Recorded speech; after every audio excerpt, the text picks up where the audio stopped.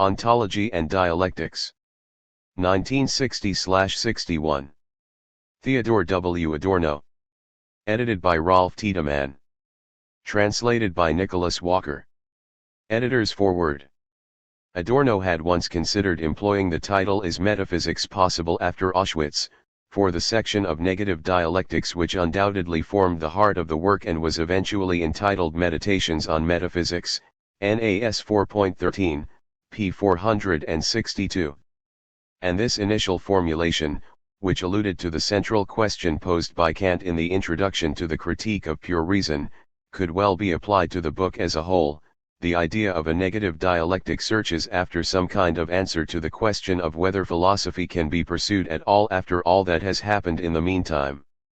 Whereas the traditional notion of a critique of reason could once ask how truth in an emphatic sense is possible, Kant himself had spoken of synthetic a priori judgments, without having to put this very possibility into question, for the philosopher who had returned to Germany after the era of fascism, and after everything that a German mass industry of destruction had unleashed upon the world, it was anything but self-evident that one could simply carry on the business of philosophy as if nothing essential had changed. In the Dialectic of Enlightenment, written in the 1940s under the immediate impact of the events in Germany, Adorno and Horkheimer admitted that what we had set out to do was nothing less than to explain why humanity, instead of entering a truly human state, is sinking into a new kind of barbarism.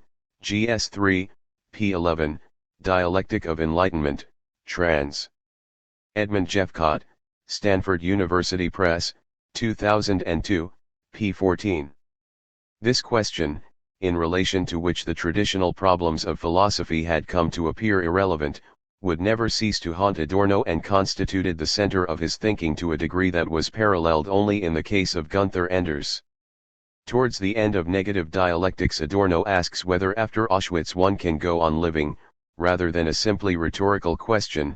This was actually the gravest question of all, and Adorno specifically asked in relation to his own life whether one who escaped by accident, one who by rights should have been killed, may go on living. For his mere survival calls for the coldness, the basic principle of bourgeois subjectivity, without which there could have been no Auschwitz. GS 6, pages 355f, Negative Dialectics, trans. E. B. Ashton, Routledge, 1973, p. 363. After he returned from exile to Germany, Adorno composed numerous essays and investigations which addressed a whole range of different themes and subjects, yet they were all basically concerned with deciphering what he called the basic principle of bourgeois subjectivity, and in the 7 years between 1959 and 1966 he was principally engaged with the composition of negative dialectics, which represents a kind of summation of all his specific material studies. Here Adorno undertakes to traverse the frozen wastes of abstraction. GS 6, p. 9, Negative Dialectics, Ashton, p. 19, to see what has become of the traditional philosophical categories under the conditions of society after Auschwitz. With reference to specific models, Adorno provides a substantive indication of how moral philosophy and the philosophy of history have to be transformed if they are to remain possible for us at all. Thus negative dialectics had no ultimate pronouncement or definitive solution to offer beyond the exposed and vulnerable doctrine that something resembling philosophy could only be salvaged if it can make itself good in materialist terms. Just after the book was published, Adorno wrote to Gershom Scholem in the following terms. What I describe in an immanent epistemological context as the priority of the object, and what can actually only be conceived in an extremely delicate way rather than simply as a crude assertion, or only in a dialectical way, is precisely what does justice to the concept of materialism, so it seems to me, once we have escaped the spell of identity. The convincing arguments which I believe I have brought against idealism thus appear, beyond this spell, and indeed stringently I think, as materialist in character. But this implies that such a materialism is not simply fixed or conclusive, is not some kind of worldview.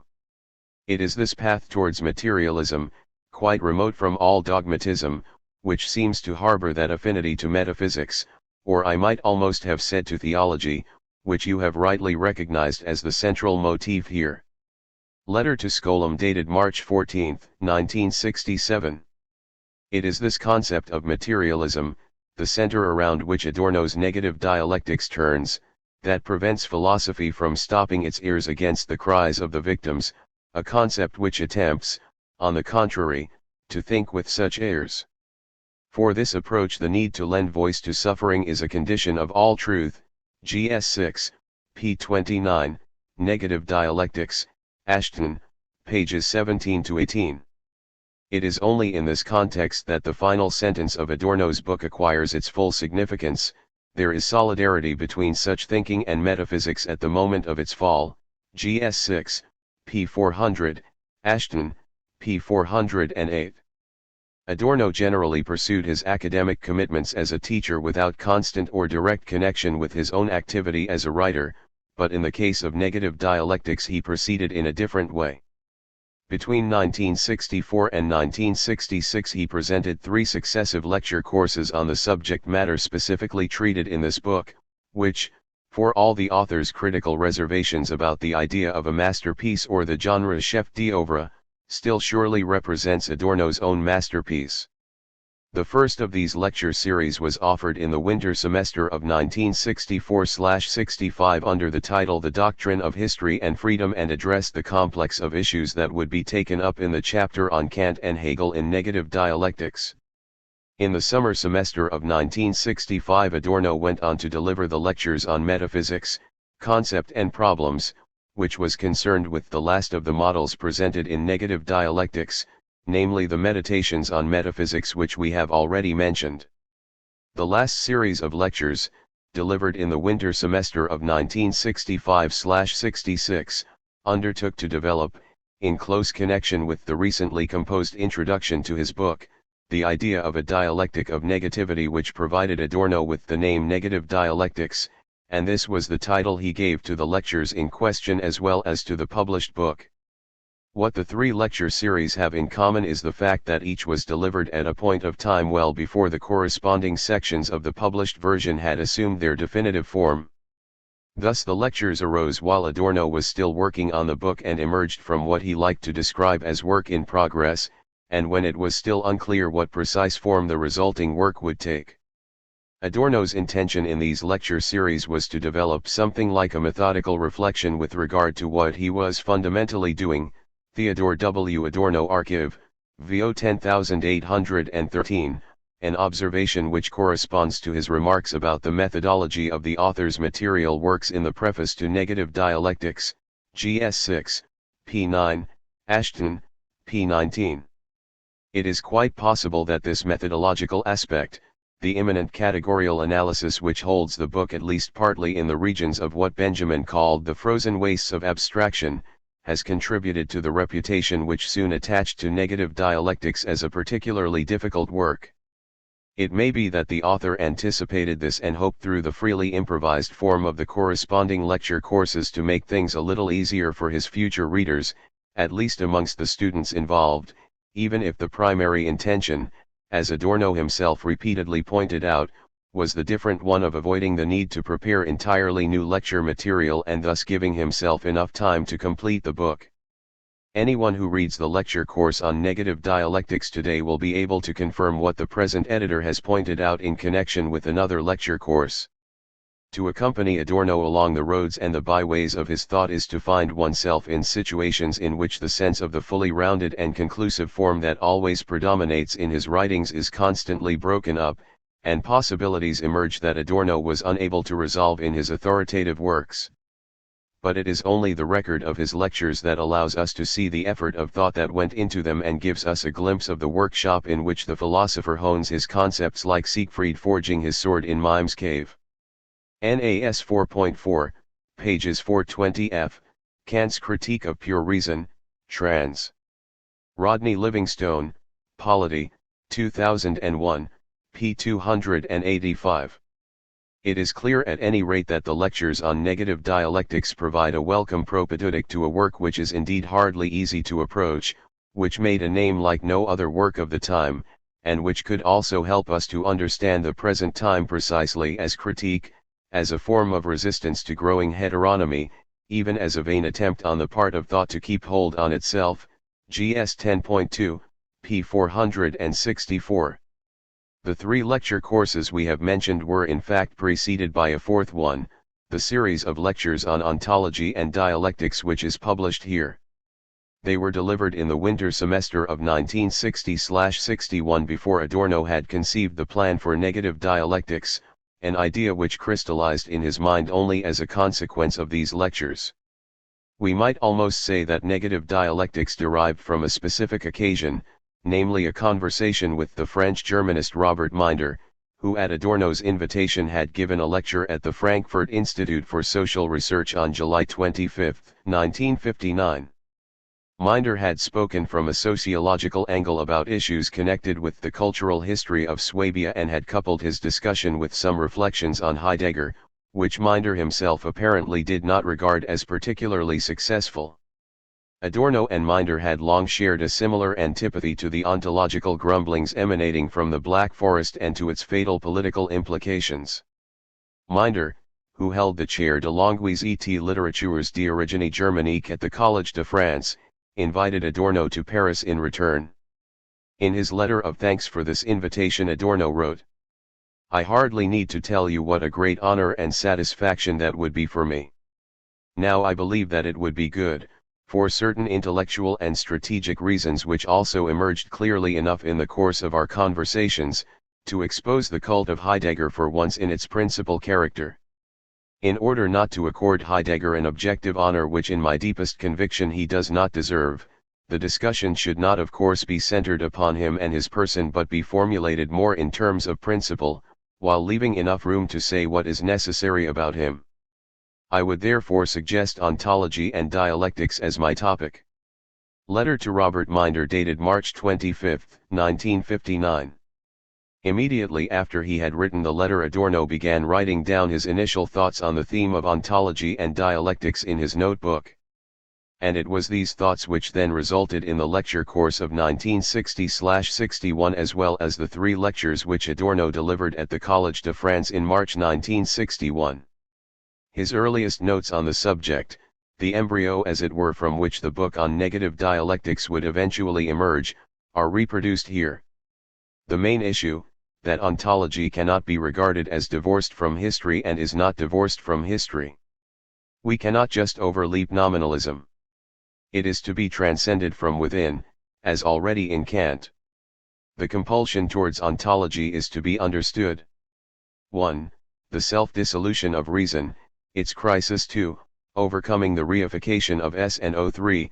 The impossibility of idealism, of grounding in spirit, but O falls back into all this, arbitrariness, rigidity, hypostasis of spirit, abstract being equals spirit. O is correct false consciousness, i.e. appropriate to a, pre or post, fascistic situation, yet as untrue as the latter. The ontologization of history, what persists is transience, already in Hegel. Difference. But this needs criticism in both. The abstract character of ontology. What is decisive here, not the abstractness as such but its function. The original pseudos, that a lack, an omission is supposed to signify a greater truth. O as idealism in disguise, unconscious of itself, and thus all the more malignant idealism. Being, without any further determination, is the same as thought. Hegel is right here.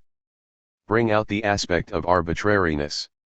The talk of the forgetfulness of being corresponds to the worst features of the idealist tradition. Anyone who names what is base is base. The kind of philosophy one has depends on the kind of human being one is. Ideology in the strictest sense, a necessary false consciousness. Transferring the closed character of the administered world onto metaphysics. To be developed.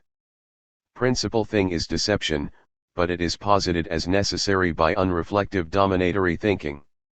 Duplication of what is as being amounts to its justification. In Hegel 2 transience equals historicity is ontologized in a certain sense. Showing up difference, negativity.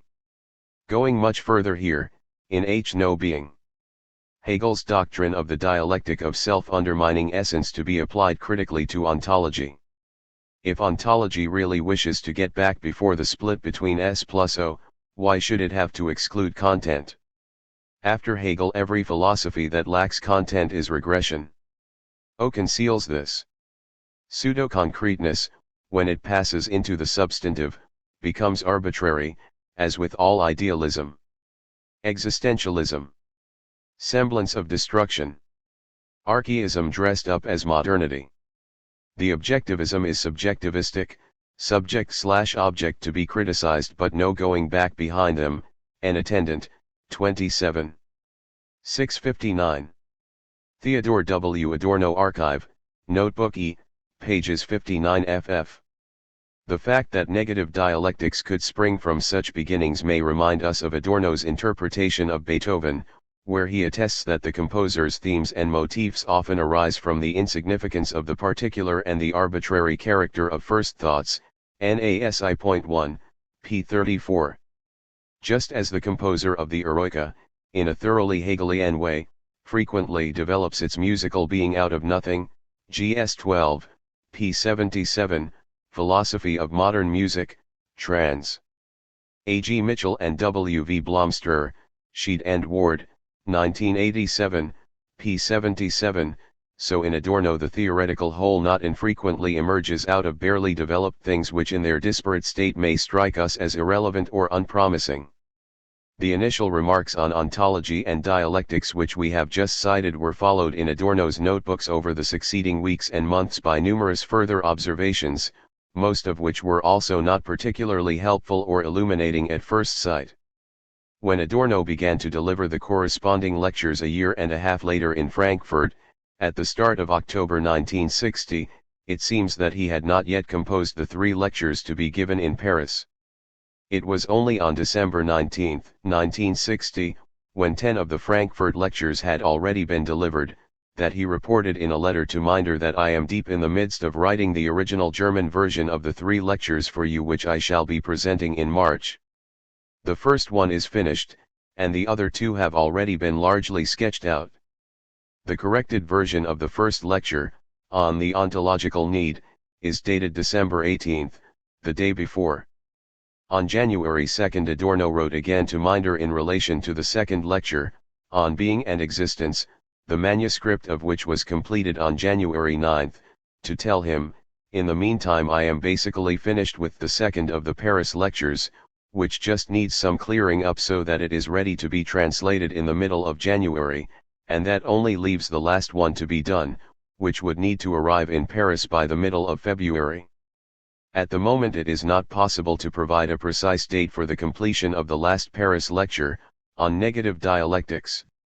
Once the lecture course in Frankfurt was concluded at the end of February, Adorno set out, on March 13, on a lecturing trip to Paris and then Italy, which lasted until April 17. In a report to the German Research Council, which had provided financial support for the trip, Adorno wrote, "In Paris, I delivered the 3 lectures on ontology and dialectics at the Collège de France under the respective titles of Les besoins d'une ontologie, être existence, and vers une dialectique négative. Numerous members of the Faculty of Philosophy were present, including the academic colleagues Minder and Merleau-Ponty.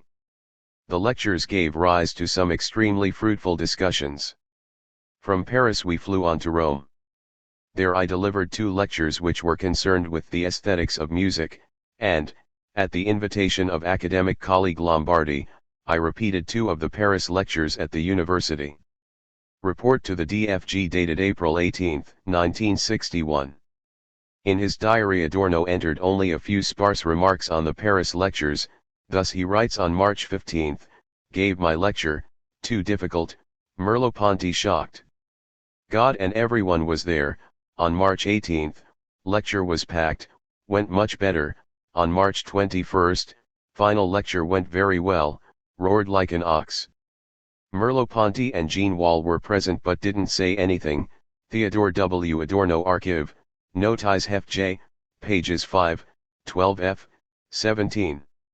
Maurice Merleau-Ponty, who from 1952 onwards held Bergson's chair at the Collège de France, the friend, and later something of an opponent of Sartre's, was clearly the natural and, as it were, ideal addressee for Adorno's Paris lectures.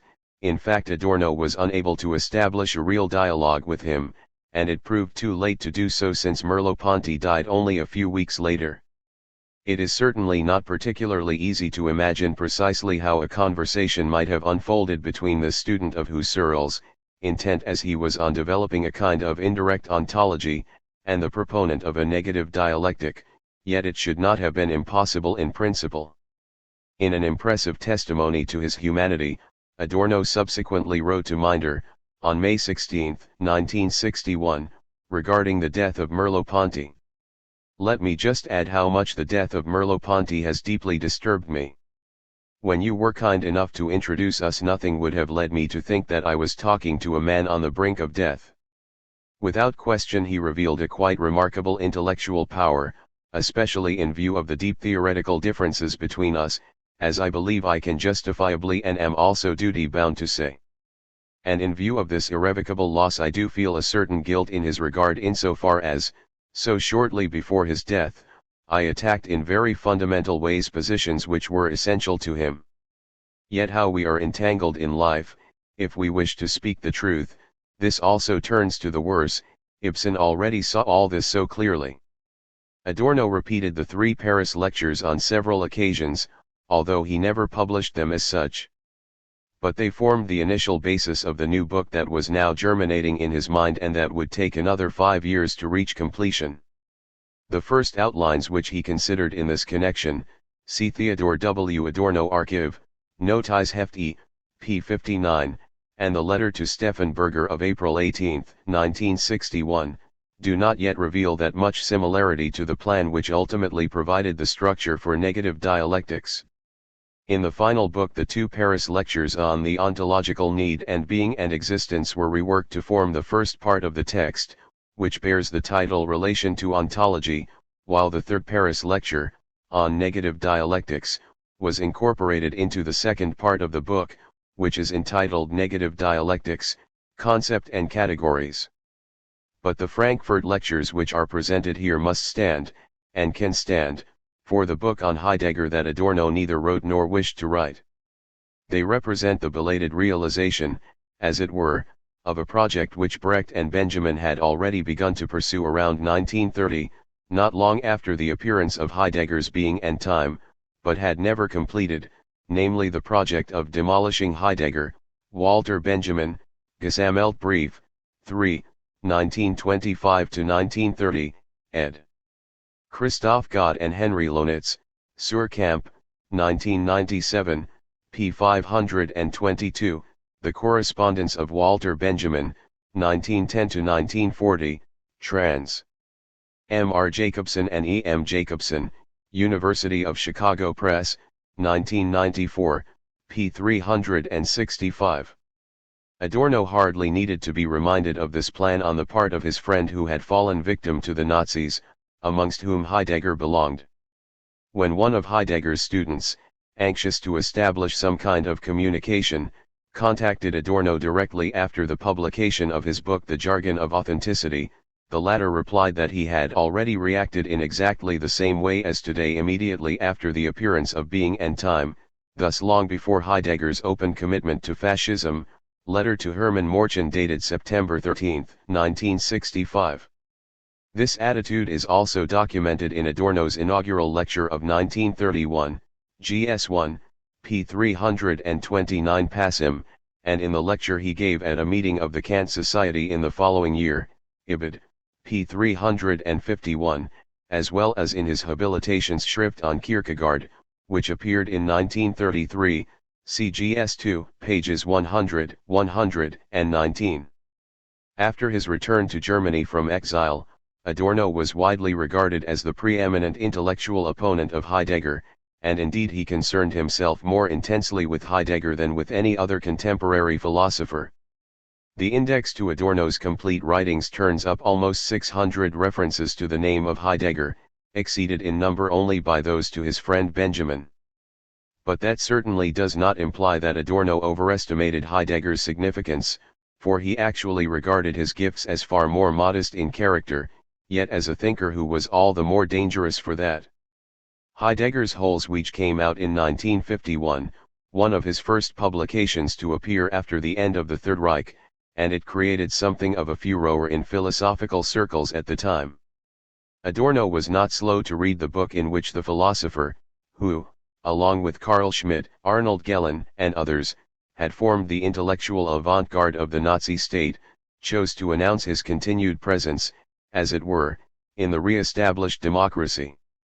But this was not actually the first occasion in this regard, for in 1949, when Heidegger was still subject to the teaching ban imposed at the end of the war, he had already uttered the unspeakable statement which seemed the only thing he could think of to say about Auschwitz: agriculture has now become a mechanized industry of food production, in essence the same as the fabrication of corpses in gas chambers and concentration camps, the same as the blockades and the starvation inflicted on countries, the same as the fabrication of hydrogen bombs, quoted in Wolfgang Schirmacher, Technik und die Gelassenheit, Zeitkritik nach Heidegger, Alber, 1983, p. 25. And in 1953 he was even prepared to publish the other statement about National Socialism, in which he speaks of the inner truth and greatness of this movement. Heidegger, Einführung in die Metaphysik, Niemeyer, 1953, p. 152, Introduction to Metaphysics, trans.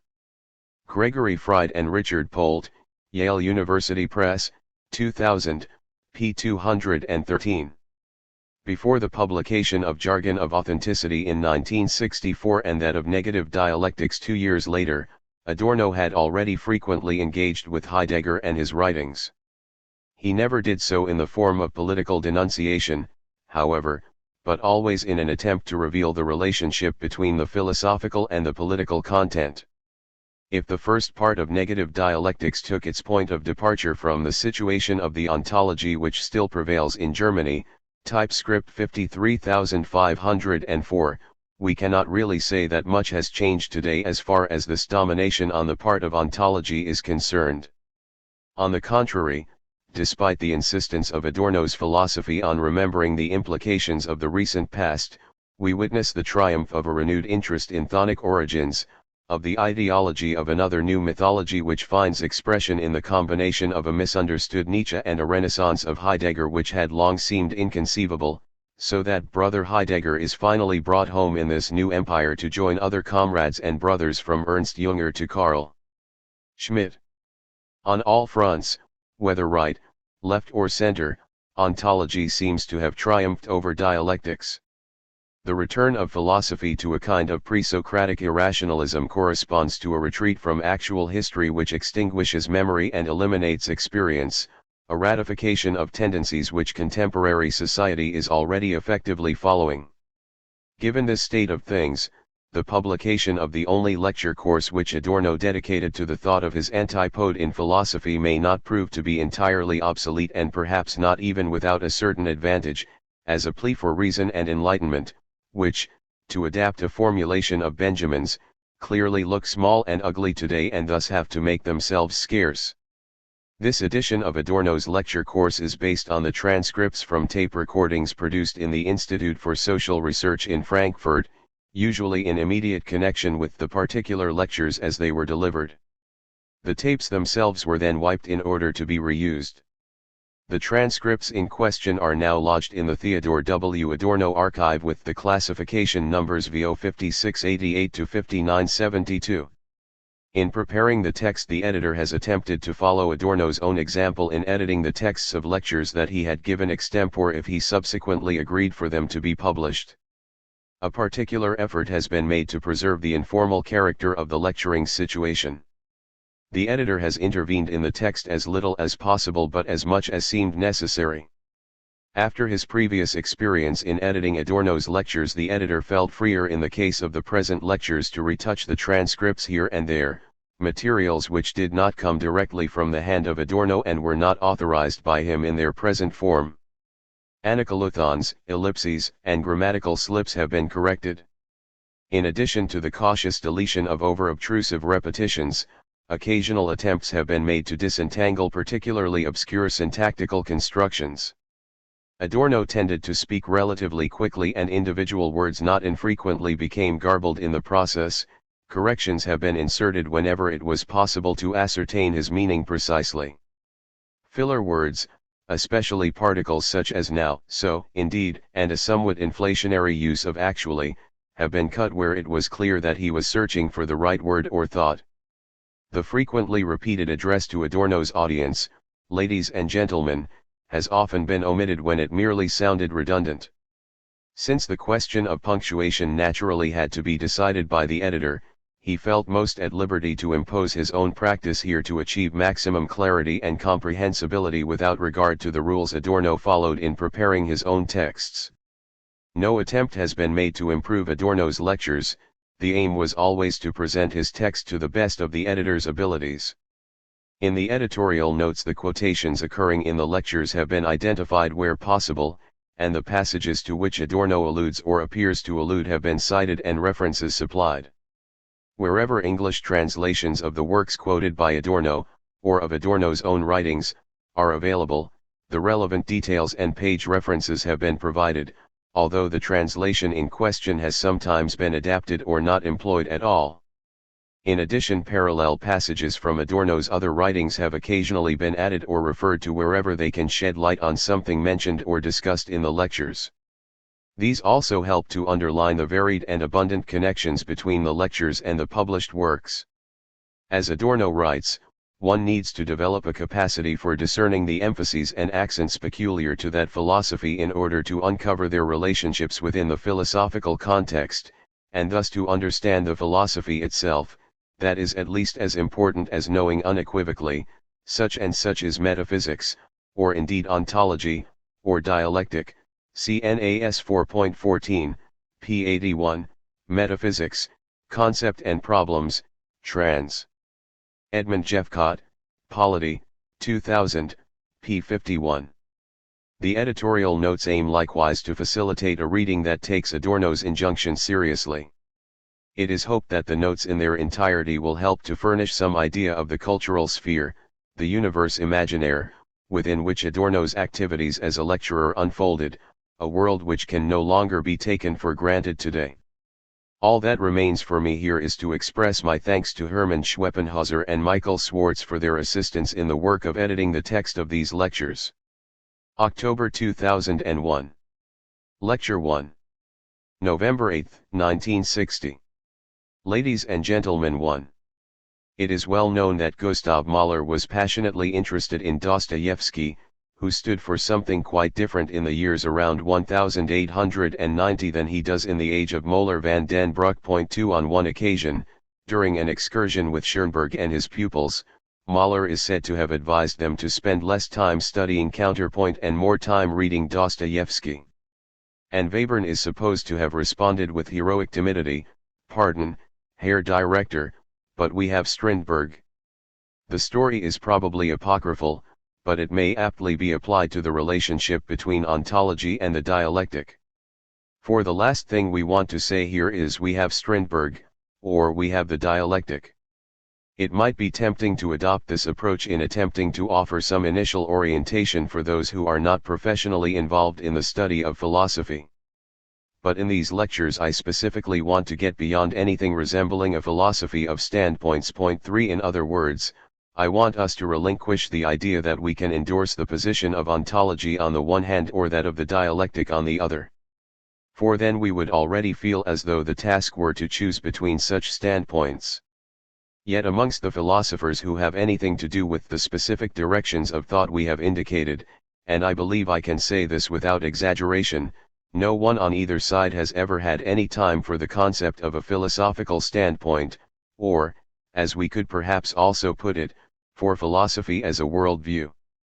Indeed, all those who have given any serious thought to these things have always rightly scorned the idea of a worldview that could be selected from a range of others or be regarded as a sort of supplement to life, and have abandoned this approach to the dilettanti.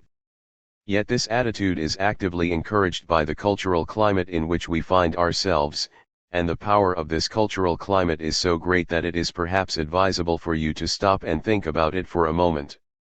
In other words, to think about the way in which everything between heaven and earth, and most certainly everything in the realm of the mind, is constantly presented in such reified and congealed forms and simply laid out for you to choose from. This is what I generally describe as the reified consciousness that is expressed in such commodified brands of thought. As it happens, I read only recently about a discussion about the radio where someone with a supposedly theoretical interest in the role of radio in contemporary culture, his name is Malitsk, claimed that people emphatically have a right to be presented with a range of images which they can proceed to choose from. And, God knows, that all sounds very democratic, sounds as though we had a free choice between high and low. But in reality this already presents the world of mind and culture like a range of cars for sale, where you can get something cheap, like a tiny Volkswagen, if any are still to be found, or something extremely expensive, like a Cadillac imported from America. I think it is a good idea for you to reflect upon these things so that you will have some idea in advance about what these lectures will really be concerned with. On the one hand, I certainly do want to satisfy your curiosity about what stands behind the alternative we are talking about here. In other words, I want to address this need in the sense that you may really learn why it is that I and my friend Horkheimer assume such a critical position towards ontology and attempt to defend a dialectical philosophy. That is precisely what I want to show in the lectures that follow. But at the same time I also want to show you that the opposition between these two philosophies is not itself an unmediated one, in other words, that we are not talking about two brands of thought between which you are supposed to choose, in the way that you might choose to vote for the Christian Democratic Party or the Social Democratic Party. For the approach I am offering you here is intended as a well-motivated and well-grounded approach rather than one that is based in an arbitrary fashion on a so-called decision. For the approach presented here must be understood as one that springs from the matter itself. Thus, instead of a choice between what are merely worldviews, you may get a genuine sense, if I succeed in what I am trying to do, of what we might describe as philosophically motivated thought, in contrast to the kind of thought that is interested merely in establishing a standpoint. But let me also qualify this somewhat straight away, since I certainly have no desire to rouse any false expectations amongst you. For the rigor which the following considerations may claim for themselves is not the same as that with which you are familiar in the field of the positive sciences, for example, or of the mathematically oriented natural sciences. The structural rigor which belongs to philosophy, and which allows philosophical thoughts to acquire their own plausibility and justification, is very different from that of the natural sciences. Above all, for the kind of fundamental philosophical controversies with which we shall be concerned in the coming months, we cannot presuppose or appeal to the structure of the positive sciences because the form and character of scientific thought itself is something that is first constituted by reference to those constitutive questions of philosophy which need to be addressed in their own right.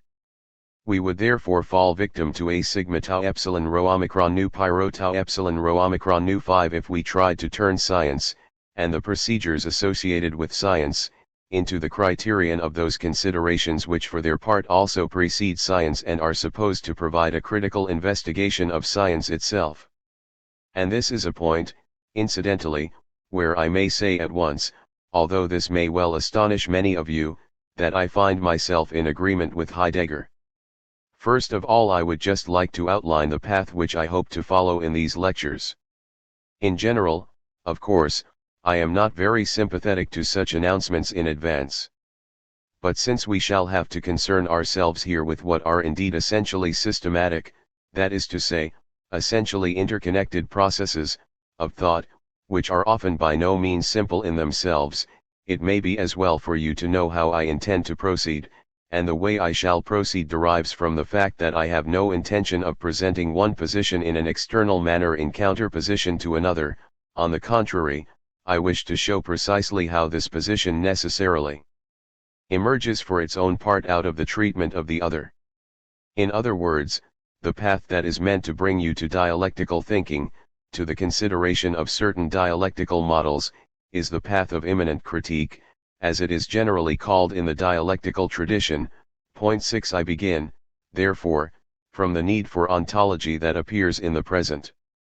And there is surely no doubt that ontology would not prove as influential as it is unless there was some corresponding need for it amongst thinking individuals and indeed more generally. And I would like to consider this need in both positive and negative terms. In other words, I would like to try and present for you both the justifiable and the questionable character of this need, or rather of these needs. For I shall attempt to resolve this complex of ontological need into its various aspects, and I shall try, through immanent critique, to lead us beyond certain of the motivations behind ontology, and I shall undertake to show you, precisely by taking ontology at its word, by measuring it against its own claims, that it fails to redeem this claim. And what is known as dialectic, fundamentally speaking, is nothing more than this very procedure. We could also express this by saying that, in our present situation, dialectic is mediated by ontology, and the analyses which lead us towards dialectical statements are, in a certain sense, by no means unrelated to the kind of phenomenological analyses which originally led towards ontology.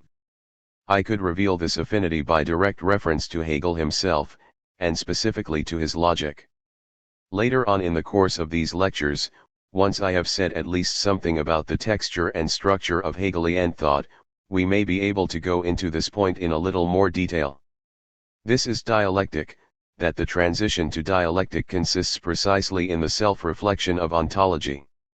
Or, to rephrase this in more Hegelian terms, dialectic is mediated in itself precisely through ontology.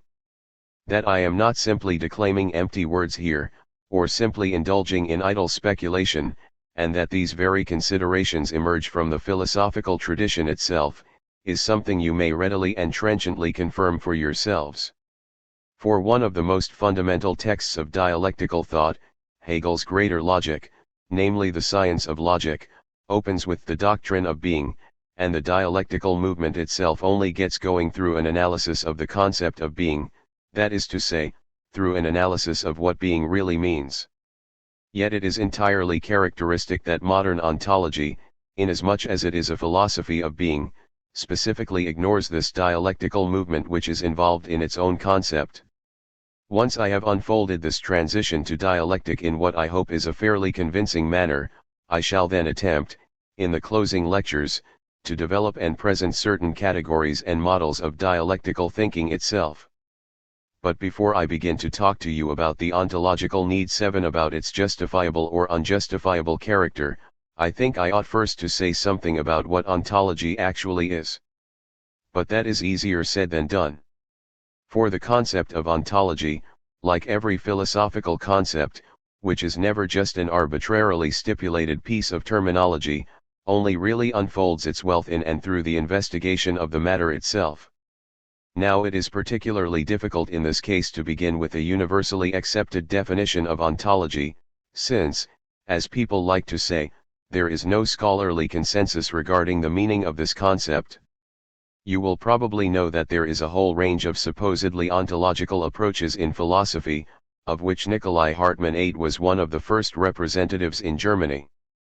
And if you read the writings, and especially the later writings, of the most famous ontological philosopher in Germany, namely Martin Heidegger, you will find that what Hartmann understands by ontology, namely a return to realism, the doctrine which affirms the existence of the external world independently of consciousness, is rejected as an authentic criterion of ontology by Heidegger, at least implicitly, and is described as a far too superficial view of the matter.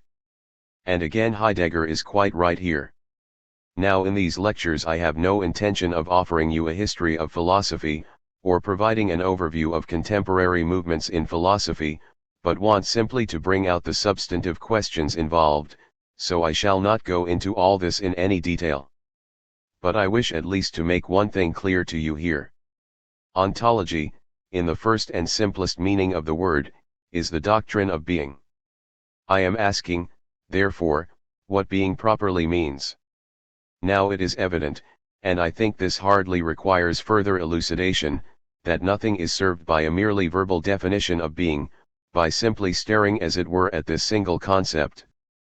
It is quite true, in the later phase of Heidegger's thought, that it is often difficult to avoid the impression that the somewhat richer vein of existential ontology which he started has actually increasingly contracted to the single concept of being, has turned into an insistent meditation upon this one concept, has become something that can now hardly be described as a thinking through of this concept, but resembles a kind of obsessed and fascinated staring at the same. Remarkably enough, this attitude to the concept of being was anticipated and scorned by Hegel himself. For he had already recognized and sharply criticized this attitude to the concept of being in the work of Jacobi. 9. But if we ignore all that for the moment, and for the purpose of our introductory observations today simply consider what has been influential under the name of ontology, then it is clear we are not merely talking about, or not simply about, what Heidegger pointedly calls the question or the problem of being, the question concerning being which seems to require a conclusive answer. For we also find an attempt to unfold a structure in which this very being presents itself. I am thinking of the way that the older traditional forms of ontology, especially the ontology of Aristotle and that of Aquinas which was so closely connected with it, presented ontology as an articulated structure of fundamental concepts. In the earlier, original stages of ontological thought there was also talk of the articulation of being, something which served only to magnify the pathos of the concept of being. For this concept cannot simply be pinned down at a stroke, as if it were just like any other concept. In order to get a hold upon the concept of being, it was also necessary to develop an entire network of concepts which alone was capable of yielding what the concept of being really signifies. When Heidegger introduced the concept of framework 10 in one of his later texts, something which sounds terribly concrete but also reveals the same ontological intention, you can see that this attempt to answer the so-called question of being, the question of what being really is, by reference to some kind of structure is just as clearly at work in the ontological schools of today as it was in the past. Ontology, then, is meant to be the doctrine of being.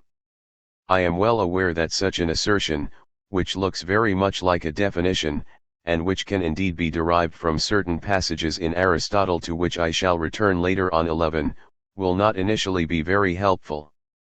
But this is just how it is with philosophical concepts and doctrines, when we encounter them in this isolated form, above all without that characteristic difference that marks them off from what they are actually challenging or contesting, from what they are responding to, then they say very little to us. And I can imagine that, when you hear that ontology is the doctrine of being, or the doctrine of those structures which together constitute being, you may well react by saying, well, then, these are simply the concerns of philosophers, and of course they want to tell us a story about being, but what is the point of this talk of being as such? I shall turn more closely to what I should like to call the historical significance of this entire problematic when I come to talk about the ontological need in the next few sessions. But I should like at least to open up this perspective for you here and point out that the ontological philosophy that arose in response to Husserl's phenomenology was first expressly formulated as ontology by Max Scheler and then became especially influential through Heidegger, that this ontology owes its effect and possesses its force through opposition to Neo-Kantianism in particular and the position of idealism in general. If I remember correctly, Heidegger says in his essay on the essence of ground that the difference between ontological thinking and idealism is not the decisive thing. 12 And let me say right away that the relationship between ontology and idealism is an extraordinarily complex one, and that the thesis which I myself shall present to you in this regard is directly opposed to the usual views, at least, which place idealism in straightforward opposition to ontology. But first it is necessary to understand the pathos which belongs to the so-called question concerning being, why people become so enormously excited about the problem of being, why this whole issue has proved so influential, and terms such as attunement, situation, and other such expressions 13 have almost seeped down into radio announcements and toothpaste advertisements. But in this connection it is good for you to realize what lies behind this entire philosophical movement, which is by no means internally unified and whose representatives are constantly at one another's throats, and that is the thought that the question concerning being is emphasized or prioritized over the question regarding the status of knowledge. Indeed, I believe that we can identify this as the fundamental motif of ontology, and thereby recognize its essential distaste for a philosophy that had basically become nothing but methodology, had been reduced, in other words, to the question of how we think, or of how objects are constituted by thought or consciousness. And such thinking no longer seems to redeem what philosophy is there for, namely to discover something, if I may put this quite simply, about the things that are really essential. Now this tendency which ontology specifically rebels against is very evident in Kant. And when Heidegger emphatically claims Kant for ontology, it certainly has to be admitted, and we shall come back to this in detail later 14, that there are indeed ontological aspects in Kant, and that Kant was anything but a simple subjectivist. Yet in the first instance Kant specifically prohibited us from making absolutely binding claims about being, God, freedom and immortality, in other words, about the ultimate objects of metaphysics. And the need to say something really binding about these essential things, rather than just abandoning them to some kind of Sunday worldview, is surely one of the essential needs that have motivated this question concerning being. Ontology is thus a philosophy concerned with being in pointed opposition to a philosophy which remains essentially dedicated to a preliminary question, namely the question of how knowledge is possible at all, but which generally no longer gets to what is supposed to be known, to what knowledge is essentially concerned about. Now at one point in Being and Time Heidegger expressly defines ontology as the explicit theoretical questioning concerning the meaning of beings. 15 This formulation is difficult and in a certain sense is also easily misunderstood. And I believe you should not simply take this statement, which will surely be familiar to all of you who have read Heidegger, as naively as it may here appear, as if we were talking about any beings you care to mention and were supposed to try, in a kind of mystical speculation, to interpret their meaning in terms of some secret divine meaning of creation or of metaphysical processes somehow hidden or concealed within the creation. For the expression meaning, and I should say this right away, since we will have a lot to say about this, is ambiguous in all the ontological schools of today. And any critique of the concept of ontology must pay particular attention to this concept of meaning. On one side it derives from phenomenology, which is essentially the analysis of meaning, an attempt to clarify and determine the meaning of concepts. But it also possesses a certain metaphysical quality. What is the meaning of all this? What does this really mean for us? But even this is not the decisive thing here. If ontology is defined by Heidegger in this context as the question concerning the meaning of beings, this actually already harbors the answer which those of you who have not yet specifically engaged with all this will hardly expect, namely that the meaning of beings is precisely supposed to be being.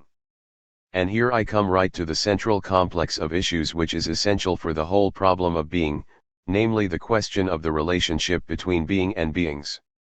Or, to describe this opposition in the Greek terminology from which indeed it derives, the distinction between tau nu where the neuter singular form of the participle corresponds to our being, and t nu tau alpha, where the plural form corresponds to the concept of many and various individual beings. Now you might initially think, and grammar only encourages this, that being is nothing but the most general concept that covers all beings, so that all nu tau alpha, taken together, would specifically comprise being. But what is decisive here, and contains the entire problematic of ontology in a nutshell, is that at least the leading formulations of the program of ontology expressly contest this. Thus, for ontology, being is not simply the most universal concept that subsumes all particular beings, for being itself is alleged to be something qualitatively other than what it covers. That may all sound rather mystical to you.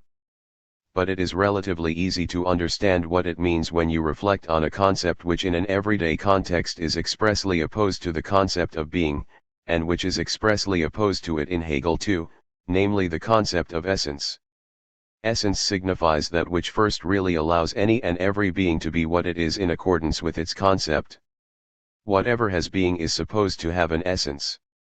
Thus when we perceive all the items of clothing in this room which exhibit shades of red, then the relevant essence is the red itself, which reveals itself in its various adumbrations, as the phenomenologists say, in these particular items. Point 16 The distinction between the two, and it is imperative that you understand this from the start, if only terminologically, if you are to grasp what is involved in this discussion about being, is supposed to be this, tau nu tau alpha are the beings that exist in fact, namely that which is individuated in space and time, as Schopenhauer and indeed Husserl would put it. That which is individual and particular in space and time is therefore what corresponds to the expression tau nu tau alpha. Then, in contrast to this, there is the purely conceptual essence that is supposed to possess validity as something abstract that is independent of such individuation. This essence, at the very highest level of abstraction, is supposed to be tau nu. This is therefore the concept of being that you are dealing with here. And I have elucidated this concept of being quite simply in the way you may encounter it in everyday consciousness, namely through abstraction. There is an essence read independently of the particular individuations of read that are to be found. Point 17 And in a very similar way we can also form the highest possible abstraction being independently of the individual beings which are grasped under this concept in each case. At least from the genetic point of view, this is the path we take in order to form this concept of being, which, as I believe I have shown here, has much more to do with the concept of essence than what you would generally tend to understand by being. Yet it is no accident, as I also want to point out, that ontological philosophy in its most consistent form calls this something that we are talking about being rather than essence. And this already brings us to a key thesis that is distinctive of modern ontology, at least in its most radical form, for this philosophy claims it is a mere illusion or misunderstanding on the part of abstractive, organizing, classificatory and scientific thinking to suppose that we first derive this concept of being from all the individual beings there are, that it is something secondary in relation to the latter, that it is a false reflection of what is the case in a consciousness that is lost to being, as Heidegger would say, or no longer capable of sustaining the concept of being. Indeed, today Heidegger would go so far as to say that, sensu strictissimo, being is not actually a concept at all. In other words, being is not supposed to be the highest abstraction that we reach by omitting all particular individuation on the part of spatial and temporal beings. On the contrary, being is actually supposed to be that which is utterly prior and primary, that which is highest and most constitutive, and in relation to which it is individual beings that are secondary. Or that which has particular and individual existence is also supposed to be nothing but a mode of being, as Heidegger puts it, rather than being itself. Lecture 2. November 10, 1960. In our last session we introduced certain elementary considerations about the meaning of the word ontology and the so-called question of being, all of this in order to give you a really precise idea of what is actually at issue here. I drew your attention to one of the fundamental themes of ontological philosophy, and one which is by no means peculiar to the ontological philosophy of our own times, namely the relationship between being, tau nu, though that is hardly a literal translation of the Greek, and beings, tau nu tau alpha, the particular things that actually exist, the realm of fact that we are accustomed to contrast with that of essence, that which is individuated in space and time. I have already pointed out that the question of ontology not only involves the doctrine of being in the purest sense, namely in the sense that radically distinguishes the concept of being from that of beings in principle. For ontology also understands itself as the question regarding the being of beings, and this expressly implies that the theme of ontology is concerned not simply with that pure being that you read about in the later writings of Heidegger in particular, but also with the relation between this remarkable category of being and the beings that are interpreted so differently with respect to the former. And in this sense the question of being, according to a quotation from Heidegger that I read out and interpreted for you, is actually supposed to be the question regarding the meaning of beings, or the question regarding the being of beings. Ontology in the usual sense, in this extremely radical and critical sense of something that precedes all beings, is understood to include the ideas, for example, the highest concepts of all possible particular regions, in other words, the structural categories which serve to constitute particular fields as such. In this sense we could speak of an ontology of ethics as the epitome of the highest ethical principles, or, again, of an ontology of physics, even if natural scientists would understandably resist this language, as the epitome of the axiomatic principles of theoretical physics, if it actually has such principles. I drew your attention to the problem of the relation between ontology and these highest regional unities when I claimed that ontology generally involves a double perspective, the question regarding the so-called structure of being and also the question regarding the concept of being itself. In the form which ontology has assumed in Heidegger, and which most of you will almost certainly associate with the concept of ontology today, this very relationship between the structure of being, between the fundamental categories of beings in general or the particular realms of being, and the concept of being itself is problematic and is indeed the real issue. When Heidegger describes his ontology as fundamental ontology, this involves the distinctive claim that there is a further fundamental question to be addressed with respect to the ontologies of the particular sciences and particular fields of knowledge, or as I would put it with respect to the ontologies concerned with beings, a fundamental question upon which these particular ontologies themselves depend. It is therefore specifically characteristic of the metaphysical and philosophical claim mounted by contemporary forms of ontology that the so-called ontological question regarding the meaning of being itself is prior to the question regarding the being of beings, which ontology also understands itself to be.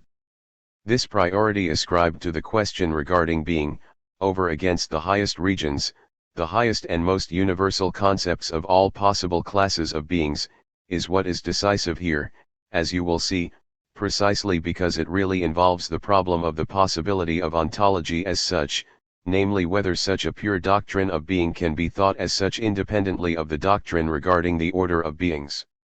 That is why you must clearly recognize this distinction, between ontology as a question regarding the meaning of being and the equally ontological question regarding the specific regions of beings, because the central critical considerations we shall raise about ontology depend precisely on this heightened or intensified concept of ontology. In other words, they depend on whether the question regarding being as such does indeed precede the investigation of the being or the mode of being that belongs to beings. For the question regarding the possibility of ontology itself ultimately depends on this question, on the possibility of this question, and on the answer that is so intimately bound up with it. Before I attempt to clarify this for you with reference to an important passage in Heidegger, and I know this is rather challenging, but there is no way round it if you seriously want to understand the basic ontological problem and are unwilling to accept mere chatter in this regard, before I explore the question more closely to help you understand what we are talking about here, for you can reflect critically on these things only when you have actually grasped what is at stake.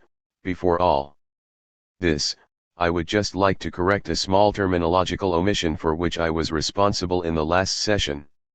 I was trying to clarify the distinction, fundamental for all ontology, between tau nu, being, and tau nu tau alpha, beings, or also between epsilon nu alpha iota, or to be, as it is expressed in a particularly famous passage in Aristotle 1, and particular beings. In this context, since Heidegger, it has become quite common to talk, in what is a rather helpful terminological innovation, about the problem of this difference between being and beings, which is reflected in our language in the apparently simple and seemingly almost arbitrary difference between an infinitive, sen, and a participle, das Seinende. In other words, it has become common to speak of this difference, or the problem of this difference, as the problem of ontological difference. Point 2. Ontological difference is therefore understood to mean the difference between being and beings. Now this difference signifies a distinction, but also, in the view of ontology, a connection between the two moments, precisely because beings are supposed to possess a special and significant character for ontology. On the other hand, according to Heidegger, without the understanding of being we cannot come to any understanding of beings, and therefore of the so-called particular regional ontologies. Thus, whenever I use the expression ontological difference in what follows, we are talking about this difference between being and beings in the concept of being itself, in the framing of the ontological question itself. I would ask you to bear this carefully in mind throughout. For you will be able to understand what is at issue for us only if you are quite clear, from the start, about this specific, though in itself rather arbitrary, terminological point. Now let me turn to that particular passage in Heidegger where so-called fundamental ontology, in the sense of the question concerning being or the question of being, is distinguished from other kinds of ontology in the sense of the doctrine of the highest concepts and propositions that can be applied to beings, of the highest domains of objects, such as the concept of ontology that in recent times was reintroduced into philosophy by Husserl. 3 I shall come back to this pre-ontological concept of ontology, if I might put it like this, in much more detail shortly, so that here too you will come to understand the relationship and the difference between Heidegger's philosophy and phenomenology in particular. The passage I mentioned comes near the beginning of Heidegger's principal work, Being and Time, and you will find it on page 11 of the 6th edition, of 1949. I shall read it out for you, but such inquiry, ontology taken in its broadest sense without reference to specific ontological directions or tendencies, itself still needs a guideline. It is true that ontological inquiry is more original than the ontic inquiry of the positive sciences, for now I would clarify this for you as follows. You must clearly distinguish between three levels here. First, there is the level of ontic inquiry.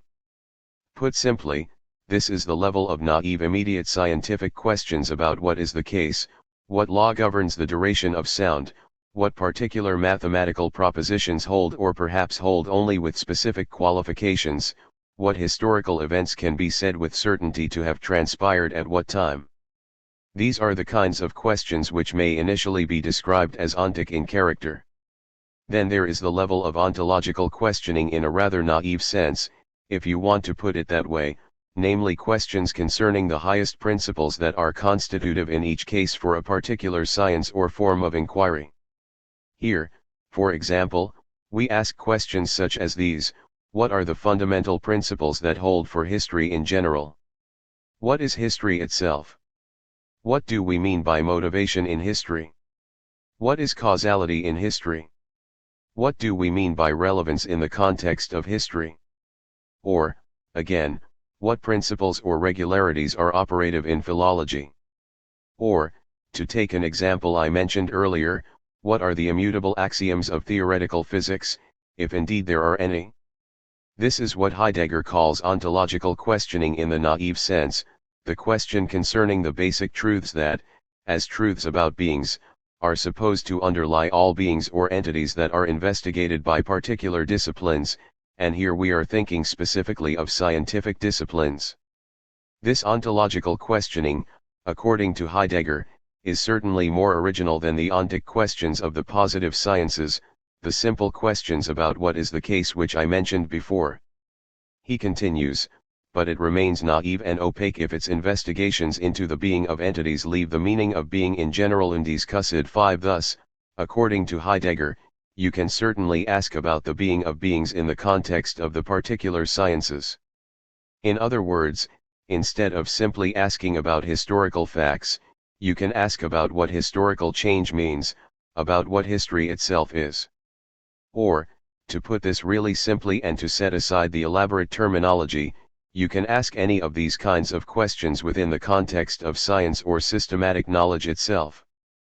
As a scientist or researcher, you can reflect internally upon the knowledge you possess, you can think about what such knowledge means and about the highest and most general propositions which it presupposes. But, according to him, if you do actually think in this way about the being of beings, if you ask, for example, what makes a historical datum into something historical as such, and even if this question is, for him, more original, i.e. is constitutively deeper than any particular historical questions, this questioning is itself still naive. It is still unreflectively caught up in the business of particular scientific knowledge, or in the business of everyday consciousness, unless you also specifically think about the concept of being that is bound up with it, about what is constitutive for history, or what is constitutive for physics, and do so in such a way that you confront the meaning of being in general, in other words, what being in general actually means. Heidegger continues, and precisely the ontological task of a genealogy of the different possible ways of being, a genealogy which is not to be constructed deductively, requires a preliminary understanding of what we really mean by this expression being. 6. I would draw your attention to the fact, as I have already pointed out, that the concept of meaning in this philosophy is ambiguous. While it sometimes refers to metaphysical meaning, it is sometimes used in a simply semantic analytical sense, or is supposed to tell us what a technical term means. In this sense, at least according to the method, the semantic interpretation of being enjoys priority in the context of fundamental ontology.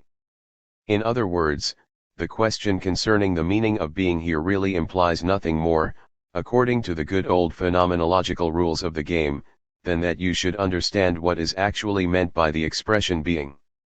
Yet in Heidegger we can see in the most remarkable way how all these categories begin to fluoresce, as it were, and in a certain sense always mean more and something other than they do in the place they occupy. This is very characteristic of the atmosphere of this philosophy and something which, from a dialectical perspective, is by no means simply a shortcoming.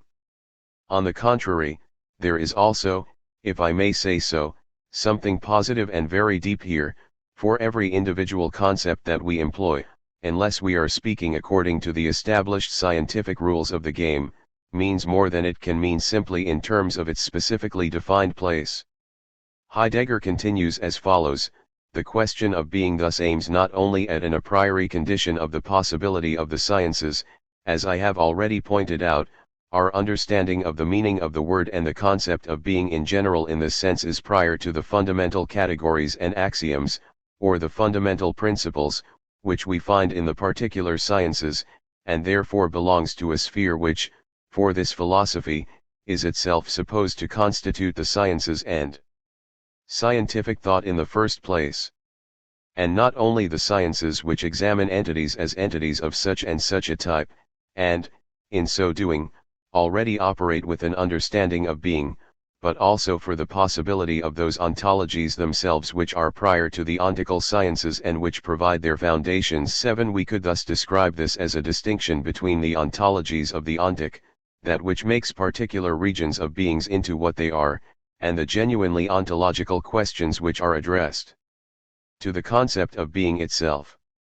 Heidegger goes on: all ontology, no matter how rich and tightly knit a system of categories it has at its disposal, remains fundamentally blind and perverts its innermost intent if it has not previously clarified the meaning of being sufficiently and grasped this clarification as its fundamental task. 8. Thus the clarification of the meaning of being, of what being really signifies, is the essential task of ontology understood in this radical sense, and this is precisely what fundamental ontology is.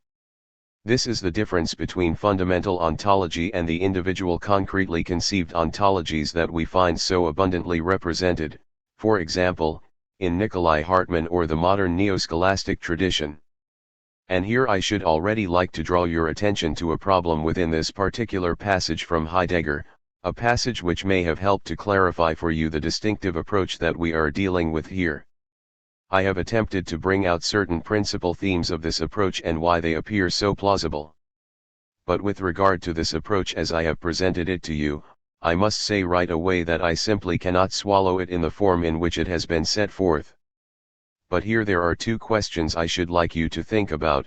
When he says that ontological questioning is more original than the ontic questioning of the positive sciences, then to some extent this already implies, and you should pay very careful attention to this here if you are to become familiar with the atmosphere of this kind of thinking, already implies that the decision about the question Heidegger himself regards as the central question, as the so-called question of being, as the task of fundamental ontology, has itself been made. For it already implies that the ontologies of the individual positive sciences and their axiomatic systems are more original than the empirical findings they comprise.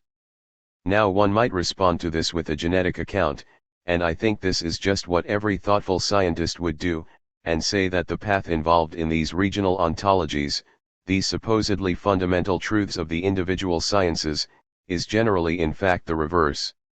In other words, in concrete scientific work, in actual investigation, they emerge as a structure that is subsequent to the findings about what is the case and from which they are then derived. From the genetic point of view, therefore, this question concerning the origin looks very questionable at the least. We could also put this in a quite simple and straightforward way and say that most of the ontologies concerned with what concretely exists are actually abstractions which are themselves abstracted from the field of concrete beings. Now Heidegger, and every follower of Heidegger, would respond with extreme irritation at this point and vehemently insist that this is not at all what they mean by really original questioning. In other words, what is original here is not to be understood as what is earlier in any temporal or genetic sense. On the contrary, it means that what is more original is that which is ontologically more original, that is to say, is nearer to this enigmatic and remarkable being, is more immediately concerned with this being than anything else is. Yet if you try and escape this historically genealogical or genetic interpretation by tearing the concept of the original away from time in this way, by referring it to ontology as something which is itself more original, then you have actually prejudged the very theme of the ontological problematic, in other words, precisely the priority of being with respect to beings. Thus at this central point in this philosophy we already find a petitio principii. 9 what really needs to be shown, namely the priority of being with respect to particular regions of being, and preeminently with respect to particular beings, is presupposed as already harbored in the concept of what is truly original. Now Heidegger, who is an extraordinarily acute thinker, has naturally seen this problem too, and he has found an extraordinarily inspired expression for it in saying that the task for philosophy is not to escape this circle but to enter into it at the right point. 10 I would concede that there is something quite right about this.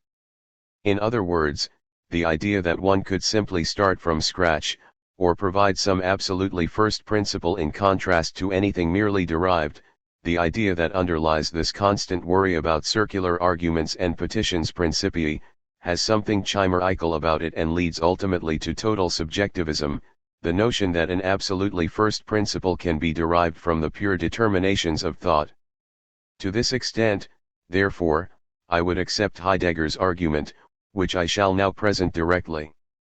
But I also think there is a distinction or difference here, between the necessary qualification of continually asking back and back and back, something more characteristic of Heidegger, incidentally, than it is of dialectical philosophies, and a thinking which defends the concept of origin as utterly true and primal being. But such thinking basically already helps itself to the thema probandum, namely the priority of being with respect to beings that bestows its distinctive savor, through its definition of what originality in this context means. I want you to understand precisely what I mean here.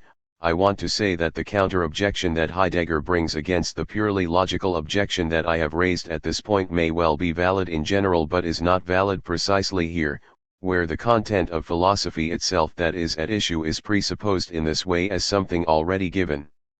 This view of things, namely that philosophy is ultimately tautological, that it can only explicate what it already simultaneously posits, this is precisely the essence of the idealist philosophy from which, as we shall see, ontology seeks so emphatically to distance itself. This is why the thesis of the more original character of ontologies with respect to the merely ontic, and again of fundamental ontology with respect to individual ontologies, is so very problematic. Quite apart from this, I would also like to point out here that this cult of the concept of originality also suggests that the primal source to which everything else is led back in some kind of non-temporal manner involves a claim that is hardly unproblematic in itself.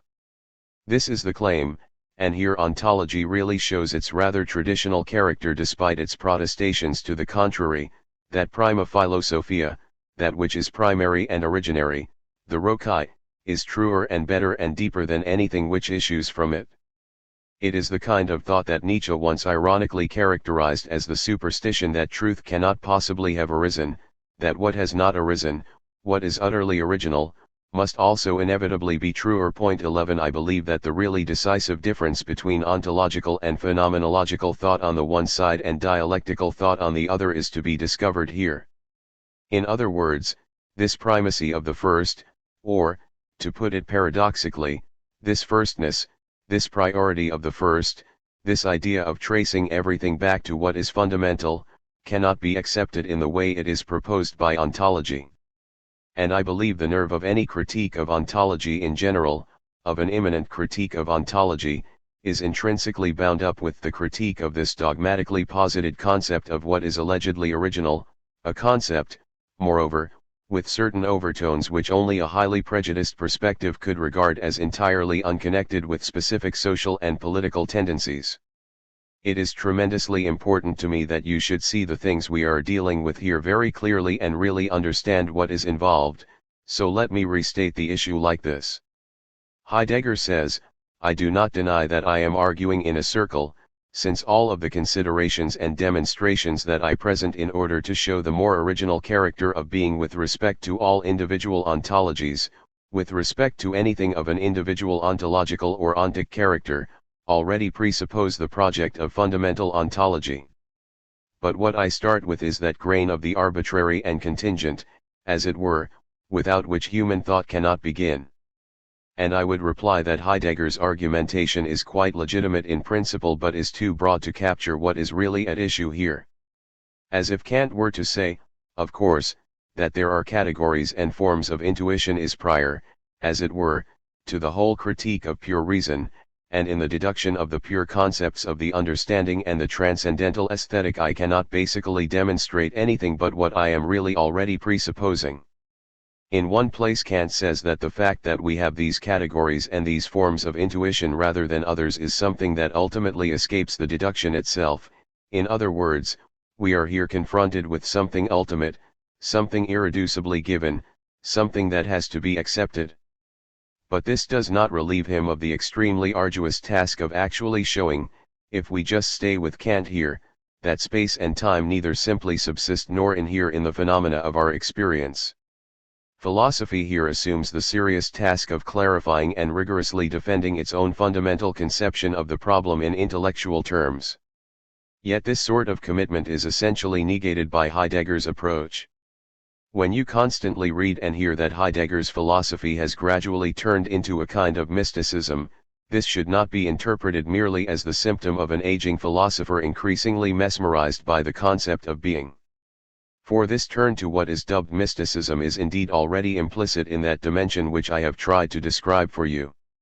We could perhaps also express this by saying that this philosophy harbors an inner flaw, a moment of untruth, which it struggles to escape. On the one hand, it avails itself of language, of all the means of discursive logic, makes all the claims that thought, for God's sake, must ultimately make, yet it also constantly indulges in the esoteric gesture and implicitly utters a kind of abracadabra.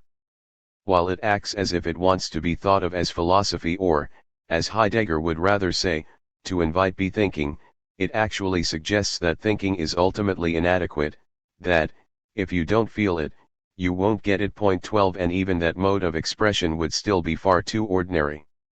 If being doesn't unconceal itself or illuminate itself for you, then it just stays in the dark. Now everyone has a right to esoteric doctrines, and I am the last person to deny this right, as long as these doctrines are honestly presented in the character they implicitly claim for themselves. What is so questionable here is just the way in which this esoteric aspect is fused with the rational claim that is necessarily bound up with philosophy and its conceptual language, with its method of drawing conceptual distinctions, above all with its fundamental method of analyzing meaning. And now, ladies and gentlemen, I would just like to say a few words about the historical dimension of the so-called question of being. I have no intention of offering you anything resembling a history of the concept of being, although this would be a rather tempting proposition, and one could indeed unfold the dialectic of philosophical thought itself in terms of the history of the idea of being. The emphatic question of the problem of being, as we find it in Heidegger, derives from a philosopher who plays a distinctive and decisive role for this whole way of thinking.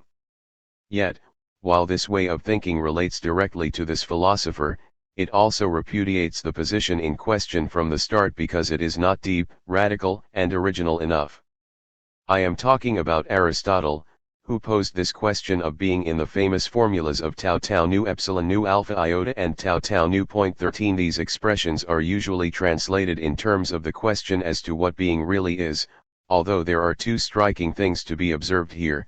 What we find in the second formulation, instead of the infinitive epsilon nu alpha iota, is the nominalized participial form nu, which is commonly understood to refer to the individual being or entity that is. This is something remarkable that fundamental ontology tends to pass over, since it hardly appears to confirm the idea that the less reflective ontology of the ancient philosophy neglected to thematize the ontological difference in the way that this appears in Heidegger. I shall say a few words later on about the particular way in which the ontological difference is a thematic issue in ancient philosophy as well. But what is even more remarkable in the first formulation here is the presence of the word nu, which, literally translated, means was rather than is. I do not want to go into the philosophical problems involved here, for these are certainly very difficult questions.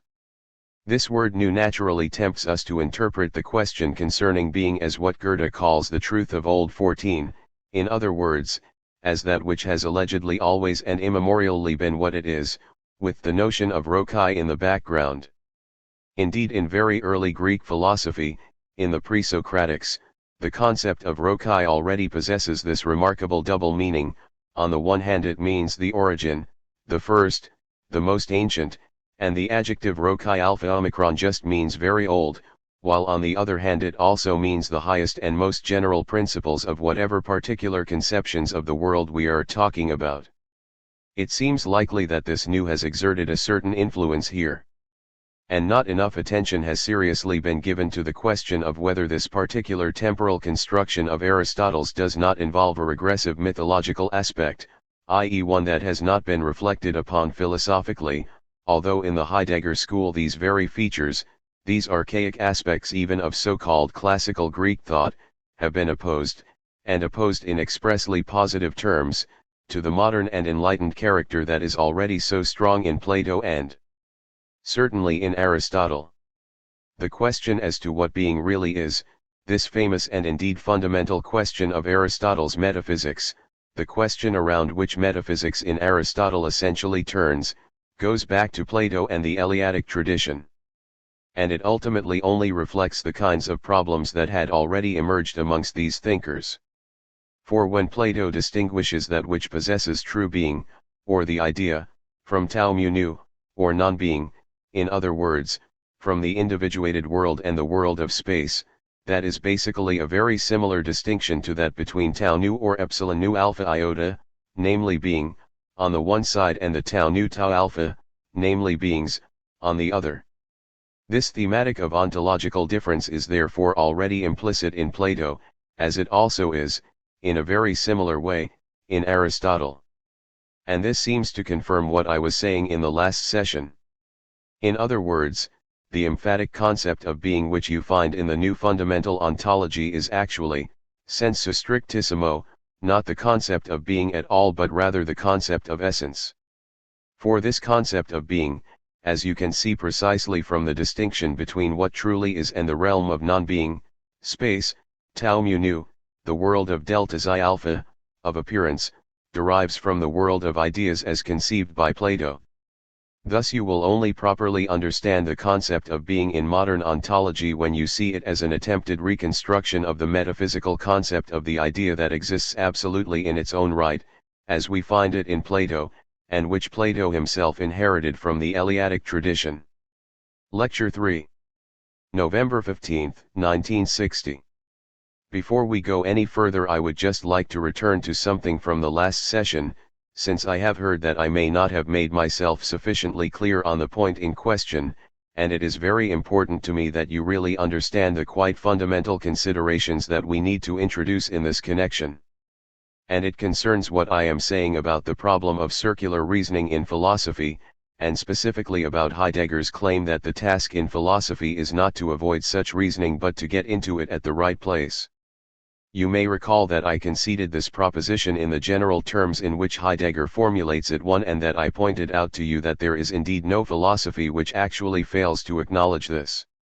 The idea of a philosophy ex nihilo, a form of thinking which produces itself simply from its own resources, an actus purus.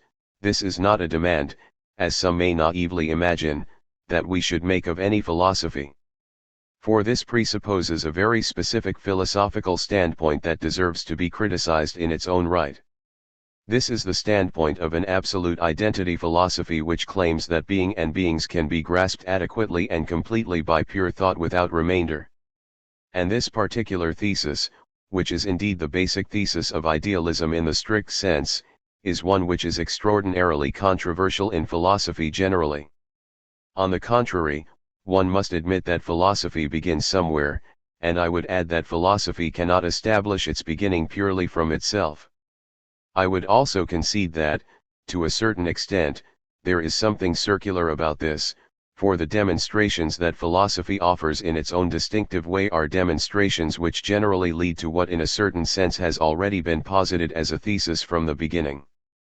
Thus when we begin, and once again I turn to Kant to illustrate what I mean, in the critique of pure reason by assuming that there are synthetic a priori judgments, in other words, that there is such a thing as pure mathematics and pure theoretical physics, then the argument of the work amounts in large measure to showing that there are indeed such synthetic a priori judgments. For the question how synthetic a priori judgments are possible, where indeed Kant himself admits their givenness, the thema probandum itself, is developed in the demonstration provided by the first critique in such a way that the possibility of synthetic a priori judgments is thereby meant to be proved. What is at issue is the substance of synthetic a priori judgments and not merely the modus of such judgments, as the question itself might initially suggest. Point 2. Yet the procedure of Heidegger's philosophy, by comparison, is different in one rather essential respect. Perhaps we could put it like this. When he affirms the general thesis of the priority of what he likes to call the question of being over against all particular beings, and the answer to this question or this thesis will be the heart of what I am trying to say in this course of lectures, then he would have to incur a certain obligation if he really wants to enter into the virtuous or legitimate circle, as he says he does. This is the obligation, once the experience that basically sustains this thinking has been presupposed, to unfold all this in a way that does full justice to the sustaining experience. Now the methodological objection which I raised at this point, and this is the methodical difference between the dogmatic existential ontology of today and every critical or dialectical philosophy, is precisely this, that Heidegger never fulfills this obligation to unfold his argument but, rather, sets up what we might describe psychologically as a taboo, or describe politically as a kind of terror, so that any approach which does not involve this priority of being with respect to beings is already rejected ab ovo and defamed as inferior, as a failure, as a betrayal of the real question. His paradoxical claim that philosophy should attempt not to avoid the circle but to enter it at the right point is indeed quite right, yet he falls short of his own thesis to the extent that he actually remains caught up in a merely circular argument. In other words, we are constantly presented with the same invocation, variation, or repetition of this premise, namely the priority of being with respect to beings, while the premise itself is not explored in terms of genuine argumentation at all. And this approach is methodologically encouraged by a contempt for argument as such, and ultimately a contempt for thinking in general, which is so highly characteristic of this particular thinking. This is actually the fundamental objection that I would have to raise here. And this will also already suggest the method which I shall pursue throughout the following discussions. For I shall make good, or try to make good, what this kind of thinking withholds from us. And in encouraging, so to speak, the self-reflection of this very premise regarding the priority of being with respect to beings, I hope to show you that the premise does not actually hold, to put it bluntly, is not true. This is the task I have set myself here. And I hope I have perhaps already indicated, at least in this particular regard, something of the difference between thinking of this Heideggerian type and thinking of the Kantian type, which I introduced all too briefly in the last session. As for the substantive implications of this difference, this is something about which I shall perhaps have more say today, or certainly in our next session. But let me return to the historical aspects which I went into last time with a very specific intention in mind. Let me come back, in other words, to the point, to repeat this in one sentence, that the so-called question concerning being, often dubiously expressed by Heidegger simply as the question of being, in the form in which it has come down to us actually goes back to Aristotle. It goes back to the question raised in the Metaphysics, what is being, properly speaking? And behind this Aristotelian formulation there stands the Platonic problematic of the doctrine of the ideas, namely the distinction between that which truly possesses being and those beings which are consigned to the realm of mere opinion and identified with the sensible world, a world that is ultimately characterized by Plato as simply that of non-being, as tau mu nu. This Platonic view itself, if you will allow me to take the historical account a little further back, presupposes the Eleatic tradition which indeed Plato basically took up into his own philosophy and thereby liberated, so to speak, from the abstract universality that formerly belonged to it. And that was the thesis, already found in Xenophanes but fully developed only in the great poem of Parmenides, that nothing really exists but being, and that all specific and particular beings, by contrast, ultimately belong to a purely deceptive world that does not properly exist at all.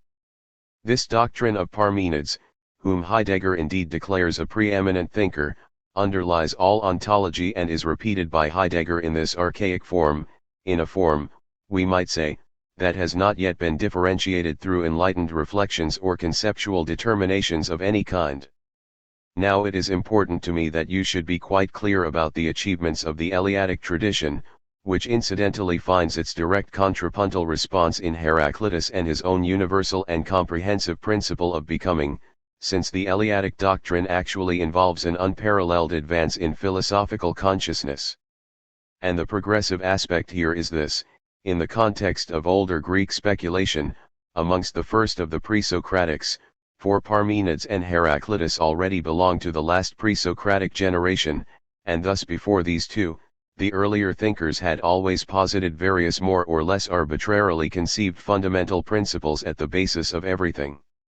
These principles had initially assumed the form of something like primal life forces, although they subsequently tended to undergo a kind of rejuvenation, as it were, becoming ever thinner but also more comprehensive in the process. Thus the ancient doctrine of the Rokai was supplanted by the doctrine of being itself as the ground and essence of all things. Now the word Rokai already enjoyed a double meaning, one which returns again and again in ancient ontological speculation and in later ontological philosophies as well. On the one hand the word relates to the concept of origin. For Rokai means the first, what is there first of all, the immemorially old. This is the archaic sense of the word. But Rokai also means principle in the specific sense of the most universal and all-embracing principle on which the constitution of any beings whatever, or indeed any particular realm whatever, is supposed to rest. And the same double meaning returns in the Latin translation of this word as principium and prevails throughout philosophy in the sense it assumed with the Aristotelian expression, or the expression perhaps introduced by the Aristotelian scholiasts, namely Pyro tau eta phi iota lambda omicron sigma omicron phi alpha, or First Philosophy. Point 3. I referred to the extraordinary advance achieved by consciousness in arriving at this concept of being as the utterly original principle in contrast to the particular and relatively arbitrary principles that were posited before, whether it was the water of Venerable Thales, the air of Anaximenes, or again tau pi epsilon iota rho omicron nu, the unlimited space of Anaximander. But of course, in saying that the newly acquired concept of being was an extraordinary advance for consciousness, I have already turned against a thesis of fundamental ontology itself.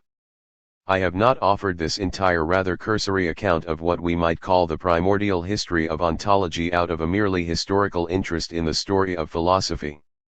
For the interest that governs these lectures, if we follow the usual dichotomy, is a systematic interest, one concerned solely with the truth of the matter in question rather than with how something or other has come to be.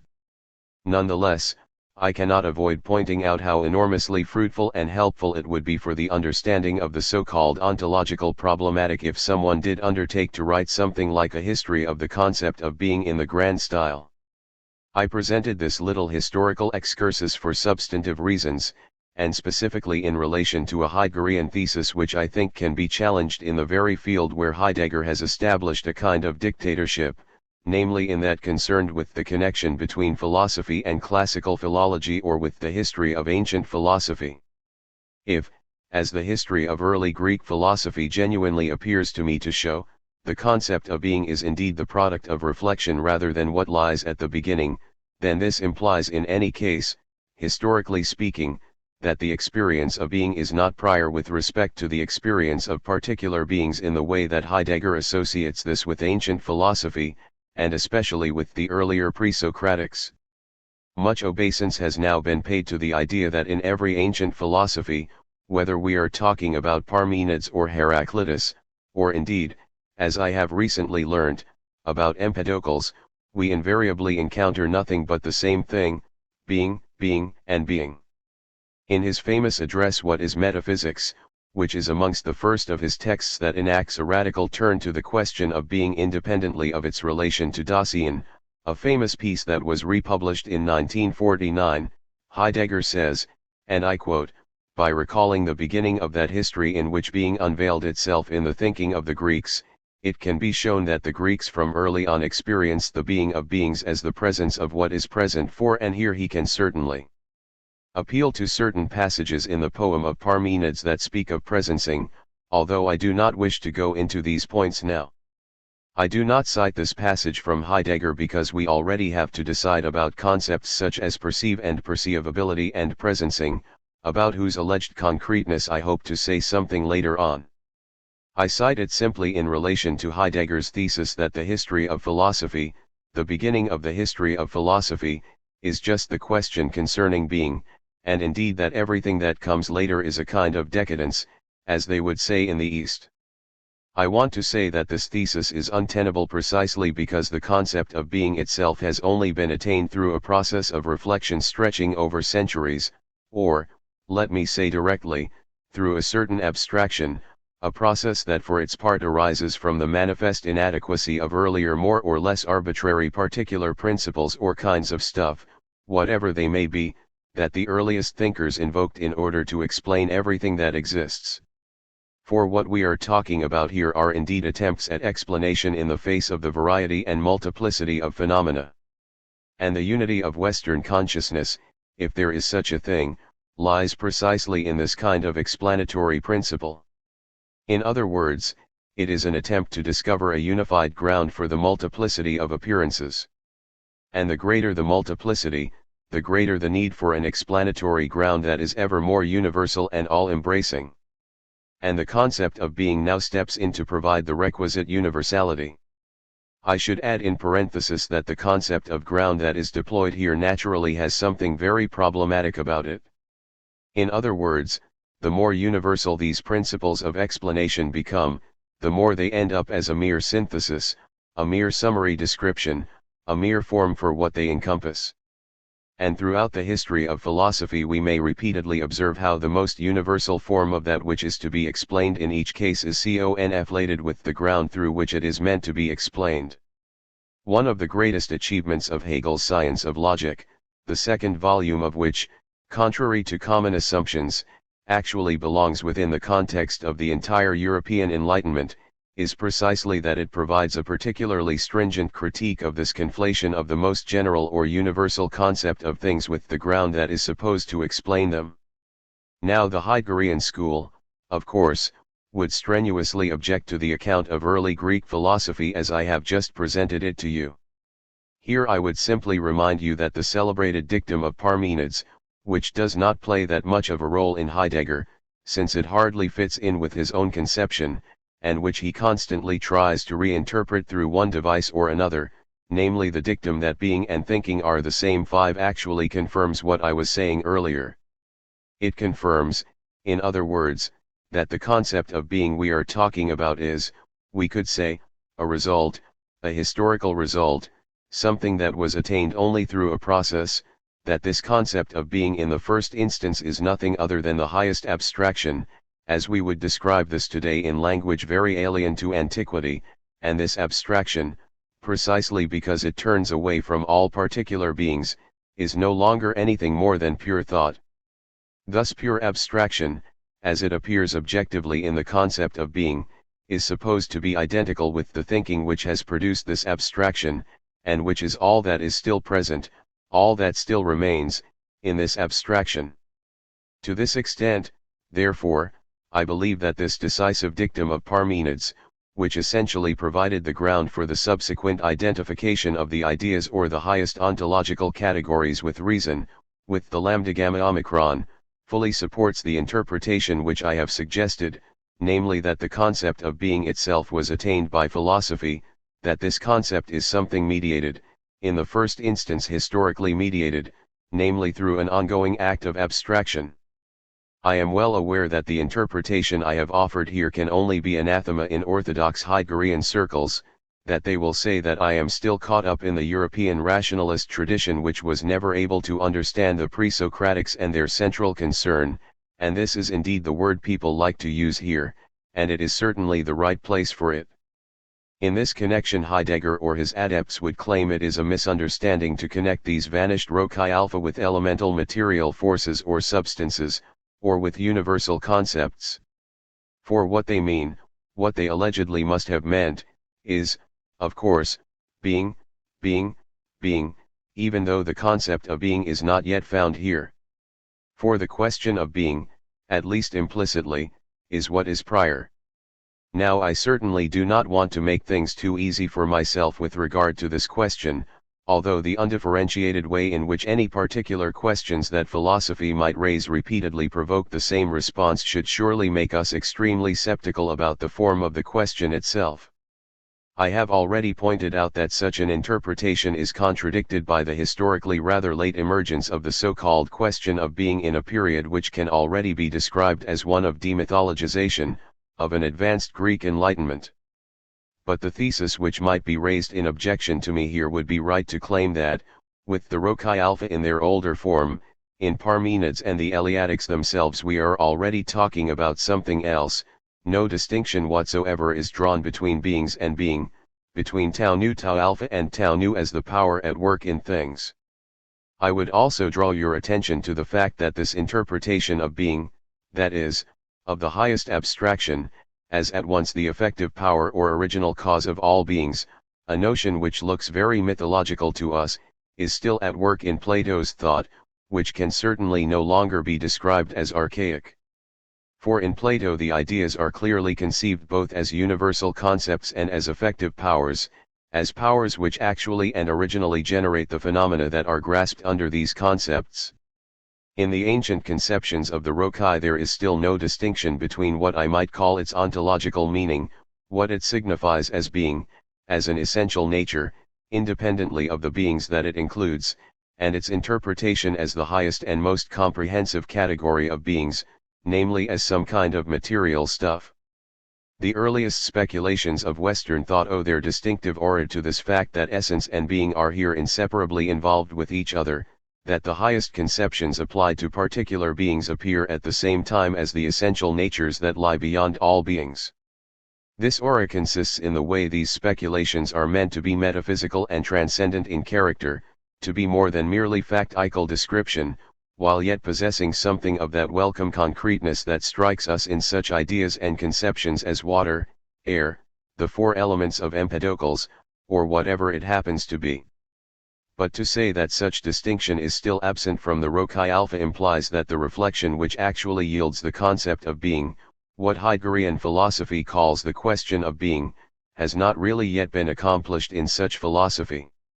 It implies, in other words, that, in such philosophy, the question of being did not actually precede, in a supposedly more original fashion, the question concerning beings, that the distinction between being and beings is not yet made at all, that a tentative consciousness in search of explanation has not yet distinguished between being, as that which lies behind appearances, and the comprehensive categories that apply to particular beings. It is only when both of these moments have been differentiated, or only through a process of reflection, that the concept of being itself can arise at all. So let me formulate one of the fundamental theses which I have developed here in a basically historical rather than a systematic way. The concept of being itself is not the original question that Heideggerian philosophy would have us believe that it is. It is a concept of reflection in the sense of those concepts that Kant subjected to criticism in his Amphiboly of the concepts of reflection when they are hypostasized, in other words, when they are treated as an expression of true being as such. On this view of things, the concept of being is not, as we are encouraged to believe, something that is very ancient but something rather late, and here too I cannot help advising some skepticism towards the dogma that what is oldest, what has been there from the first, must inevitably therefore be what is more true. I believe I have already said something about this, and I should simply add here that I can hardly think of anything more fateful in our cultural and intellectual tradition than what Goethe in old age expressed in one of his last letters when he spoke of the ancient truth that we can allegedly never lose. 6. But there is another aspect to this question of being, apart from the need for a more comprehensive explanation of the manifold character of experience than can be provided by simply plucking out particular features or characteristics of that manifold experience. And I would further like to draw your attention to this aspect because I believe that it is also relevant, in a very analogous way, to the modern ontology and the modern philosophy of being. For you must not simply isolate philosophy as one realm in the world of the mind. Even if, like Heidegger himself, we reject the idea of philosophy as a kind of particular science or discipline, we must not for that reason effectively detach philosophy from its relationship with the totality of conscious experience. Now it seems to me that the early history of philosophy, which ended up in questions concerning being in the Eleatic tradition and then in classical Greek philosophy itself, was motivated, for its part, by the history of science. Heidegger speaks very contemptuously both of the history of science and of the accompanying insight that these ancient principles, or Rokai Alpha, could no longer be reconciled with advances attained in the course of the Greek Enlightenment. Thus it is as if the original questions, the pure questions that belong to philosophy, were now being conflated with merely scientific questions. But you must not forget that the separation of sciences from philosophy itself, just like the transition to the concept of being, is a relatively late result. And I would say that these two processes, the detachment of philosophy from science and the concentration of philosophy on the question of what being really is or what true being is, are the same processes. One cannot simply deny, admirum gloriam philosophia, that the limitation set upon the material claims of philosophy is drastically connected with the way that more and more fragments are wrested from the clutches of philosophy by the individual sciences. Nor that the individual sciences have taken control of ever more numerous areas and emancipated themselves from the primacy of free and unfettered explanation and speculation. Whether this process is a blessing or, as the Heideggerian school certainly seems to think, ultimately a curse is not something I would like to decide on here. I would think that what we are dealing with is a model of the dialectic of enlightenment, where the advance in one decisive respect, namely in the progress of scientific knowledge, is paid for by an equally great loss as our awareness of the whole is splintered by the division of labor in the particular disciplines. In any case, this so-called question of being is actually a kind of residue. In the first instance, historically speaking, being is what is left over for philosophy. I would almost say, if you forgive the frivolity, that it is the one branch left to philosophy once the others, medicine, geography, or whatever other branches there were in antiquity, have robbed it of their specific claims with regard to particular beings. In the end, all philosophy has is being, which it now has to deal with. That may seem somewhat impoverished and monotonous, but at least its claim to being is not something that can be denied to philosophy. And, even today, amongst the most serious of scientists and the most advanced of physicists there are those who solemnly declare their agreement about the residue of being that is left for philosophy. 7 This residual character of being, historical as it is remarkably concordant with the fact that the concept of being, in its logical genesis, is indeed what remains once we set aside all particular beings, namely everything that the sciences have arrogated for themselves. In one place, in a rather famous passage of special pathos, Heidegger says that thinking has descended into the poverty of its provisional essence. 8. Now I believe that this provisional essence is one thing we could talk about. But he is certainly quite right about the descent into poverty. This descent into poverty lies in the way that philosophy has been ever more deprived of its concrete content, has become a kind of residual philosophy. And our subsequent considerations will show that the question concerning being, even in its internal philosophical structure, reveals itself again and again as a residual philosophy. In other words, that the question concerning what is utterly first is actually the question concerning what is supposedly left once the subjective production costs of thought have been subtracted from thought itself. The new ontology finds itself in a very similar position. For it stands, as I have already suggested to you, in pronounced opposition to scientism, and to the positive sciences, for the reason which you will already have understood from our earlier sessions. All of these sciences unfold in relation to beings that are already constituted and can therefore only be regarded as forgetful of being, as Heidegger puts it. In other words, they would always fail to remember being as that which is prior to anything else, which is very much what came to pass with the philosophy of being in ancient thought. But I believe, and this is where I wish to close for today, that there is a kind of correlation between ontology on the one side, as that which is left once science has invaded philosophy at almost every corner and quarter, and the positive sciences on the other side. In other words, the ontological dimension, in that all-encompassing purity with which fundamental philosophy presents it to us, is itself quite impossible without the pressure exerted by scientism. Thus the relationship that obtains here is somewhat analogous to that between the process of abstraction in art and the rise of photography, without which this process is inconceivable and which this latter simultaneously negates. A student of Heidegger's, I am thinking of Brocker in Kiel 9, has recently defended the claim that logical positivism, namely the most advanced method of the positive sciences, is the truth for the first level of consciousness, as it were, for the sphere of facticity, but that over and above that, as in the Christian paradox, there rises a sphere of pure being 10 as this is expressed by fundamental ontology. Now this is indeed a rather strange and absurd view of things which looks as if it is trying to resuscitate the old idea of a twofold truth, the doctrine of two kinds of truth, yet I have to say that there is a certain consistency here. If I may put it crudely, this rather lets the cat out of the bag and clearly reveals the thought that the mere facticity of reified consciousness, on the one side, and the extravagant and vacuous purity of ontological consciousness, on the other, do indeed correspond to each other, but that the one cannot be conceived without the other, that both belong together in a correlative fashion. Lecture 4. November 17, 1960. In our last session I said something about the elements of the doctrine of being as we find them in antiquity. However, in keeping with what I am trying to do here, I did not undertake to present even a rudimentary historical account of the concept of being but chose instead to discuss the elements which I introduced solely with reference to the problematic of the philosophy of being as we encounter it today. And we shall address the new philosophy of being solely with reference to its continuing relevance, in other words, with regard to whether it is true or is not true and with regard to the conclusions which such a critique may prompt.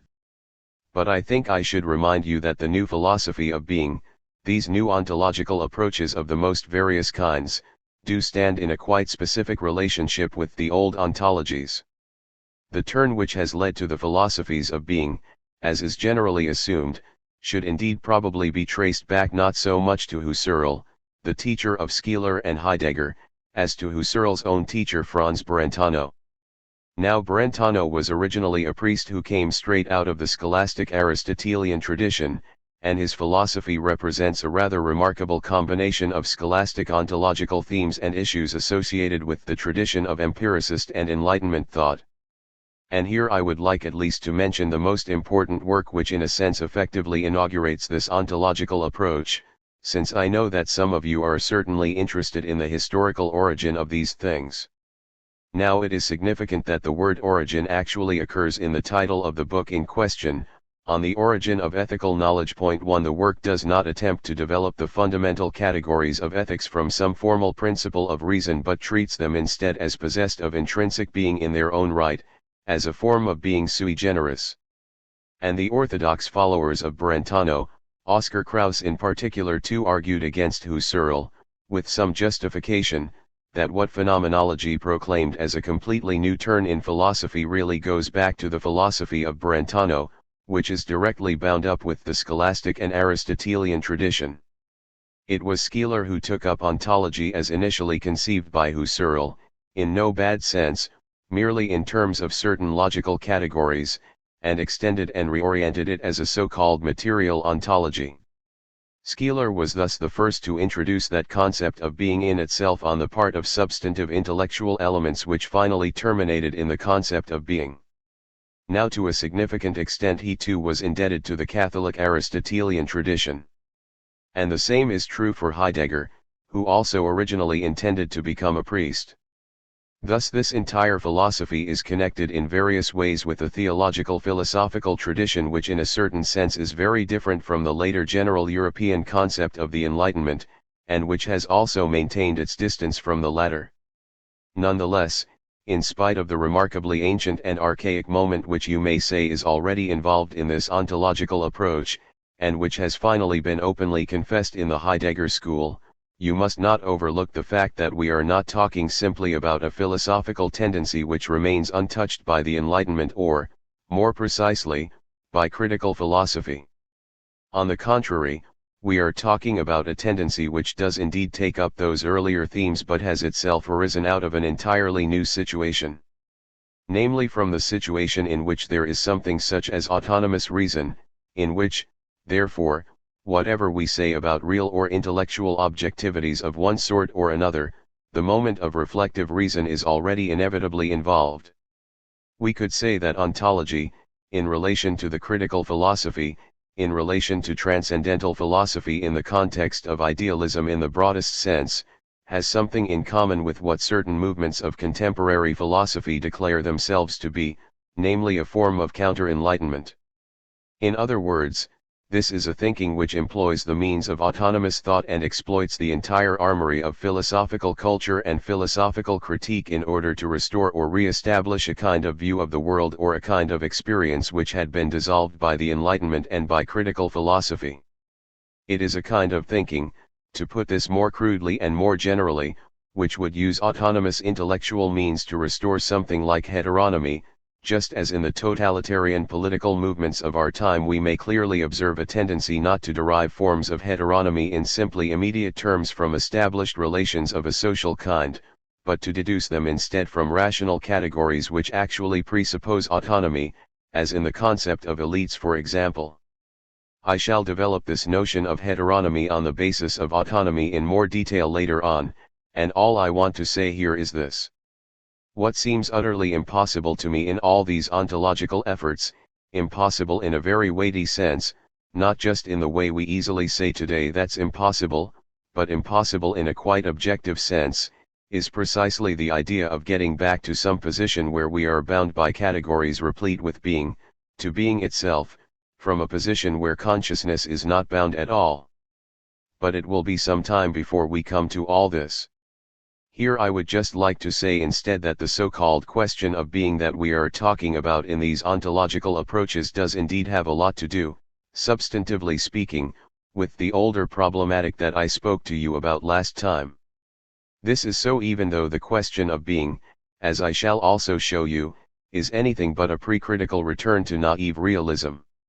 Even though Heidegger himself has specifically distanced himself from Hartmann, whose turn to ontology is effectively a turn to a very solid or, if you wish, pre-critical realism 3 and has emphasized that his own existential ontology is not ultimately motivated by the desire, for example, to defend some kind of realism, whether critical or naive, against idealism or the phenomenalism associated with it. The concept of ontology is indeed somewhat complex and ambiguous. And amongst those of you who have not specifically engaged with Heidegger's thought, there will probably be some who take the naive and straightforward view that ontology is precisely a philosophy of being that is simply opposed to a philosophy of consciousness. In other words, that it is a realist philosophy in opposition to one that is grounded in self-reflection. Now there is also something right about that, and we shall return to it in due course. But, since we are trying to address ontology in its most consistent and differentiated form, it must already be said that the conception of so-called naive realism is not what is most decisive here, for the concept of being or being as Heidegger describes it attempts to escape. Whether it succeeds is another question, both from any mere conceptuality and from any reality simply or immediately accepted as such. This double approach, this double front against a philosophy of concepts and against a philosophy of reality, is precisely what characterizes the efforts of ontology in its most rigorous and consistent form, namely its Heideggerian form. And, if I am not mistaken, it owes its very considerable influence to this distinctive double perspective and the wavering character associated with it. I have thus already suggested that, in ontology of the Heideggerian kind, in the most consistent and in a certain sense, by its own measure, most radical form of ontology, we are not dealing simply with the concept of being. And this touches on a thematic that is indeed directly connected with the ancient philosophical tradition. We are talking about ontology as the doctrine of being, and we want to concentrate on this so-called question of being as much as possible, since it really is the crucial point on which this philosophy turns, and since we can do critical justice to the claim it makes only if we really think through this point where everything is finally secured, as Kant puts it and Heidegger's philosophy of being is caught up in a most curious and wavering alternative. For it is by no means clear whether we are talking here merely about the meaning of the concept of being, what the concept of being means when we think, when we say the word being, or whether we are talking here directly about being itself. Now the answer we would receive in this connection is undoubtedly the latter. A convinced Heideggerian would immediately object, and would imagine this to be a very powerful objection, that we are indeed dealing with being itself rather than the concept of being. But then we would already encounter certain issues which really have a lot to do with what in modern philosophy we have generally come to describe as the analysis of meaning. Here I should already point out that Heidegger himself, or at least the Heidegger of being and time, expressly confessed his allegiance to phenomenology as a method, and that he regarded himself as a student of Husserl's methodologically speaking. And the phenomenological method of taking up the phenomena of mental life precisely as they are given amounts effectively, to a considerable degree, to the careful analysis and differentiation of meanings. And when you look at Heidegger's texts you will discover just such analyses of meaning all over the place. Indeed an entire discipline within fundamental ontology, one which plays a very important role there, although its cultural and historical origins point in a rather different direction, namely to Dilthey, actually consists precisely in the analysis of meaning, namely the much discussed discipline of hermeneutics. 5 Now, if you think about Aristotle, we find that the question we were just talking about, whether we are concerned with being or the concept of being, is in one sense put very simply. This is because, for Aristotle, language is quite simply the guiding thread by which we can make something out regarding being. The expression kappa alpha tau eta gamma omicron rho alpha, or category, itself signifies nothing more than in accordance with speech. And if you wish to characterize Aristotle's metaphysics in a very crude way as a doctrine of categories in an admittedly metalogical sense, that is, in a material rather than a merely formal sense, then you would find that all the categories that Aristotle provides, a list which, as you all know, is taken over in the Critique of Pure Reason with a few modifications as the relevant categories plus the forms of intuition 6, simply comprise the totality of syntactic forms already identifiable through an analysis of language in Aristotle's time. In other words, the pure forms of speech themselves are supposed to be the forms that also say something about being itself, without explicit reflection on the difference between language and object being required. Now we could say that one of the decisive steps which has shaped modern thought since Bacon, and the whole movement of Western nominalism in particular, consists in the fact that this canonic character of language is no longer recognized. Reflection on the difference between language and its object did eventually emerge, and in a certain sense critical thought is nothing but the investigation of this difference between language and object, namely, to employ the classical expression which Kantian philosophy has lent to this problem, the attempt to explore the possibility of concepts themselves rather than simply philosophizing from concepts. And this possibility, this reflection on the possibility of concepts, in Kant means nothing other than reflection on the fundamental sustaining relationship between the concepts and their object, that is to say, on their meanings. In this way language is actually displaced from its once dominant and unchallenged position.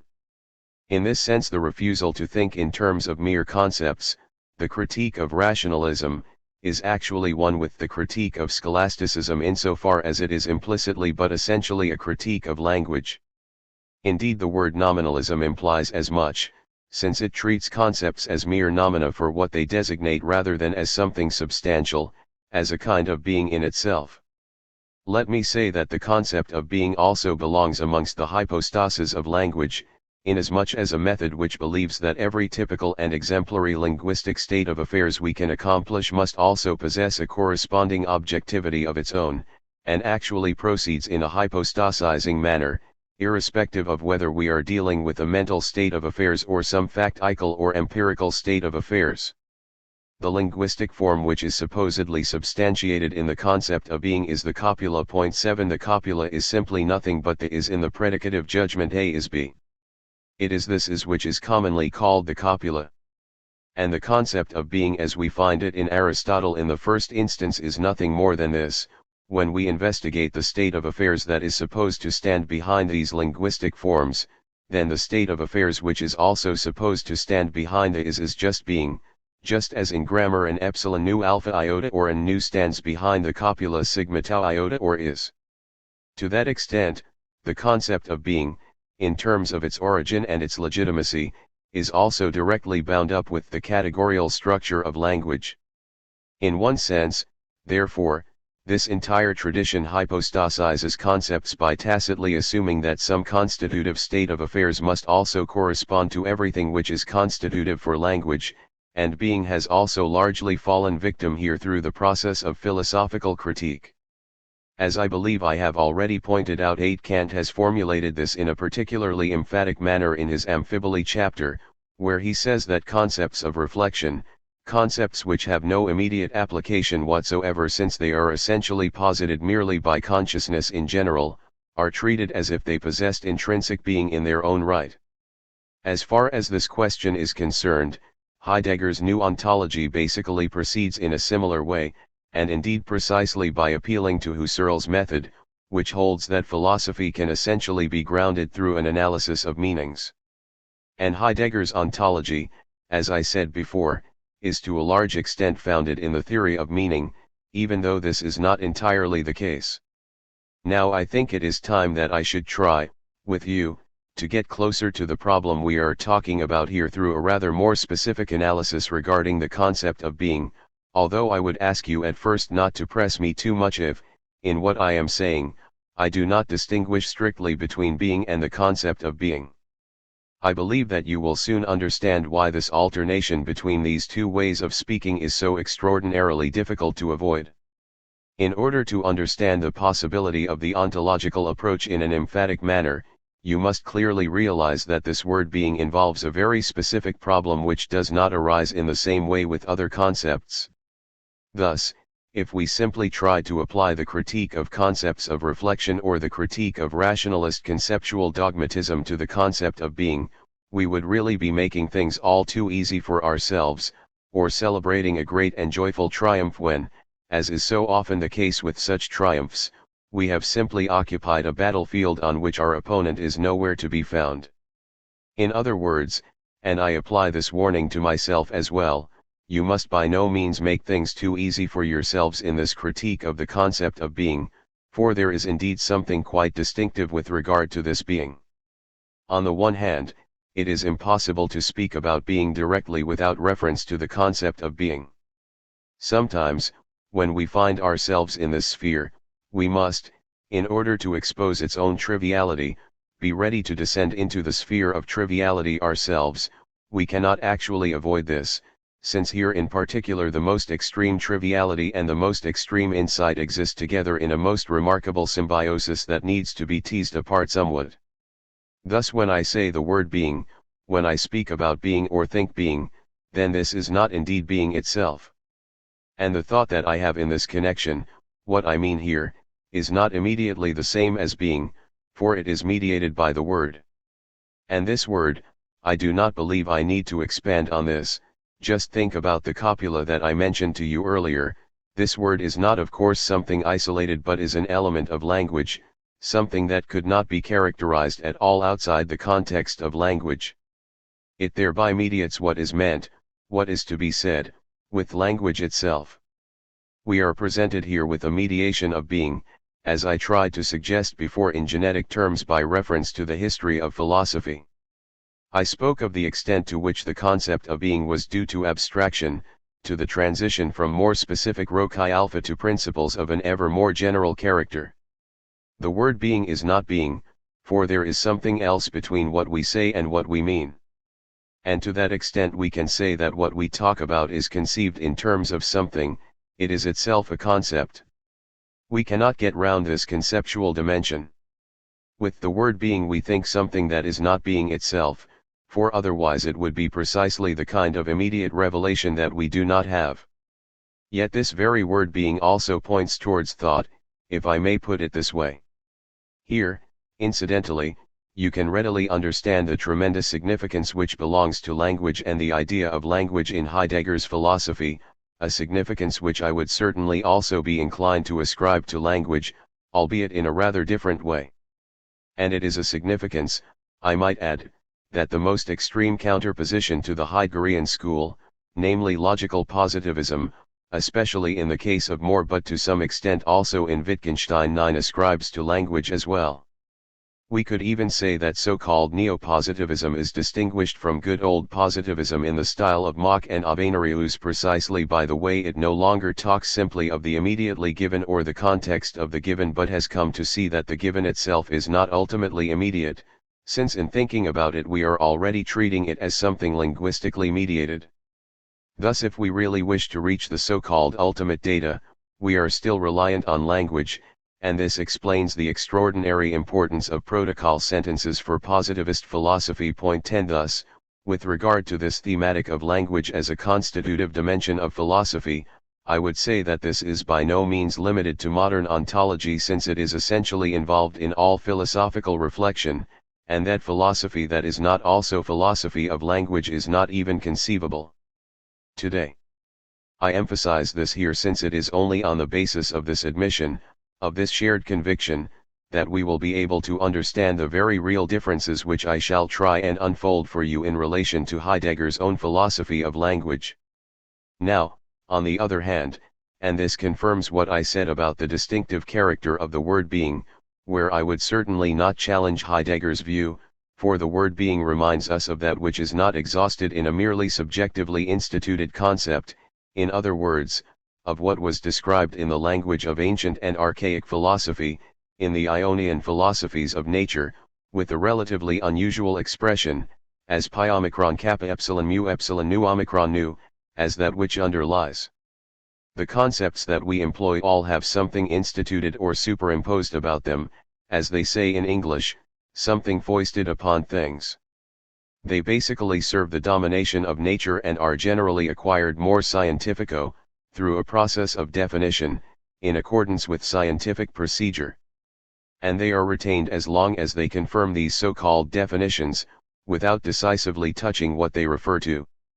They are mobilized as chips or counters and deployed for technical ends, in the broadest sense of the word, although what they mean does not actually find expression in language here. This is something that has often been recognized by philosophy. I would simply remind you historically that Hegelian philosophy rests upon the idea that every individual concept is false, or that there is no actual identity between any finite concept and what it is meant to designate. It does indeed designate it, but in being imposed on the heterogeneous by the subject it also always differs from what the thing is in its own right. And the driving force of the whole Hegelian philosophy is an attempt to make good this difference, to produce that identity between thought and thing, between subject and object, which is bankrupted by every individual concept, precisely through the totality of the developed system as a whole. In a less emphatic way, though one that is therefore also much easier to grasp, Nietzsche expatiated at length in a relatively early piece on the philosophy of language upon the incommensurability of concepts and things. Point 11 And Nietzsche's irrationalism, if we can really put it like that, the priority of life over spirit which Nietzsche himself proclaimed, finds its ultimate epistemological justification in the recognition that concepts are inadequate to the living reality they would encompass. That all that is living, as people repeat ad nauseum, is mortified and life perishes in the medium of concepts. Now this moment of inadequacy is removed from every individual concept and finds itself indefinitely postponed, as it were. We do not reflect thoroughly upon any individual concept as it is usually deployed, unless we think dialectically, which certainly cannot be presupposed here, to see how far this concept is fully adequate to its object.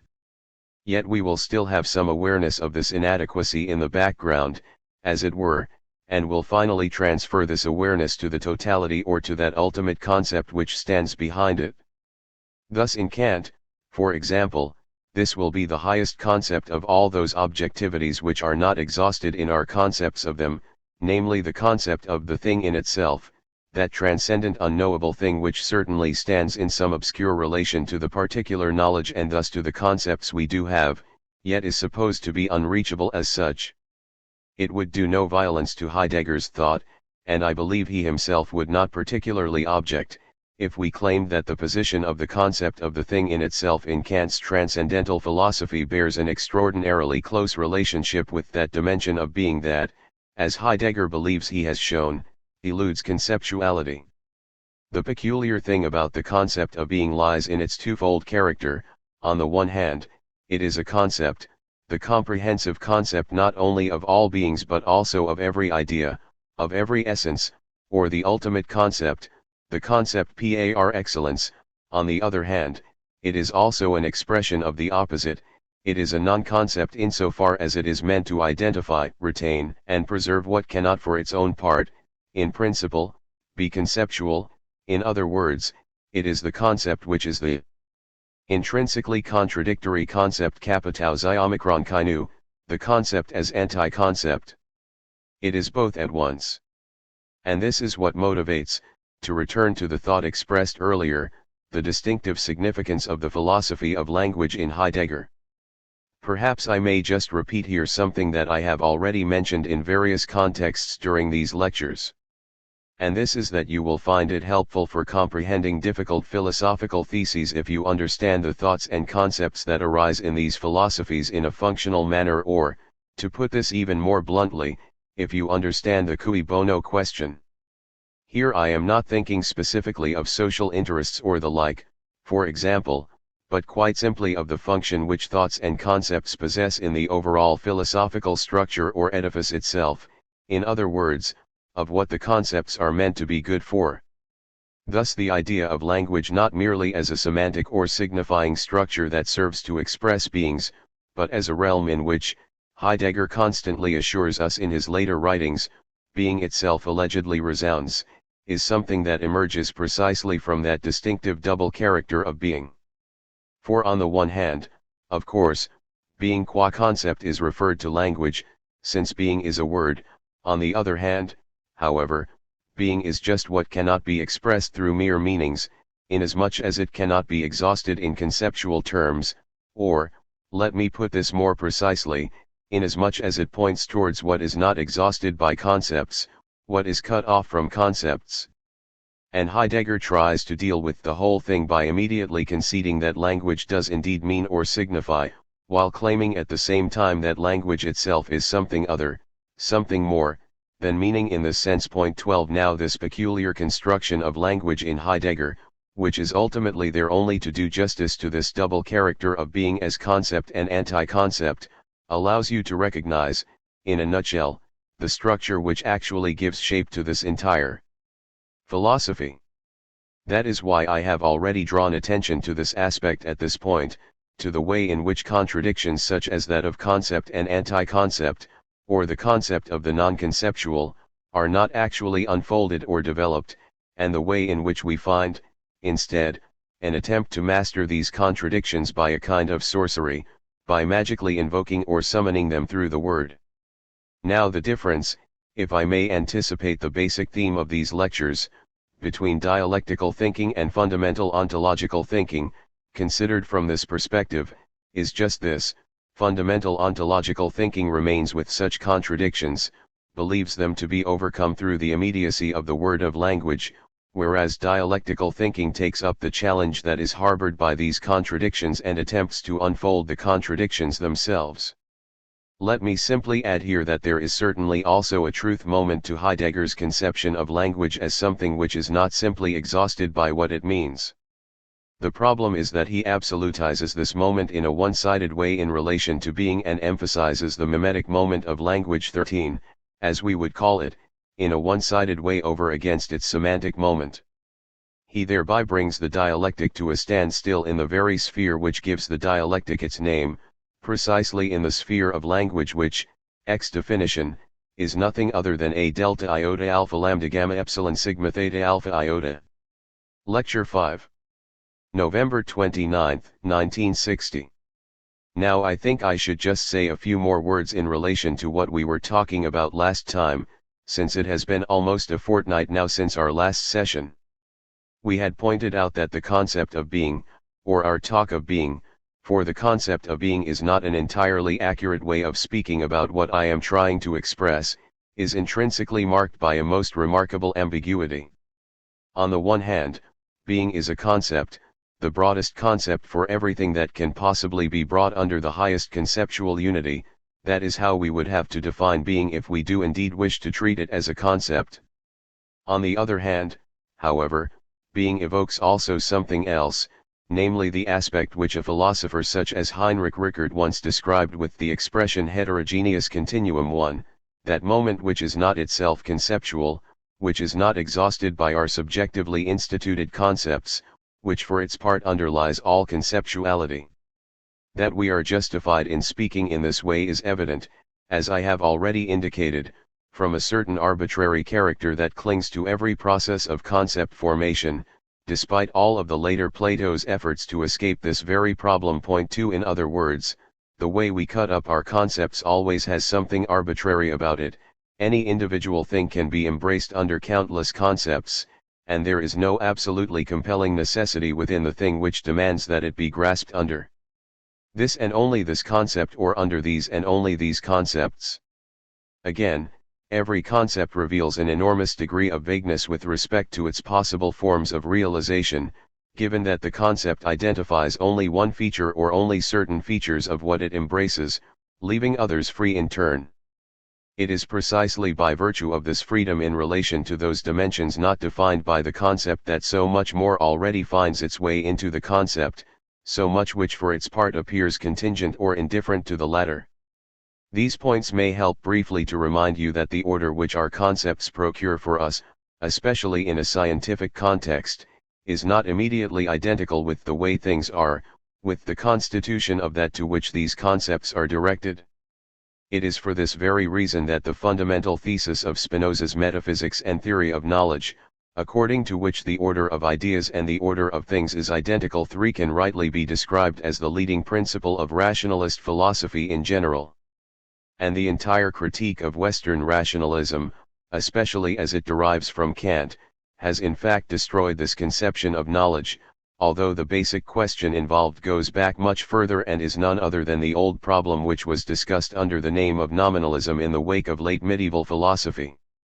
Now the truth is that, if I may point out the relevant structure, to put this benevolently, or the relevant trick, to put it less benevolently, in fundamental ontology or the philosophy of being, this moment of ambiguity, between being as concept and being as what is beyond the concept, this deficiency or inadequacy which lies in language here and indeed points towards something deeper, is not acknowledged by fundamental ontology or the philosophy of being as a deficiency at all.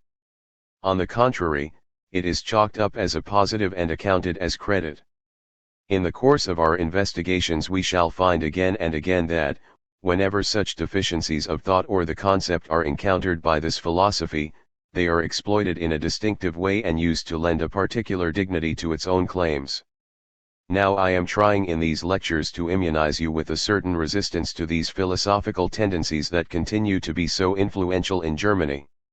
And I believe it is no bad advice if I encourage you, when confronted with the basic theses of fundamental ontology, always to ask whether some moment of insufficiency, of inadequate knowledge or concept formation, or whatever it may be, is not perhaps being used in just this way. In other words, whether a concept's failure to accomplish what it is specifically meant to accomplish serves only to prove and reveal its peculiar profundity or its priority, to use a Heideggerian expression, over against the labor and exertion of the concept, to use a Hegelian expression. Point 4. But I do not want to make it too easy for us either. Things really stand on a knife edge, as is usually the case where truth is concerned, for truth is something extraordinarily fragile. And, if philosophy can teach you anything, it's that you should perhaps lose a little of your faith that truth clings to the massive differences, that it's something you can just take home in your great big folders and notebooks. Point 5. But the matter is not that simple. Thus that wavering indifference of the word being which we talked about, the way it is at once concept and non-concept, namely the concept of what cannot for its part become a concept, also announces something of constitutive significance. And I would even go so far as to agree with Heidegger and say that it is not even the least of the criteria of philosophy, or certainly not the most contemptible, that it be able to explore such ambiguous matters which hardly unfold in accordance with any established rules of play. For this ambiguity reveals something which can never be eliminated by deliberate definitional procedures, or could be eliminated only in the most superficial manner for specific organizational purposes. It reveals, on the one hand, to emphasize this once again here, that we can only ever think in conceptual terms, that conceptuality is the prison in which our thought finds itself enclosed, but also, on the other, that what we strive to grasp in thought, what we intend to think, is by no means exhausted in this structure, that the task of thought is to recognize its own limits through self-reflection. In this sense at least, the old Aristotelian demand that thought should think itself remains in force, even if we no longer feel authorized to regard the nu eta sigma iota nu omicron sigma epsilon omega 6 as a positive given or some kind of transcendental fact. But, even if we concede all this, there is still an enormous difference between recognizing the aporetic character of the word being and what this aporetic character shows us, or turning this aporia itself into a prerogative and acting as if the concept of being, as Heidegger once put it in rather questionable German, were the einmalig Saint, or most unique, concept that we have. And this is the limit that we are concerned with here. Since the word being in itself also marks a limit with respect to the conceptual, since the intention of this word is conceptually directed at what is not exhausted in the concept, it is illegitimate to appeal to this word, given that it is nonetheless still a concept, as if it were somehow immediately beyond the concept at the same time.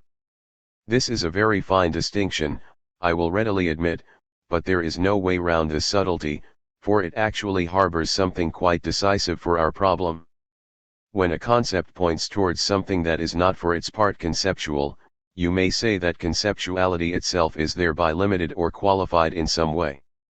Conceptual thought is quite capable of becoming its own warning, its own writing on the wall. Yet it is a delusion to imagine that such self-reflection, in which thought recognizes that it does not exhaust what it thinks, would already imply that thought enjoyed some positive access to what is beyond thinking, merely by belaboring the kind of words that expose this limit.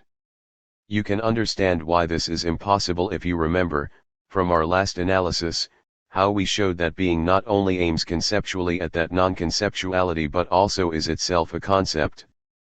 But this strange double meaning that is harbored in the word being is exploited by the Heidegger school as if the distinctive character of the word itself allowed its conceptual dimension to recede behind something quite other than this, precisely because that otherness is what is conceptually meant.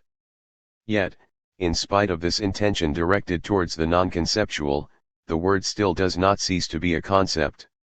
In other words, to come back to this point, in the word being we do not immediately have being in our mouths, so to speak. For something is meant by this word, as with every concept, and this limit over against what lies beyond the concept also needs to be respected in our talk of being, although the philosophy of being rides right over it. What the philosophy of being makes out of this non-conceptual moment of the concept of being, out of this conceptual remembrance of the non-conceptual, is deployed by this philosophy in a very particular way. Thus being is supposedly distinguished from two aspects or moments, on the one hand from the abstraction or pure universal concept of being, and on the other from anything determinate included under a general concept, namely from its correlate, or the particular beings from which abstraction is made. The profit, if I may put it this way, that the philosophy of being derives from the wavering character of its most unique concept is precisely the way it allows this philosophy to retain this wavering word on both sides. Thus on the one side, as I have already indicated on various occasions, being is not supposed to coincide with beings, and nor is it supposed to be a summary concept for all particular beings. It is supposed to be something quite other than all this. In the first place we have to say that this otherness of being with respect to beings is nothing but conceptuality itself. In other words, being is distinguished from all particular beings that are included within it in the sense that it is the concept of those beings, rather than being immediately the same as the latter. Now the philosophy of being eagerly cashes in on this conceptuality, even while it insists at the same time that being is not itself a concept. And this gives rise to that curiously indeterminate and wavering structure which, if you will forgive the vulgar expression here, manages to draw the cream off both sides at once, namely from the concept and from particular beings. The cream of the concept consists in the fact that we are talking here not about some arbitrary or contingent particular being but about something which, as they like to say, is prior to that, something that is allegedly higher and more dignified with respect to beings. At the same time the cream of beings is supposed to consist in the fact that what we are talking about here is not something conceptual but something concrete, namely something substantial that already underlies conceptuality in the first place. I believe that this quid pro quo that I have tried to analyze for you is indeed the mechanism through which the dignity of all this talk of being arises. But this process should not be understood, and I hope you grasp the actual methodological point of what I have been saying here, simply in social or psychological genetic terms. For it is something which arises out of the economy of the concepts in question, that is necessitated by the constellation of the relevant elements concept/non-concept and beings. Let me remind you that the two moments from which being, now written by Heidegger as being or even struck through as being seven, is persistently distinguished, namely the concept and the given, are also those moments in being where subjectivity, a thinking subject, is involved as a constitutive factor, in other words, that thinking subject which was not subjected to reflection in the ancient form of ontology, while such reflection cannot be avoided in the context of modern ontology. For the concept is indeed the subjective intellectual contribution, the result of abstraction, and beings, as givenness, at least in the sense of traditional philosophy, are what remains in the heiltic givens, the primary materials of consciousness, which can no longer be eliminated. And to that extent one of the essential features of all ontology, one of the features to which it most emphatically owes its influence, is to be found precisely here, its anti-subjectivism, or the appearance that philosophy had somehow escaped its imprisonment within subjectivity through this ontological project. This apparent overcoming of subjectivism in conditions where nothing has actually changed regarding the presuppositions of subjectivism is intimately bound up with that quid pro quo that I have tried to lay out for you. This apparently higher dignity of ontology as something prior to subjectivity is actually grounded in this, that those deficiencies of reflection regarding what being means are chalked up to the philosophy of being, so that the so-called overcoming of subjectivism, as an essential consequence in my view, which is surely one of the strongest seductions of this philosophy, arises only from that wavering, negative and inarticulate character of this talk of being itself. And just as we should mistrust the word overcoming in general, so too we should certainly mistrust any philosophy which has nothing with which to replace the positivity of its pathos except the ambiguity of the medium within which it moves. In spite of these moments that we have just discussed, it is very characteristic of modern ontology that it stays within the domain of language, as I think I have already pointed out to you. Yet I want to re-emphasize this here, for you may want to object that these rather subtle distinctions, as Kant would call them, in our own fundamental critical investigation of being have basically all been oriented to the meaning of the word being, and that the ultimate intention of fundamental ontology, what it is actually defending, is getting rather short shrift here. Now I think I have in principle already responded to this objection when I pointed out that fundamental ontology too cannot become aware of the other or the beyond of language, of that which is not exhausted in the concept, except by virtue of the concept. In other words, fundamental ontology cannot possibly sustain the claim through which it would counter conceptual thought. But, even if we disregard this here, I believe that fundamental ontology cannot seriously raise any objections to the method which I have employed in these last analyses of ours, since this ontology emphatically presents itself precisely as a philosophy of language. You will recall how I said that the word being is a concept, for when we say the word, irrespective of whether being has a particular range, as other concepts also do, or whether this range is intrinsically problematic, this word being is not immediately being itself. In other words, as I put it somewhat drastically before, we do not thereby already have or feel being in our mouths. For in God's name we actually just have the word itself. Now Heidegger's philosophy is extremely consistent and acute in this regard and never even supposes the absurdity I have just suggested, namely the idea that we ever could have being itself in our mouths. In other words, Heidegger knows perfectly well that I am also compelled by conceptuality itself to call being a concept, and that this moment of mediation has thus already found its way into any attempt to philosophize about being, even though he strives to suspend it for the sake of his own ideal of original thought.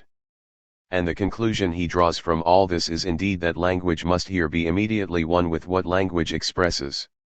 In his very fine dissertation, Schweppenhauserate has shown how Heidegger effectively began as a theorist of linguistic meaning in a more or less traditional Husserlian sense but was subsequently driven to ascribe some kind of immediate and substantial being to language.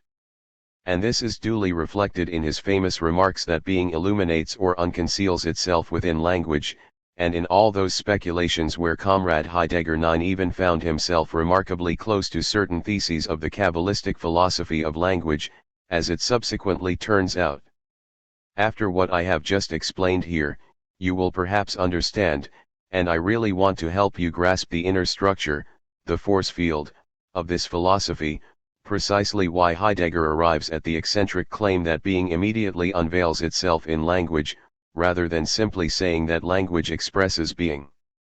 For, if he is in earnest with this intention, with the claim that being is in principle neither conceptual in character nor indeed a being, even though it is only in language that we have being at all, then this can only be sustained if ontological dignity is already bestowed on language itself.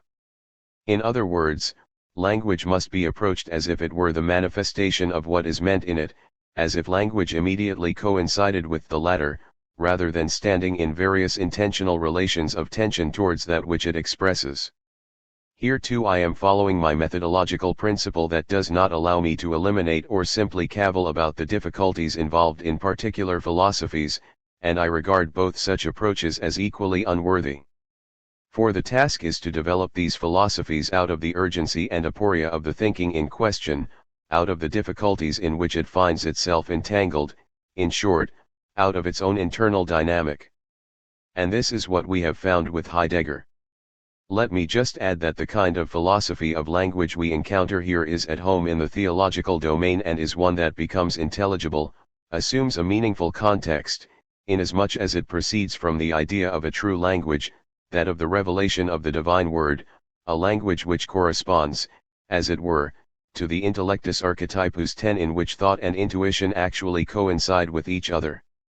The whole problem of this philosophy of language in Heidegger seems to me to be the way that it is borrowed from theology while nonetheless being detached from this theological ground, so that this approach is now just freely ascribed to language as such, completely ignoring the historicity of language and the particular historical features of language, without showing in any convincing way where the dignity thus afforded to language comes from. This is all only done for the sake of a rhyme 11, in other words, in order to fulfill the function which the exemplary word being is called upon to fulfill in this philosophy. But this doctrine of language thereby assumes a merely mythological character. In other words, language is simply and magically furnished once again with all those qualities which were once criticized as problematic by nominalist reflection, or at least as something that did not necessarily have to attach to language. I would just like to draw two very brief conclusions from what I have said in this attempted deduction, this critical deduction of the philosophy of language that is bound up with fundamental ontology. The first thing, given precisely what I have said about the burden of language, indeed the inevitable burden of language, is that one cannot object to the specific arguments or reflections that I have presented here simply by claiming that they are concerned with semantic problems, namely the problem of the meaning of being, rather than immediately with being itself. I have already tried to show you that this objection is beside the point, since we do not encounter being directly or immediately, we encounter it only in the form of language. After what I have tried to explicate for you here, all I have to add is that, even if language is indeed the medium, the organon, the complexus of truth, rather than simply a body of signs, just as Heideggerian philosophy claims, then it is only right and proper for philosophy, and especially critical philosophy, to engage with such thinking specifically in terms of the philosophy of language. It is right and proper for us, in other words, to explore the kind of language where that which is highest of all, the summum bonum, namely being, claims to dwell. One cannot on the one hand set language and the philosophy of language in the place of theory of knowledge, or even of metaphysics, while objecting on the other hand when we actually proceed to analyze the language in question, as if to say, well, you are just doing philosophy of language here, whereas what we are ultimately concerned with is not language but being.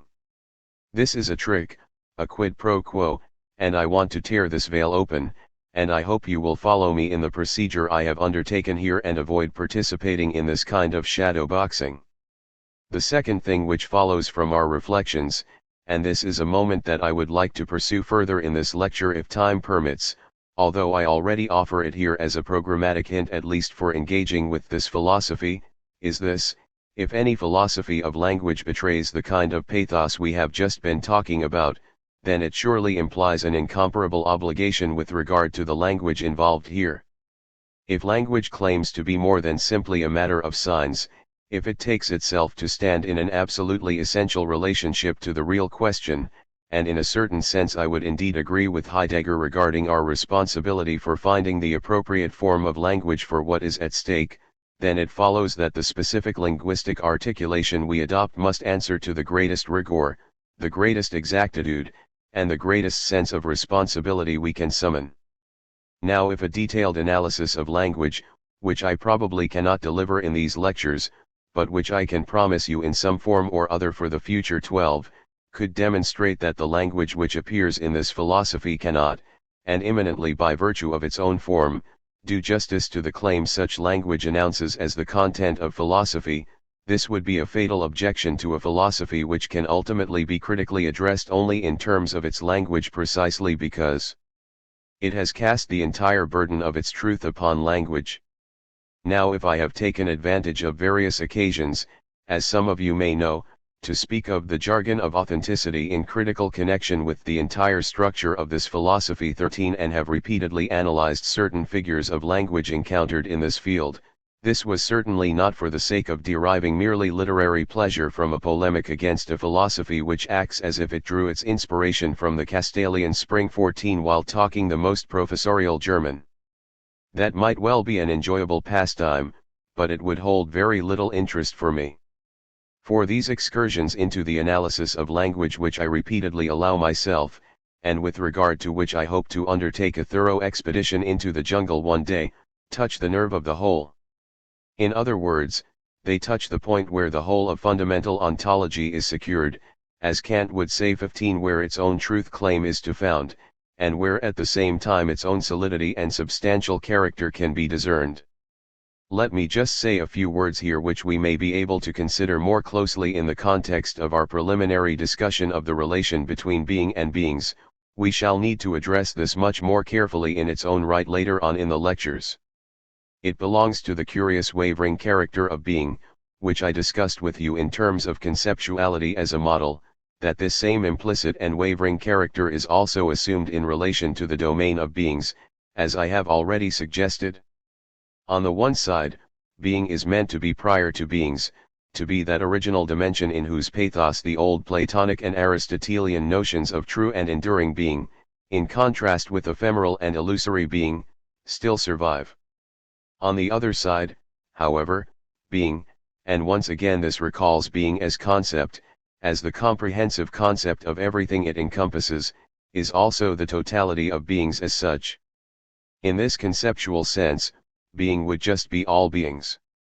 And this second wavering effect, this interference, if I can describe it that way, in the word being also arises from the history of philosophy. In Plato it is implicit in the way that true being essentially consists in the ideas, while the merely scattered and particular beings are supposed to be tau mu nu, non-being, or that which is utterly nugatory and illusory. But, then again, philosophy is also compelled to take up this mu nu, to describe it as space, or indeed finally to grasp the ideas as the highest possible universals for the individual things which they encompass. And even earlier than this we recognize the same ambiguity in the concept of being in the structure of the great didactic poem of Parmenides, which remains of course an extremely enigmatic and, in many ways, contentious text. The first part of the poem declares the concept of being in that emphatic purity that Heidegger basically endorses and ascribes to Parmenides. Now although whole libraries have been written about the connection between the two parts, and I hesitate to express an opinion of any kind here, since it would almost certainly be challenged by the classical philologists in one way or another, the second part of the poem specifically addresses that realm of delta xi alpha, or opinion, the realm of particular, scattered and merely apparent beings that was so conspicuously excised from the first part. If we really wish to take Parmenides seriously, we can recognize here the need to give expression to that double character of being within philosophy itself. In other words, on the one hand being as that which is not concept, and on the other hand being as the concept par excellence, as the concept of all beings.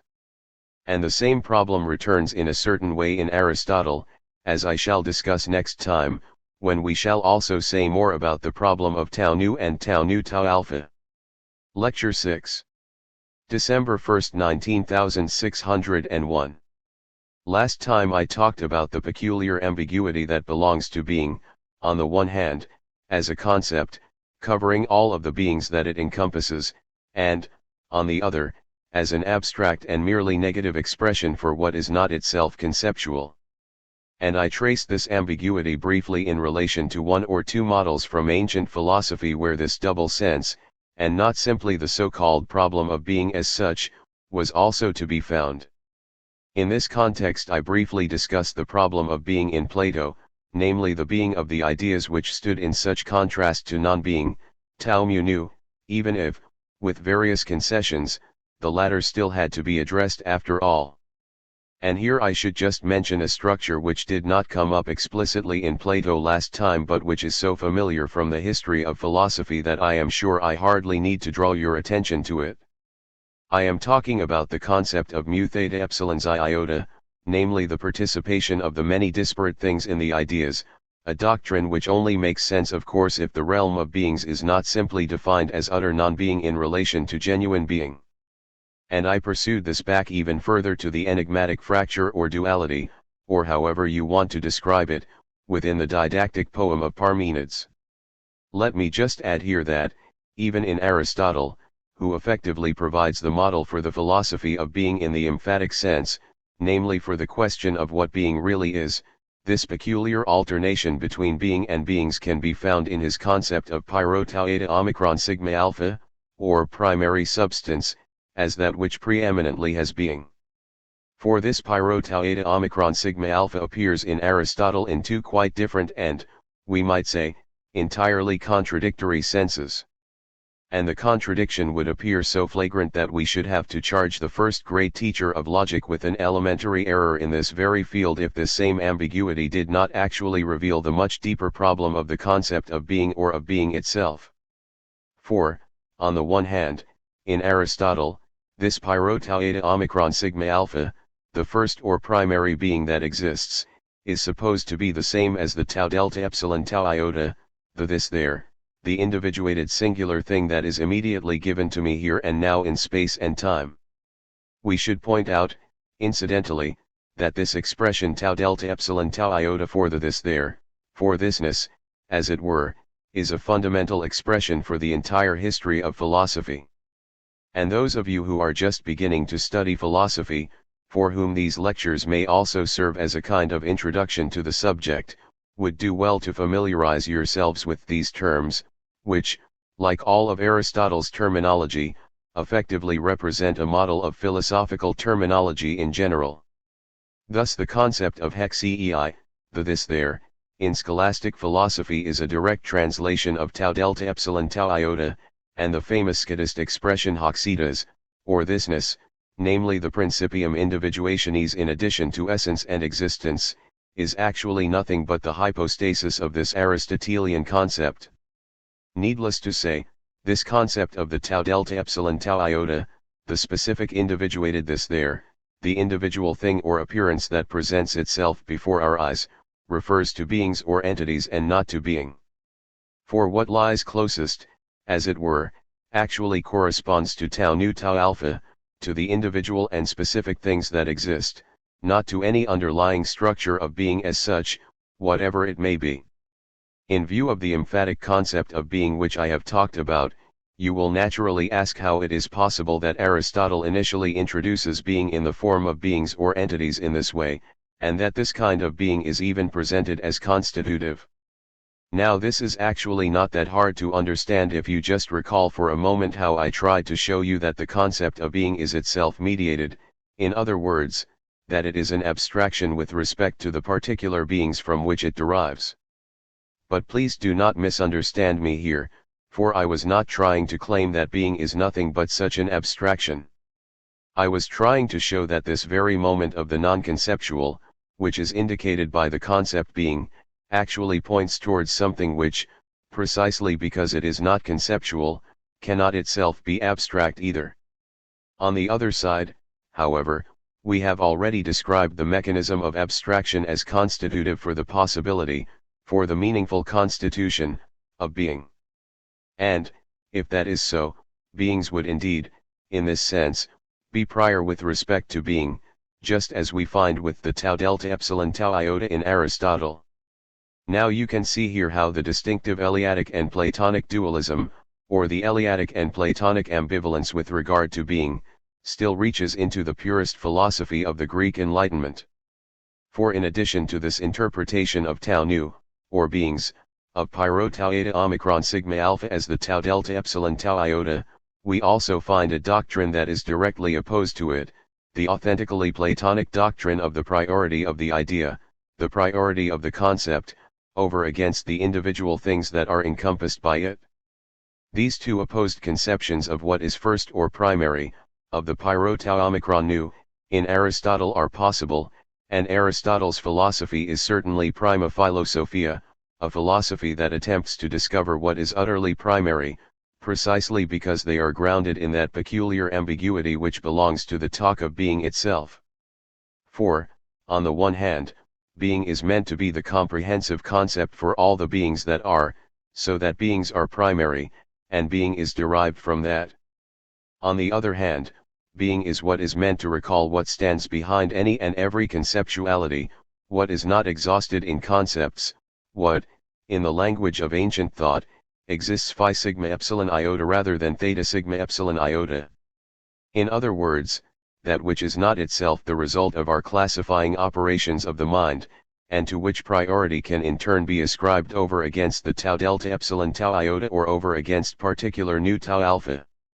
It is only this ambiguity in Aristotle's question concerning the concept tau nu that really explains this strange turn in the argument.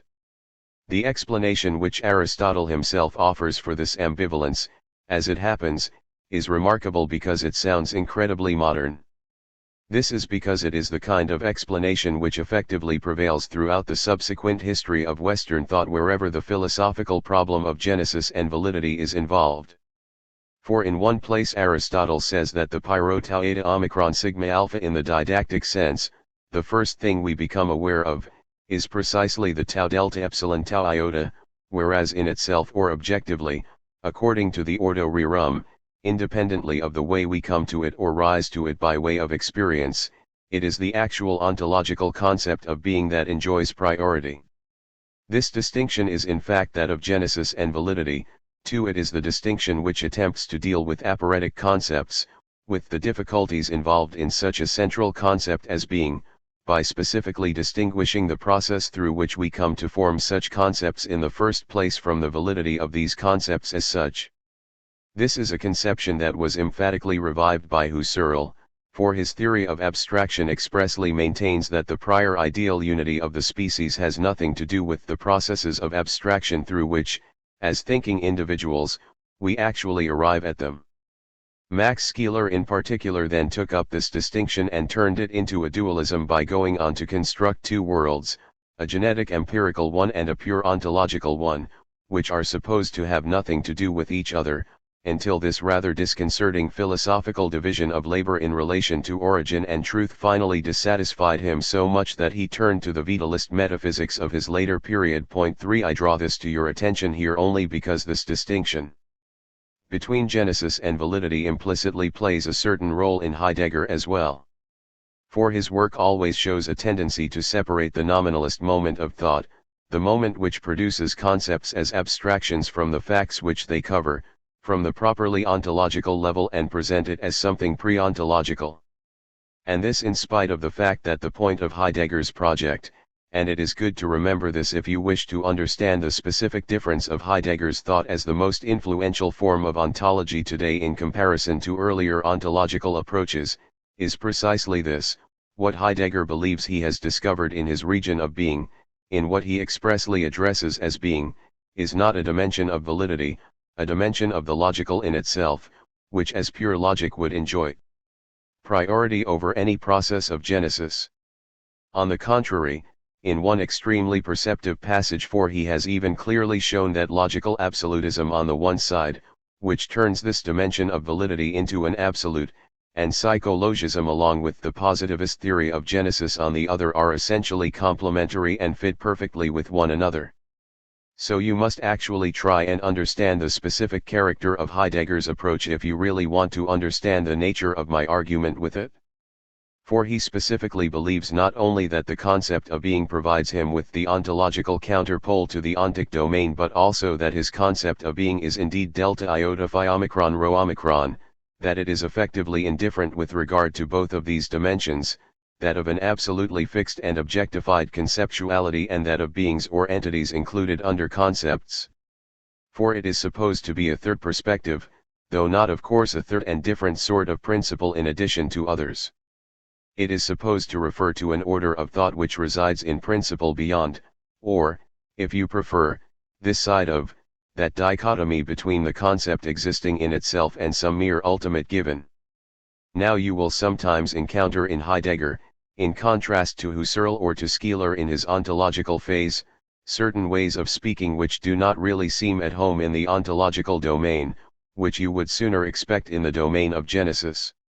I am thinking, for example, of the concept of origin, which plays an extraordinarily central and important role in his thought, although origin here does not refer to anything temporal within time itself.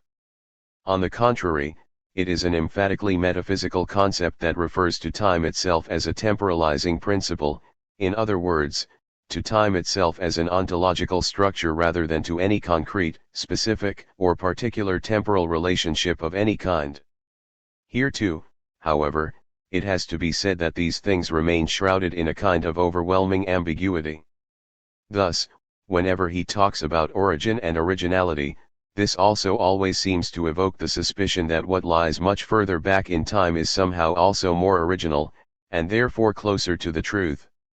However strongly he resists such a doctrine, his whole attack on what he later calls metaphysics, namely subject, object thinking with its objectification of thought and thing alike, can be understood only in terms of some such archaic turn in his thinking as a whole, and I believe we can say this without doing much injustice to him. If I draw your attention to this archaic moment in Heidegger's ontology here, this involves a thesis which only confirms the essential priority of such thinking over all carping, argumentative and merely rationalistic thought in the eyes of the Heidegger school, which has transformed the technique of avoiding or withdrawing from certain questions into one of consummate depth. But it is just here, in this aspect that I have tried to point out, that you can see, if you consider this philosophy in its fully developed form, that it would clearly never endorse anything like the Platonic priority of being qua idea over the domain of beings qua tau delta epsilon tau iota or tau nu tau alpha. But at the same time you can also see, if you really consider the matter in earnest, that the pathos of this philosophy lies essentially in the contrast between being and beings. In this sense, then, it is really archaic, for the way in which being is related back to beings, as found in Aristotle's genetic explanation, is expressly repudiated by Heidegger. I would like to quote him directly here, since I regard it as an extremely important thesis, and I shall read you a relevant passage from Being and Time to substantiate this point. Now of course I am quite sure that an orthodox disciple of Heidegger, though I have no idea how he himself might respond in this connection, would argue that he has almost certainly moved beyond this way of putting things. But then the question how far the text of Being and Time can or cannot be regarded as binding for existential ontology is something that remains rather unclear. At any rate, on page 27 we read the following. The task of ontology is to set in relief the being of beings and to explicate being itself. And the method of ontology remains questionable in the highest degree as long as we wish merely to consult the historically transmitted ontologies or similar efforts. Since the term ontology is used in a formally broad sense for this investigation, the approach of clarifying its method by tracing the history of that method is automatically precluded. Now the concluding and purely phenomenological remarks here are just good old Husserl. For there is the same negative attitude to history in any phenomenological philosophy which is dedicated to the description of essences, like that of Husserl, who once formulated one of the highest principles of his philosophy in the first volume of his Ideas for a Pure Phenomenological Philosophy in these terms: no stories will be told here. 5. In this sense, Heidegger certainly belongs to the phenomenological tradition, although that is not the point that I want to explore here. I just want to say en passant that the whole school of Husserl, Skeeler, and Heidegger showed an eminently justified interest in these issues. For in the kind of socio-cultural historical investigations that built on the work of thinkers such as Wilhelm Dilthey and his school 6, the substantive questions of philosophy were marginalized or replaced by cultural historical questions as to how certain phenomena came about. In this way the question of how concepts arose, developed, and passed away in turn, and the accompanying transformation of philosophy into a kind of philology, eventually came to prevail, until philosophy felt the justified need to resist this and rightly attempted to provide some kind of answer to the questions that have been inherited by philosophy itself. It may have been unnecessary for Heidegger to present these things, which were the subject of polemical debate 50 years earlier, with such tremendous pathos as if this amounted to a wholly new discovery, yet the interest that he was responding to here seems to me quite legitimate. On the other hand, the first sentence we have just quoted demands rather close attention, and I would ask you to consider it very carefully with me. If the later Heidegger has declared 7 that we should do less philosophy and stay truer to the word itself than is usually the case today, then perhaps I may apply this principle to Heidegger himself and explore his very words in the passage in question. Thus he states that the task of ontology is to set in relief the being of beings and to explicate being itself. Now, if we assume with the tradition that ontology is the science of being, then this sounds entirely plausible. For such a science of being must distinguish its true object, namely being, from beings themselves. But once you postulate that distinctive character which Heidegger ascribes to being, this apparently quite sound methodological demand on the part of the ontologist is by no means as self-evident as it first seems. For if being itself is neither a pure concept nor any specific being, then the relationship of being to beings belongs thematically to this concept of being itself as what is intrinsically involved in it. But if instead it is already decided, or pre-decided, that being is absolutely different from beings, or is separated from beings by an ontological gulf, then this is begging the question, as they say in English, or committing a petitio principii, to use the apt Latin phrase. In other words, it actually assumes what is supposed to emerge from the ontological analysis in the first place, namely, in what way being relates to beings, whether it is essential to being to become beings, whether being is mediated with reference to beings or is wholly other than beings, whether being constitutes a unity with respect to beings or is something else again. All of these problems, which would really have to form the serious content of any philosophy of being, are already decided, as if by decree, with this seemingly reasonable and plausible statement of Heger's before the analysis has actually been undertaken.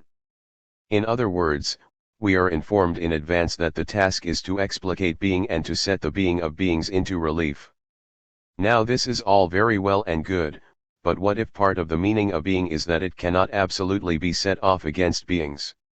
What if, on the contrary, beings as such belong to the meaning of being, as is clearly suggested by the predicament of ancient philosophy that I have already outlined for you?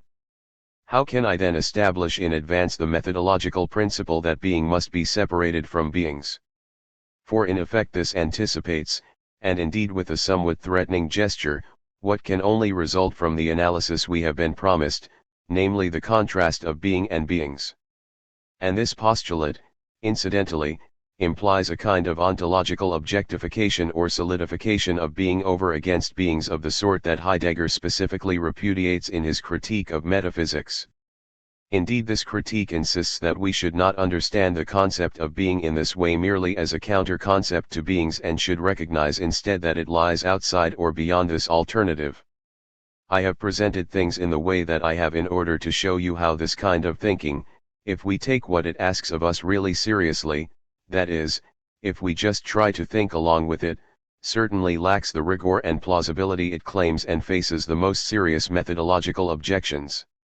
And I believe that we have shown as much. Now I would like to point out that the question of the relationship between tau nu and tau nu tau alpha is a principal theme in Husserl's thought, and that Heidegger shows himself to be a faithful student of Husserl in this regard, for the whole priority of the doctrine of being, the doctrine of universal concepts or the ideal unity of the species, as Husserl puts it, is also something taught by Husserl. Here too the individual fact as the tau delta epsilon tau iota, he even uses this Aristotelian expression, as the actual individuated being presented in the context of time and space, is contrasted with what he calls essence, although this is not interpreted in terms of its highest concept. Now Heidegger's method actually reflects this shared outlook, and I think it is really important for us to be clear about this, for I neglected to mention this point before and it needs to be emphasized here. For the method of Heidegger, at least at the level of being and time, professes to be a phenomenological one. Here I quote from Being and Time, ontology is possible only as phenomenology. And he continues, the phenomenological concept of phenomenon, as self-showing, means the being of beings, its meaning, modifications, and derivatives. 8. If you translate that into Husserlian terms, you have a proposition that Husserl would probably endorse. The task of phenomenology in Husserl's sense is to address the thing purely in its own right, precisely as it presents itself, and ignore as far as possible any further contribution or ingredient, if I may put it like that, on the part of thought. In other words, we must cultivate a passively receptive or intuitive mode of comportment and abandon ourselves completely to the things themselves, thereby discovering a source of indubitable certainty such as we find in the realm of immediate sensory givenness. Now I cannot go into the problems of this theory here but must simply refer you, if you will allow me, to a book which I once wrote about these issues and which I have no desire to go over again right now. I am talking about the Metacritique of Epistemology, which, especially in the final chapter, challenges the possibility of categorical intuition in this sense. 9. When Husserl talks of the being of beings, what he means is nothing more than this: when I see an instance of red, such as the red blouse of the lady in the third row, what is given to my intuition is not just this specific red blouse but redness as such. In other words, this intuition of a particular color exemplifies the species red itself, even if I cannot see any other red blouses in the room which would allow me to recognize redness as a common feature here. Point 10. I hope you will forgive the triviality of the example. The fact that phenomenology must always appeal to such banal examples is rather symptomatic, as I see it, for this sort of philosophy itself, and I would therefore ask you not to lay this at my door. Thus to become aware of the being of beings, for Husserl, is quite simply this: when I see a given red I elevate the redness from this red, as it were, instead of restricting my attention to this limited individuated case of red. But the really decisive twist that Heidegger furnishes here is this: whereas Husserl treats this redness in an entirely innocuous logical fashion, namely as the quintessence of all conceivable shades of red, it is now turned into something independent, is made into a kind of being in itself that gives itself to me. Now up to a certain point, and these things are very subtle, this is already prefigured in classical phenomenology, whose method is indeed accepted by Heidegger, as the passage I have quoted indicates.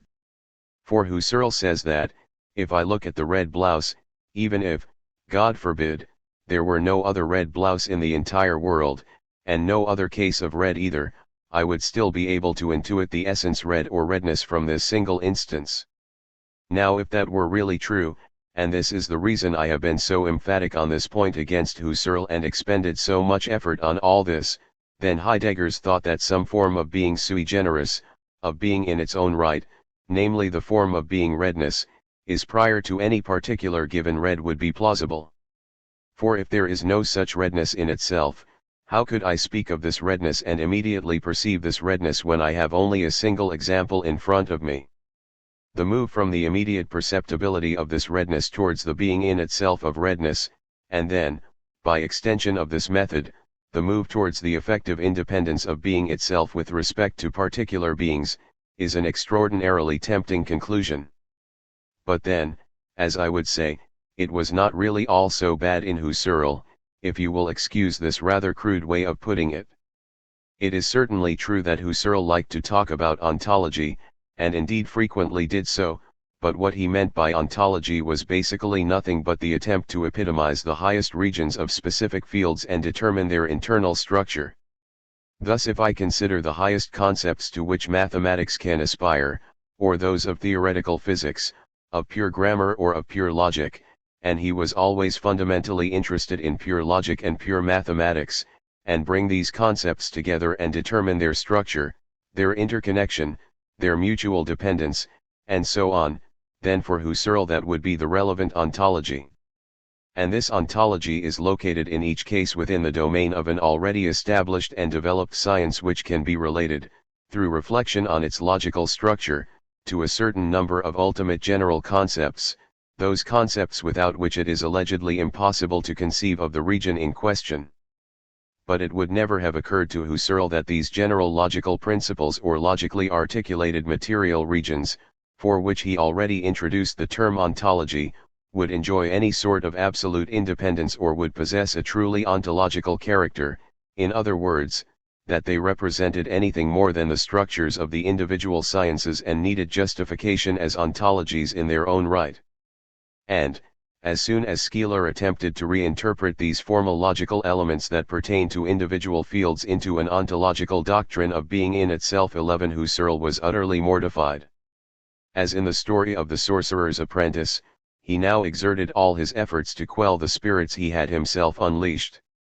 And he did so by referring the question concerning the constitution of the individual sciences, and thus also the constitution of the relevant ontologies, right back to the transcendental subject. In other words, Husserl subjected this question to the judgment of reason and thus effectively returned to traditional idealism, while his successors went on to turn the ontology he had conceived in a merely provisional way into ontology in the emphatic sense.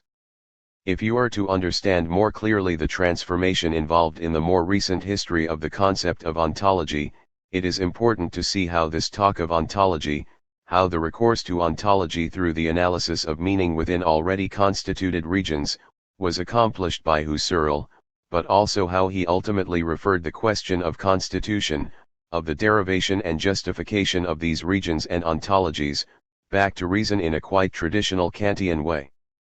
But this relationship between ontology and subjectivity is subsequently reversed. In Husserl, these ontologies, these provisional expressions of the highest classificatory concepts for the particular domains they encompass, are still referred to critical reason, that is, to subjectivity. In his successors, on the other hand, we find the exact opposite. In other words, the categories of subjectivity and constitutive reason are now supposed to depend on the relevant ontologies, namely on the ontological structures which for Husserl were merely secondary and derived in character. And it is this transition that actually defines the turn to ontological philosophy. Though we have to say, and I want you to be really clear about this, that the doctrine of categorical intuition, the notion that we can become aware of something categorical or conceptual in an immediate way, already suggests that being in itself could also belong to something as categorical, as conceptual, as being ultimately is. And that is why Husserl, with complete consistency, came to subject this idea of categorical intuition to increasing restrictions and effectively demoted it to a merely transitional stage within experience. If we look closely at Husserl's doctrine of categorical intuition, on which the whole of the ensuing ontological development depends, we see that it actually leaves little trace in his own thought.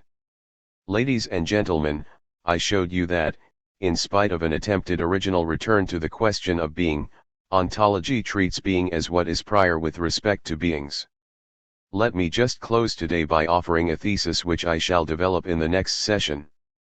This is that, once again, we discover here a necessary aporia in this philosophy. For if the priority of being with respect to all beings is not defended in the way that ontological philosophy undertakes to do, then a doctrine of being is not actually possible at all.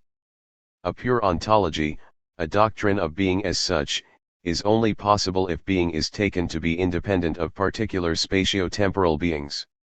This doctrine of pure being, at this level of universality, cannot possibly be carried through in any other way, for otherwise it would inevitably have to refer back to something determinate, particular, and individual for its significant content. And it would thereby expressly forfeit that character that belongs to it of the chi omega rho, of that separation from all individual, random, and finite things. This seems to me the really decisive issue which has led to the hypostasis of the concept of being. And that is precisely what I shall try to show in detail in our next session. Lecture 7. December 6, 1960. You will recall that last time I read out a passage from the beginning of Being and Time and undertook to interpret it for you. I hope I was able to show you how the text already assumed that priority of being with respect to beings that could properly be a result only of an analysis such as that provided by fundamental ontology. So I think we are now in a position to approach the problem that I already identified fairly early on in these lectures, one as the really crucial one in the context of contemporary ontology, namely the problem of so-called ontological difference, and to get a much clearer view of its implications than we were able to do before. If Heidegger does commit the petitio principii which I pointed out, in short, if this philosophical approach already anticipates what it claims it will accomplish, that is not merely the consequence of some intellectual blunder or inattentiveness on the author's part. Rather, as in all such logical configurations in philosophy, this reflects a certain need or compulsion rooted in the matter itself. For ontology in the emphatic sense, namely a doctrine of being as such, is impossible unless we can show that being, whatever we may understand by this, is independent of any beings, or is what is prior to any beings, to use the language of being and time. I should also point out that such a linguistically unattractive expression as the one I have just used, what is prior, or vorrangig, is not simply the result of an arbitrary decision. On the contrary, the violence that is done to language in such cases reveals something of the aporia of the matter itself. For temporal modes of speech must be avoided here, since intratemporal relations belong to the domain of beings, and the priority of being with respect to beings is not meant to be understood as the earlier rather than the later, although Heidegger's philosophy does change somewhat in this regard, and at least hardly excludes these suggestions and overtones of temporal priority as rigorously as we might have expected in terms of the argument itself. On the other hand, this priority, or, we could say, this a priority, of being with regard to beings is not to be taken as a merely logical one, as this is usually understood in philosophy. For we are not supposed to be talking about logical or conceptual necessities here but rather about what precedes them, about what can only be expressed precisely as being. And this difficulty, the problem that the priority of being is supposed to be neither temporal nor logical but ontological in character, without its being clear what we are actually to understand by that, is precisely what compels recourse to such linguistic formulations as Vorgängigkeit. I believe this is really one of the cardinal points for the entire philosophy of being, for a doctrine of being is only possible if the priority of being with respect to beings can itself conclusively be shown. Now when I said that the problem of being and time is already shaped and anticipated by the approach of being and time itself, this was perhaps not entirely fair, or at least not entirely correct, for this anticipation is based not actually on the arguments that are developed in the work as such but in the desideratum of ontology itself. To inquire into any ontology as the doctrine of being already implies the priority of being with respect to beings, for no such doctrine of being as pyro tau eta phi iota lambda omicron sigma omicron phi alpha, as a philosophy that precedes and bears everything else, would otherwise be possible. If even the barest hint of a particular being, if any determinate being whatsoever, is allowed into the sphere of being, as a necessary condition of the latter, then we have effectively conceded what is anathema to this philosophy. For it would make the doctrine of being itself dependent in a certain way upon beings, and thus upon something particular that is temporal and spatial in character, thereby impugning the very priority of the structure of being which for its part constitutes the claim of ontology as such. Thus ontology is bound, by definition, to teach the priority of being with respect to beings. And, given this necessary relationship, the point of any criticism of a developed ontology cannot be that of altering certain ontological features or trying to replace them with different ones. Rather, the point of such criticism in my eyes, a criticism which would investigate the construction of ontology in immanent terms, already invariably involves, even where the smallest details of argumentation are concerned, the question regarding the possibility of ontology as such. Any incoherencies, confusions, or mistaken lines of thought which may arise in particular instances here can only be referred back to the possibility of this discipline itself, instead of attempting to correct them in some way, for the immeasurable and overweening ambition of such a philosophy of being inevitably regards whatever challenges the very concept of being in its purity as an intolerable attack upon itself and must repudiate this in principle. Now it is a remarkable thing that this overweening claim for the priority of being with respect to beings, and which certainly accounts for the distinctive atmosphere of ontology at least in its most influential contemporary form, is something that ontological philosophy has inherited from phenomenology, although its inner consistency has allowed this philosophy to go far beyond what Husserl accomplished. I have already pointed out too that all of these philosophies are really heirs to Plato rather than to Aristotle, even though it is actually Aristotle who talks much more about being, while Plato speaks more about the idea or the paradigm of things. And we have now come to the point where you can most clearly recognize the inherent Platonism of the philosophy of being. I am referring to what is known as the problem of chi omega rho iota sigma mu, or separation, in Plato, and which returns in Husserl when he speaks about the abyss of meaning 3 about the utterly unbridgeable difference between the domain of essences on the one hand and that of facts on the other. Now I am sure all of you, or at least many of you, will know that Heidegger's teacher Husserl, in his later period, composed a text, or actually presented a series of lectures, that was subsequently published under the title of Cartesian Meditations, or in the original French edition as Meditations Cartésiennes. 4, and this serves really well to capture the thematic 5 we are talking about here, namely a certain return to the kind of fundamental reflections on the first principles of philosophy. that formed the substance of the seminal text by Descartes. 6 The difference between the Husserlian and Cartesian conception here will give you an extremely clear idea of the infinite expansion of chi omega rho iota sigma mu which has since emerged, namely of the gulf between essence and idea on one side and the domain of beings on the other. You all know that the Cartesian philosophy was dualistic in character. And this very dualism has often been taken as a key to basic problems connected with modern thought in its entirety, the dualism between residential extensa and res cogitans, between extended substance and thinking substance, between things in space and the conscious subject. Now there is certainly a chorismos in Descartes, and it has frequently and convincingly been shown that the overcoming of the gulf or dualism in question was only possible through the most artificial and somewhat grotesque Baroque expedients such as the influxus physicus 7, namely the special influence of one substance on the other by means of the pineal gland.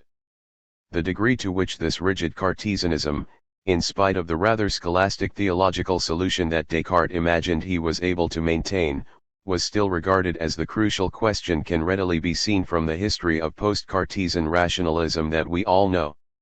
For right up until Kant the rationalist tradition was nothing but a series of different attempts to mediate between these rigidly and immediately opposed spheres or principles, between the reified sphere of real spatio-temporal being and the sphere of thought itself, or the sphere of pure subjectivity. I do not think I need to recount these various attempts at mediation in any detail here. The most well-known of these are the pantheistic solution of Spinoza, which simply proclaims the unity of the one and only substance, and the occasionalism of Jehlinckx or Malebranche, which requires recourse to divine intervention to ground the ongoing relationship between the two substances in every particular case. Or finally we have the approach which Leibniz defended in the monadology, namely the doctrine of the infinitely many substances and the pre-established harmony as the a priori coordination of these same substances. Now if you really think about all these approaches, you can see that what phenomenology has contributed here is an infinite intensification or radicalization of the claims of residential cogitans in relation to res extensa origin, in other words, not so much a mediation between the two as a deepening of the rupture between them. And one of the central motivations here is that the consciousness which Descartes and his successors, including Kant, opposed to everything else as an essentially intellectual principle, insofar as it unfolds in time and belongs to individual consciousness, becomes drawn into the sphere of facticity and factuality. What is more, as factical consciousness, as concrete, empirical and singular human consciousness, we can only be conceived as bound to particular spatio-temporal persons.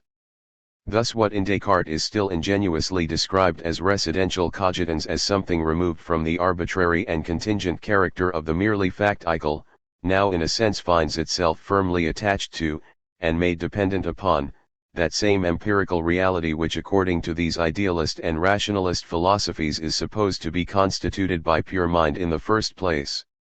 We can say that an enormous part of what is described as subjectivity, or as the transcendental sphere in Kant, is to some extent swallowed up in the course of Husserl's logical reflections by that which merely is, by mere spatio-temporal existence, and that it thus forfeits something of its essential character as pure thought. We could say that all that remains of subjectivity, something already implicit in Kant's doctrine of reason qua logical faculty and quite explicit in Husserl, is just that which is entirely abstract and indeterminate, namely the objective regularity of thought itself. While all the other determinations that also belong to this subjective dimension in Kant, such as a unified personal consciousness in space and time, are then turned, consistently enough, into a piece of the empirical reality which is supposed to be grounded in that subjectivity in the first place for Kant. Thus you arrive at a rather paradoxical point here, a point of Umschlag or reversion, to which I particularly wish to draw your attention, since to some extent I believe it offers an illustration of the distinctive objectivity which gets ascribed to being in ontological philosophy. For if everything that is individuated in time and space is written off by the concept of constitutive or transcendental subjectivity, then whatever remains on the side of residential cogitans, namely pure possibility and the logical regularity to which this possibility is subject, is no longer really anything subjective at all, but nothing more than a kind of objectivity. The subject finds itself so reduced, so divested of all those aspects and features through which it becomes an I, through which we can give any rational meaning whatsoever to the word I, that it eventually forfeits its I-hood altogether and becomes an objectivity at the second level. And it is only because it has been made into just such an objectivity that it can take on that exaggerated purity which allegedly allows it to furnish a priori or, with Heidegger, ontological structures. In his later period Husserl struggled to overcome the difficulty involved in the idea of pure essence as a pure thought from which any actual process of thinking has been removed by recourse to the doctrine of the eidos ego. 8 Thus he now attempted to bring transcendental subjectivity, or the constitutive subjectivity of idealist thought, into specific relationship with the realm of pure essence, albeit by means of a highly elaborate philosophical construction. And his motivation is understandable here, for so much of the transcendental in Kant is actually bound up with the realm of factual existence, and the primacy of thought itself is also threatened if every trace of subjectivity is simply eliminated. But Husserl does not actually succeed in justifying this philosophical construction. I cannot undertake here to analyze precisely why he fails in this regard, but must simply, if you will forgive the professional gesture, draw your attention to the fact that I have already tried to develop a detailed argument to this effect in the final chapter of my book Metacritique of Epistemology. 9 In any case, Heidegger's philosophy tacitly presupposes the radicalization of the chi omega rho iota sigma mu that I mentioned before, along with that reversion of a transcendentally grounded subjectivity into something quite objective which transpires once the subjectivity in question is deprived of the last trace of the object, namely of the object in the subject. 10 And what Heidegger calls being, and what we can indeed actually grasp only in this extremely tentative and, as I would say, dynamic way, namely through the force field of philosophical concepts rather than by immediate recourse to some drastic claim, this is ultimately nothing but a pure state of affairs which is presented independently of all actual existence, including the actual existence of thinking and personality, and as utterly prior to all this. But in contrast to the good old subjectivity we know, this state of affairs can no longer be defined or determined at all, for any determination we might try and ascribe to it would simply be redirected in one way or another to the realm of beings. And this philosophy is indeed extraordinarily touchy and sensitive in this regard, and rightly so, I have to say. For it clearly realizes that the barriers are down once I bring any particular being, however slight, into consideration, once I attempt, in other words, to determine being itself by reference to anything that would be reducible to beings. For then we cannot just stay with this one particular spatio-temporal being but would basically have to take up, as the great philosophers from Plato to Hegel have indeed taken up, the entire realm of beings, in all its objective riches and abundance, into the content of philosophy itself. And that is what this whole philosophy from Husserl to Heidegger most fears in all the world. Let me repeat the point: this kind of transsubjectivity, which is all that remains of the subject once it is reduced to pure essence, furnishes the model for Heidegger's concept of being.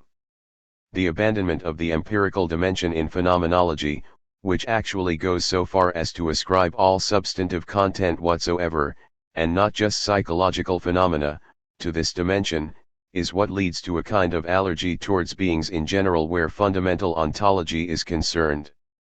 And if you really wish to understand what motivates fundamental ontology, and if you also wish to reflect personally on what it is that many of you surely find so tempting about fundamental ontology, or at least once found so tempting about it before you were prompted to pursue these somewhat unwelcome reflections along with me here, then I believe we must look to this distinctive allergy, as I have called it. For it is a philosophy, if you will permit me this psychological image, which rather reminds us of those people, and they are not that uncommon, who feel a constant compulsion to wash their hands. It is a philosophy which is terrified at the thought of getting its hands dirty, which would dearly like to exclude from itself all that is ephemeral, all that might be otherwise, all that reminds us of what is somehow base or lowly, of the merely material character of the senses.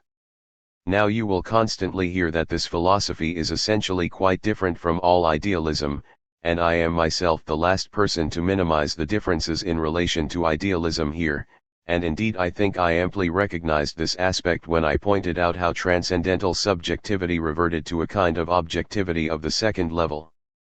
But in this marked sensitivity or allergy towards beings, which regards them as some sort of contamination, here at least we discover a complete unanimity between fundamental ontology and idealism in its Fichtean or Schellingian form. On the other hand, if I may just mention this by way of anticipation, since it properly belongs to our subsequent reflections when we turn to the question of dialectics, it is one of the decisive distinctions between Hegel and the other idealists that he does not actually share this allergy. If I may return to the psychological analogy, it is as if Hegel already knew what Karl Kraus would say when he was accused of getting his hands dirty all the time by hanging around with blackmailers and low-minded journalists. Kraus replied that, if we get our hands dirty, we can always wash them again. 11 It is better to become involved in things than to hover above some lower reality at the cost of refusing to engage with it or to expose ourselves to it. And something of the atmosphere which is evoked in these words of Karl Kraus can already be found in the Hegelian dialectic. This is exactly what is captured by the idea of Entäußerung, or self-exposure, of venturing out beyond the pure idea for the sake of its own realization. Now we could certainly engage in lengthy speculation about what has produced this allergy in the face of beings. I am assuming something here, though I wouldn't want you to write this straight down, for otherwise you will reproach me with showing my hand too early and with rushing all too precipitately into the midst of beings myself, whereas the actual transition to the domain of beings, or the demonstration of the necessity for such a transition, still lies before us. What I mean is that this peculiar allergy which pervades philosophy, but which has probably never been as acute as it is in these ontological philosophies, arises from the memory that our existence depends upon bodily labor and actually lives from such labor. But, in spite of this, up until very recent developments, bodily labor was itself looked down upon as something demeaning or even base. And anything that might recall this distinctive involvement on the part of labor with the level of mere being, with the merely natural, is repressed in the medium of thought.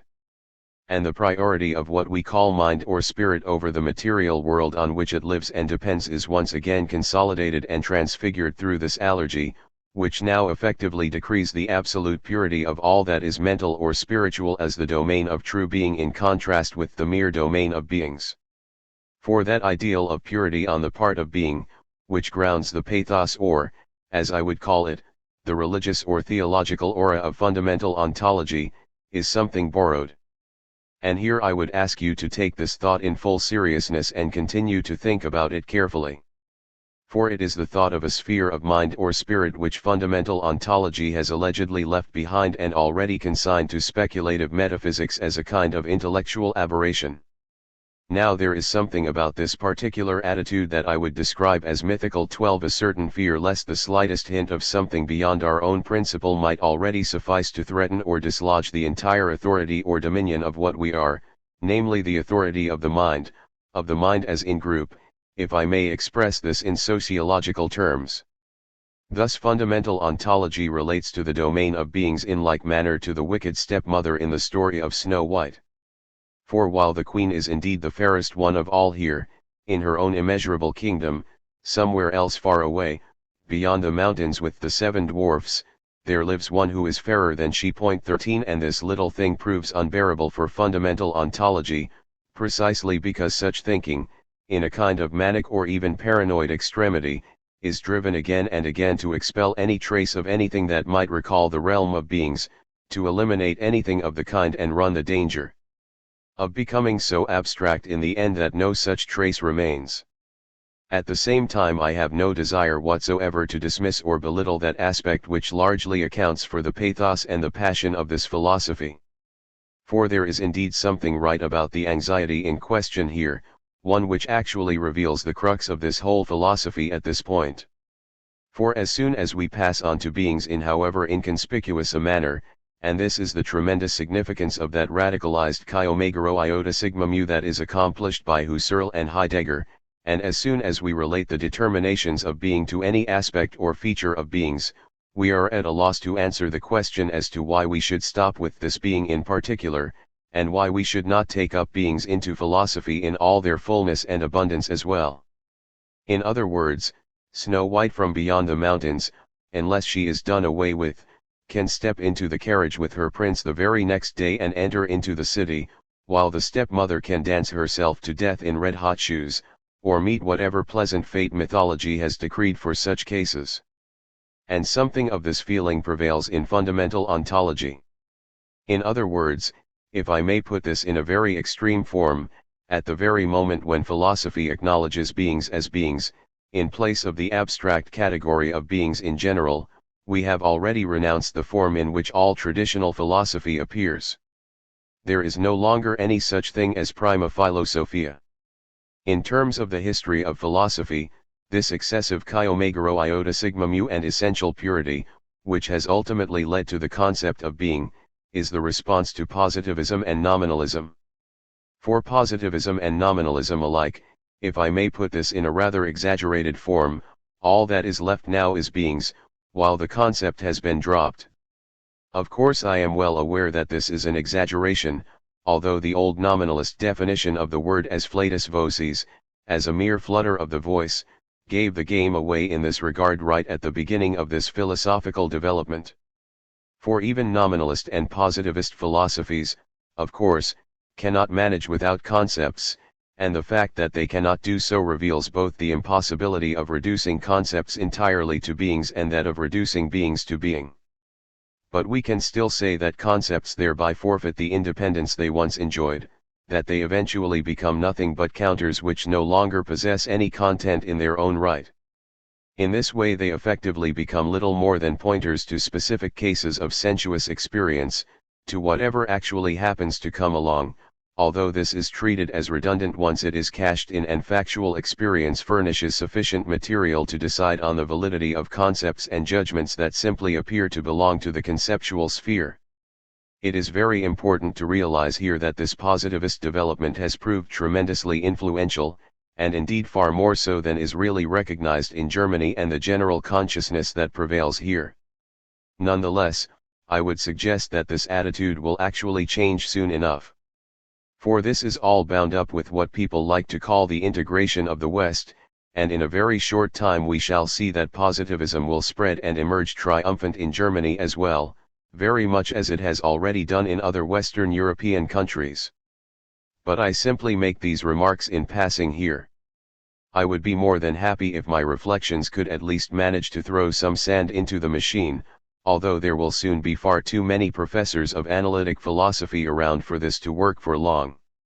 But, whatever happens in this regard, the attempt to preserve that which has been forgotten, that which has been suppressed by the tremendous power of positivism, namely the independence of conceptual thought itself, will be as isolated and neglected in a philosophy, such as Heidegger's, which fails to mediate thought with the domain of beings, as it is in positivism, which fails to mediate the domain of beings with thought.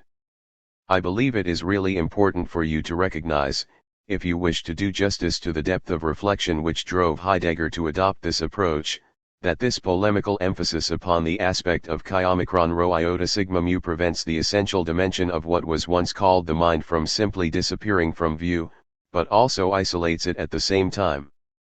And this very isolation turns it into something immediate, and through this immediacy, I am tempted to say, once again into a kind of material stuff.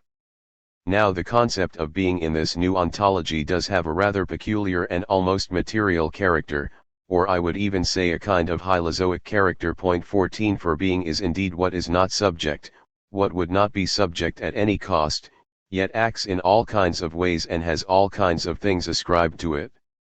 Thus being is said to illuminate itself and unconceal itself, and God knows what else, in language that we usually apply only to a subject. And this whole structure of thought closely resembles the kind of archaic thinking which ascribes various activities or teleological tendencies of one sort or another to certain material substances precisely because such thinking has never isolated the concept of stuff as such. The psi epsilon delta omicron or actual untruth of ontological philosophy is not that it maintains the independent aspect of conceptual thought with respect to what it subsumes. On the contrary, this philosophy is true precisely as a corrective, to use Kierkegaard's language 15 in relation to positivist thought, and has rightly grasped something essential here. The psi epsilon delta omicron consists in the way that this aspect or moment ceases to be a moment, that the necessary mediations are forgotten, and that the principle in question is itself turned into something immediate. We could therefore say, once again in a rather paradoxical fashion, that, while Heidegger constantly challenges reification by warding off any contamination of beings with being, or rather of being with beings, the thinking itself is a reified and fetishized consciousness insofar as it establishes the intrinsically mediated concept, which points ineluctably towards the non-conceptual, as an absolute, and struggles laboriously to repudiate and forget these aspects of mediation. 16 At the same time, and here I would like to close and carry on with this next time, so that you will be able to appreciate the whole of the complex landscape involved, this pure being is not supposed to be an issue of essence, a question of essentia, for that would only presuppose the very divorce of essence and fact which is contested as anathema here. And the peculiar paradox which brings this philosophy to nothing lies in the way that being is supposedly neither a being nor an essence, but a third possibility beyond both. Yet if we were to describe it as such a third, we would roundly be told it is not that either, so that we can eventually come to no other conclusion than that it is indeed precisely nothing. Lecture 8. December 8, 1960. You will recall the analysis of the problem of ontological difference which I attempted to present for you earlier. I explained why, in spite of the doctrine that being or the concept of being is allegedly prior to the conceptual and the domain of beings, we actually find that ontological difference is already decided in favor of being in the sense of concept or idea. And I explain the way in which this claim to priority turns out to be unjustified. I should say that, at this point of course, as in all these matters, we discover something of the most tremendous significance, which is that the fundamental division of subject and object which appears as the last word in all congealed or reified thinking cannot actually be the last word at all. And this is something that Kant repeatedly acknowledged in all those passages in the Critique of Pure Reason where he alluded to the need to discover a common root both for the sphere of intuition which is concerned with existing things and for the conceptual sphere of the categories. We have good historical reason for regarding the separation into subject and object, and thereby all the dualisms and rigid antitheses with which consciousness typically likes to work, as something which has actually come to be. We know there have been whole strata of thought in which these dualisms have never occurred. And the difficulties encountered by Western thought in even trying to understand the speculations of the Far East are surely bound up with the fact that Far Eastern thought, and perhaps all non-Occidental thought, is not couched in terms of this dualism, of this fixed structure of subject and object. If this division or separation itself has emerged historically, we have some reason to think it may not be permanent, that this gulf might yet be closed, though it is an open question whether that can only happen once it is closed in reality, once reality is reconciled with itself, or whether philosophy can somehow anticipate this. And it is certainly true that fundamental ontology recognizes something of this. It also has to be said that this realization that dualism should not be regarded as definitive or absolute is precisely what motivated those tendencies of idealist philosophy which often prove most offensive to the contemporary mind. Here I am thinking for example of Schelling's doctrine of intellectual intuition as an immediate unity of subject and object, or also of Hegel's dialectic insofar as it always takes the object to be subjectively constituted and the subject to be objectively constituted at all levels. And I would just add that the extraordinary influence that has been exercised by fundamental ontology is surely connected with a certain loss of cultural continuity in relation to the philosophical tradition. Or, to put this less grandiosely, we could say that certain ideas, like the notion that being somehow has to reach back behind the division between the concept, that which is merely thought, and the concretely material, could come to exert the enormous effect that they have only because, in the general wake of modern Western positivism, earlier philosophies had rather fallen into oblivion beyond the extremely narrow circle of what we like to call professional philosophers, amongst whom this whole problematic is still alive. and it is surely not the least attractive feature of fundamental ontology that it manages to talk about these things without assuming any significant background knowledge. In other words, this ontology acts as if the relevant problematic could be addressed in an immediate fashion if thought simply immerses itself in being, and underestimates the historical dimension of all these things in the process. And if I take the view, as I have made emphatically clear in another context, that what is ancient, what is handed down to us from the historical past, can only be understood from the perspective of the substantial and compelling experience of our current situation, then the reverse is certainly also true. In other words, this intensified form of the philosophical problematic that is expressed in the word being can only really be understood, can only amount to more than a kind of verbal magic, when we see how the problematic of philosophy already leads in this direction in terms of its own rigorous and internal logic. And it is also one of the tasks of these lectures to draw your attention to this point and help you to realize its full significance. For it also implies, amongst other things, that certain vulgar objections which have been raised against fundamental ontology and Heidegger in particular, and here I would simply mention Carnap's famous critique as a typical example one, essentially reflect the charge that this philosophy is unintelligible. Now if we actually take this philosophy as it presents itself in the first instance, and that is what I was alluding to when I spoke of verbal magic here, that is, if we take this philosophy as if it promises in an utterly immediate fashion to reveal certain mysteries purely in and of itself, then we cannot evade this apparent aspect of unintelligibility. In other words, we shall be confronted with a whole pile of concepts with regard to which we no longer know what we are actually supposed to picture or represent to ourselves, to borrow an expression from Hegel's polemic with his contemporaries. But when we really recognize these difficulties in their internal and necessary relationship to the problematic that has been handed down by philosophy, to the continuing process of thought itself, I will not exactly say that we can instantly fulfill, as it were, all of the concepts in question. For where philosophical concepts are concerned, that is often quite impossible. In Kant too there are many concepts where we have to ask what precisely it is that we are supposed to think when we use them. And when we look for whatever it is that corresponds to them, we find again and again that this eludes us. Yet in many cases we also discover that philosophical understanding is not a matter of translating concepts into corresponding facts or states of affairs at all, rather, it is a question of translating concepts into problems. In other words, it is a matter of realizing what has driven us to formulate a specific concept, of recognizing what is effectively postulated in the formulation of a specific concept, such as, in this case, that of being. And here I would like to help you by attempting, as I tried to do in the last session, to bring a specific historical dimension, in this case the epistemological problematic of phenomenology, into the heart of our discussion of fundamental ontology. Now, after all that I have just explained, you may be tempted to say, well, if you yourself assume the possibility of some such unifying moment, which you have criticized so much in Heidegger, then why don't you actually permit this in Heidegger's case? And I believe the answer to this question, which you have every right to expect, is indeed the central issue here.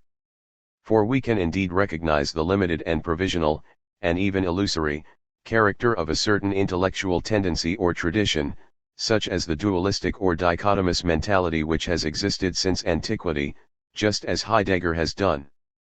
Yet since the process which has led to this mentality also has a rigor of its own, we cannot simply conclude from the problems involved in this dualistic separation that, to put it very crudely, we can just try to turn the wheel or the clock back. We can certainly argue that this emphatic opposition, let us say, between material stuffs or substances on the one side and principles on the other, as this was played out in the intellectual labors of the pre-Socratic thinkers, in the archaic hylozoistic philosophies of the Ionians, did actually lead to the loss of something. For the dimension of the numinous, the element of mana to the bordering on horror which was experienced in the face of the world as a whole, or however we put it, since these are all rather kitsch expressions, and the fact that we really have no other expressions at our disposal is extremely telling in itself, has effectively been expelled from the world, and this does entail a certain loss. And this loss is registered in Heidegger's expressions about the loss of being and the forgetfulness of being. But this still does not allow us to regress to such archaic theses. Now, of course, if Heidegger were confronted with the claim that we can no longer sustain the idea that the whole world consists essentially of air or water because the natural sciences have taught us otherwise, he would undoubtedly reply that we would thereby simply be misrepresenting the ancient Ionians, such as Anaximenes or Thales, about whom we really know so little. For far from making the kind of claims we associate with the natural sciences, they were saying something about being as that which is allegedly prior to any split between conceptual principle and the particular material character of things. But I would say in response that the change in human consciousness that we associate with the rise of science, and which had already led thinkers in antiquity to postulate something as abstract as the being of Parmenides or the becoming of Heraclitus rather than some material stuff as the most universal principle of all, had made itself felt long before the explicit emergence of developed scientific thinking and had already forced philosophy itself to look for a new principle. And this was simply because the material dimension in the hylozoistic philosophies had shown itself to be limited and limiting, and in a sense capricious, in character. Thus one thinker appealed to water and another to air, while Empedocles invoked all of the four elements, and one could carry on like this in a basically random way. And the arbitrary aspect of all this rightly motivated the really bold and radical speculative minds amongst the ancient philosophers to develop those much more abstract unifying principles which for their part now specifically furnished the model for the concept of being. Now I believe these things are very important if we are to grasp the situation in which this thinking arises. For they reveal that what fundamental ontology treats as if it constituted a kind of ontological fall or original sin is not something that is arbitrarily or externally visited upon being, or the thinking of being, by an intellectual process of reflection, but is something that was motivated by what those concepts essentially touch upon.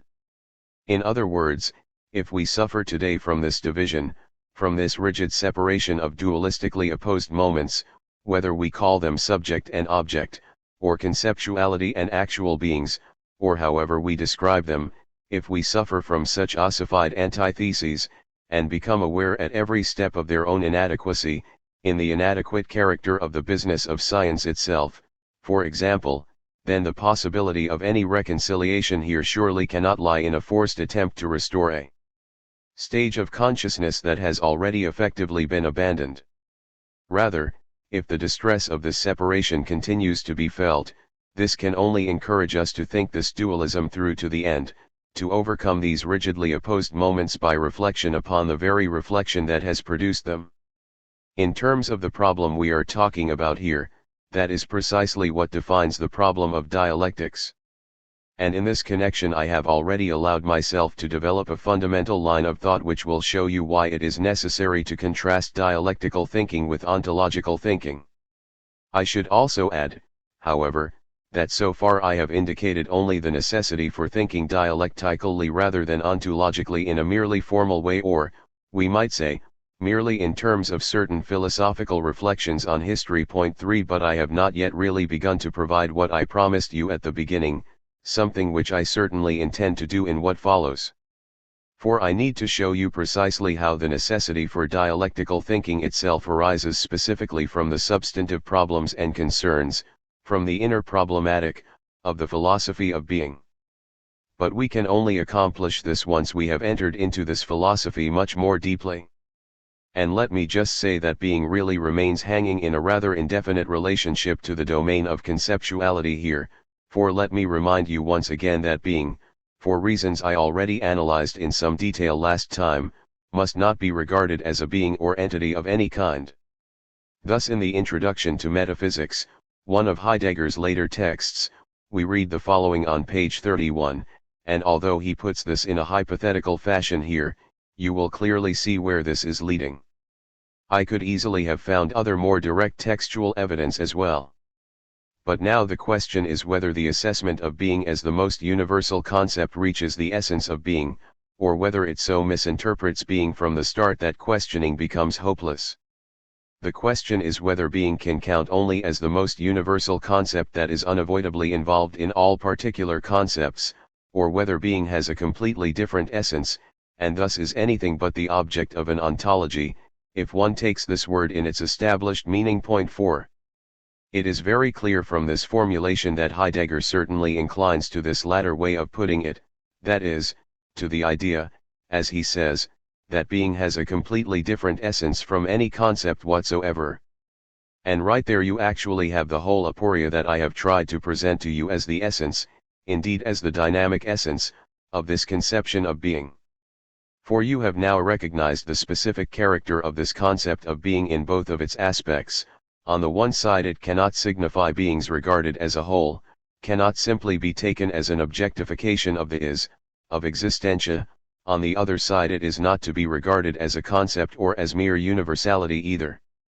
For, in contrast to the realm of conceptuality, it is supposed to enjoy the wealth of significance and the kind of objective character that we generally ascribe only to what actually exists.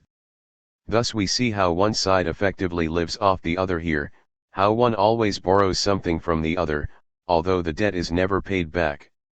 In other words, it is precisely from beings themselves that the concept being borrows that concreteness, wealth, and objective character which concepts otherwise lack, while this moment that is borrowed from beings now borrows in turn from being, thus helping itself to that essential, universally binding, and unforfeitable character which contrasts with the contingency of the things that simply exist. Now if these two moments are inseparable, and if in such inseparability this mode of thinking emphatically, deliberately, and archaically resists the differentiating movement of thought, this even serves a good functional purpose. For the inseparability of both elements here already means, whenever we try and pin one of them down on either side, that such thinking can always claim that this is not what it meant to say at all, and that we are thereby simply failing to enter the dimension of being in the first place. One is thus secured on every side, and this very inseparability, this lack of articulation, already affords protection to such thinking, allowing it to spurn everything that does not bow to its claims. For the separation into being and beings, into the domain of the conceptual and the domain of beings, which is maintained throughout the history of metaphysics, for which indeed Heidegger shows such disdain, would already open up this concept of being to critique.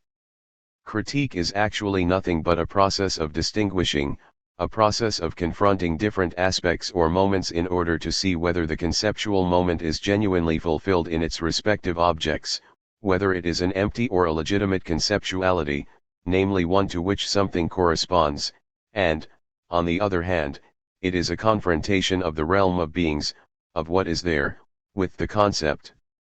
In other words, we must ask, like Hegel, how far something that exists corresponds or answers to its concept, namely whether that which merely exists is actually what it purports to be. This process of distinguishing varying and contrasting aspects or moments is the critical element par excellence. And if Heidegger's philosophy in its entirety is essentially anti-critical, rather in the sense that certain contemporary sociologists describe their orientation as anti-Enlightenment 5, then we can even trace this back to the philological roots of the concept of critique itself. Now I do not actually share Heidegger's fondness for invoking philological considerations in order to elucidate issues supposedly connected with being.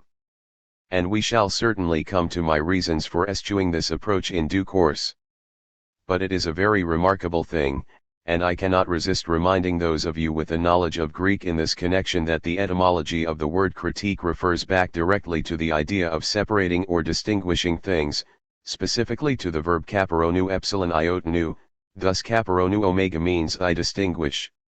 And insofar as the thinking of being basically brands such distinguishing thought as the original sin of thinking, it sets its face, even in explicitly philological terms, against critical thinking itself. Indeed, as far as I can see, the concept of critique has no place in Heidegger's philosophy at all. And this particular philological reflection is never pursued in his thought. Thus being is neither tau nu tau alpha, the domain of beings themselves, nor that of the concept. When he says in the passage we have just quoted that being has a completely different essence, he certainly does not want us to think that it is some additional third or distinct term. For it is supposedly prior to any and every distinction, in accordance with archaic thought where the distinction of being and beings is not yet reflectively established. Thus being would be a kind of essence in which being and beings are as yet undistinguished. This naive and unreflective character of archaic thought is then equated with what is original and thus also higher in kind. If Heidegger's philosophy actually reveals itself in countless variations as anti-intellectualist in character, and to that extent takes up the legacy of all those irrationalist tendencies in philosophy which have emerged from the most varied quarters, such as Nietzsche, Bergson, Simmel, and Dilthey, this irrationalism or anti-intellectualism itself is also, if I might put it this way, still systematically motivated. In other words, since this philosophy repudiates the separating and distinguishing aspect of thought precisely because, as a function of the intellect or the reflective understanding, it fails to do justice to the concept of being, the devaluation of this dimension inevitably leads to the devaluation of the very capacity for making such distinctions. And if the concept of being manages to elude any closer definition or determination through its various infinitely elaborate techniques of defense and avoidance, and thereby also any real confrontation with the question regarding the truth or falsity of any pronouncements about being, we also discover on the subjective side a corresponding deformation of the kind of approach which is capable of drawing such distinctions. Yet there is an exceedingly high price to be paid for all this. And it is exceedingly high even when measured immanently in terms of this philosophy itself. For the determinations which correspond to the substrate or this absolute, and I believe that the expression absolute, drawn of course from German idealism, is still the best word of all to capture what is ultimately at issue here, or, rather, the way in which this substrate or absolute is effectively exempted from any determination, something which would merely limit it or prevent it from being absolute at all, leads only to its complete impoverishment. In other words, it can lead only to what I already intimated to you earlier when I said we end up with something which in an emphatic sense can no longer actually be thought at all. And indeed the highly elaborate and sophisticated apologetic techniques developed by this kind of thinking reveal only how it lends this poverty and indeterminacy a certain dignity of its own. Thus, in the letter on humanism, Heidegger talks expressly about how thought must descend into the poverty of its provisional essence 6, as if the poverty in question were the fruit of a salutary renunciation by which thought might escape every merely reified, superficial and illusory conceptual determination in order one day, perhaps, in the monastic cell to which it has withdrawn, to recover its earlier abundance, even if this very recovery is then always postponed indefinitely. But what is so troubling here is just that this promise, the promise that being will discover that abundance within itself only once it has endured this poverty, remains unfulfilled. And indeed it must remain unfulfilled, for every attempt actually to determine this being on one side or the other would only compromise it, either through contamination with conceptuality or through contamination with beings themselves, which is also unacceptable. I would like to take this opportunity of warning you about something in particular, both in your academic work and in your intellectual life more generally, and this not just in the context of fundamental ontology but also in the immediately contrasted realm of the special or positive sciences.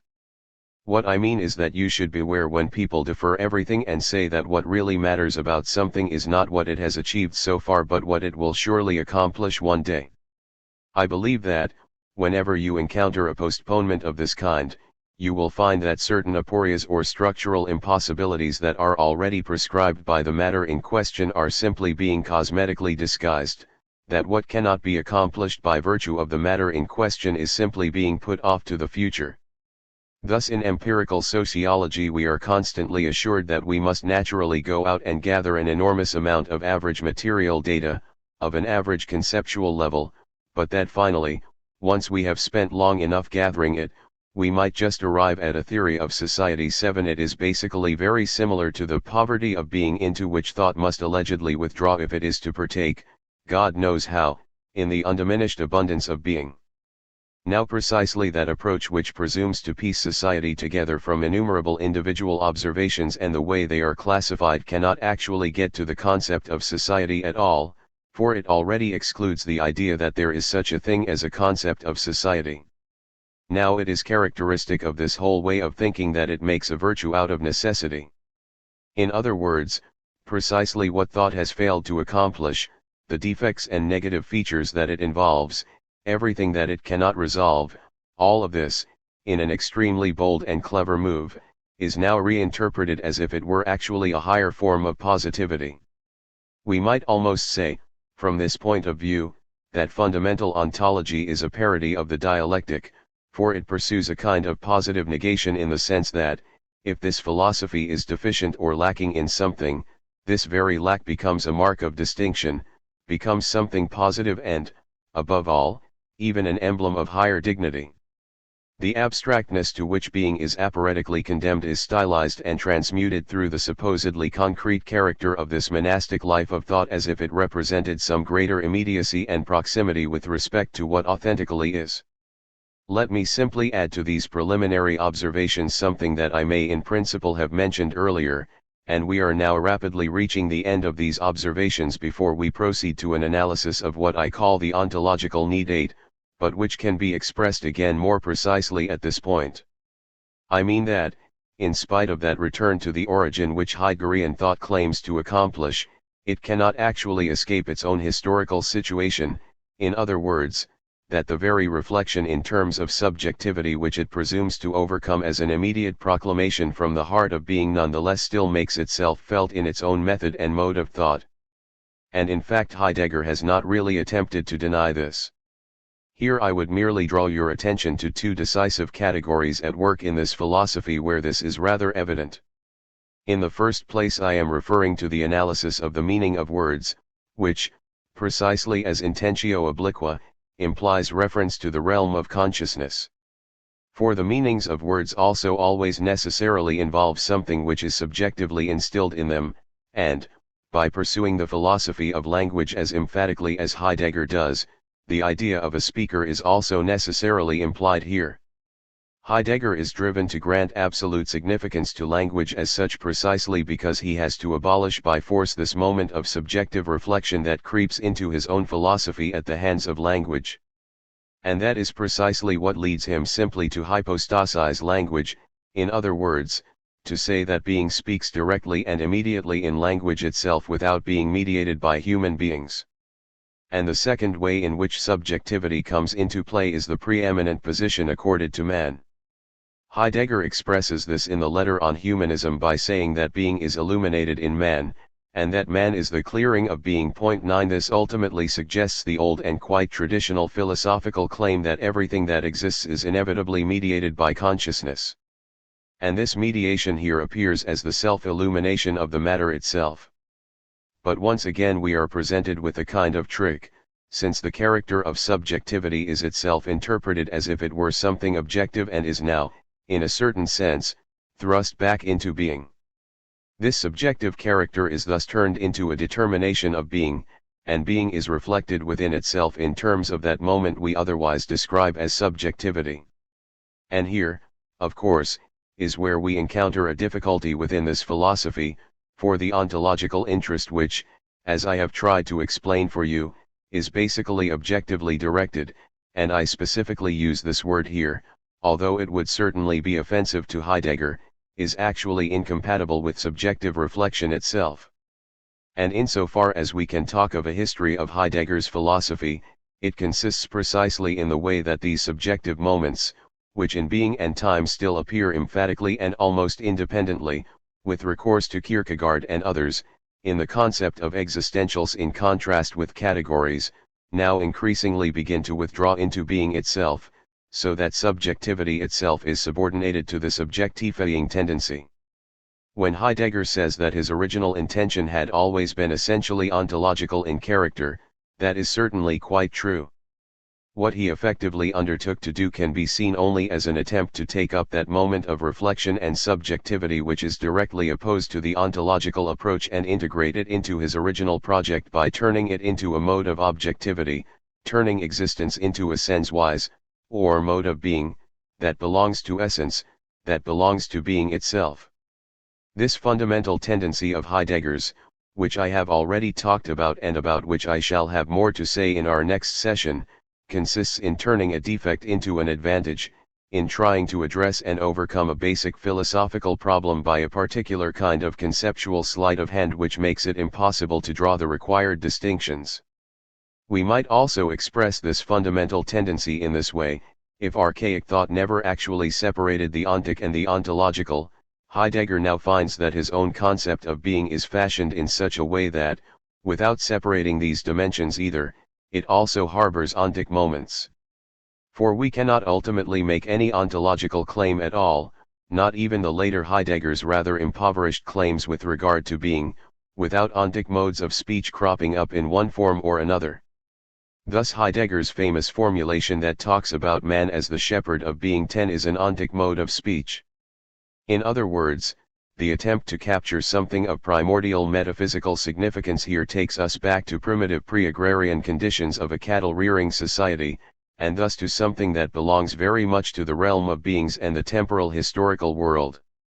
Shepherds, as we know, have essentially disappeared, and even in the Black Forest one would now be very hard put to discover one. The whole fundamental structure that underlies this thinking, which you will recognize when you read these things with an alert and critical eye and attempt to withstand their fascinating appeal, if they can still exert such an appeal, is effectively always fashioned in accordance with a certain schema or model. And indeed with most of the theories which have proved so influential in the world we actually find, as Schopenhauer admitted with regard to himself 11, that they really involve only one thought, and this single thought or single motif is then endlessly repeated. And this endless repetition, this constant self-advertisement, which is also of course the secret of commercial advertising, seems to be what sustains the influence and effectiveness of these claims. The fundamental structure we find here consists in the constant and repeated ontologization of the ontic moment, which we cannot evade whenever we try and determine being or articulate the ontological in an emphatic sense. In other words, the ontic itself is turned into a way of being ontic, beings themselves are turned into a mode of being that belongs to being.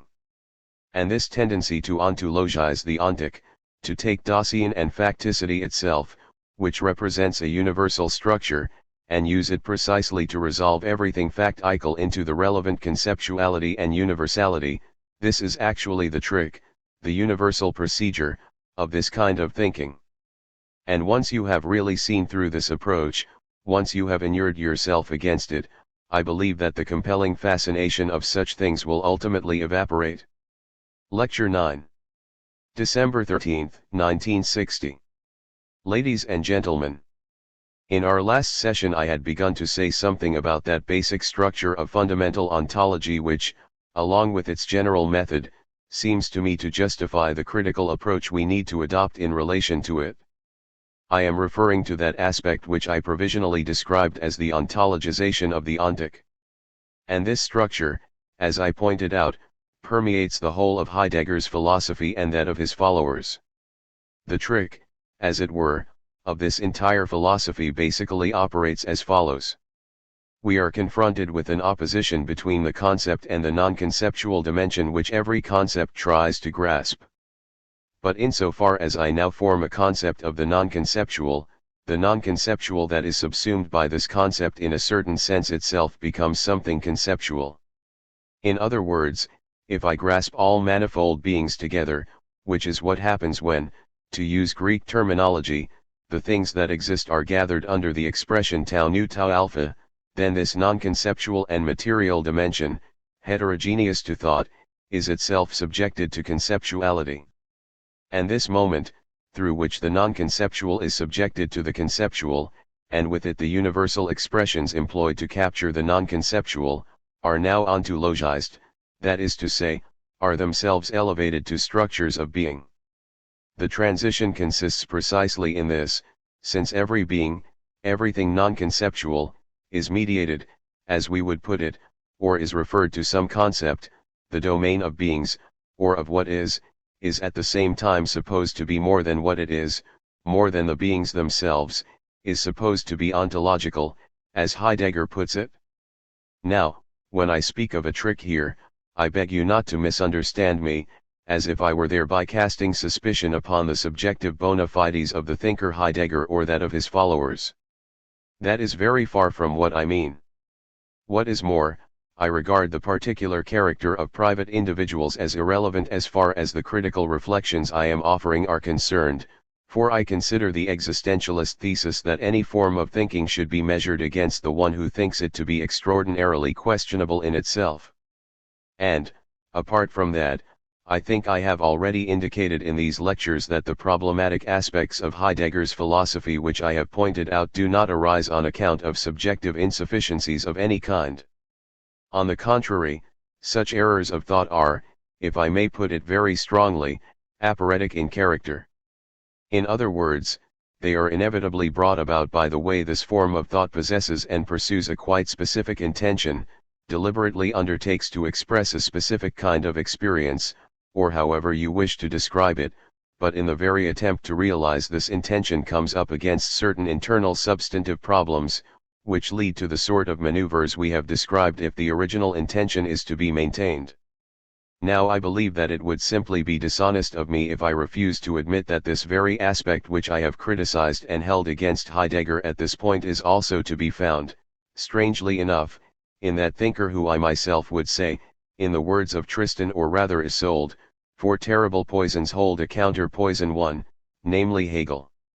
And this applies, also strangely enough, at a point which is remarkably analogous to the problematic we are discussing right now. Of course, I cannot assume any real familiarity with Hegel here, but for those of you who have studied some Hegel I would just say that I am thinking of the transition from essence, or, more precisely, from ground, to existence in the second book of the Science of Logic, where existence is also resolved into pure thought in that existence itself is taken to be conceptually mediated as such. Point 2. This may already allow you to glimpse a certain profound affinity between Heidegger's philosophy and idealism, something which Heidegger himself also occasionally points out, at least in contrast to materialism. Just as idealism must try and resolve everything into consciousness, so Heidegger too must try and resolve everything into being. And being here, as this pure and absolute objectivity, is precisely nothing other than a subjectivity that is concealed from itself, that is held over itself, in other words, pure thought. And in both cases, in absolute idealism, or German idealism generally, and in the Heideggerian philosophy of being, the transition from absolute thought or pure being to the domain of beings leads to endless difficulties, which can only seemingly be mastered by mobilizing the kind of approach we have indicated. And this certainly explains why even the most significant philosophical conceptions, and here I am really thinking of those of Hegel in particular, in their specific execution are saturated with fallacies and sophisms. In Hegel's case, I believe, this is often directly connected with the fact that these conceptions are ultimately more programmatic in character, that the conception of what he has seen and what he wants to show goes beyond any intellectual procedures that he was actually able to develop and deploy in order to demonstrate this. And that is why these strangely sophistical leaps sometimes find their way into the text as a sort of substitute in this regard, something which is a constant source of irritation for those who wish to engage directly with Hegel's logic in particular, even in the most sympathetic spirit. With Heidegger the situation is rather different. What we find at these points in Heidegger is not so much a desperate attempt to capture something merely conceived in thought as an attempt, as I hope I have shown, to present something that cannot be thought at all or again, and this amounts to the same thing, to present thoughts to which nothing effectively corresponds, as if they could indeed claim a kind of self-evidence in the realm of thought. But, as we have said, these are all developments which certainly belong to the objective problematic of this philosophy, if not of philosophy in general. And you will have completely misunderstood these lectures if you just go back home and report, well, there you have it, Adorno has told us that Heidegger is a charlatan. I no more actually claim such a thing than Nietzsche actually claimed that Wagner was a charlatan. For insight into the objective untruth, into the objective aporias of specific cultural and intellectual forms, is something that cannot be reduced to some admittedly fallible and contingent subjectivity. And you can believe me that thinkers and philosophers are generally far too vain to let themselves be accused of deliberate lies when they must be fully convinced that more or less intelligent people will one day come to think the same as they do. And now that I have presented this thesis, this subreption or trick, as I have called it, in very general terms, I certainly need to substantiate this with reference to Being and Time, which in the final analysis is the most influential text of Heidegger's, and one which he himself has never effectively revoked. I now have to show what I have claimed through detailed interpretation of specific passages. And I would just like to say in advance that this tendency to ontologize the ontic relates not only to the highest category of all, namely being, but also specifically and in precisely the same way to the realm which is emphasized more than any other by the philosophy of being. I am talking about the sphere of history which in fundamental ontology is immediately sublimated into the Befindlichkeit, or state of mind, that belongs to Dasein, in other words, into Geschichtlichkeit, or historicality, and indeed in such a way that concrete history, and the wholly concrete distress and problematic of history with it, actually falls through the gaps in this concept of historicality and is thus repudiated as something unworthy of philosophy. Point 3 in the form which it assumes. In Heidegger, this ontologization of what is not ontological refers in the first instance to the existence of Dasein. This is the point, at least with respect to the early work Being and Time, where fundamental ontology and the philosophy of being connects with what you would perhaps call existentialism, which ultimately goes back to Kierkegaard and his doctrine that existing subjectivity is truth. The transformation that has taken place in Heidegger's thought, and I do not wish to give you the impression that I would necessarily hold the Heidegger of today to views that he no longer endorses, involves a certain change of emphasis. For the analysis of Dasein, and to make things easier to grasp here, I would suggest that you understand Dasein simply as subjectivity in an extremely broad sense of the word, is already essentially taken in Being and Time as the key or appropriate mode of access to the domain of being. The construction that I describe as the ontologization of the ontic serves precisely to facilitate this transition.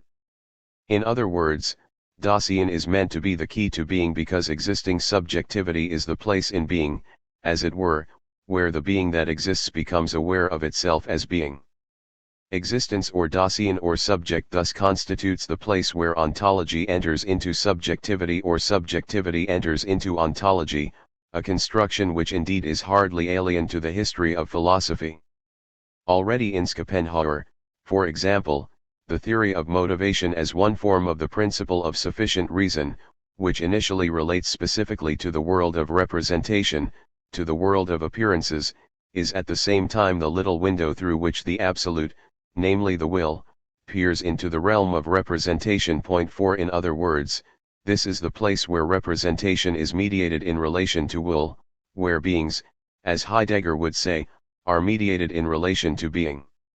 I should just try and clarify the historical context of the change in Heidegger's thought which has taken place here, the philosophical intention which was in fact already emphatically announced in Being and Time, namely the idea that the analysis of Dasein or of existence was only supposed to open up the way to being as such, has only become all the more obvious and pronounced in his later writings.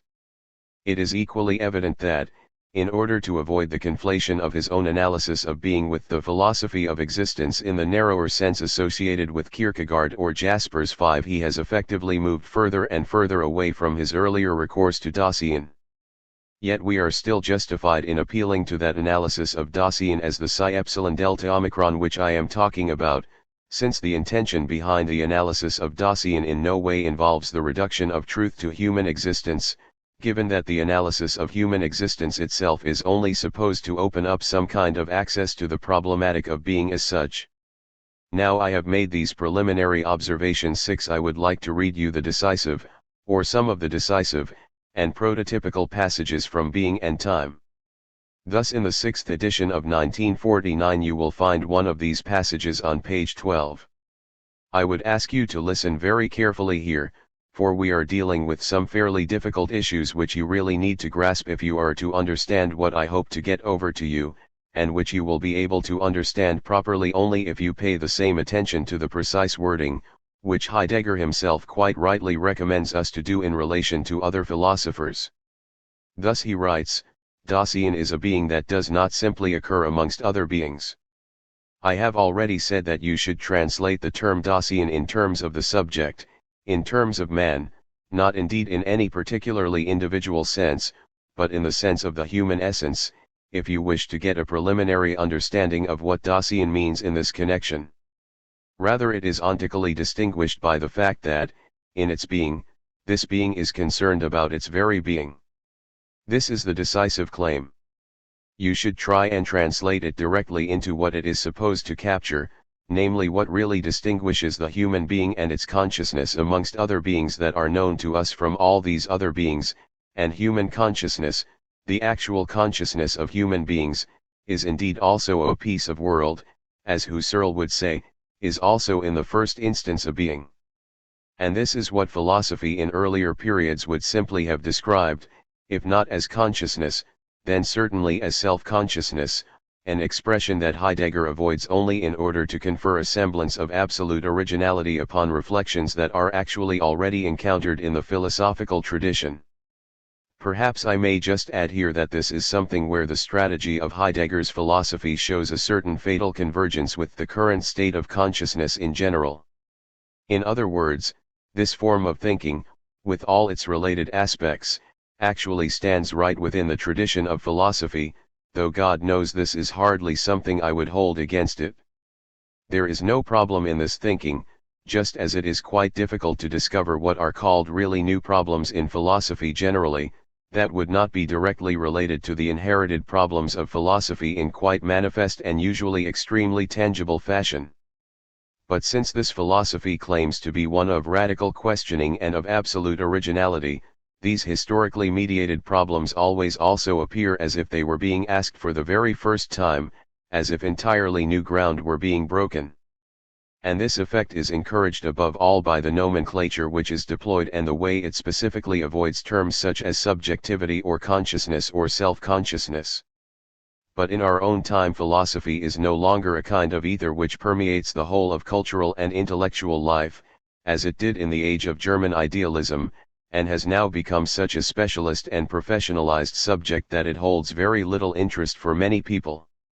As a result, we can no longer really expect any significant knowledge of the historical continuity of philosophical thought, and this increases the chance of immeasurably overestimating the claim such thinking makes, through its particular linguistic formulation, to genuine originality, to an ability to think what has never been thought before. But this claim gets taken à la lettre. And it is this aspect which accounts in part for the quasi-religious relationship which so many people adopt in relation to Heidegger. We can say, therefore, that the fascination which is exerted by this thinking is, to a certain degree, a product of ignorance. And I believe that when, in God's name, we really get to know the tradition, and therefore once we realize the continuity which connects these allegedly primordial experiences with what is indeed historical, much of this fascination will dissolve, unless, of course, we desire this fascination and anxiously cling to it as a possession we would not lose.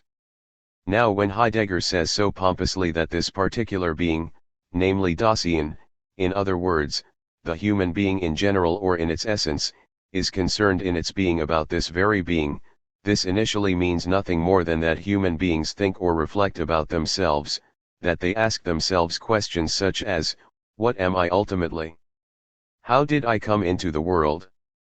What did I come into the world for? What is the meaning of my existence as such? The comprehensive form or general horizon of all such questions which arise through self-reflection, through self-consciousness, and which are actually limited, as far as we know, to human beings, is formulated here as the claim that this being in its being is concerned about its very being.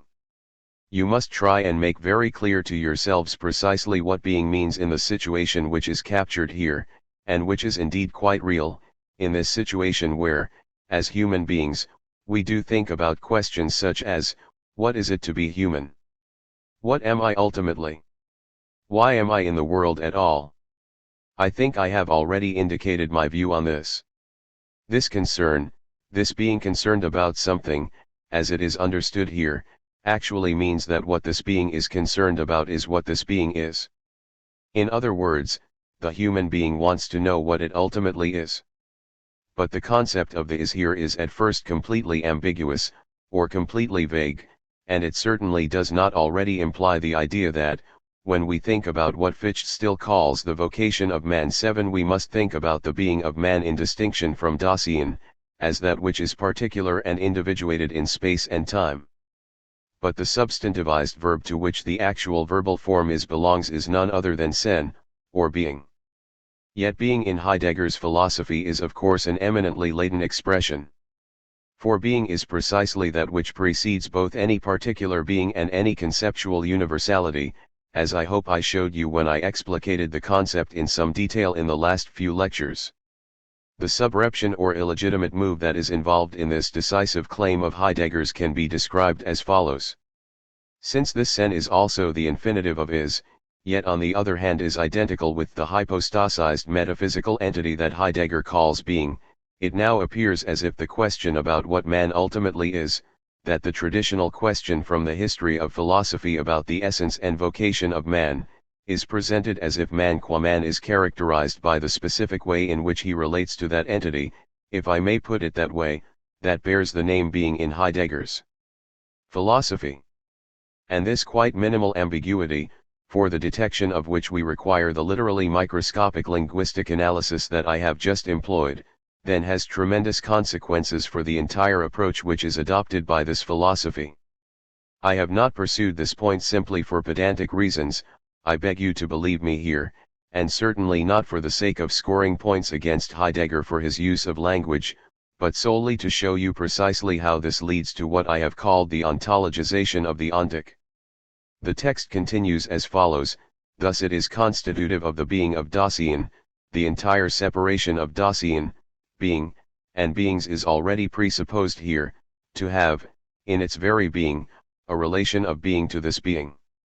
In terms of the history of philosophy, I would just point out here that this passage, as it stands, is effectively alone, a variation, a duplication of a particular passage in Kierkegaard. You can all easily look it up, and I have no wish to explore it philologically here. You will find it in the opening pages of Sickness unto Death 8, where existence itself is grasped as a relation which the human being has to itself, as a kind of internal reflection, but with the difference that Kierkegaard has here taken over from Hegel certain concepts such as existence, being, and so on, whatever they may be, which involve immeasurably complex presuppositions of their own, whereas Heidegger presents the idea of the twofold character of Dasein as at once being and a being, as some kind of primordial relationship. In other words, Dasein is supposed to be that specific being which, through its mere existence, possesses a relationship to that absolute which is known in Heidegger's philosophy as being. And here you can also readily see that the famous remark from the letter on humanism, which I have mentioned once or twice before, that being lights up as it were in man, is actually already implicit in the far less provocative formulations of being and time. As Heidegger continues, and this in turn means that Dasein understands itself in its being in some way and with some degree of explicitness. And there you have it. It is already evident that what really constitutes man as man, for Heidegger, what constitutes Dasein as Dasein, is precisely that it is a particular being that stands in a relationship to that absolutum which is singled out by the honorific name of being in this ontological philosophy. He goes on, it is proper to this being that it is disclosed to itself with and through its being. In other words, according to Heidegger, it is the distinctive characteristic of man that Dasein, as a being, possesses the quality, the admittedly rather enigmatic quality, of being open to that absolutum, namely being which is itself neither a concept nor a being.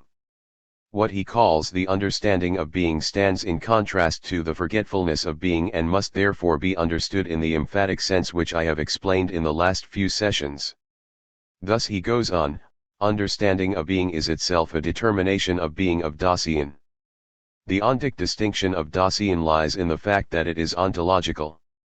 The transition here consists specifically in the fact that something determinately ontic, namely man, by virtue of possessing self-consciousness, is itself ontological at the same time. In other words, it is something like the consciousness of being as such.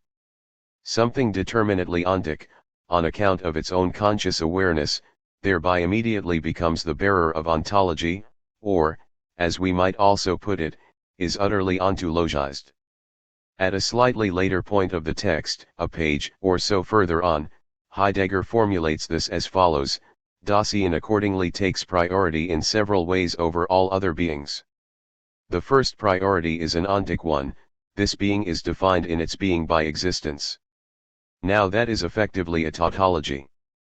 It means that the particular being that we call man, that we are as existing human beings, as Dasein, is just what an existing human being is ex definition. Thus the predicate hardly adds anything new to the subject. Point 11. But now comes the decisive claim, and it is one to which I effectively appeal as a literal confirmation of my thesis about the ontologization of the ontic. The second priority is an ontological one, on the basis of its determination as existence. Dasein is in itself ontological. In other words, by reference to a universal determination of Dasein, such as the possession of self-consciousness, it follows that Dasein is itself ontological. This is the special and exemplary case of that far more universal claim that we could formulate as follows: every being, all that exists, precisely by virtue of existing, is itself subject to universality, to the category of existence, so that in its being it has existence as its ground, as Heidegger would say, and that within it which is precisely not being, namely its character as a being, the particular qualification of its being, is itself specifically supposed to be a particular ontological characteristic, and thus again something ontological. And here I would just like to draw your attention to another formulation. For you can also recognize the hypostasis involved and see right here, in the following remarks of Heidegger, how existence is indeed identified with being, and thus how the ontic, the actually existent, is identified with the ontological.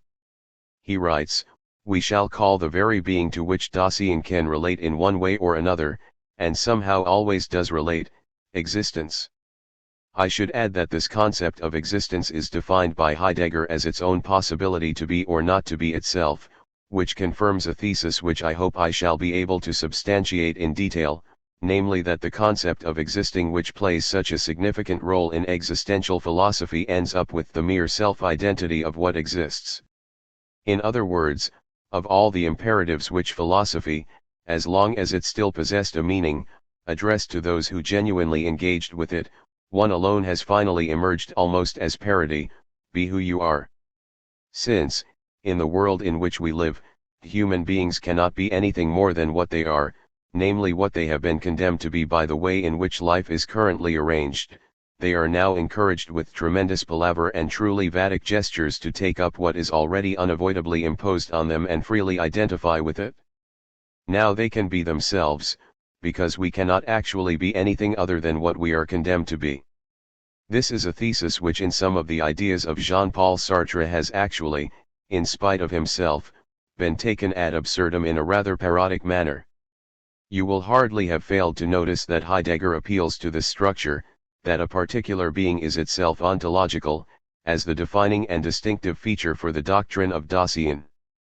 But it is necessary to justify in more detail the claim that this subreption actually provides the schema for this thinking as a whole. In other words, to show how this is not merely limited to Dasein, to the fact of self-consciousness, but that we also constantly find the same move at work in relation to attunement and all the other theoretical analyses. Here too, of course, there is a precedent in the philosophical tradition, and especially, as with most of Heidegger, in the form in which this tradition was directly passed on to him by his teacher Husserl. For in Husserl every particular discipline, including the factual sciences which are concerned with specific beings, such as psychology, is coordinated with a so-called eidetic discipline, namely a pure science concerned with the fundamental structures of the psyche, which is ultimately distinguished from the former discipline only because it does not instruct us directly about the actual spatio-temporal existence of the relevant objects but brackets the latter by means of the epicure. These Husserlian ontologies which correspond to the material disciplines relate to the relevant empirical disciplines in much the same way that, on Aristotle's view of things, the Platonic ideas relate to the actual things in the world. In other words, they ultimately simply repeat the latter.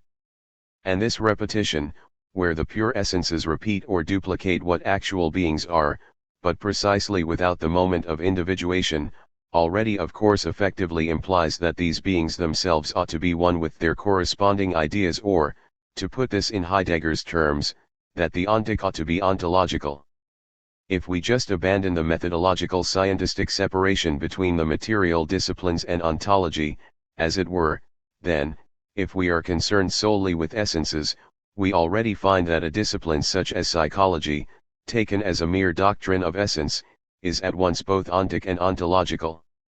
The ontic, namely the elements of psychology which are confirmed in the field of experience, then becomes the ontological as an eidetic science, as a pure doctrine of the psyche, as ideal possibility.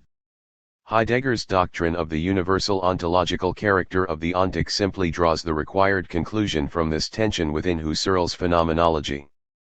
And here, incidentally, Heidegger's thought also has the advantage of dispensing with that burdensome duplication, that suspicious parallelism between the eidetic disciplines and the factual sciences. For in this way he directly ascribes ontological dignity only to the highest ontic concepts, the highest universals of the ontic realm, whereas with Husserl we can naturally always ask the same question that Aristotle asked in relation to Plato: that is all very well, but if, apart from this purely formal index, your eidetic disciplines and factual sciences are the same after all, what is actually the point of this entire separation in the first place? And what is the point of the enormous effort expended in order to attain something such as pure phenomenology? But the passage which I have just read out and interpreted for you also implies something else, and perhaps I should say at least a few words about this here. For this interpretation of the subject, of Dasein, as that which possesses the ontic priority of being ontological, involves a remarkable turn of thought. And here you can surely still recognize the legacy of that earlier idealism which regards the self-consciousness of man, and the analysis of mind or spirit, as the key for the understanding of everything, the key for the understanding of being. But the turn of thought here, and it is presumably this which explains the considerable influence of Heidegger's philosophy, consists in this: the realm of being or objectivity, or however we may describe it for the moment, is not constituted from the perspective of the subject, since the question concerning the subject is subordinated to the question concerning being. And this is abundantly clear from everything I have told you about the superiority or the priority of being in his philosophy.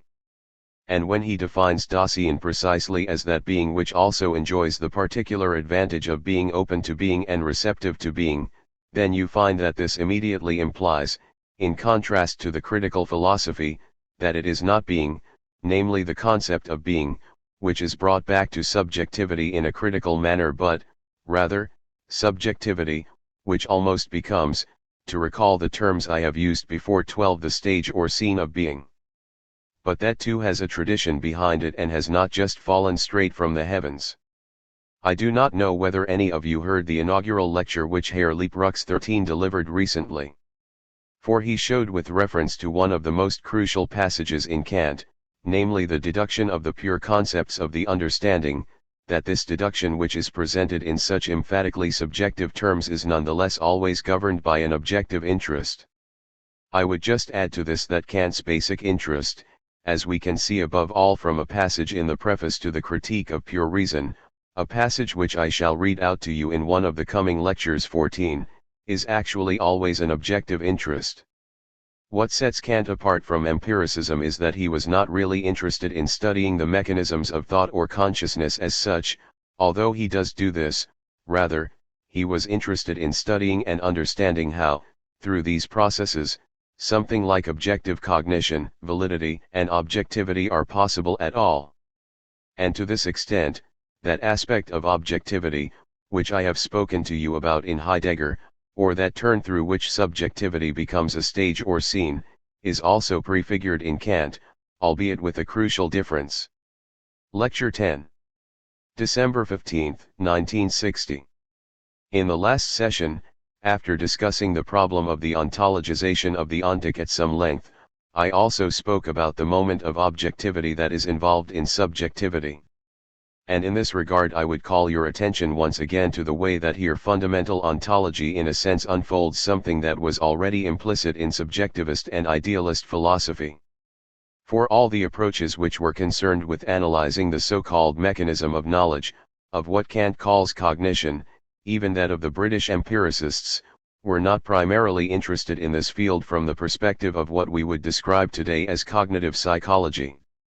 Rather, what they really wanted to do was to discover how we get to knowledge at all and, by more or less assuming the validity of objective knowledge, to learn something about how objective valid knowledge comes about in the first place. Or we could put this the other way around and say they wanted to show that, by analyzing the connection between the claim to objectivity that knowledge involves and the mechanism through which this knowledge arises, and this was also David Hume's principal intention, this claim to objectivity is unjustified. To show, in other words, that this claim is conventional in character and is not grounded in the nature of things themselves. To this extent, therefore, we can say that the traditional idealist philosophies were animated by an interest in objectivity. Now in Heidegger, for whom every objective interest is tacitly synonymous with an ontological interest, that is to say, with an interest in being, this comes to mean that this interest in objectivity, in a philosophy such as Kant's, is already precisely an interest in being rather than an interest in knowledge. And here he can certainly appeal to certain formulations on the part of Kant himself, where Kant explicitly talks about his objective interest, emphasizes that he is actually interested only in the question concerning objectivity, that the subjective perspective adopted by the critique of pure reason is only a vehicle for bringing out the objectivity in question. And Heidegger has certainly performed a very considerable service in having emphasized this moment so strongly, although it is hardly that new or strange to anyone who has seriously engaged with the critique of pure reason. This work does claim to show the possibility of objectively valid knowledge, that is, of truly necessary and universal knowledge, and thus to ground experience. And in this very claim the interest in objectivity certainly prevails over any interest in the merely subjective mechanisms that may be involved. And this is naturally also closely connected with the anti-psychologistic approach that Kant emphasized in his revision of the first edition of the Critique, and which formed the basis for the second edition. The necessary priority of this objective interest springs from the central intention of the Critique of Pure Reason, which is precisely to justify, rather than, with Hume, to put in question, the objectivity of that knowledge which he thinks has actually been demonstrated ad oculos by the sciences. But Kant's ruse, as it were, or, since I have spoken of Heidegger's trick, we might also say Kant's trick, in his attempt to provide a stringent justification of this objectivity is to use the same analytical means which Hume himself, the man who crucially roused him from his slumbers, had expressly used to do the opposite, namely to dissolve this objectivity. Behind all this, of course, we can basically recognize a moment that goes further than this, and which can be formulated in general terms, if the interest of philosophy in this borderland between metaphysics and epistemology, where all of the questions we are talking about actually reside, were indeed merely an interest in subjectivity, then epistemology would simply amount to the tautology that the subjectively constituted aspect of our knowledge is, precisely, subjective. But it is just here, I believe, that we find the source of what I would call a misinterpretation of Kant. We must certainly concede Heidegger's claim that Kant's perspective is ontological and, indeed, in a certain sense metaphysical. The Critique of Pure Reason, to the central problem of which Heidegger actually dedicated a substantial book 1 and which is in fact undeniably relevant to all of the questions that we are discussing here, is ultimately a work of vindication. And it is actually very hard for us today to grasp how this work originally produced the very opposite impression on so many readers beyond the narrowest sphere of so-called professional philosophers. For they specifically enrolled Kant under the name of the all-destroying one too, as those of you who are pursuing German studies or are particularly interested in literature will immediately be able to understand from the fate of Heinrich von Kleist. Point 3. Now the situation which confronted Kant was one of radical nominalism, for which the claim that concepts can articulate intrinsic reality had disintegrated, while this nominalism also sees that, once this claim is completely abandoned, something such as knowledge and truth, and all of that, could no longer really exist, even though the latter nonetheless appeared in its eyes, and this is the relevant thing here, to be vouchsafed by the rigor of mathematics and the natural sciences and also of logic, even if this was known only in its imperfect older form. And this is why Kant attempts, and this is a problematic which indeed returns throughout the subsequent history of German idealism, to rescue or vindicate the moment of realism, in the sense of conceptual realism, or the moment of the objectivity of knowledge precisely by recourse to subjectivity. What Kant envisages here is indeed something like a kind of ontology. I have to concede this to Heidegger, albeit one that is subjectively mediated, precisely because the subjective critique of ontology, or in other words the entire prehistory of Western nominalism since William of Ockham, cannot simply be erased at the stroke of a pen. But this interest in vindication, or what could also be described to some extent, namely from a theological point of view, as an apologetic interest, that we find in Kant is still an interest that is mediated with the critical or subjective element that is characteristic of nominalism. And this is precisely the problematic that governs the entire history of German idealism, which takes Kant as its point of departure, and which you may even take as the formula that opens up a way for you into these thinkers, and especially into Schelling and Hegel. For while they all seek a certain absolute, a certain objectivity, namely the absolute as spirit, they discover this objectivity within themselves, so to speak, they encounter it within the realm of subjectivity upon which the increasingly subjective and self-reflective thought of the modern age has been thrown back. I should also point out, incidentally, that this conception of the subjectively mediated character of objectivity can indeed still be traced, albeit in an extremely attenuated form, as I would put it, in Being and Time, for here too it is the analysis and understanding of Dasein, in a certain sense a subjectively oriented analysis, which is supposed to provide the categories that then prove decisive for the analysis of being. It is this very moment that Heidegger later abandoned, even though it cannot be banished or thought away from the genesis and thus also from the inner structure of his philosophy all the same. Now the psi epsilon delta omicron or mistake in his ontological interpretation of Kant, it seems to me, and the thing which also reveals the problematic character of his own way of doing philosophy, is precisely the moment that I would describe in Hegelian terms as the subjective mediation of objectivity. And this is why at this point I wish to say something further about such interpretations of the history of philosophy. What we find in Heidegger, as I believe I have already indicated, is that subjectivity has become the scene or arena, as it were, of ontology.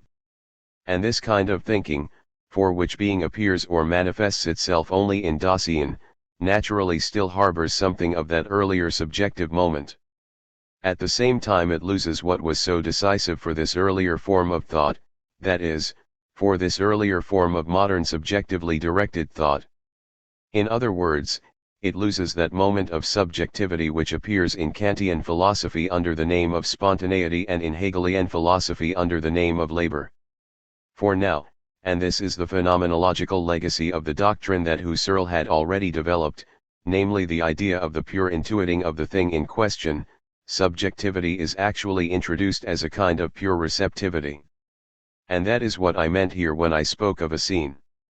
Subjectivity becomes that to which being manifests itself, yet without that moment of activity, or that function, as Kant also occasionally puts it, properly being acknowledged at all.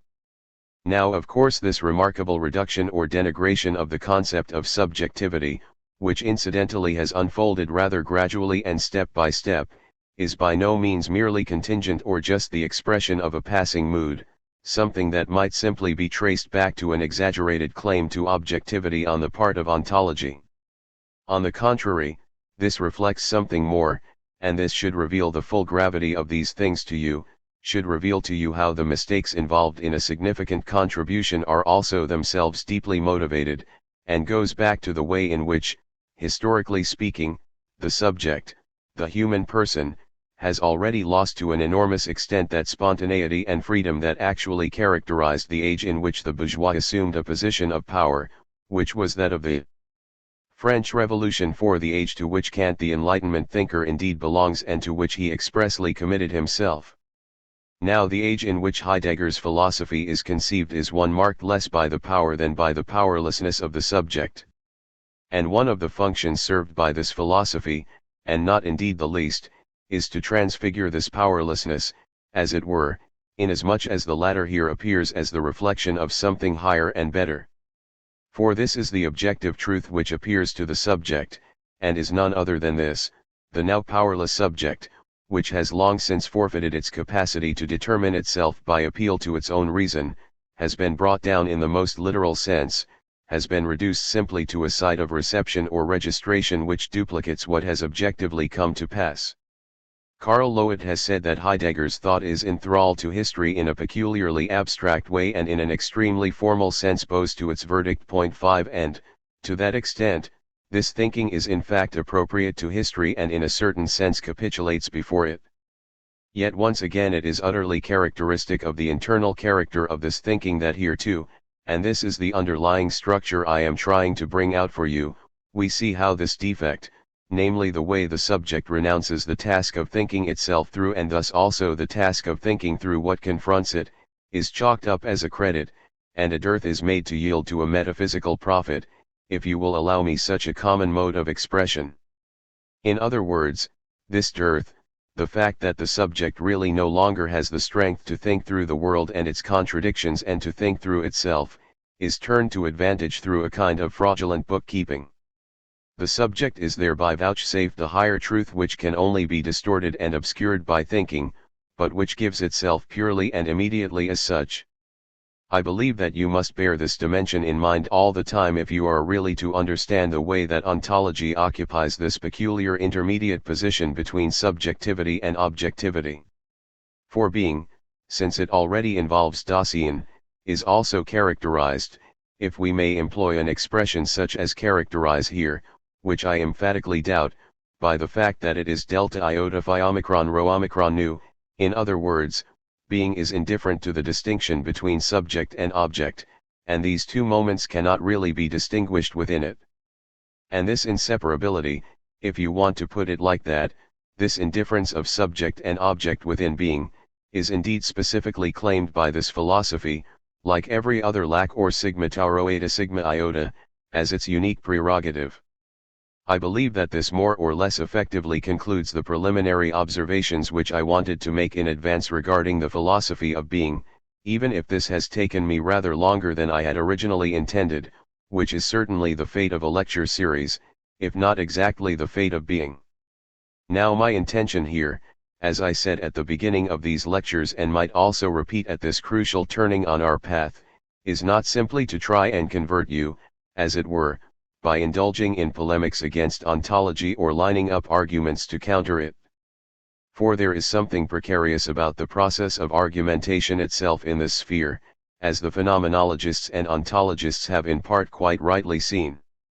And in fact people generally proceed according to the rules of a logic which itself stands above everything, although it needs to be justified in the first place. 6. Not indeed in relation to being, but certainly in relation to the whole field of considerations in which this philosophy, and what I think as well, is rooted. My intention, therefore, is to lend greater weight to this engagement with Heidegger, to save it from what we might describe, with an expression of Kafka's, as an empty happy journey. 7. Precisely by addressing a range of problems connected with the so-called ontological need. In other words, I shall try and bring you closer to the questions under discussion here by exploring the needs which have inspired them. I may thus be able to free you, at a rather deeper level, from the suggestive power that emanates from these things by prompting a certain self-reflection on your part with regard to these needs. This seems better than just presenting you, within the sphere of these already constituted needs, with various counter-arguments which a dialectically accomplished opponent might then simply meet in turn with new counter-arguments.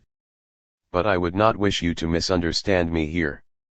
I believe I certainly owe it to you to present fully developed analyses of the decisive concepts which are involved, and thus above all of the concept of being itself. I have already thought about these analyses and can only hope we shall get to the point in the semester where I can present them properly for you in detail.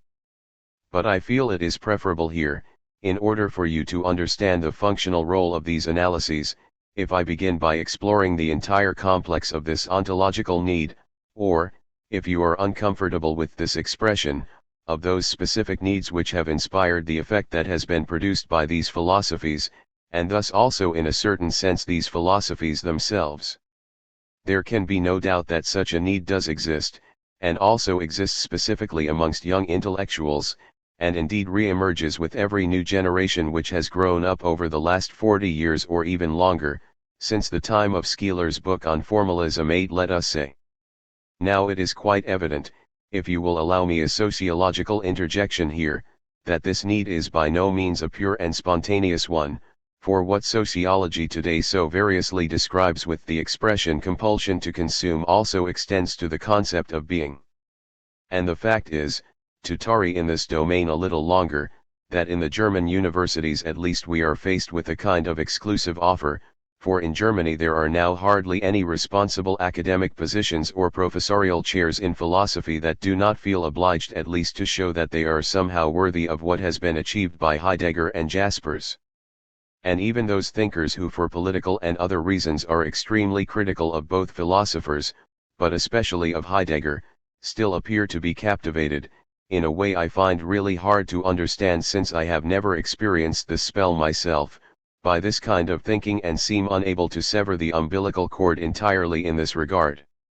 This became especially clear to me in relation to a work by Löwit, which I have already mentioned, and which is actually very rich in particular critical insights, namely his book Heidegger, Denker in Dürftiger Zeit. 9. The question is whether it is really the time or the thinker that is so barren. Here I am simply anticipating these critical issues in order to go on and discuss the question of this need with you in all its significance. Now the need in question also certainly involves a certain degree of imitation. And this charge of imitation is indeed raised in relation to every new current of thought. One always speaks of fellow travelers in this regard, and through my own experience in matters of art I am all too familiar with the way in which people who dislike new and radical art on the basis of traditionalism and academicism attempt to discredit such art by claiming that all those involved with it are duped by those in charge, or by describing them as nothing but fellow travelers who fall in with the ruling fashion, as if the poetical products of a Carassa or a Weinheber by contrast were actually above fashion rather than beneath it. We should thus be rather skeptical about such suspicions towards alleged fellow travelers and generally be very careful about entertaining them. Yet I believe in the case of the philosophy we are talking about here that these suspicions mean something rather different. Thus a young sociologist 11 may deck out some otherwise quite primitive and indeed trivial and innocuous reflections on the housing situation and the position of the family in this regard with a whole battery of categories from Jaspers, such as the concern for human existence and similar things, and we find that all of this, along with the simplest questions, such as the way that landlords try and charge the highest possible rent to ensure that they themselves do not go without, gets sanctified under an ontological halo as a concern for existence. Then I believe that the notion of the fellow traveler assumes a very different meaning than it does when a writer 12, who receives far less recognition in this regard, attempts to learn from Joyce and perhaps even surpass him in terms of artistic technique. The formal similarity in the role of fellow traveler here should not simply lead us to overlook the significant differences of achievement and other substantive differences that come into play in such a case. For it is a very popular trick in contemporary cultural life to try and defame intellectual and cultural attitudes that we find uncomfortable by characterizing them formally in the same terms as the position they wish to contest. And this effectively serves to devalue them, so that anyone who criticizes the concept of Bindung, of a certain commitment or attachment, for example, is immediately accused of speaking from an engaged position to, and thus of being equally committed in turn. Yet the crucial difference in this regard is silently ignored, namely whether this engagement is an engagement on behalf of autonomy, or whether, as the concept of Bindung already implies, it is the moment of heteronomy that essentially predominates. Now I would like to immunize you against such insinuations, and against the analogous ones which suggest that the nonconformism of today is simply another kind of conformism 13, and against this whole style of argument by which obscurantists of every description attempt to present themselves as modern and progressive too. As I say, I would like to try and immunize you against this whole approach, and thus encourage you to be rather careful when you come across such things, even in your own student newspapers, and not to give immediate credence to narratives of this kind. But now I come to the need which I have mentioned. But when we think about this need, and especially about the negative side of which I have just spoken, I believe you must also recognize a specifically German aspect that is relevant here, and particularly important for those who have blindly submitted to a certain fascination with language in particular. And this is the fact that Germany never really arrived at enlightenment, and that, even when it finally began to approach it, this enlightenment was immediately commandeered by a movement that describes itself as counter-enlightenment, and indeed it also makes sense to ascribe existential ontology to this movement. What I mean by this can be explained as follows. Even in a historical situation where theological ideas are no longer really experienced as authoritative, but where people still see themselves as belonging to a particular positive religion, it is impossible to say anything or talk about anything unless it is dressed up and sanctified as something more than it simply is. This hallowed thinking par excellence, this thinking that promises at every moment to be more than it is, although it requires no more actual content from anyone than could be required of any lively young man in enlightened times, furnishes, as I believe, one of the essential moments which many people find so alluring about this philosophy. And if we wish to talk of fellow travelers or imitators in this connection, this has a quite specific meaning which goes beyond the very general and questionable one which I talked about before. For here, with very little effort, we can invest ourselves with the semblance of something higher, of something metaphysical, without really needing to transcend the merely factical conditions to which we are bound by the nature of our own work. Thus we might well come to think that the influence exerted by the new ontology, and the ontological need in the somewhat primitive form in which I am introducing it here, is the perfect complement to positivism. In other words, we can see on one side how people are compelled through the reification and objectification of the world to deal with nothing but facts, while separately and independently of this they nonetheless possess what we could call, in a rather crude way, a sense for higher things. And the most felicitous way of combining this sense for something higher with the fetters of facticity, with a sober reality devoid of imagination, is for mere facticity, without intrinsically changing at all, to be presented in a manner which creates the semblance that it is more than it is, that it is already possessed of meaning. Now I believe, and you will allow me to speak quite openly to you here, that if you examine this need, which is so deeply rooted in all our German culture and education, you will probably find one of the reasons why you, or at least quite a few of you, feel so addressed by this philosophy, if I may use its characteristic language here. Indeed I can say, for I by no means exclude myself in this regard, even if I never fell under Heidegger's spell, that in my own book on Kierkegaard, written over 30 years ago, I find there are certain aspects of the language employed which certainly belong to this same dimension. And I would also like to add that we should not make things too easy for ourselves here. When Heidegger resisted the appalling pedantry and pseudo-scientific thoroughness of the philosophies which flourished in the neo-Kantian atmosphere of Marburg and Heidelberg, but also amongst those influenced by Dilthey, and reminded us that what Kierkegaard called the how of communication 14 is itself essential to its truth, and when he thereby emphasized the crucial significance of language for philosophy, this certainly performed a major service, at least for those who were still quite unaware of these things. And the fact that other people, such as Karl Kraus, actually did this better and more radically cannot be held against Heidegger. It is also quite clear that it is undeniably essential to philosophy that it can never be exhausted by confining its attention to the merely factical. For everything merely factical and particular is always more than merely itself, precisely because it is also a moment or aspect of some further context that extends beyond it, and it is certainly the task of philosophy to remind us of this moment, as Heidegger rightly recognizes. But the mistake, if I may use this rather pedantic expression once again, lies as it seems to me in the following. What I have just described as a moment, as this philosophical moment of transcending the particular, consists for philosophical reflection in the way the merely factual is never merely itself, is also always more than it merely factually is, but this is now immediately conferred upon the factual particular itself, and its own merely factual character is expressed in a way that makes it appear as if it were already more than it is. In this connection it is entirely characteristic that words which in the first instance point towards the sphere of mere factuality, such as the substantivized form of the copula is or the expression Dasein, come to play such a distinctive role in this philosophy, and indeed make it possible in the first place. Now I have to say that this always reminds me, if I may be so frivolous in this last lecture before we break for the vacation, of something I experienced as a child with regard to a very old great-uncle of mine, who was as rich as he was mean. When he wanted to present my grandfather, his brother-in-law, with a gift, he would take out a single orange wrapped in fancy paper and, holding it between his fingertips, would offer it with an elegant gesture and simply say, "Valencia." And I always sense something of this gesture Valencia when I hear this philosophy dispensing its primal Orphic words. Point 15. And I think you should be on your guard in this respect.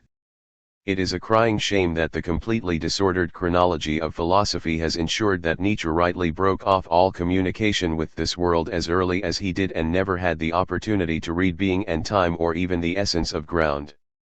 For he alone would have known how to call these things by their proper name. I believe that if you look at the writings expressly directed against Wagner, and especially the case of Wagner, you could readily extrapolate what he would have said against Heidegger. And I think that if you could actually perform this feat of imagination that I am proposing to you, and envisage such a Nietzschean critique of Heidegger, then for penetrating insight it would surpass anything which I can offer you with my modest powers in these lectures. Yet it must also be added that the ontological need is an index of a lack. And it would be a shameful forgetting of what we have learned from Hegel if we simply tried to dismiss all this in ways that might amuse and gratify me, and perhaps you as well, but without recognizing that moment of objectivity and that element of necessity which is involved in it. One can and must say that philosophy, at least here in Germany, and I harbor the persistent suspicion that this holds for other countries too, or at least that academic philosophy after the time of Hegel, has failed to offer what those who engage with philosophy actually expect of it. And within the academic sphere it was indeed fundamental ontology which first began to speak of such things once again, and that is surely the legitimate and entirely understandable reason for the influence which this philosophy has exercised. For philosophy that was simply pursued as a special branch of study has in fact hardly been able to touch anyone seriously anymore. And in many respects such philosophy lagged behind the current state of society, and behind its current level of consciousness. And I believe that what proved so fascinating and alluring about this whole new philosophy for those who had not become intellectually dulled is precisely that it appeared at least to have overcome this lack of contemporaneity, this seeming indifference and irrelevance, through the dignity of the matters which it undertook to address. Lecture 11. January 5, 1961. I think we should try and pick up the thread just where we left off last time. You will recall that we had moved on to some rather more general reflections regarding the problem of the ontological need. Perhaps it would be better to speak of the need which has led to the philosophies which are still current under the names of ontology, philosophy of being, existential ontology, and so on. It is indeed rather difficult to bring any of these things under a unified name, for it is one of the controlling techniques, if I may put it this way, of these philosophies that, whenever we try and grasp one of them under some such collective name, it immediately protests and declares, well, what we do is not the same thing at all, but something quite different. This is one of the most popular defensive strategies adopted in the cultural and intellectual field, for it helps us to escape criticism by insisting on the nuances of the definitions under which things are subsumed precisely in order to avoid the material and substantive considerations by concentrating on these formal considerations which pertain to definition. But I mention this point only in passing. I have already said to you, and this is something we need to say much more about, that the far-reaching effect, and I emphasize far-reaching in this context, of this movement of thought, as represented in Germany above all by the name of Heidegger and also that of Jaspers, would be quite inconceivable if a relevant need had not actually existed. The success of these ontological movements is itself an index of something felt to be lacking. As I mentioned last time, philosophy, since Hegel has left us wanting, has actually failed to provide what is expected of it by those who come to it untrained and unprepared, as it were. In this respect all of us have also been somewhat damaged by our philosophical education. This is a strange situation, for without any background knowledge in philosophy, if we are unfamiliar with the basic concepts or the relevant literature and have not yet been initiated into the tradition, so to speak, there can be no real understanding of philosophical questions.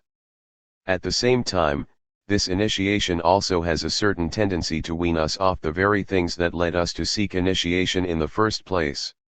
Sometimes I can never entirely shake off the suspicion that the much prized maturity we claim for human beings, and which is supposed to be such a positive achievement, though I certainly have no wish to deny its genuinely positive features, also smacks of the way some things are discouraged and drummed out of people precisely because they do not readily fit in with the ruling mechanisms of power.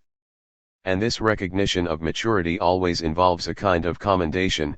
Now, you are a real fellow, properly house-trained, one who knows how to behave, and there is nothing to fear from you. And all our education certainly also has something of this fateful house-training about it. I am not trying to encourage you to violate it, rather, I would like you to reflect upon it, and not to take this condition to which our education has brought us in a simple and naive way as some higher condition. I would just encourage you to think seriously about how far our education brings us to sacrifice and renounce what makes us desire education in the first place. If we choose a particular field of study in the human sciences, and actually pursue it, we will probably feel some such sense of disappointment very keenly. We will realize that where we had perhaps hoped to be introduced to great works of art or to the world of language, all this is actually missing, and that such hopes are rather looked down upon as insufficiently rigorous or scientific. But then once we have been immersed in the subject for a few years, and still have so much to study and to learn, we no longer look beyond this.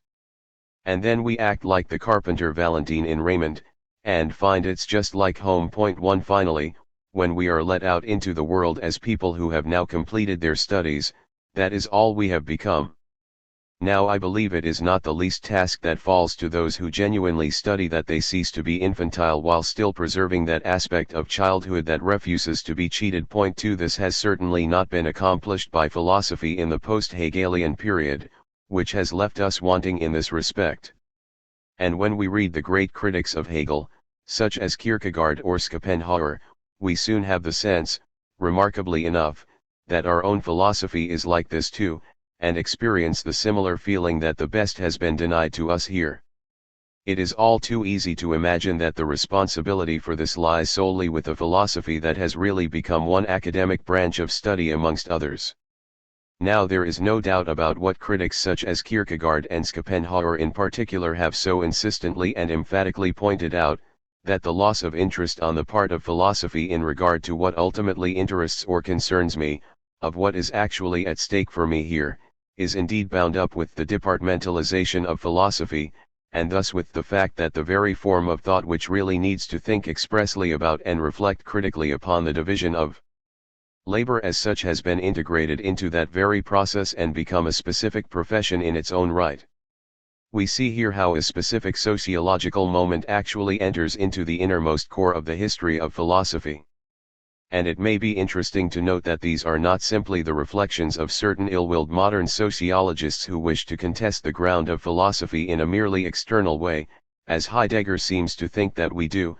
Point 3. For it was precisely thinkers such as Schopenhauer and Kierkegaard, about whose purely philosophical credentials there could be no doubt whatsoever, who specifically drew attention to this social moment of philosophy, who emphasized, in other words, that philosophy has forgotten about the best it had to offer once it had to integrate itself and earn a professional living, once it had to find secure employment in an academic business effectively sworn to defend the forms of society as they actually are.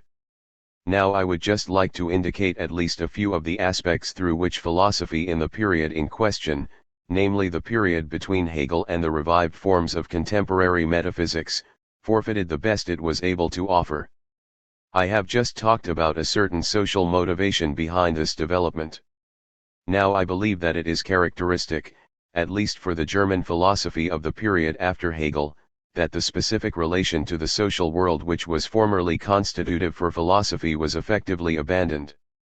I am assuming, ladies and gentlemen, that your own education, whether it is specifically philosophical or pre-philosophical in character, has already predisposed you to regard this aspect I am talking to you about as something that is almost self-evident, in other words, to believe that philosophy, of course, is the systematic study of ultimate things and is thus too good, as it were, to concern itself with social questions at all.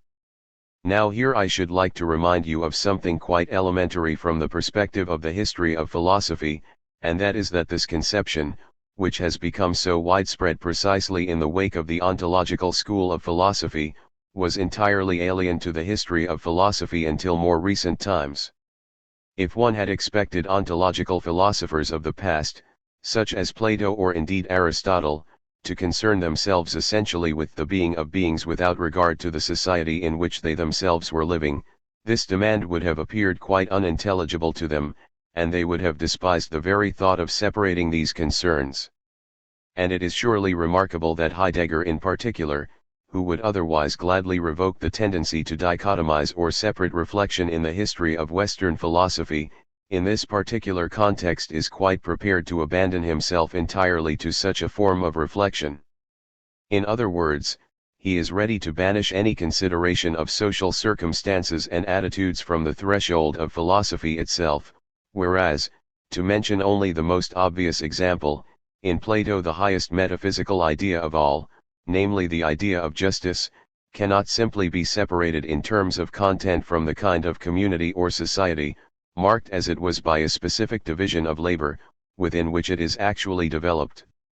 And if we then attempted to say that the doctrine of ideas was merely demonstrated by reference to the polis, we would surely fall victim precisely to a kind of idealistic stylization that is entirely inappropriate to the atmosphere of Plato's thought, where the life of this polis itself is indeed experienced so strongly as the life of truth that any such distinction between eternal truth and social substance is quite inconceivable. Yet in the history of modern philosophy in Germany there eventually came a point, and Hegel's philosophy of right, already highly retrospective in character as you know, stands at the threshold in this regard, after which philosophy revealed little but a kind of almost embittered disinterest in social questions. I cannot go into the reasons for this development here since that would immediately involve us in some very specific sociological questions, whereas I wish to stay with our principal philosophical thematic for now. But I can at least point out that one essential aspect in this regard is certainly the fact that, for the first half of the 19th century, Germany remained so backward in terms of social development that the enormous power of social dynamics did not extend its influence into the very heart of thought. And thought was therefore able to flourish in the rather private and limited sphere which corresponded to the German social and cultural climate in the period around 1800. There is also of course another phenomenon in play here, the full cultural and intellectual significance of which has not yet perhaps been considered as closely as it should have been. I am talking about the emergence of Marxian materialism, and especially of the claim which this philosophy has sometimes raised in an admittedly crass form, namely its claim to liquidate philosophy as such and replace it with praxis. I do not wish to say much more at the moment about the whole set of problems involved in this extremely questionable claim. Point 4 But I certainly believe that in Germany, and in the general consciousness of the German middle classes, which have effectively monopolized the realm of philosophy, the fact of Marxism itself has acted as an enormously powerful means of diverting philosophical attention from such questions. In other words, almost everything of philosophical relevance that was advanced during this period was itself, whether openly or covertly, already apologetically directed in one way or another against this materialist claim. And part of this apologetic trend is precisely the idea that the truth of philosophy should be distanced as far as possible from existing society and its various arrangements and institutions. And if you glance at any of the textbooks on ethics produced in the heyday of Neo-Kantianism and the entire world associated with it, you will soon discover how astonishingly remote such ethics is from what is ultimately, for God's sake, the most relevant ethical question there is, namely the question concerning the state of society and its rational structure and character. Now this is not merely a matter that springs from the distance involved in any division of labor, but something which also possesses the most far-reaching consequences for the shape of philosophy itself, for its loss of interest in these matters. I shall simply offer one example in this regard and point out one or two particular problems that arise here, although it would be quite possible to identify countless other problems in this connection. Thus, in the wake of Kantian philosophy, we see how the concept of autonomy, the idea of the self-determining individual, which has no meaning without the establishment of a free society and which was still conceived by Kant and also Hegel in the context of human beings acquiring their freedom as citizens within a free society, how this concept of autonomy was indeed retained, but now without the remotest connection with a society of free individuals, and thus a free society itself, without that implication which it still enjoyed in Kant and the German idealist thinkers, and in Fichte the Younger, to such a preeminent degree. But this also means that a concept such as that of personality in the now quite traditional and epigonal philosophy that succeeded them has survived in a highly spiritualized form and led to a certain revival of metaphysics, even though there was no longer really any corresponding substance to the concept in question. In other words, people still continue to talk about an assumed autonomy on the part of self-determining beings in a world where nothing of the kind exists any longer as a social reality. Thus, when Heidegger or Jaspers, or, as I would say, when any human being who thinks with nervous sensibility, as it were, and not just with a more or less formal or undeveloped faculty of intelligence, actually avoid the concept of personality 6, and it is to Heidegger's credit that he does not, I believe, employ this concept at all, then this reflects the very inadequacy I have been talking about. In other words, we find that a category still appears as central to philosophy when our experience no longer even approaches it, or is exposed to ridicule, if we do ever encounter it, like those fully bearded plaster busts which adorn many a hall of fame but which we expect to be hidden away in some corner the next time they get knocked over. 7. Another problem of a similar kind concerns the increasing divorce between philosophy and the natural sciences. For this means that, specifically for those who have been engaged where the pulse of society beats most strongly today, namely for those engaged in developing the productive forces of technology, philosophy has also come to appear strangely obsolete. In other words, philosophy, where it has not simply transformed itself into the logic of the natural sciences, has largely lost touch with the results of natural science and now hardly finds it possible to do so at all. And here I am merely raising the point that it would be of tremendous importance both for the history of the natural sciences and for the history of philosophy itself, it seems to me, if proper consideration could be given to the process through which the seemingly irrevocable breach between philosophy and the natural sciences has actually been produced. It is possible to date it with some precision. The connection between them survived to some extent until Kant, but from the time of Schelling's philosophy of nature onwards the breach had already become established. And that part of Hegel's system which was concerned with the philosophy of nature has indeed never really been taken up or examined by the natural sciences themselves in the form in which he presented it. From this point of view we could say that the Neo-Kantianism of the Marburg school represents a kind of defensive or retreat maneuver, which was basically an attempt to reunite a further development of Kantian philosophy with an increasingly functional conception of natural science, that is, one in which the concepts of substance were essentially replaced by concepts of function. But here too we can see the crisis which afflicted the involved and, I am tempted to say, even desperate attempt on the part of Ernst Cassirer to incorporate even the theory of relativity within the framework of such Kantianism 8, a conception which is already controversial within the natural sciences, since so many scientists now regard even the theory of relativity as something that belongs more to classical than to really modern physics. But again, it is not possible to explore this here. The new ontologies also react emphatically to this situation, rather like the way philosophy reacted to Marxism, as I mentioned earlier, insofar as they no longer claim, and this is extremely important, I believe, for understanding the entire ontological approach, that they themselves can resolve the so-called constitutive problems of the natural sciences, or that they can still demonstrate, as Kant tried to do, how natural science is possible in the first place. For the conclusion they now draw from this situation is that they do not need to concern themselves with the natural sciences at all, that they can relegate the natural sciences, in both logical and substantive terms, to the realm of mere beings, and that they can place properly philosophical thought in a sphere which is then vaguely alleged to precede the natural sciences, although it does not itself establish any relation to the latter. And let me just say here that the attempts on the part of certain scientists to establish some such connection from the point of view of natural science by appropriating aspects of ontology for themselves seem to me to be just as questionable and unreliable as the efforts of certain superficial would-be philosophers of culture who help themselves to misunderstood theorems from the natural sciences in order to produce an unappetizing soup of modern painting, quantum physics, Heidegger, and whatever else. 9 These are all tendencies about which you cannot really be warned too often. Both in philosophy, and we must indeed recognize it as a merit of Heidegger's philosophy that he has never attempted to conceal this, and in the natural sciences we now find ourselves in a situation where no such direct transition from one to the other has as yet proved possible. And I believe it is much more important, and much more appropriate and intellectually honest, to acknowledge the state of affairs for what it is, and attempt to comprehend it, than it is to appeal to incantatory words such as being in pursuit of those hasty restitutions of unity which are generally sure to follow.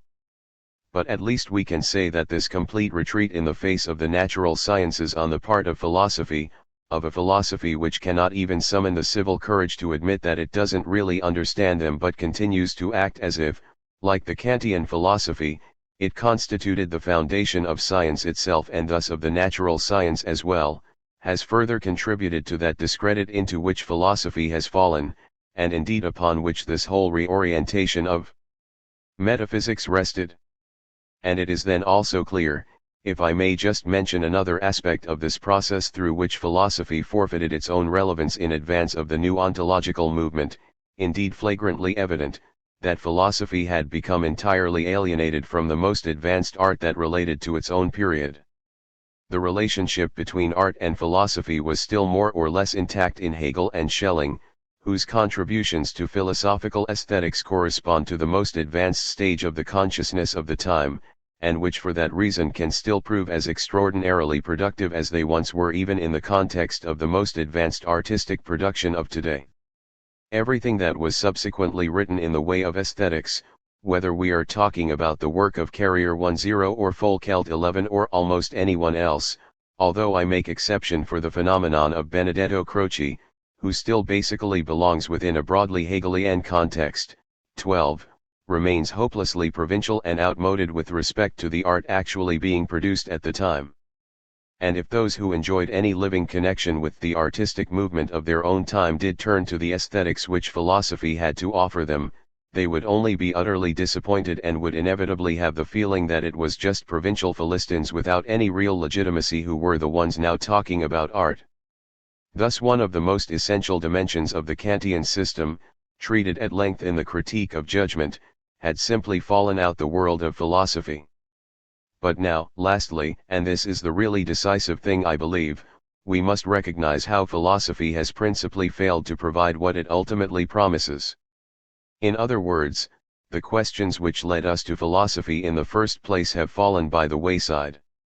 And it was precisely after the great speculative systems, including that of Hegel, had effectively disintegrated, after their claim to construe the universe out of their own resources could no longer be sustained, that philosophy now hopelessly abandoned the task of answering why we should genuinely engage with philosophy at all. I believe that, if we really want to understand why the ontological movements of philosophy have exercised the enormous attraction that they have, we must take very seriously this fact, which is not just accidental but springs from a fatal necessity of its own. For at this point anyway something crucial appears to have changed in those earlier philosophies. We should not make things too easy for ourselves in this regard. And indeed you should not believe that what we are dealing with here is something that can simply be accounted for in terms of the cultural historical schema of epigonism. For it is not as if the great and really productive philosophies once engaged with the essential questions, whereas the little thinkers who came afterwards simply forgot what had interested the former and now concerned themselves solely with what is directly or indirectly given in experience. Now I do not deny that this was the case, that these thinkers did indeed largely occupy themselves with elaborate details, namely with epistemological questions of supposedly enormous relevance which failed to demonstrate their worth and actually proved irrelevant as far as genuine knowledge is concerned. But I think you must really understand, if we are to get beyond a purely general cultural historical perspective and consider these things with the seriousness that they deserve, that what I have just described as the necessity of this process is also somehow implicit in the Kantian philosophy itself. So I shall try and show you, at least in a very summary way, how far Kant's philosophy already represents a kind of concentrated disappointment in philosophy that has been inflated and transformed into a mighty system, as it were, and why that abdication of philosophy has already assumed an objective form in the Kantian system, and one which eventually led to a reawakening of a tenacious claim on the part of philosophy. In the first place, of course, we have the essentially negative result of the critique of pure reason, which was indeed a critique of the capacity of reason to acquire any genuine knowledge of its own truly crucial objects, namely the result that it is impossible for us to make any claims about what is of most importance to us, claims in other words about the existence of God, about our own freedom, and above all about the question of immortality. And in the course of this great cleansing process the concept of being itself also fell away, along with many other concepts, because it now represents simply a synthesis which consciousness performs on what is immediately given, rather than something absolute as such. And on account of our respect for Kant's enormous achievement, and for what is generally called the Copernican turn 13, namely the turn to the subject, to the knowing subject itself, on the part of philosophy, I believe that it is very easy for us to miss just what is lost through this turn 14 as far as the need of philosophy is concerned. For we are not even told that there is no God, that there is no freedom, that there is no immortality, even this negative sustenance is withheld from us in our philosophical need. Instead we find a threatening armed guard posted at the gate who tells us, you are not even permitted to ask about this. Now it is very difficult for consciousness to bear this prohibition, and I should point out right away that there is also a question regarding the rightful authority which allows such a prohibition to be announced in the first place. For we may well ask why and in what way reason, if it is no more than reason, feels empowered to decide this. Whence does it derive the power to prescribe this to itself as reason, so far and so far only you may extend your reach? And is the very act of assuming this standpoint not the same as assuming a standpoint that is already beyond reason itself? Would this not already refute the standpoint that reason alone and nothing else is at work here? Now I do not wish to present a list of theses, and this is not the place to unfold the dialectic which is involved.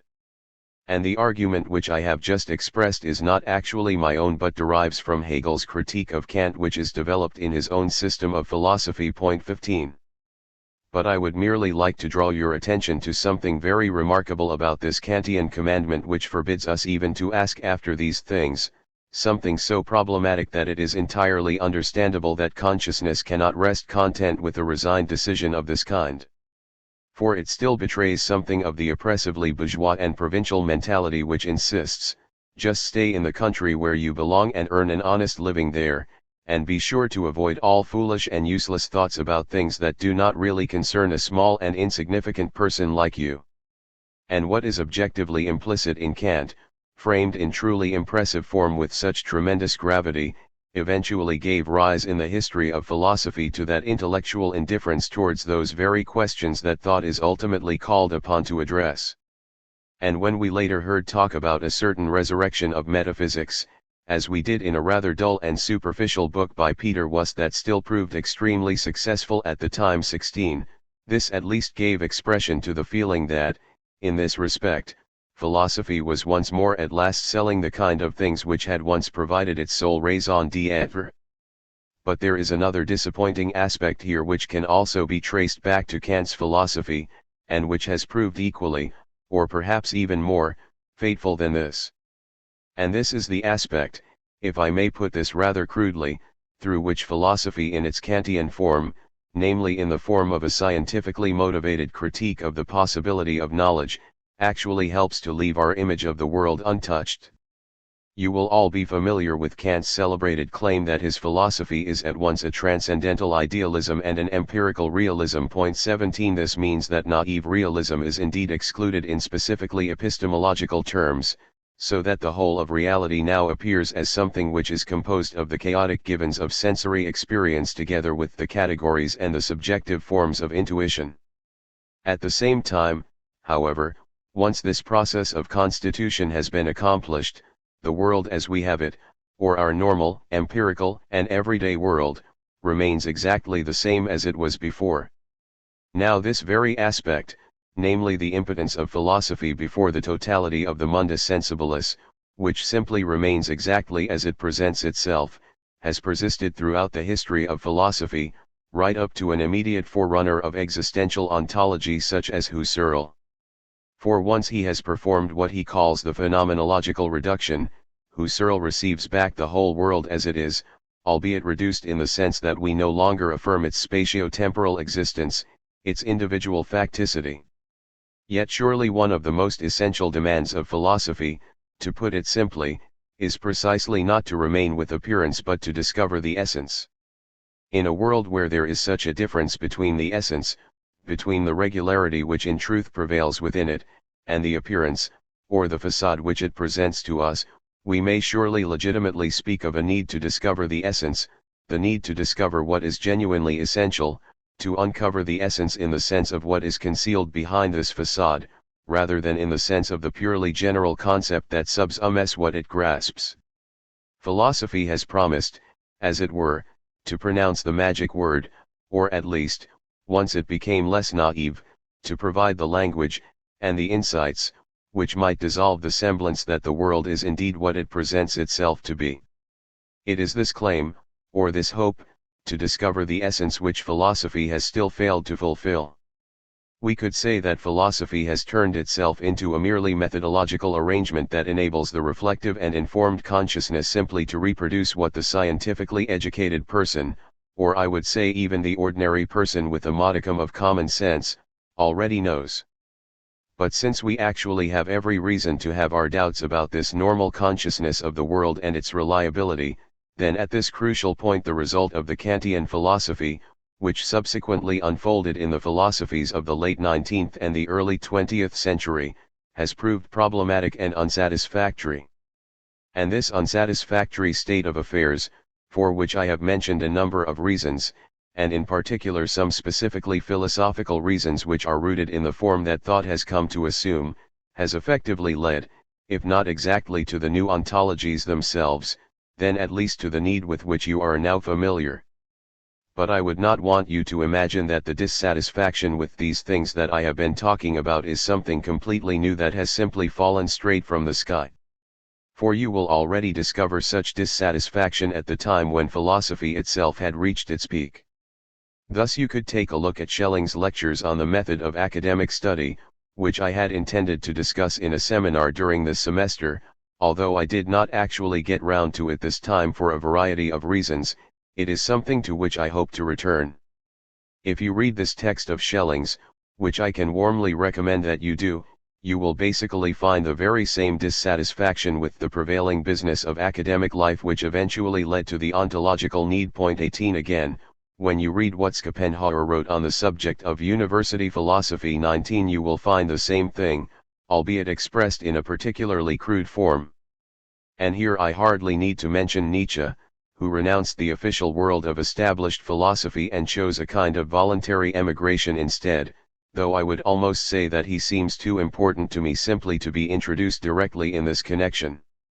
In the next session I shall try above all to show you what has basically changed in comparison with the state of critical consciousness that was still characteristic of the leading representatives of philosophy and science in the earlier part of the 19th century, and thus bring out for you what is historically and qualitatively new about the modern ontological movements in philosophy. Lecture 12. January 10, 1961. Last time, as you will recall, I attempted to explain how the indifference on the part of thought towards those questions which motivate us to pursue philosophy in the first place, in a history which basically goes back to Kant's Copernican turn, was present at least as early as the time of German idealism. 1 And it is perhaps no accident that amongst the German idealists it was actually Schelling, the thinker who has most in common with existential philosophy, who reacted most forcefully to this aspect of his time. Yet it would be quite wrong if we simply responded by saying, plus ca change, plus c'est la même chose too. It is perfectly true that these problems also existed at the end of the 19th century, and they were certainly connected with the way that all of the intellectual professions had become competitors in the bourgeois market and were thus caught up in a particular mechanism of accommodation which deprived them of their ultimate vocation. Yet there was something else which had changed quite decisively, and that in several respects. In the first place, a form of positivism had come to prevail within the special sciences in a way that was quite inconceivable in the earlier period I was discussing. Thus I have recently chanced upon a reference to a particular work of Schelling, an early piece of his which I had quite forgotten about, which originally appeared in something which I believe was called the Journal for Speculative Physics. 3 Now I imagine you have only to hear a title like this, which was certainly by no means particularly unusual in the years between 1794 and 1800, or again you have only to think of the writings of Ritter or of innumerable fragments of Novalis, to realize right away what has basically changed here. For today, of course, the kind of affinity between philosophy and the natural sciences which still existed at that time is entirely inconceivable. And a journal of that sort, whatever its specific character may have been, would simply be exposed to ridicule within the field of natural science today. We must also recognize that the movement of German idealism, which so vigorously attacked the reified and pedestrian character which was attached to the business of science, still nonetheless exerted a certain influence upon the whole realm of the special sciences and upon the actual conduct of scientific life itself which we can hardly begin to imagine today. In short, the kind of oppositions which had already begun to emerge at that time, such as that between a genuinely philosophical interest and the conversion of this interest into a particular branch of knowledge, or the increasing separation between philosophy as such and the business of science, have only radically intensified since, so that we can really speak of a transformation of quantity into quality in this connection. But this has a remarkable consequence, and one which I believe has still not been fully appreciated whenever the attempt has been made, though never really accomplished, to grasp the philosophical movements with which we are concerned here in terms of the need involved and the origin of these movements in the cultural and intellectual situation of the times. For the reaction to these aspects of positivism, reification, and enervation on the part of both philosophy and the special sciences themselves eventually became so widespread that this counter-movement has also succeeded in fully establishing itself. We could almost say that the protest against the academic character of intellectual life, which is merely supposed to cheat us of what the spirit actually needs, has itself become academic and thus just another approved branch of the sciences. In the context of church history it has often been pointed out that the various orders are actually nothing but heresies which have come to be accepted. Now it seems to me, from the perspective of the sociology of knowledge, that this observation also holds far beyond the field of church history. In other words, the denser the web of existing societies becomes, the more their power extends and the more this power reaches into the life of individual subjects, all the greater is the tendency on the part of such societies not so much to challenge the schools and movements that oppose them as to absorb them. And the various movements of existential philosophy, along with their seemingly radical questions about what philosophy ultimately promises to deliver, lend themselves all too easily, as it has proved, to this kind of reception. On the other hand, of course, this reception, which the world spirit has accomplished in a compulsive and unconscious rather than a conscious and deliberate fashion, as befits the world spirit, has the tremendous advantage in terms of existing intellectual, academic, and other relations that the heresies in question are thereby completely robbed of their real force. What we are dealing with today in all of these movements is an anti-academic pathos that has become an academic branch of its own. It certainly appears to be anti-academic when we say, well, this whole business of science is completely alienating, it just plays out in its own particular sphere of objectivity. But what is that to me, and where am I in all of this? Simmel's famous address on the crisis of culture expresses something of this kind. Point 5. And it also appears very anti-academic when we say, well, everything depends on whether thinking concerns itself essentially with me and my interests, with all the things which the critical philosophy and positivism in the broadest sense have effectively excluded.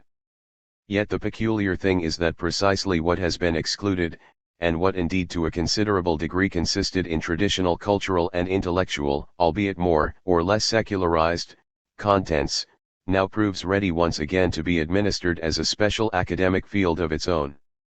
It was in this sense that Ernst Bloch once rightly said, at a time when he still opposed ontology, for in the meantime he seems to have become much more sympathetic to it than I actually am, that Heidegger is the professor of anxiety, care, and death. Point 6. And this perfectly captures the paradox which I am trying to bring out for you here, for what we are clearly witnessing is the transformation of the most urgent and pressing things that there are into little more than problematic titles, in other words, into questions posed by objectifying thought.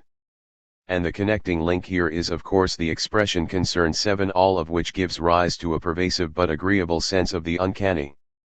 I have already suggested to you that this supposedly radical questioning, which reaches out beyond all beings, beyond everything that actually is, thereby no longer catches hold of anything. We can indeed question in such a radical way, and immerse ourselves so deeply in the origins, that any conceivable answer to such a radical question is utterly indifferent or irrelevant in relation to the reality in which we exist. And then indeed it is naturally better to say that everything depends upon the question rather than upon the answers, or that it already demeans the question even to hope for an answer, an intellectual gesture which is in fact entirely characteristic of existential ontology. It seems only right to me that I should at least draw your attention to a certain analogy here. I do not wish to claim that this is more than an analogy which relates in this regard to a number of political tendencies from our own epoch. I am talking about a pseudo-revolutionary form of thought which behaves as if it wanted to overthrow everything, which even appropriates concepts that would usually be repudiated by a reactionary mentality, such as the concept of destruction, and expressly describes itself as a kind of destruction. Point 8. Yet this proves to be nothing but a destruction of enlightenment in the broadest sense, in other words, a destruction of rational thought, so that what is left at the end of this process lends itself all too readily to irrationalism and counter-enlightenment. And here we might also think of expressions such as the conservative revolution 9, or the kind of thinking which acts as if it would involve an absolutely new beginning, although this new beginning turns out to mean the revival of things that are already caught up in a process of historical decay or have long since been consigned to the past by history itself.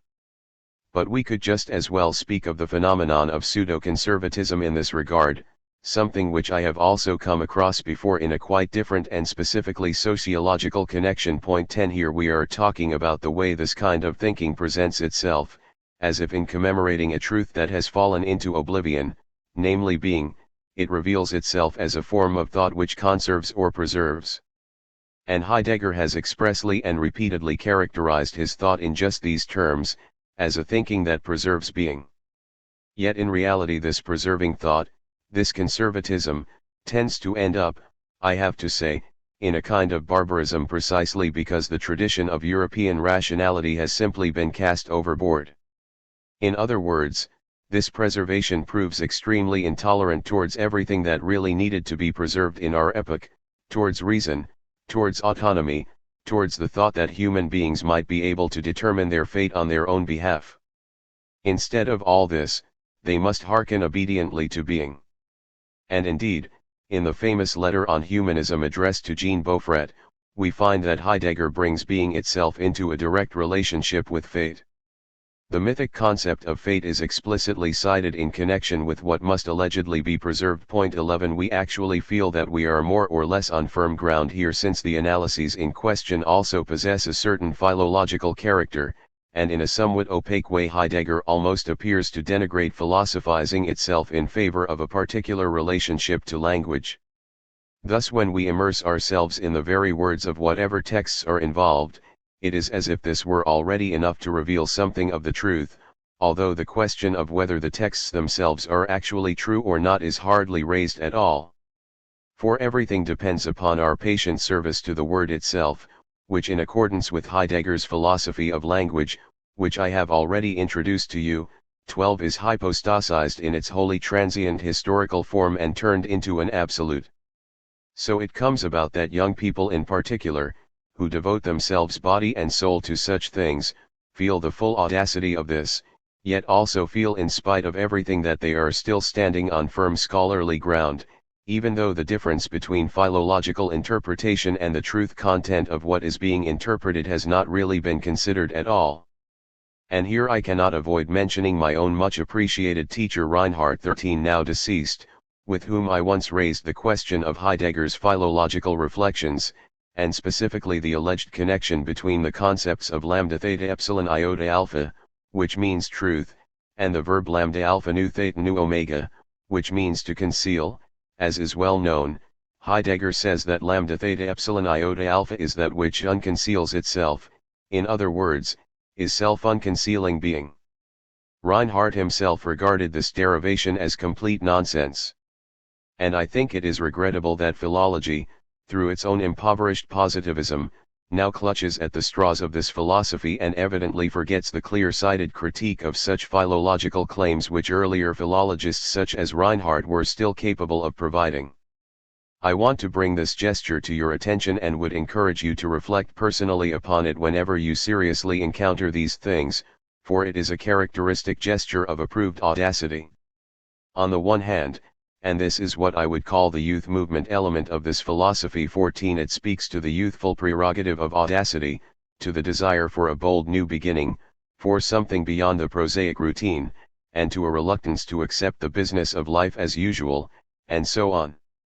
Yet, at the same time, we have the feeling that, for all this audacity, we are still covered by the big battalions, namely by the thought that the power of being is behind us, which is all we need to rely on, and moreover that the power of language and the philological disciplines are also behind us here.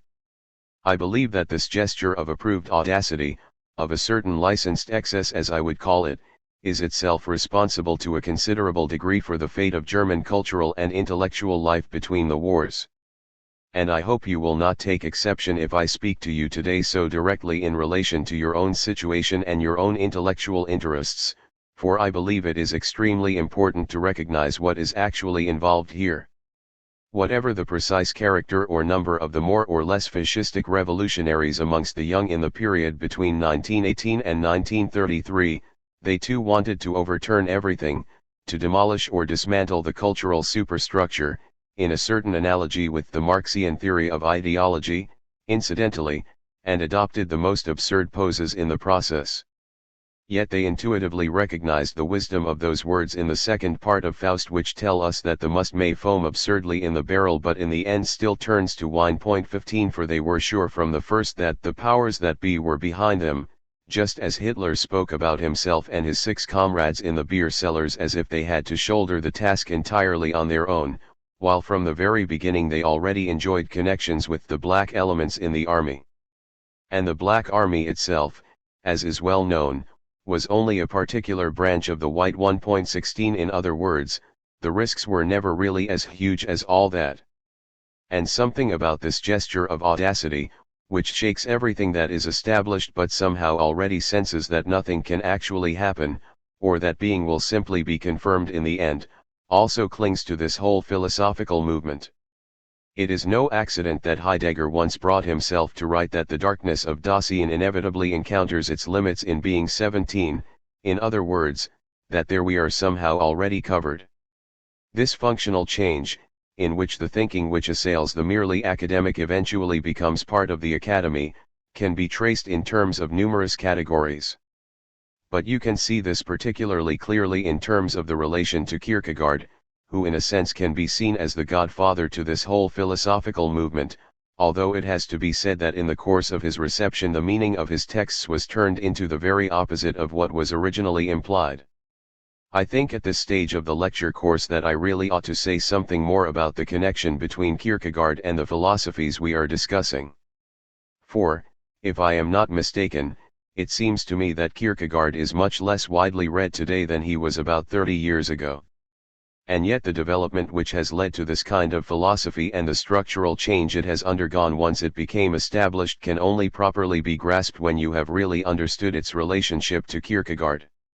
For the connection between this philosophy and Kierkegaard actually seems to be extremely remote.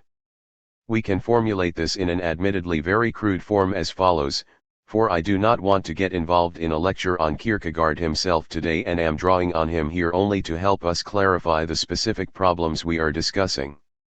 Kierkegaard essentially wanted to be a Protestant theologian, as we can clearly see from his directly Christian writings rather than his pseudonymous ones. And his central concern is the Protestant concept of faith, which essentially makes the salvation of the believer a matter of faith, that is, a question of the subjectivity of the believer rather than of the objectivity of dogma. While this represents an extraordinary radicalization of the theological claim directed at the individual, it also involves a critique of dogmatics and the philosophy of religion which eventually led Kierkegaard at the end of his relatively short life into a violent controversy with the established Lutheran Church of Denmark, his own country. And indeed it was precisely during this final struggle with the Church, when he was publishing the journal The Moment, that he suddenly died. We may well ask what this extreme form of theological subjectivism, with its central religio-philosophical claim that subjectivity is truth, can possibly have to do with the mythological objectivism that is defended at least by Heidegger's philosophy, if I may ignore Jaspers for the moment, who is actually more overtly Kierkegaardian. For the two approaches do not appear to have the slightest thing in common. Yet if you look at Being and Time you will find not only that Kierkegaard is repeatedly mentioned but that the very parts of the work which originally exercised the greatest influence, and on which to some extent Heidegger's authority in German philosophical life still rests, I am taking about the theory of so-called existentials, are actually inspired in all essential respects by Kierkegaard. For what Kierkegaard is fundamentally concerned with is the character of existence. Now you have already seen from our attempt to clarify certain points in Heidegger that, for him, the concept of existence is not really the central issue, even though the initial influence of Heidegger's thought owed much more to the concept of existence than it did to that of being. Now in Kierkegaard the concept of existence does occupy center stage. His basic thesis is that Hegel's doctrine is essentially a doctrine of essence, of the idea which unfolds objectively on its own, as it were, behind the backs of human beings, in a process which neglects the human individual as a finite, sensuous, and mortal being, and in which man cannot possibly see an expression of himself.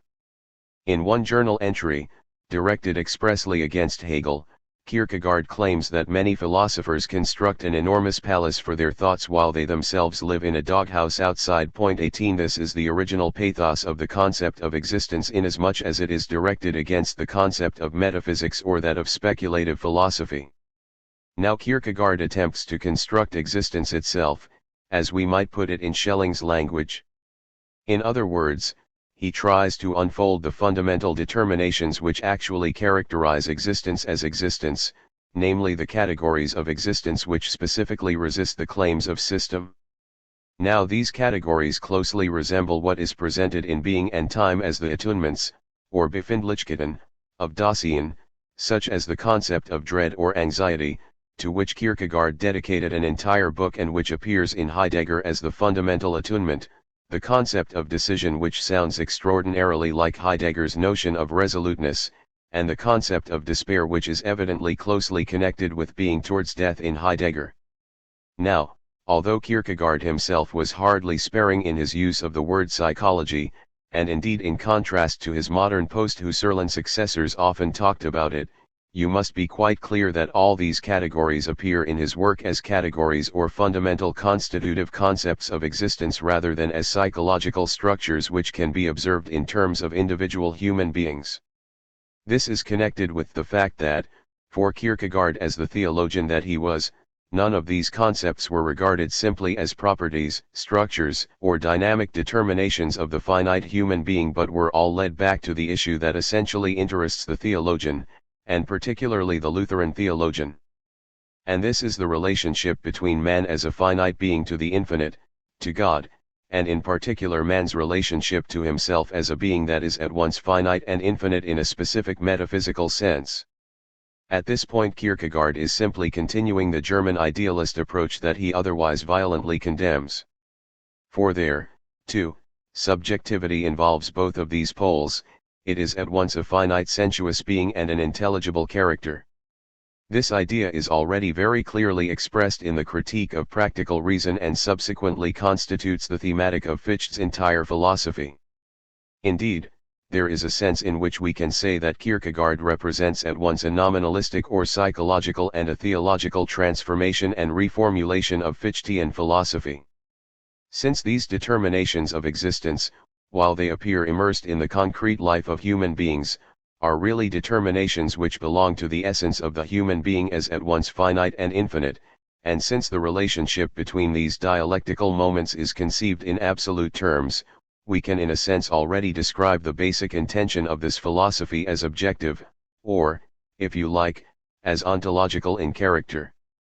And in my old book on Kierkegaard, which I hope will reappear shortly, 19, I already made an attempt, which even 30 years on does not strike me as so obtuse, to show that this extremely anti-ontological philosophy does implicitly contain an ontology. 20. Now the ontological movement certainly sensed as much, and undertook to read this ontological interest in subjectivity, this transition from the subject to the domain of objectivity, out of Kierkegaard's work. But the analysis of existence itself, the determination of existence as a relationship between the finite and the infinite, in Heidegger's terms a relationship between being and beings, now becomes an ontological interpretation of existence. In other words, the thesis that Dasein is that particular being which also possesses the distinctive quality of being ontological, this fundamental thesis of Heideggerian philosophy, is already precisely prefigured in the definition of the human being as an existing finite being which intrinsically relates itself to the infinite. Thus, in spite of the subjectivism involved here, the principal thesis or point of departure for ontological objectivism is already implicitly present. But that has another extremely important consequence which was then also immediately read out of Kierkegaard by Heidegger and, in a somewhat different way, by Jaspers. I am talking about a transformation of the concept of truth. Kierkegaard was really the first person to shift the concept of truth in a genuinely radical way from its old definition as adequatio reait cogitationis, namely from the conception of truth as the agreement of thought with its object. For Kierkegaard directly challenged this idea, although one might try and argue that Hegel, the thinker so bitterly castigated by Kierkegaard, should also be seen as a decisive critic of this traditional doctrine of truth. But Hegel's relationship to the thesis in question is actually very complex, and I cannot really go into all of this now. For Kierkegaard, at any rate, it is clear that truth can no longer be regarded as something lying out there over against the subject. Truth in his sense is no longer understood as the truth which belongs to the scientific judgment or proposition, for it is essentially nothing other than the relationship of the finite being to itself as subject, insofar as this relationship implies the infinite dimension of the subject. And I should perhaps just remark in passing that this concept of truth ultimately amounts to a tautology, to a mere doubling of the subject itself. Yet I would like to point out that this remarkable double character on the part of truth and Dasein or existence also recurs in both Heidegger and Jaspers, and that we can find some quite astonishing formulations in Heidegger regarding Dasein as the same as being itself, which repeat this very tautology in Kierkegaard. Thus, to the extent that the subject in Kierkegaard is defined as at once finite and infinite, we can say that it is supposed to be both ontic and ontological. And the claim that subjectivity is truth, Kierkegaard's famous principle as expressed in the concluding unscientific postscript to the Philosophical Fragments 21, is not to be understood, as I believe should now be obvious from what we have already discussed, as any kind of psychological relativism, as if it somehow implied that there is simply no truth other than subjectivity. In other words, this is not some feeble revival of the kind of subjectivism associated with the ancient Greek sophists. On the contrary, it basically implies the Heideggerian thought that Dasein, namely the existence of the human being, by virtue of its own awareness, already transcends itself and points beyond itself, and thereby participates in a truth which cannot be sought or discovered outside of ourselves, a truth which is harbored within man himself understood in terms of this very process and relationship. And Heidegger's thesis, to clarify this for you a little, that in philosophy everything depends on the question rather than the answer 22 is itself a relatively precise reproduction of what Kierkegaard means with his thesis that subjectivity is truth. And there is a common source for both of them here, namely the celebrated dictum of Lessing 23 that, if he were made to choose between truth and the striving for truth, he would unfailingly prefer the latter. Thus here too, and this seems an immutable German characteristic, you find a privileging of the question over the answer. And in the work I have just mentioned, namely the concluding unscientific postscript, Kierkegaard dedicated an entire chapter to the saying of Lessing's in what also amounted to an apostrophe of his predecessor. Point 24 in Kierkegaard, however, all these moments that I have described for you go hand in hand with emphatically nominalist, enlightened and anti-metaphysical elements. Thus in a certain sense Kierkegaard is one with the young Hegelian, left Hegelian, and materialist critics of Hegel insofar as he emphatically denies that spirit is capable of defining the absolute, although he does so in the name of theology, which rejects the possibility that by means of its own resources the human spirit can ever know the absolute. And this distinctive tendency to energize the concept of truth, this idea that truth lies in the question rather than the answer or that truth is subjectivity, all of this is intrinsically bound up with the thought that reason is ultimately powerless to grasp the absolute, that the truth can be found only in a particular mode of comportment on the part of subjectivity, a subjectivity which cannot of itself furnish the objective measure of truth and is modelled on the theological concept of faith. And the affinity between God and the knowing subject here is ultimately grounded in the paradoxical contact between time and eternity that is vouchsafed by Christology. What I wanted to bring out is that this theological moment in Kierkegaard brings him into remarkable proximity with the Hegelian left, namely through a shared opposition to metaphysics. Kierkegaard stands to the right of metaphysics, as it were, or perhaps before metaphysics, insofar as he denies that spirit is able to know the absolute. And the left Hegelians of course believe that, precisely in place of the absolute or the idea in Hegel, we must simply find something finite, such as nature or whatever else it may be. And from this perspective there are several points of connection and intersection between both parties. There are certainly many observations in Kierkegaard where, in express opposition to German idealism, but especially to Hegel and indeed to Schelling, he clearly makes common cause with the left critics of Hegel, in particular with Feuerbach, but also with more the positivistic critique of idealist philosophy mounted by Schopenhauer. Now all this on the one side, and the subjectivism of Kierkegaard on the other, has disappeared, remarkably enough, in the philosophy of Heidegger. And when I spoke before about the functional change which this entire philosophy has undergone, you can recognize this change in the clearest possible way right here. It would certainly furnish an excellent subject for a doctoral dissertation, and maybe one of you would actually consider pursuing this idea, to write a history of the concept, or the word, ontology from Kant or Hegel, say, up until our own time. For in Hegel, as already in Kant as it happens, ontology is basically a negative concept that is identified simply with metaphysics.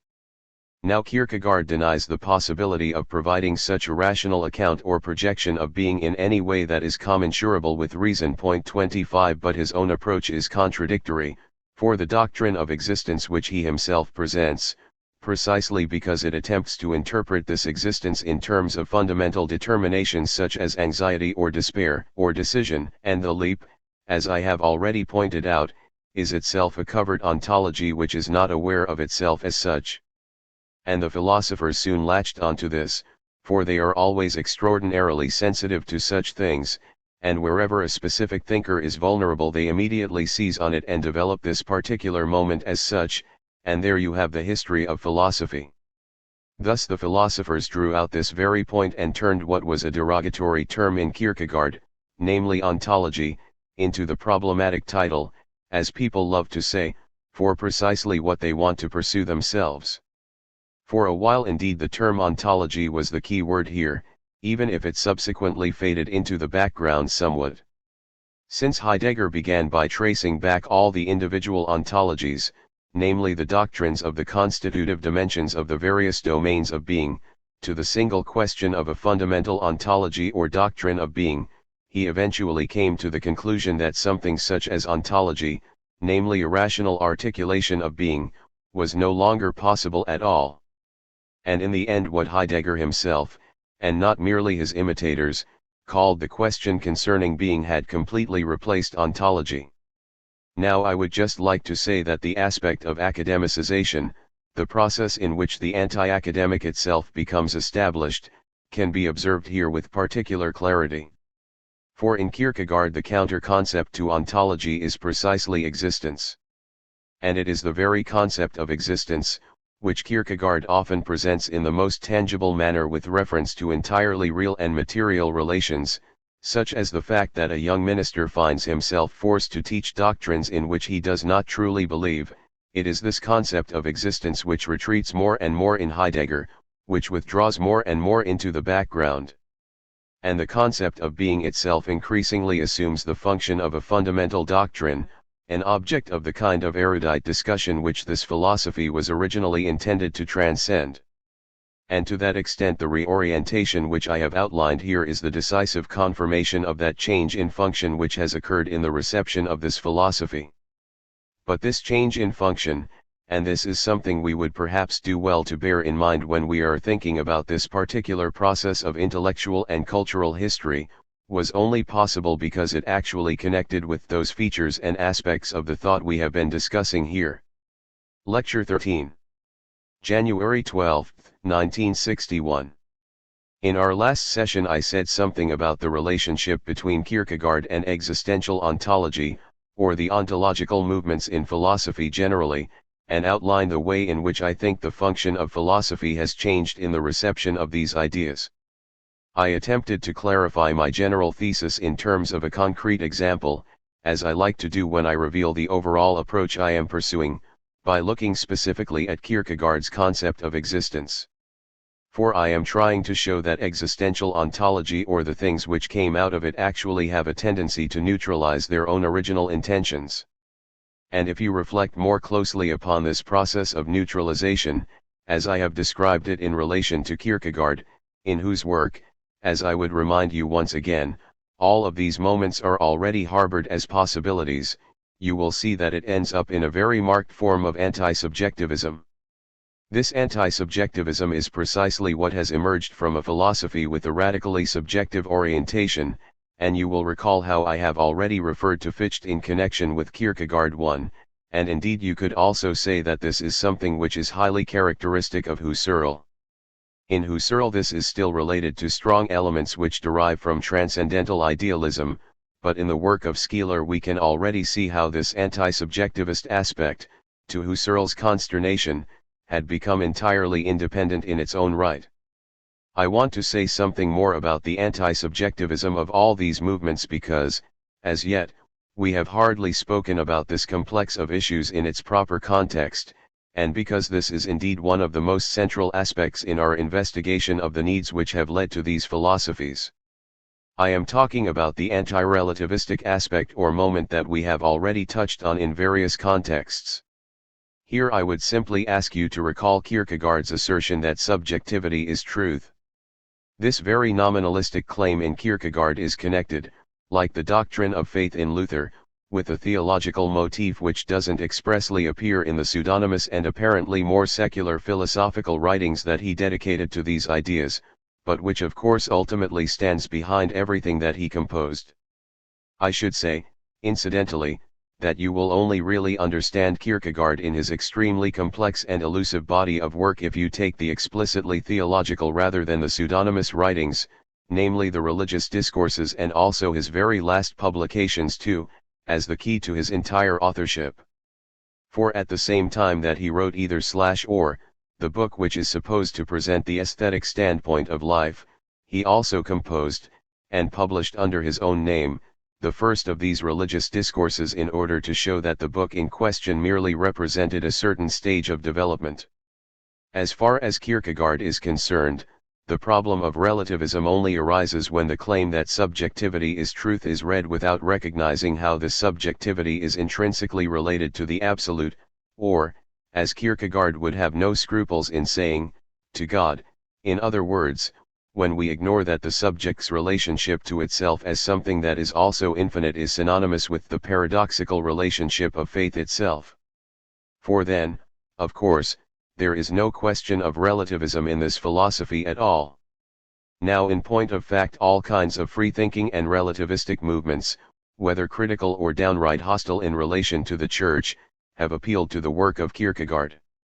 And since the philosophy we are concerned with here, as I have pointed out several times, and this is something that must constantly be remembered, no longer either presupposes an explicit theological position or believes it is capable in its own right of affirming one, it is naturally extremely sensitive to this relativistic element in Kierkegaard and subjectivism in general. And it is interesting to note that, at the point where the modern ontological movement really began in earnest, namely in the work of Skeeler, we are expressly presented with an objectively binding hierarchy of values which has allegedly been directly intuited as such. Now I do not actually believe that this question of relativism is nearly as important for the complex issue of anti-subjectivism as you might initially imagine. And there is something strange about the whole problem of relativism.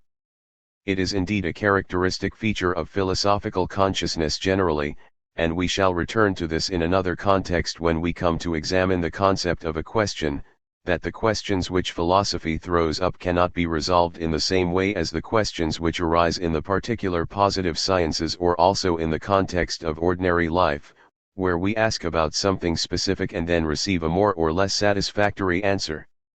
Now as far as the history of philosophy is concerned, by contrast, we find that questions actually disappear or get forgotten in a kind of dynamic process which, as far as I can see, has never been properly grasped in the historiography of the subject. Thus let us consider certain philosophies of the earlier modern period and think, for example, about the problem which preoccupied thinkers throughout the 17th century, namely the problem of relating the internal world to the external world, of explaining how two distinct substances can actually come together. Now I would say that this question, which was explicitly thrown up by Cartesian philosophy, was not exactly resolved by the ultimately rather artificial and elaborate constructions offered by Spinoza, or by occasionalism, or by Leibniz, for each of their own proposed solutions attracted intense criticism of one kind or another. And what happened was that this particular question, for reasons that we cannot go into here, was more or less forgotten. It seems to me that the situation is very similar with regard to the problem of relativism. I almost have the feeling that the question of relativism, like so many things that once occupied the attention of the great minds, as people like to say, has fallen to the level of classroom debate, where these days, as we all know, Hamlet is reading material to the young adolescent, or at least the immature student, who responds whenever you express a thought by immediately asking, well, where's your proof for that? Isn't that just your own opinion? These are the sort of people who still get excited about the question regarding the relativity of knowledge, but otherwise the question has effectively disappeared from the horizon. And this is surely due in part to the success of Husserl's critique of relativism as expressed in his first famous book, namely the first volume of the Logical Investigations 3. It is not that this work was particularly widely read, for it was hardly known at all outside the scholarly circles of philosophy. Yet the view he expounded probably found considerable resonance nonetheless. Still, I do not believe that this was actually the decisive thing, and I am trying to get at something else here. For the thesis that all knowledge is relative to the subject is what Hegel would have called an extraordinarily abstract one. And as soon as we engage with any particular discipline, and its particular subject matter, and work in detail on some specific problem, we actually find that this question of subjective relativity disappears. It exists only when we remain outside, but otherwise it's more like Goethe's chapel, for once we get inside a question, it generally exerts such force in terms of the alternatives that the simple assurance that all knowledge is merely relative no longer looks very persuasive. But I believe there is also something else involved here. The whole idea of relativism, which still enjoys considerable pathos and élan in Nietzsche for example, should not be taken as a purely intellectual thesis, for regarded as a purely theoretical doctrine it is extremely thin. And the criticisms which Plato already directed at the sophists have never really been refuted. But the interest which the relativist thesis provoked was always essentially practical, namely an interest in the greatest possible freedom of the individual subject as far as the pursuit of its own claims and interests was concerned. And it was this aspect which already inspired the Greek sophists, who were concerned far more with applying a practical philosophy which occasionally appealed to relativistic arguments than they were with developing a theory of relativism as such. For, as has often rightly been pointed out, it is actually impossible to develop relativism as a theoretical position precisely because it would be self-refuting if it were presented as a unified and consistent theory. And the fact that this interest in liberated subjectivity has effectively evaporated is connected in turn with Voltaire's observation ouilny pas livre besoin ilny pas livre plaisir. 5. In other words, the weaker the individual subject becomes, as it proves less and less capable of spontaneously pursuing its own ends, the more the subject also loses interest in justifying these ends. And when people speak today of the so-called sceptical generation, although, as you probably know, Skolsky has now disowned or at least significantly qualified this particular expression. 6. It is not intended to imply that the young people in question refuse to conform to objective norms by virtue of their own unrestrained individuality, but almost the reverse, namely that they are so harnessed to the existing social order, and their entire consciousness is so channeled by it, that they have now become skeptical about any ideas that question the pre-established structures of their own life and the paths which that life is expected to follow. What is described as skepticism in this context is the very opposite of that earlier form of skepticism. And if we ventured to suggest that these young people are relativistic in outlook, this would certainly be quite wrong. I do believe that it is true to say that the so-called problem of relativism has, for good reason, largely disappeared from the general consciousness, from the realm of objective spirit, as it were. It is necessary to understand the peculiar power of that anti-subjectivism which has certainly left its mark upon philosophy, and indeed in all its nuances, for I believe there is hardly any form of thought which has not shared at least something of this anti-subjectivism. And here I do not exclude myself either. To quote Rosenkavalier. 7. Yet the power which is exercised by this anti-subjectivism has to be traced back to something more than a simple expression of anti-relativism. And although I cannot explore this in detail here, I would just like to mention a further aspect which plays a significant role, and that is what I once described as the desire to break out. 8. In other words, the concept of the subject itself, to which indeed all knowledge had been traced back, came to be perceived more and more as a kind of imprisonment, as a mere fabrication, as the product of mere culture, we might say, and there was a desire to break out of this constrictive domain and immediately confront the things themselves, as they say in Husserlian phenomenology. And this need to engage with the things themselves is a very strong element in the philosophy we are discussing.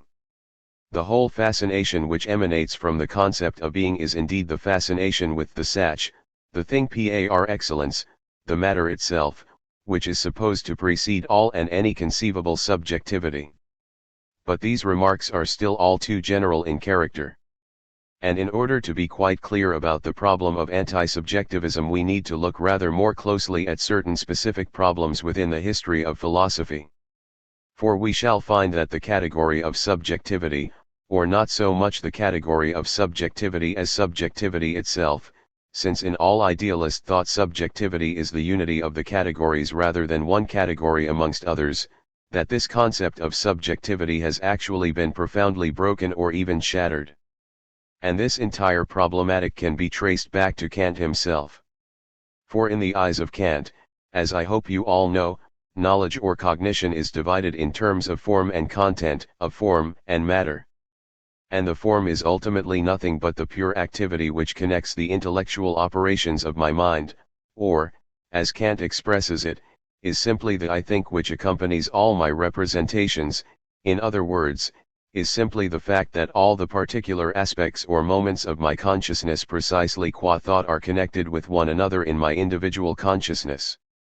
In this sense the concept of subjectivity in Kant is already so abstract, so emptied of all particular content, that it is very difficult to relate with the concept of the I at all, for it lacks what, in later terminology, would be called egohood. 9 But as soon as we consider this egohood or I-ness, this feeling of I, of my consciousness, then we immediately move beyond mere thinking and encounter something that actually exists, a moment of facticity, namely the individual consciousness which is here and now in space and time.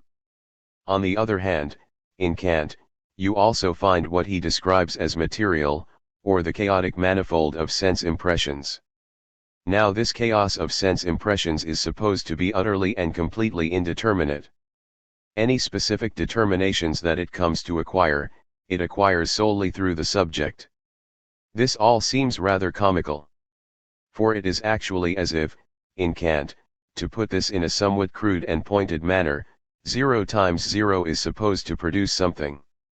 This is a consequence which, even as I have just bluntly expressed it, has never really been sufficiently considered. For when something so indeterminate that ultimately nothing at all can be said about it is organized and worked over by something equally abstract and insubstantial, namely thought as such, we suddenly get the world. This is a remarkable and ultimately highly paradoxical construction which rather disappears behind the careful, reasonable, and apparently commonsensical way in which the critique of pure reason is presented in a series of steps. But I believe that if you really focus on these two poles of the work, and ignore everything in the material or the form which ultimately already goes beyond the pure concept of either, then you are actually left with something utterly indeterminate on both sides. In other words, Kant's transcendental subjectivity is afflicted from the beginning by what can be described with Kierkegaard, since we have already mentioned him, as a certain acosmism, namely as a loss or absence of the world. 10. This is a remarkable state of affairs. For if you think about what German idealism, the post-Kantian movement of which Fichte, Schelling, and Hegel are the principal representatives, attempted to accomplish in relation to Kant, you will probably say, if you are answering questions in an examination, that all these philosophers extended and expanded subjectivity immeasurably beyond anything that Kant had in mind. For the material, which always comes from the outside in Kant, is now itself turned into a determination of the subject. Thus it is now posited in a comprehensive sense by the subject, as Fichte himself put it. And this interpretation is indeed correct. But I believe that this standard account furnished by the history of philosophy is too superficial. For in reality the entire movement of German idealism, precisely insofar as it appeared to expand the range of subjectivity to an immeasurable extent, to a truly immeasurable extent, namely to the infinite itself, beyond anything that Kant dared to claim, was actually attempting to resolve this problem of acosmism. Thus insofar as the world itself is posited by the subject, it now manifests itself far more clearly in the subject than it ever had in Kant. In Fichte this is because both the I and the non-I appear as something posited. And Schelling developed this further, in a thoroughly consistent way, when he argued that the entirety of nature as something self-determined, since it is equally constituted by the subject, must also be incorporated as a positive content within the determinations of philosophy. And this incorporation within subjectivity is likewise demanded by Hegel's speculative concept, which attempted to encompass the realm of objectivity. This claim culminates in Hegel's dialectic, which actually did undertake to bring the whole substantive character of the world, which Kant had excluded as merely empirical content from philosophy proper, together with Kant's conception of subjectivity by asserting the absolute identity of both. Now this was supposed to be a mediated rather than an immediate identity, one that is only achieved through the process that we have commonly come to describe as dialectical. The Hegelian philosophy is the attempt to overcome acosmism in this very sense, to return the world to consciousness, as it were, the world which consciousness had relinquished precisely by reducing itself to pure consciousness. And it returned the world to itself by showing how consciousness and the world are identical specifically as an infinitely complex and mediated system. But this identity inevitably implies the claim that subject and object are also identical insofar as the world, the object, is recognized as being the same in kind as the subject, namely as being one with the subjective reason which indeed originally produced it. In other words, this conception of objectivity, which is encompassed by universal subjectivity, also involves the claim that the world is essentially rational. But this claim has been fundamentally challenged. This is what has to be grasped if you are to understand the deepest root of the anti-subjectivism under whose sign every conceivable consciousness now stands, and with regard to which even the extreme alternatives to Heidegger, such as the position I defend, would nonetheless agree with his own, for we should not actually deny such points of agreement. For in the last instance this anti-subjectivism can be traced back to this, the thesis that the world as rational belongs to the subject, or the attempt to secure the meaning of the world by recourse to subjectivity, has ended in failure. In other words, this world is not rational, and our faith in the central place of subjectivity has thereby been shattered too. Now if you look at Heidegger's earlier work, since the later Heidegger no longer really engages with these questions, you will find clear evidence of all this in the concept of thrownness and all those negative determinations to which the subject is exposed in his thought.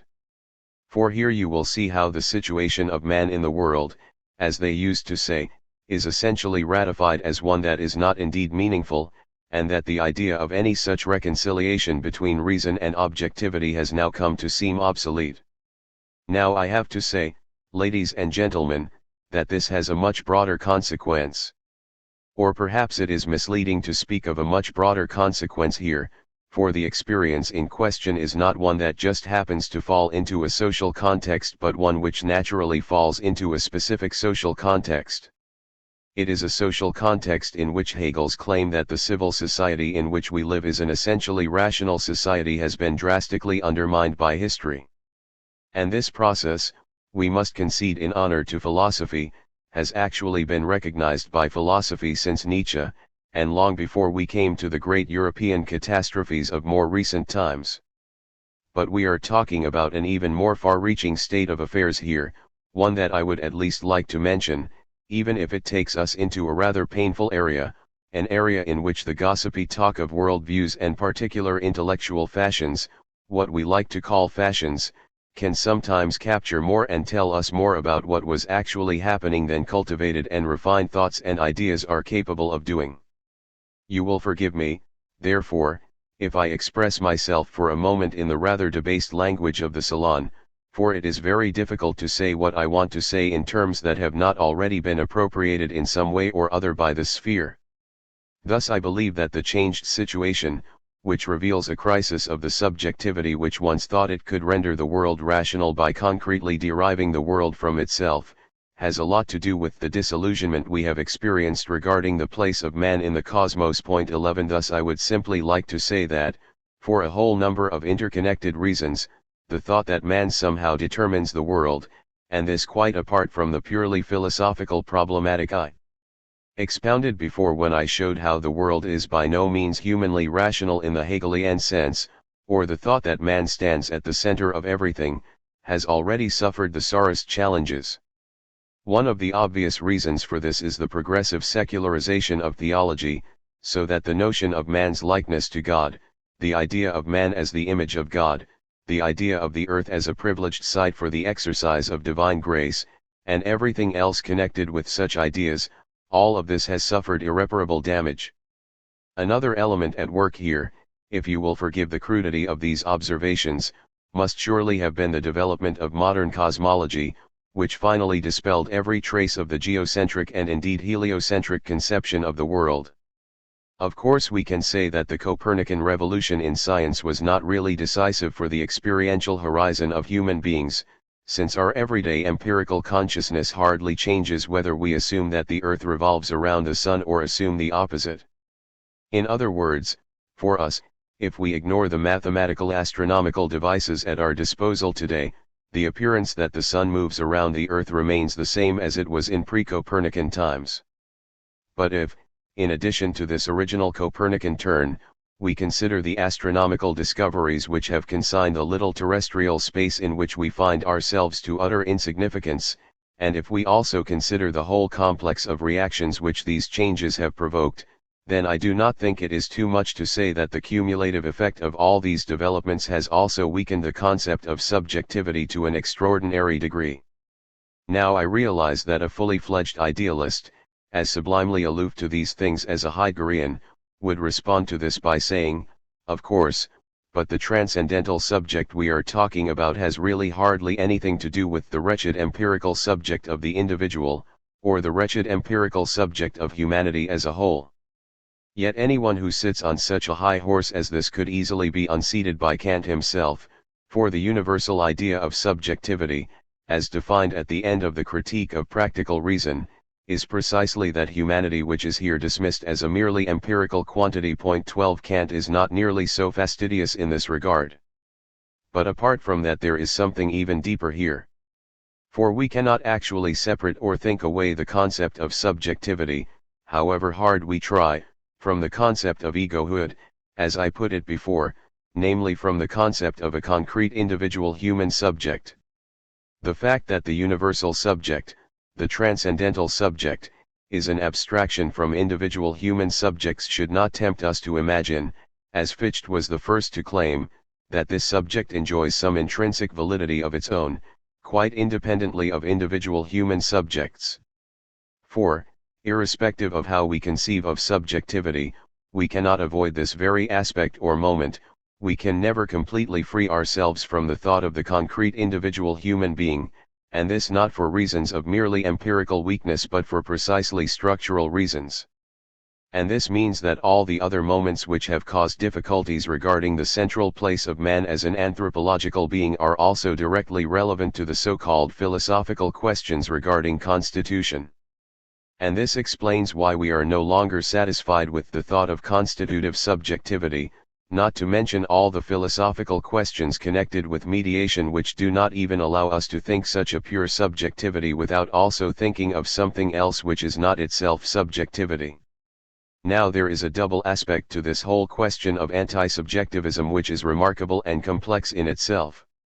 And I believe that the intellectual orientation that we require today really depends on whether we grasp the complexity of the question involved. On the one hand, this anti-subjectivism actually embodies an anti-ideological moment.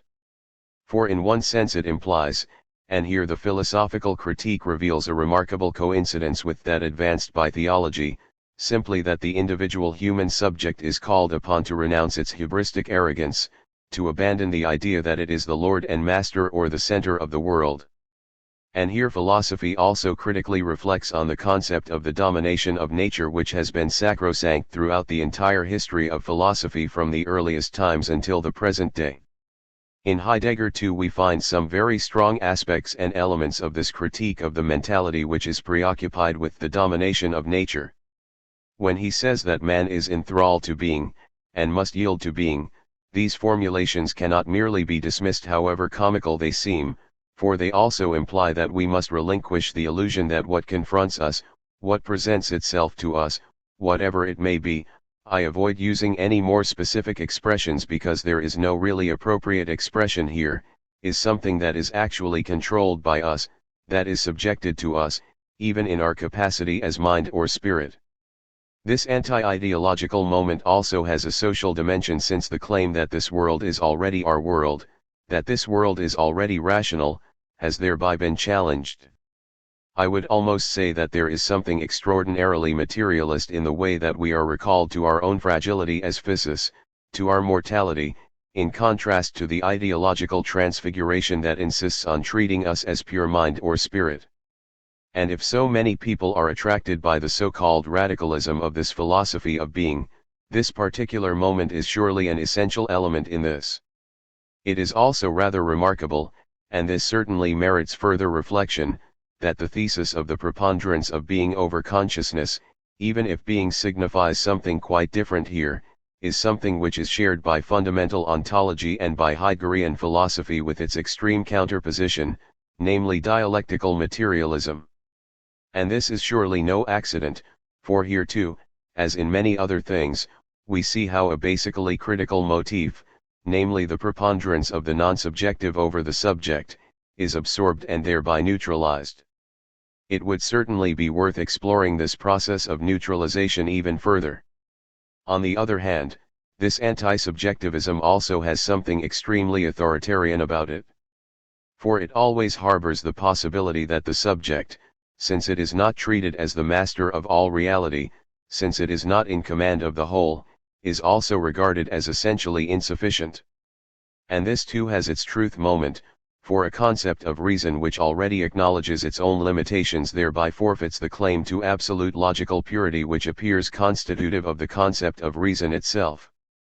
Thus a reason which limits itself as something finite and provisional thereby ceases to some extent to be rational. And this change in the concept of reason is reproduced here too. This leads in turn to the tendency to relinquish reason as if it were so much redundant effort, not unlike the case with those universal rationalizing mechanisms, we might even say, which ultimately replace thinking itself, as the cybernetic robots of today actually promise to do. This is a situation which I leave you to imagine for yourselves, where the hearkening to being effectively seems to converge with cybernetics. At any rate, this now suggests that reason, once it becomes aware of its own limits, merely relinquishes itself, turns into the enemy, or simply abandons itself, as something thrown or thrust out into the nothing, to what is other in a purely attentive and listening posture. And this is more or less the situation with anti-subjectivism. I have attempted, as best I can, to show you the truth moments involved here but also to indicate those of illusion and untruth. The untruth lies in a turn of thought which is crucial in every regard and can be put like this: the negativity which the subject encounters in its relation to others and to the world is here transformed, as if by magic, into the positive. In other words, we find that the subject, rather than trying to engage in some way with the condition under which it suffers, only enhances this condition of its own meaninglessness, and even declares it meaningful by saying, the meaning of being is just this thrown and meaningless existence that is thrust out into the nothing. And the subreption or ideological dimension with which I have charged fundamental ontology ultimately lies precisely here, in this hypostasis of subjectivity which transforms something negative into the positive and meaningful experience of being. Lecture 14. January 17, 1961. In the last session I tried to unfold something of the dialectic which is implicit in this anti-subjectivist turn of philosophy in general. But I think we should now relate this rather more directly to Heidegger. For we will see there is something specific about this anti-subjectivist turn in Heidegger when considered in the context of his own philosophical development, if we can really speak in this way, since the concept of development becomes increasingly problematic the more we approach the thing that is supposed to have developed here. But if we do want to speak in this way, it turns out that the subjectivist moment which was certainly present in the earlier stages of Heidegger's thought, in his theory of existentials and in all of those ways in which he strove to express something essential about human existence, becomes weaker and weaker as time goes on. Point 1. In other words, in terms of Heidegger's own central interest, we find that the concept of existence retreats further and further into the background. I think it is certainly worth noting that the influence of this philosophy sprang originally from the way its analysis of the essential character of human existence promised to provide an answer to those questions which, as I pointed out, inspire the ontological interest in the first place. In other words, questions about man's place in the world, about how man relates to the absolute, about those aspects of experience which go beyond any merely psychological features, namely the Befindlichkeiten, or attunements, as they were called, which arise out of man's fundamental relationship to reality. This appeared to offer the possibility of developing a concrete concept of man and defining the a priori forms of human existence. Now one might almost say that this entire interest has been thrown overboard in everything that Heidegger has published since Being and Time and the book on Kant. And he has effectively disqualified this interest by claiming, with a certain justice, as I already pointed out, that the whole existential analysis, namely everything that promised to respond to those questions about human existence, was only ever undertaken with a view to elucidating being itself. Now both these things are true. I believe I have already substantiated this point with a number of quotations, but you need only to look at the first 30 pages of Being and Time to confirm it, and if you want to follow these lectures properly, I encourage you to maintain close contact with the texts throughout. Thus, on the one hand, you will find several formulations in which the analysis of Dasein, the existential analysis itself, is described simply as a stage on the way to the ontological analysis in the most emphatic and fundamental sense, namely the analysis of what being really is. On the other hand, you also find in Being and Time that a crucial position is specifically ascribed to the subject, to Dasein, precisely as an ontological mode of being itself, as something that is at once ontic and ontological. For existence is something transparent to itself, as Kierkegaard puts it too, and is thus itself ontological in character. A particular kind of privileged status is therefore accorded to the subject after all. And in this sense Heidegger, like his teacher Husserl, stands in the idealist tradition. Thus the idealist form assumed by the concept of being itself, as I already indicated in the earlier lectures, is bound up with the way in which this philosophy starts out from the crucial character of subjectivity.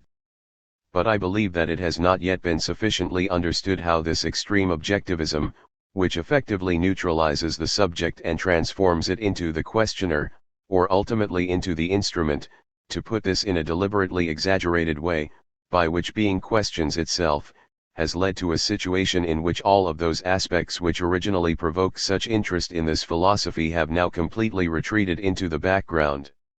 Hence this thinking profits to this day from a certain interest, namely the interest in responding to essential questions, when it has actually long since ceased to respond to them.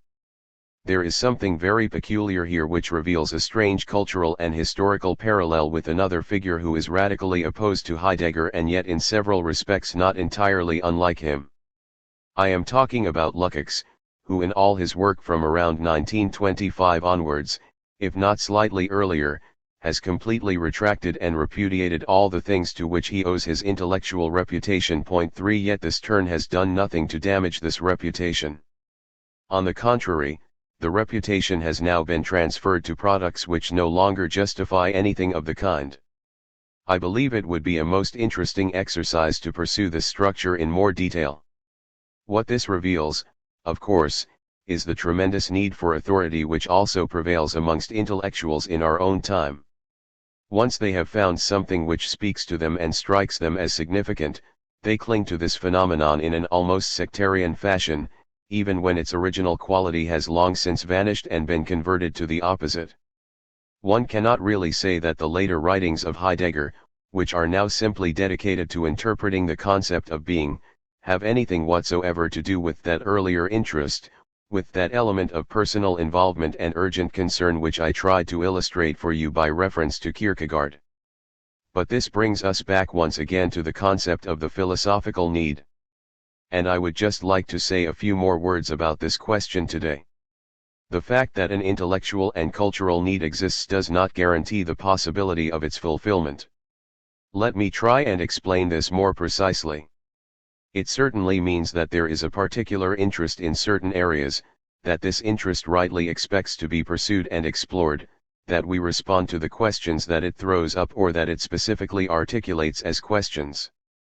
But the fact that we are interested in some specific cultural and intellectual content, that we are interested in finding some purchase and meaning, in finding something reliable which we can really trust or affirm, in short, as they say, the kind of thing that would bring soldiers under a hail of fire suddenly feel the need for God, none of this guarantees that the interest in question would actually reveal itself as something real and true and present in the light of the careful analysis WHCH consciousness demands.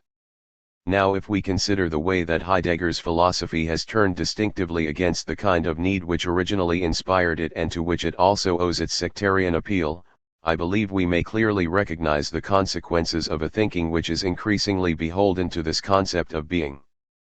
But we can thereby also recognize that such thinking, and I have already indicated that it is essentially a kind of strategic thinking, one that wishes to occupy a certain cultural and intellectual position of power, has proved unable to satisfy the need in the particular form in which it undertook to address it. And that is why this thinking, in accordance with its very structure, has had to perform a kind of volte-face. In other words, it renounces the satisfaction of the need, since that cannot actually be satisfied, yet continues to act as if the satisfaction in question had already been effected. In one of his later writings, I am not quite sure whether it is in the Genealogy of Morals or in Beyond Good and Evil, Nietzsche pointed out how often theological apologists have argued for the existence of God on the grounds that human beings have such a great need for it. And he claims in response that the fact that a certain thought or proof springs from a need is itself almost an argument for its falsehood. Point 4. In other words, to put this very simply, we think what we want to think, or just indulge in wishful thinking, as they say in English. Thus we are hardly capable of free thought, hardly capable of judging a phenomenon unless it somehow already answers to our own emotional and instinctual needs. Now I would not like to try and decide here how far this rather plausible and enlightened analysis on Nietzsche's part holds in absolutely every case. For without some need or other we cannot think at all. A thought which is not somehow really concerned about the object which it intends will never reach its object. I believe that the relationship between need or instinct and the object itself is rather more complex than it is presented here. Nonetheless, I think that what Nietzsche brings against theology here, in a style of argument already familiar to the Enlightenment, holds just as much for metaphysics in its secular rather than its theological form. In other words, the so-called metaphysical need, of itself, says nothing about the genuinely substantive character of what it asks about or is directed towards. Now this is directly related to what I described earlier as the volte-face or the leap performed by this philosophy. And it has to be seen as a stroke of genius, if I may use the expression in a less exalted sense here, that this philosophy has chosen this path.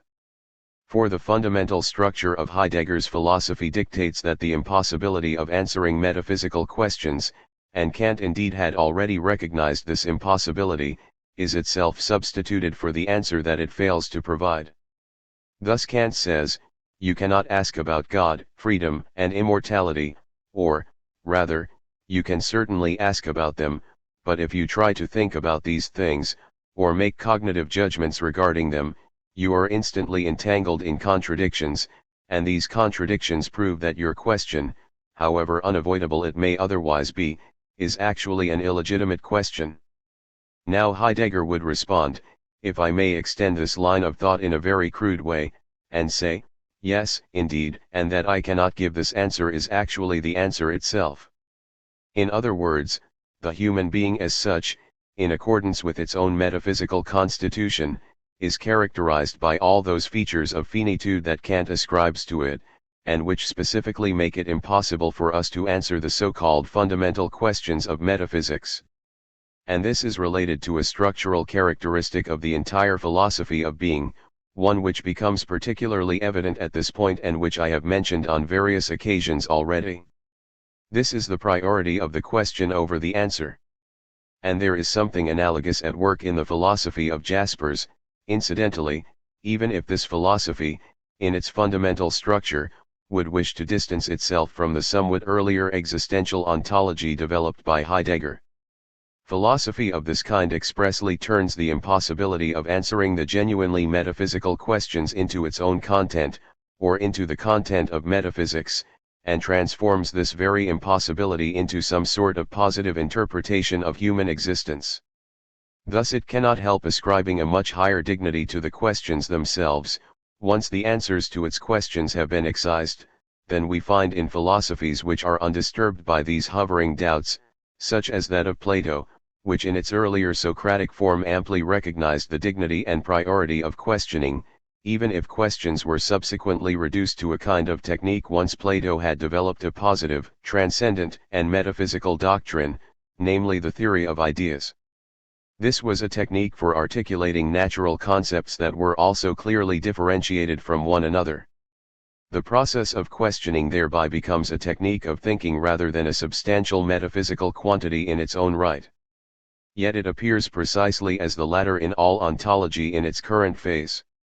Now it is relatively easy here to draw the conclusion, which is surely already implicit in what I have said so far, that this is a kind of sour grapes metaphysics. In other words, a metaphysics which inevitably realizes it is unable to answer its own questions, yet still insists on being metaphysics. Thus it simply glorifies questioning as such and makes that into a kind of metaphysics, turning itself into something that is already supposed to be meaningful and indeed supposed to be more than a mere question. This is how the question comes to assume a certain aura in Heidegger and Jaspers, as is evident from the way both thinkers address this entire problematic of the question. But here, once again, I want to try and make my criticisms of these particular approaches sharper and more convincing than they might otherwise be by going beyond the argumentation which I have just exemplified and suggested to you. In other words, I would like to show you that here too, as in almost all aspects of this philosophy, there is a truth content to be uncovered, or at least some relation to a truth content. For in philosophy the concept of the question has a different meaning and structure than it possesses in the context of the special sciences.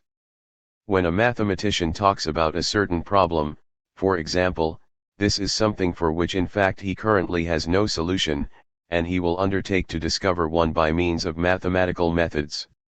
And it is similar in physics, where the physicist may certainly have his hypotheses, or, to put this in a rather freer and more relaxed fashion, may have his hunches, as scientists say in America. In other words, he may suspect that this is how things will probably turn out to be. But these hypotheses or suspicions have no constitutive significance for the thing itself, they possess a merely instrumental function and disappear once the particular scientific question has been solved.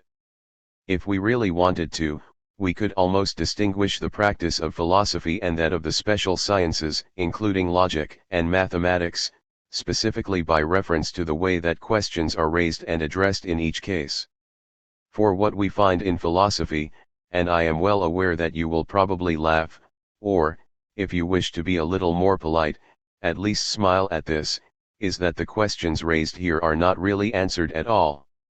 And of course I realize that you might then simply say to yourselves, well, why on earth are we bothering with this stuff? But that the fact that you continue to do so seems to me to show that philosophy is still relevant, and that it involves a different understanding of what a question is. In the first place, philosophical questions are never neatly tied up or resolved, although they often reveal a tendency to be overtaken by subsequent developments and then forgotten. 5 Thus in philosophy these questions never just remain what they were, and they are not always constantly being raised in the way that the textbooks of philosophy sometimes imply, when you read for example that every philosophical system has tried in its own way to answer certain fundamental questions of being. For that is just a fancy phrase. If you consider the specific form of individual philosophical systems, you will find that, while there is some kind of contextual relation between them, some categories effectively disappear and get replaced by new ones, even though such categories are not expressly thematized as such and theoretically evaluated in a positive or negative way. The whole structure of philosophical questioning is completely different. I should add that not enough thought has really been given to this distinctive structure of questioning in the history of philosophy, and I think it is high time that someone attempted such a thing, though certainly not under the spell of the prevailing Heideggerianism, for then every question would simply turn into the one and only question of being, as long as this was pursued in the differentiated way that I have just tried to suggest. On the other hand, in spite of the unresolved character of so many central controversies, and let me just say that the theses which the critique of pure reason declares with such tremendous confidence to have been definitively established still keep returning as problems, so that the word definitive is certainly out of place here, we can say that philosophical questions in a very peculiar way imply their own answers. When we really think, and philosophical thinking is indeed very rare, we find that the rhythm of such thinking is quite distinctive. It is not as if there is something we don't know, and we just sit down at the desk, with our head in our hands, and think about the question until we arrive at the answer. If you took this as your model of genuine untrammeled thinking, I believe it would utterly misrepresent what actually transpires in thinking. For surely what generally happens is that thought grasps something in a rather immediate way, we will go into this in more detail next time, or that something strikes us, or that we clearly behold something, as they liked to say 30 years ago, and only then, I would suggest, do we actually look for the questions which help to bring what we have just realized into the continuity of our conscious life. We might also express this by saying that, in philosophy, the relevant answers are implicitly contained in the shape of the question in a manner that is very different from the case of the special sciences. Now these structures, which I have suggested here only in a very general and provisional way, and which I must leave you to explore in more detail for yourselves, are certainly also part of Heidegger's own experience. And he has certainly recognized that the shape of an intrinsically philosophical question is quite different than it appears to be for those philosophically naive approaches which simply attempt to transfer what currently counts as the logic of science to the practice of philosophy. And that is the truth moment to the priority which philosophy accords to the question. Yet it seems to me that the psi epsilon delta omicron here, if I may avoid the cruder word mistake, lies in the way that Heidegger is misled by the distinctive shape of the philosophical question into devaluing the theoretical answer which is its correlate. Since the question in philosophy addresses itself to experience, and since the question therefore already implies its answer in a way that is quite different from the special sciences, he ends up by immediately ascribing something like the dignity of truth to the question itself. But he fails to make it clear that the distinctive questioning character of philosophical thinking is substantiated only when we relate what has been disclosed to us, and which we go on to explore in our questions in a way that brings it into some rational continuity, into some context of justification, into some self-transparent and clearly motivated relationship. And Heidegger one-sidedly ignores these achievements of conscious reflection and rationality in the context of philosophical experience precisely by hypostasizing the question. But this means that the question is effectively turned into an absolute, and thereby becomes just as abstract and independent as that which supposedly corresponds with this wholly abstract and general question devoid of all determination, namely being itself. Ladies and gentlemen, you should be quite clear what the structure of the question implies for the problem we were discussing earlier, namely for the fact that this philosophy, for reasons that are grounded in the philosophy of history, for all its positivity, cannot actually fulfill what is expected of it. And here, I believe, you stumble upon something that is really quite simple and primitive. I do not hesitate to put it this way, although I realize it impugns the hallowed nimbus of this philosophy. I have always tried, and will never stop trying, to account for this nimbus and explain it to you, namely as a kind of absolutized aura. But I am not remotely tempted to bow down to it in a ritualistic way. For it seems to me, and here again I speak ad homines and appeal directly to your own philosophical concerns, that, if you think about the crucial strategic aspect of this philosophy which I have emphasized throughout, you will see that the fact that certain questions are constantly talked about or thematized, as Husserl or the earlier Heidegger used to say, already becomes a splendid substitute for the fact that these questions are never actually answered. Human beings may really ask such questions as, what we are here for? Can we believe in a beyond? If we can find no meaning in this life, if we feel confronted by nothing, if we feel we are nothing, then what can philosophy offer us? What consolations can philosophy provide for us? Now I do not wish to ask here whether philosophy can actually provide such consolations, although I do not believe it can. In fact, I would almost like to say, and would here agree with Heidegger, that it belongs to the very essence of philosophy to deny mere consolation. Yet it turns out in Heidegger, so it seems to me, that this nuance, even if it is only a nuance, constitutes the entire difference between truth and lie. Thus when we talk about all these categories, about the finitude of man, about the thrownness of Dasein, about the blind contingency and arbitrary character of Dasein, about the ineluctable and unconditional character of death, even when we repeat the sort of trivialities we find in Being and Time 6 where Heidegger declares in vatic tones that the only thing left when we die is a corpse, it appears as if the problems were already solved just by talking about them. It is rather like the situation where people throng to public lectures in learned institutions because they imagine that, when certain more or less prominent individuals hold forth about the crisis of culture, something has thereby already been done to resolve this crisis. The crucial mechanism here is that, if people only talk long enough about the fact they have to die and that life has no meaning, they would not actually need to die and life would indeed possess a meaning. I believe that the secret fascination of this philosophy lies in this very mechanism, which Kant would have called a mechanism of subreption, a secret fascination which is intimately bound up with the phenomenon that I spoke about in the last lecture when I pointed out how the anti-institutional impulse, the revolt against the academic professionalization of philosophy, eventually became an academic profession in its own right. For this thematization of something that is not just a theme for discussion but something profoundly serious only robs it of the seriousness and integrates it within the existing order of business, an existing order which, we know all too well, effectively sets up these questions in such a way that we cannot actually address them. And now at last you will understand why I said that the questions which are raised by fundamental ontology and related movements of philosophy are all indices of a certain lack. I believe it is important that you grasp the state of affairs really clearly if you are to have any real chance of guarding against this wretched mechanism. For when people are so entangled in the completely prosaic and more or less mechanized business of life, in the domain of science, in administrative fields such as pedagogy and social work, or whatever it may be, it is all too easy for ontological philosophy to transfigure the prose of life with the products it has to offer the consumer. Thus a self-respecting person who is supposed to write a book on the state of rented housing in the countryside will at least provide an introduction in which solicitude for human existence and other similar categories are sure to play a certain role.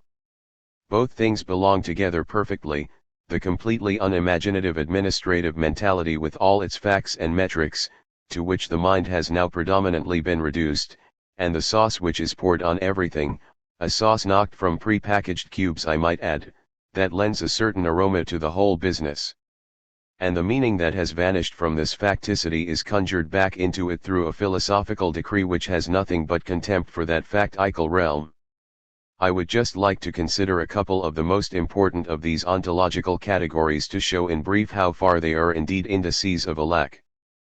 First there is the category of man, the category of Dasein, which is of course usually the preferred term here. If we were to take a general vote today with regard to the most important philosophical categories available, then surely man would be mentioned first of all. And the idea that it all comes down to man is constantly regurgitated everywhere, on business trips or in academic lectures, as if such repetition were not already a cause for profound suspicion. I might just point out that this intolerable emphasis on the word man was quite alien to the classical age of humanism in the time of Wilhelm von Humboldt, for example. You will certainly not find Humboldt, or Fichte, or Hegel using this word with anything like the same emphasis or quivering emotion. For what is taken to be truly substantial here is spirit or the idea, and man therefore simply appears as what he is, namely as a biological species. The concept of man was only hallowed when nothing else meaningful was left and the profane world had to become a sacred double of itself. I would say that all this talk of man in the singular already expresses illusion and ideology in a world of essentially conflicting interests where there is no longer any such thing as a collective subject, that we harp on about man and Dasein all the time, and keep saying that everything comes down to man, precisely because in the world in which we live this is very far from the case.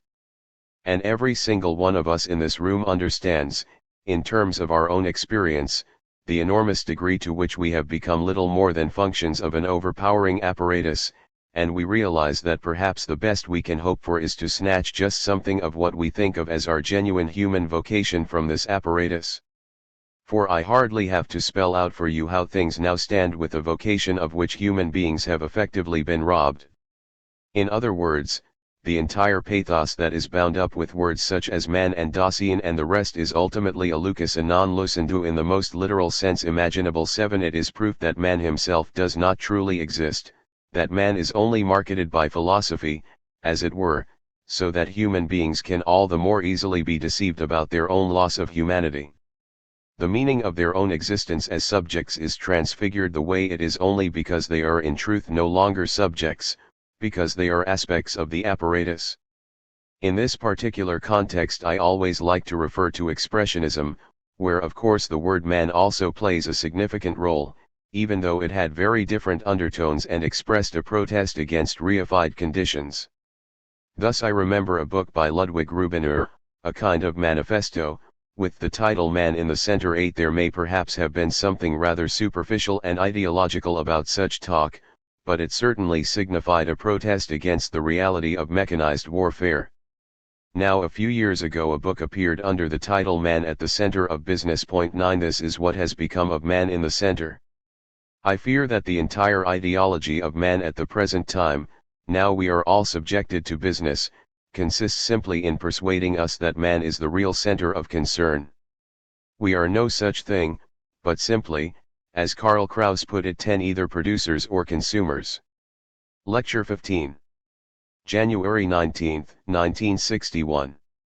In the last session I offered an example of how modish concepts are often indices for the absence of the things they are supposed to concern and suggested that all this talk of man and the center that he allegedly occupies is an indication that man certainly no longer stands in this position today. 1. I am not claiming of course that every concept that arises in philosophy and is expressly thematized as such is invariably an index of absence in this sense, although I believe that this thesis has a greater validity, and is capable of far broader application, than we would commonly imagine. Thus one might plausibly argue, for example, that the thematic which was so important in 17th-century philosophy, namely the problem of the relation between the inner world and external world and how they influence or interact with each other, is directly connected with the demise of the medieval cosmos in which inner and outer experience were still articulated in terms of a single principle. Or again we might claim, and this is by no means an original idea, but one that has cropped up quite frequently in modern discussions of the history of philosophy, that the Platonic theory of ideas itself and the hierarchical social structures connected with it were conceived in a spirit of restoration. In other words, they are an attempt to recreate the feudal order of social classes that had existed in Greece before the advent of democracy and the rise of the Greek Enlightenment, now that enlightened Greece had become entangled in the Peloponnesian War and all those difficulties which are so clearly reflected in the philosophy that subsequently emerged. Indeed, there is something to be said in general for the idea that the owl of Minerva not only begins its flight with the falling of dusk too, but still hovers over history, as it were, seizing upon precisely what falls from the chariot of world history, if you will permit me the rather involved metaphor. Nonetheless, I believe that we are talking about something more specific in this case.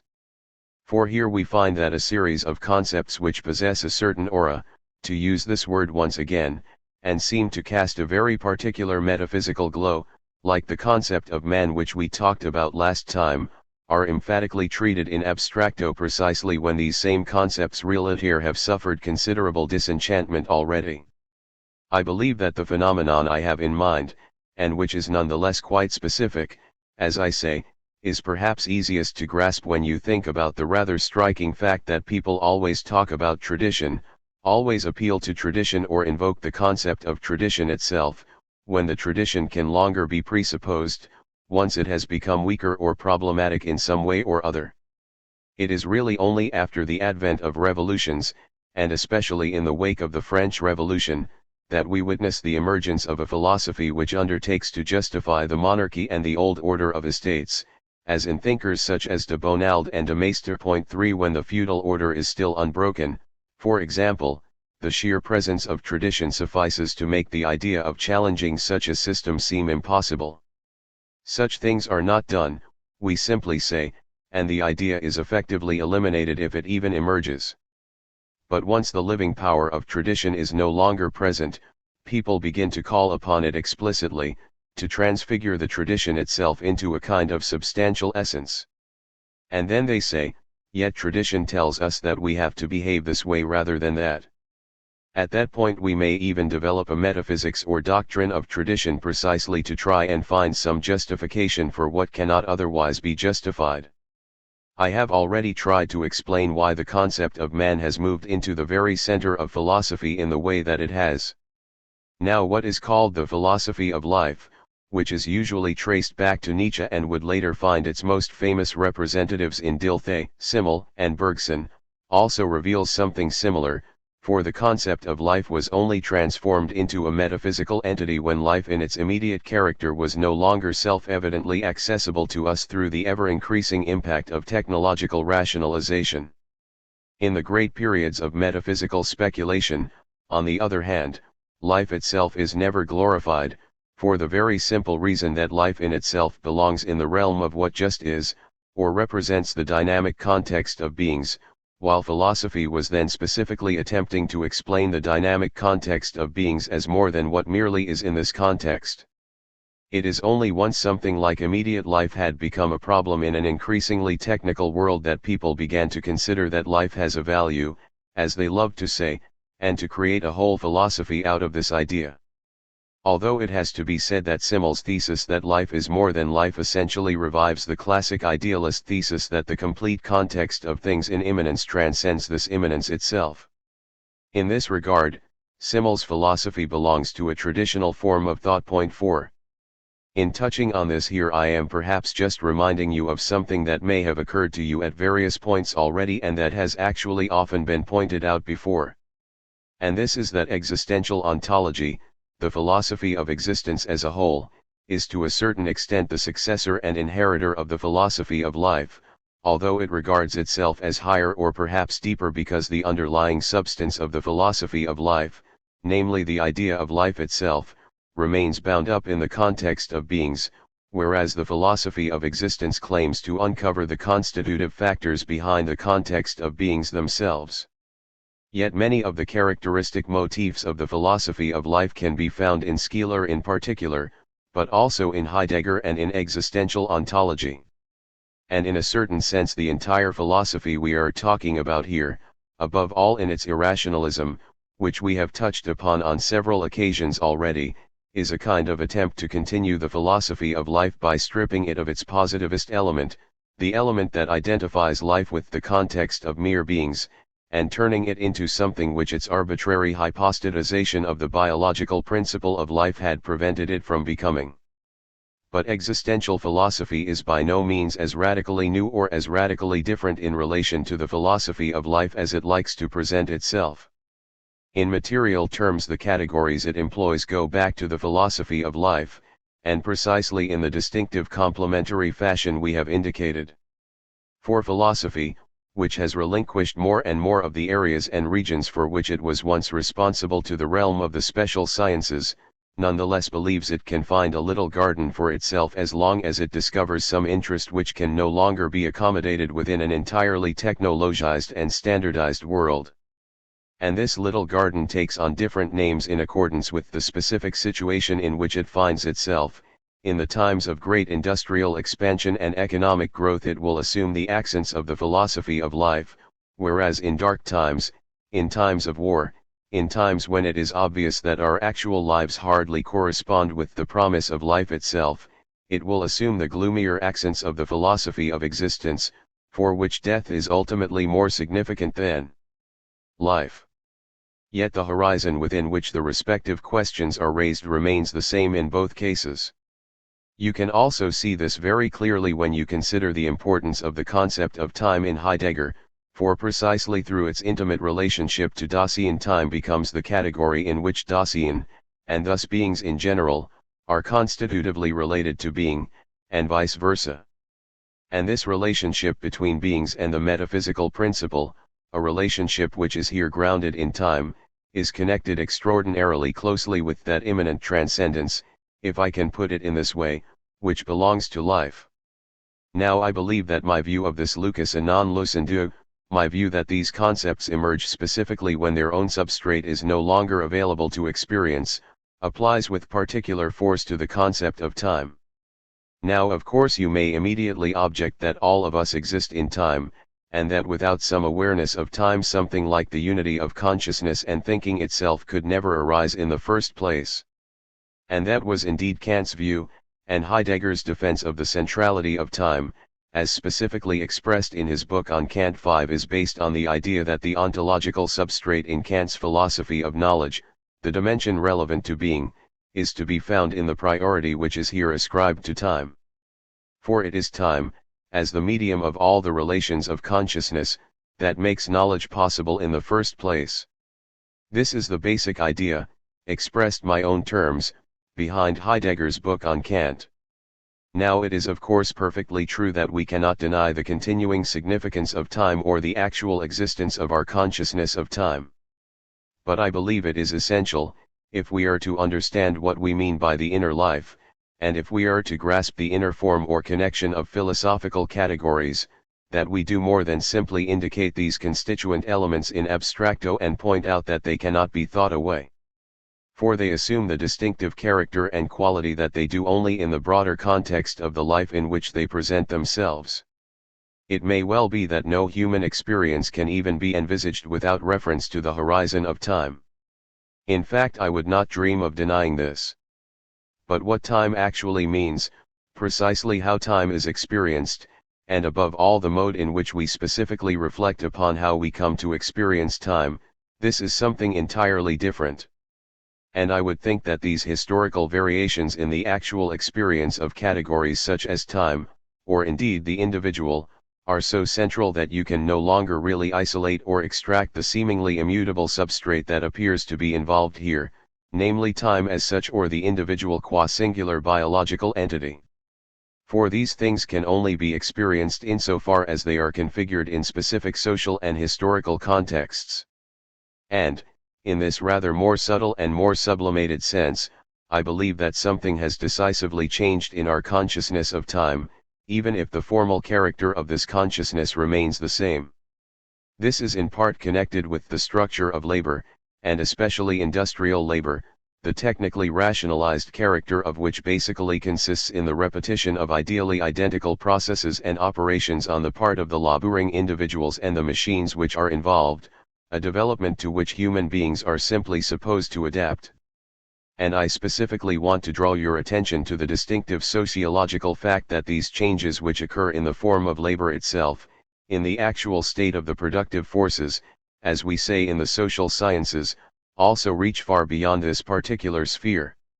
In other words, the fact that something like experience, in the sense of genuine temporal continuity, is no longer needed at the heart of our telling concepts of labor now extends its influence upon every conceivable area of life, albeit in ways that are still largely unrecognized, which admittedly makes this claim sound in turn rather mystical and dogmatic. So let me try and demonstrate what I mean here, since it may be far from obvious to you precisely what I am driving at, with a very simple example. Thus I believe that, if someone were to describe an older person to you these days as wise, you would either have no idea of what that was supposed to mean, or you would just smile and imagine they were talking about a poser, perhaps rightly, who has managed to live for so long, far longer than the statistical average at least, that he is now also privileged to enjoy much greater insight or whatever than anyone else. But the concept of wisdom itself has become an anachronism. It has become anachronistic because what we properly understand by wisdom, if we still possess an ear for such things and we really wish for a moment to do phenomenology in the good old sense of the word, is not merely intelligence in the sense of cognitive capacity, or even in relation to particular objects of one kind or another, and not merely experience as such. Rather, it is the capacity to appropriate experience, the capacity to realize the continuity of an entire life in terms of the actual consciousness that an individual has attained over time.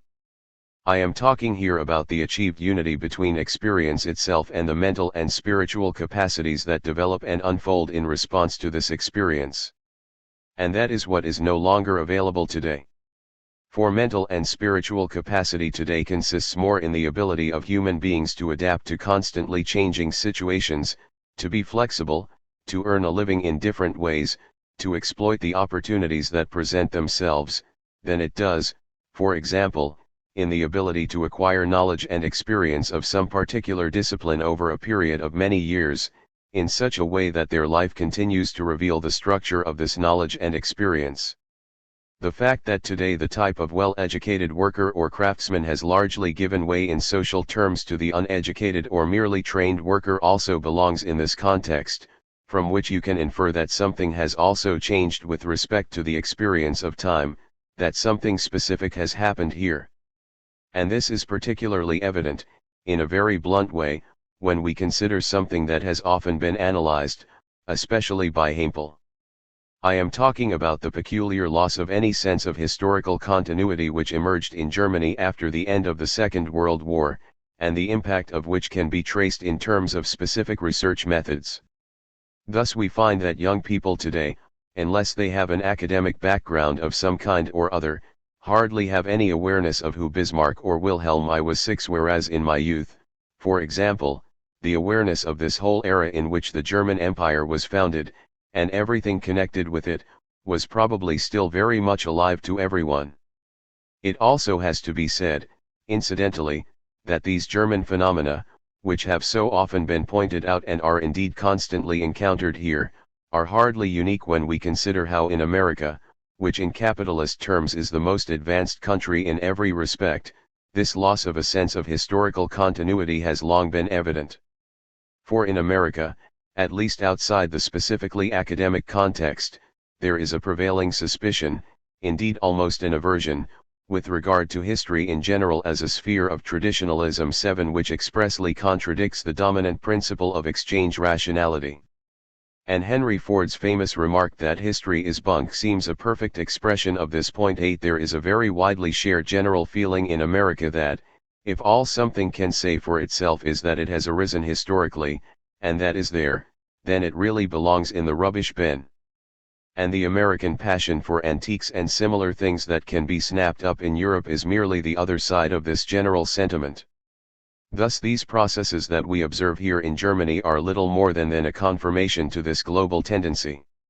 Now I just mentioned the antiques business, and, when we read the effusions of fundamental ontology on the subject of time, it is indeed sometimes hard to avoid the impression that we are dealing with a kind of sublimated antiques business.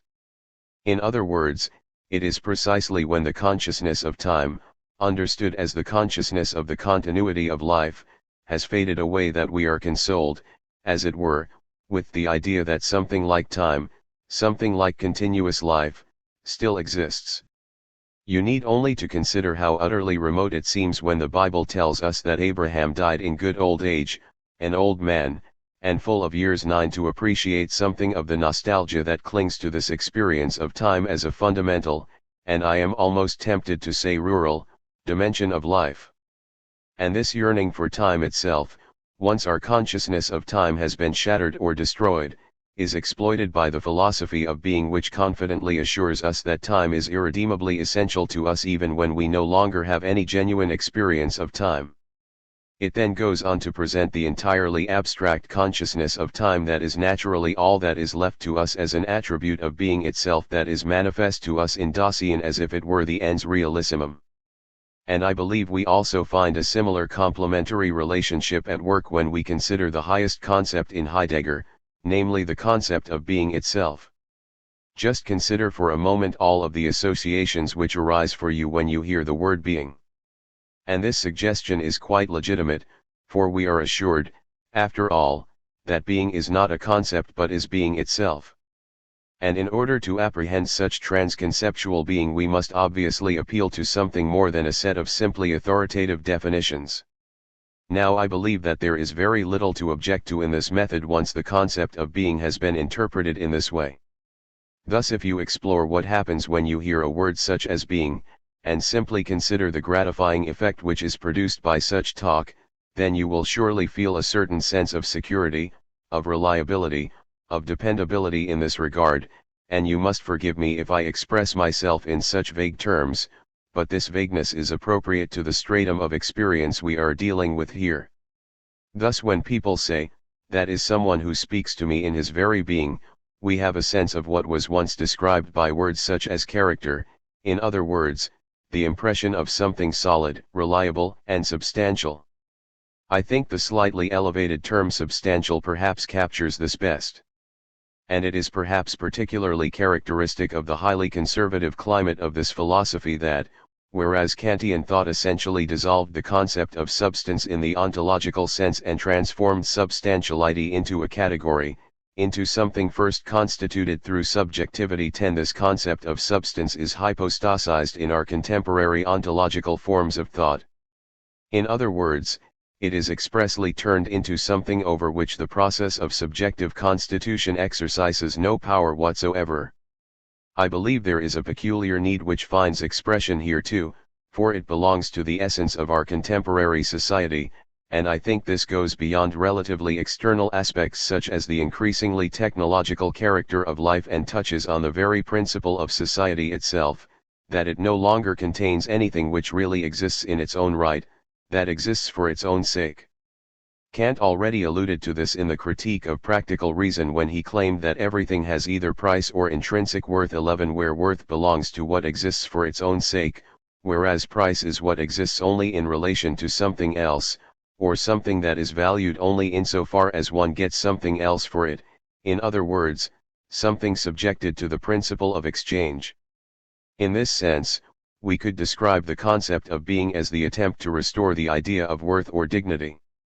At the same time it actually ignores the worth or dignity of humanity, even though the idea of worth or dignity is itself bound up with that of humanity. For if anyone now tried to ascribe worth or dignity to us as the constantly buffeted and increasingly powerless individuals that we have become, this would surely be met with the kind of derision that I mentioned at the beginning of this lecture, and to which Heidegger himself, I would suggest, was particularly sensitive. I would almost say that the attempt to avoid such derision, while developing concepts which would instantly provoke this reaction if they were nakedly presented as such, is an art which this philosophy understands perfectly. In other words, we live in a state of society which can be described as one of universal fungibility, where the prevailing principle of exchange ensures that nothing exists for itself, for its own sake, but exists only insofar as it possesses exchange value, and we are elevated and consoled in such a world by this concept of being. For it would like to convince us that there is something else beyond this principle of fungibility, something more weighty and reliable, and interestingly enough it seems we need rather old-fashioned words to capture this, something sterling, as they say in English, or pfundig as they say in South German dialect. And it is precisely this aura of reliability which lends the concept of being its incomparable and anachronistic contemporaneity. The very way it eludes direct confrontation makes us feel that this sterling quality, this well-crafted durability and reliability, will never be lost but can somehow survive in a realm beyond all criticism.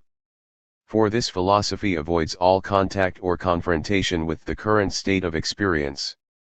If I may just recall the thought I adumbrated a few moments ago, if we were actually to replace being with the concept of worth or dignity, the particular attributes of which correspond perfectly to that aura which I have suggested attaches to being, then the intimate connection between the concept of worth or dignity and the experience of real human beings would itself reveal the anachronistic and misleading character of this thinking. For instead it confers worth or dignity upon something entirely abstract, which certainly possesses all the power of the solidity, of this impenetrability, of this there-ness, but is also supposed to be something more than mere existence, namely something higher which is thereby protected from the disenchantment of mere existence. In this way we somehow manage to preserve all these things while simultaneously protecting them from any kind of controversy, from any kind of possible criticism. If you wish to maintain an autonomous consciousness of your own, and this is what I am trying to encourage in these lectures, if you want to develop the power to resist the very powerful temptations which clearly spring from this philosophy, then I believe it would almost be better for you to think through these connections, and thus explore the dispositions within yourselves to which such thinking responds, than simply to content yourselves with a merely intellectual analysis of the implications of these concepts. That is precisely why I have tried to bring out these particular aspects of the concept of time and the concept of being. And I should just say here that there is another concept which plays a significant and ambiguous role in Heidegger, namely the concept of meaning, which derives from the specifically phenomenological approach to the analysis of meaning. For this concept also plays a similar complementary role in relation to the phenomenon that Max Weber famously described in terms of the disenchantment of the world. Point 12. The more disenchanted the world becomes, the more philosophy reacts by presenting you with meaning precisely as a complementary ideology. Yet since philosophy is incapable of furnishing such substantial meaning on its own, here too it performs what I call a volte-face. In other words, it behaves as if the analysis of meaning, the analysis of concepts, that is, of words such as the word being, the word Dasein, the word existence, as if the analysis which furnishes the meaning of these words were the same as that meaning, whatever it may be, which has fallen victim to the disenchantment of the world. Whereas the simplest human understanding would object that, while we may very well grasp the meaning of concepts such as being, Dasein, existence, time, that we may perfectly understand what they signify, our insight into this meaning still has no power over the process of disenchantment itself. Yet Heidegger's entire philosophy characteristically suggests that, if we only attend to these concepts carefully enough, if we behold them in a spirit of veneration, this suffices to reverse the disenchantment of the world. In other words, to repeat what I argued earlier, the thematization of these categories is already taken as a kind of fulfillment, and this makes it appear as if the real need in the face of the disenchantment of the world, a need which is generated by suffering under this disenchantment, had already been dispelled, as if the thing in question were ultimately guaranteed by appealing to the concepts which generally conceal it. Ladies and gentlemen, I believe that you will have derived something from these analyses. For when we are talking about this philosophy in its most recent form, or perhaps in the light of our analysis today, let me say, when we are talking about this ideology in its most recent form, you should be very clear that this ideology is also extraordinarily clever. Thus we are not invited to contemplate some divine meaning, we are not regaled with stories about the eternity or immutability of being, we are not reassured in concrete terms that something of our actual life in time will never utterly be lost. Rather, the power of this philosophy lies in the way it actually manages to fulfill all the functions that I have analyzed for you, even though it accomplishes all these things, and the concept of being is eminently well suited to ensure this, as I shall presently show, by exploiting invariant elements which enjoy the cachet of such invariance without ever really being tied down as such. Yet we have to say that these invariants, that the archaism and the relationship to certain obsolescent phases of social development which have already been condemned to the past, are nonetheless much stronger and more evident in this philosophy than it is itself prepared to concede. You are all well aware that Heidegger's philosophy likes to claim two things in particular. In the first place, it regards language itself as the organ of being rather than simply, with nominalism, as a system of signs that lets us bring humanly defined and determined things to light theta sigma epsilon iota or in accordance with convention. This is one particularly emphatic claim on Heidegger's part.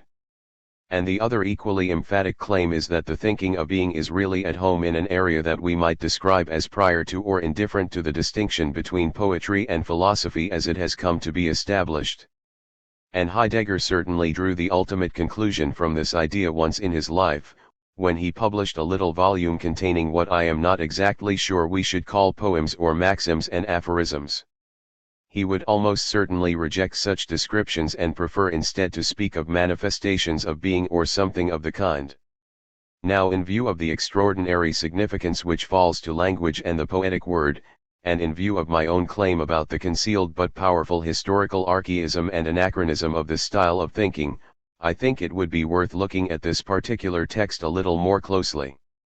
The book in question, From the Experience of Thinking, was written in 1947 and published by Pfullingen about 6 years ago now, in 1954. I imagine that a few of you at least will have seen the text already. Now I cannot resist reading some of it out to you here in order to give you some sense of the specific place this philosophy occupies. Thus we find things like when the early morning light quietly grows above the mountains, or again, the darkening of the world never reaches to the light of being. Here I would just remind you of my remarks about the affirmative character of this philosophy. Thus the darkening of the world, here it is just immediately blurted out, is supposed to be weaker than the light of being.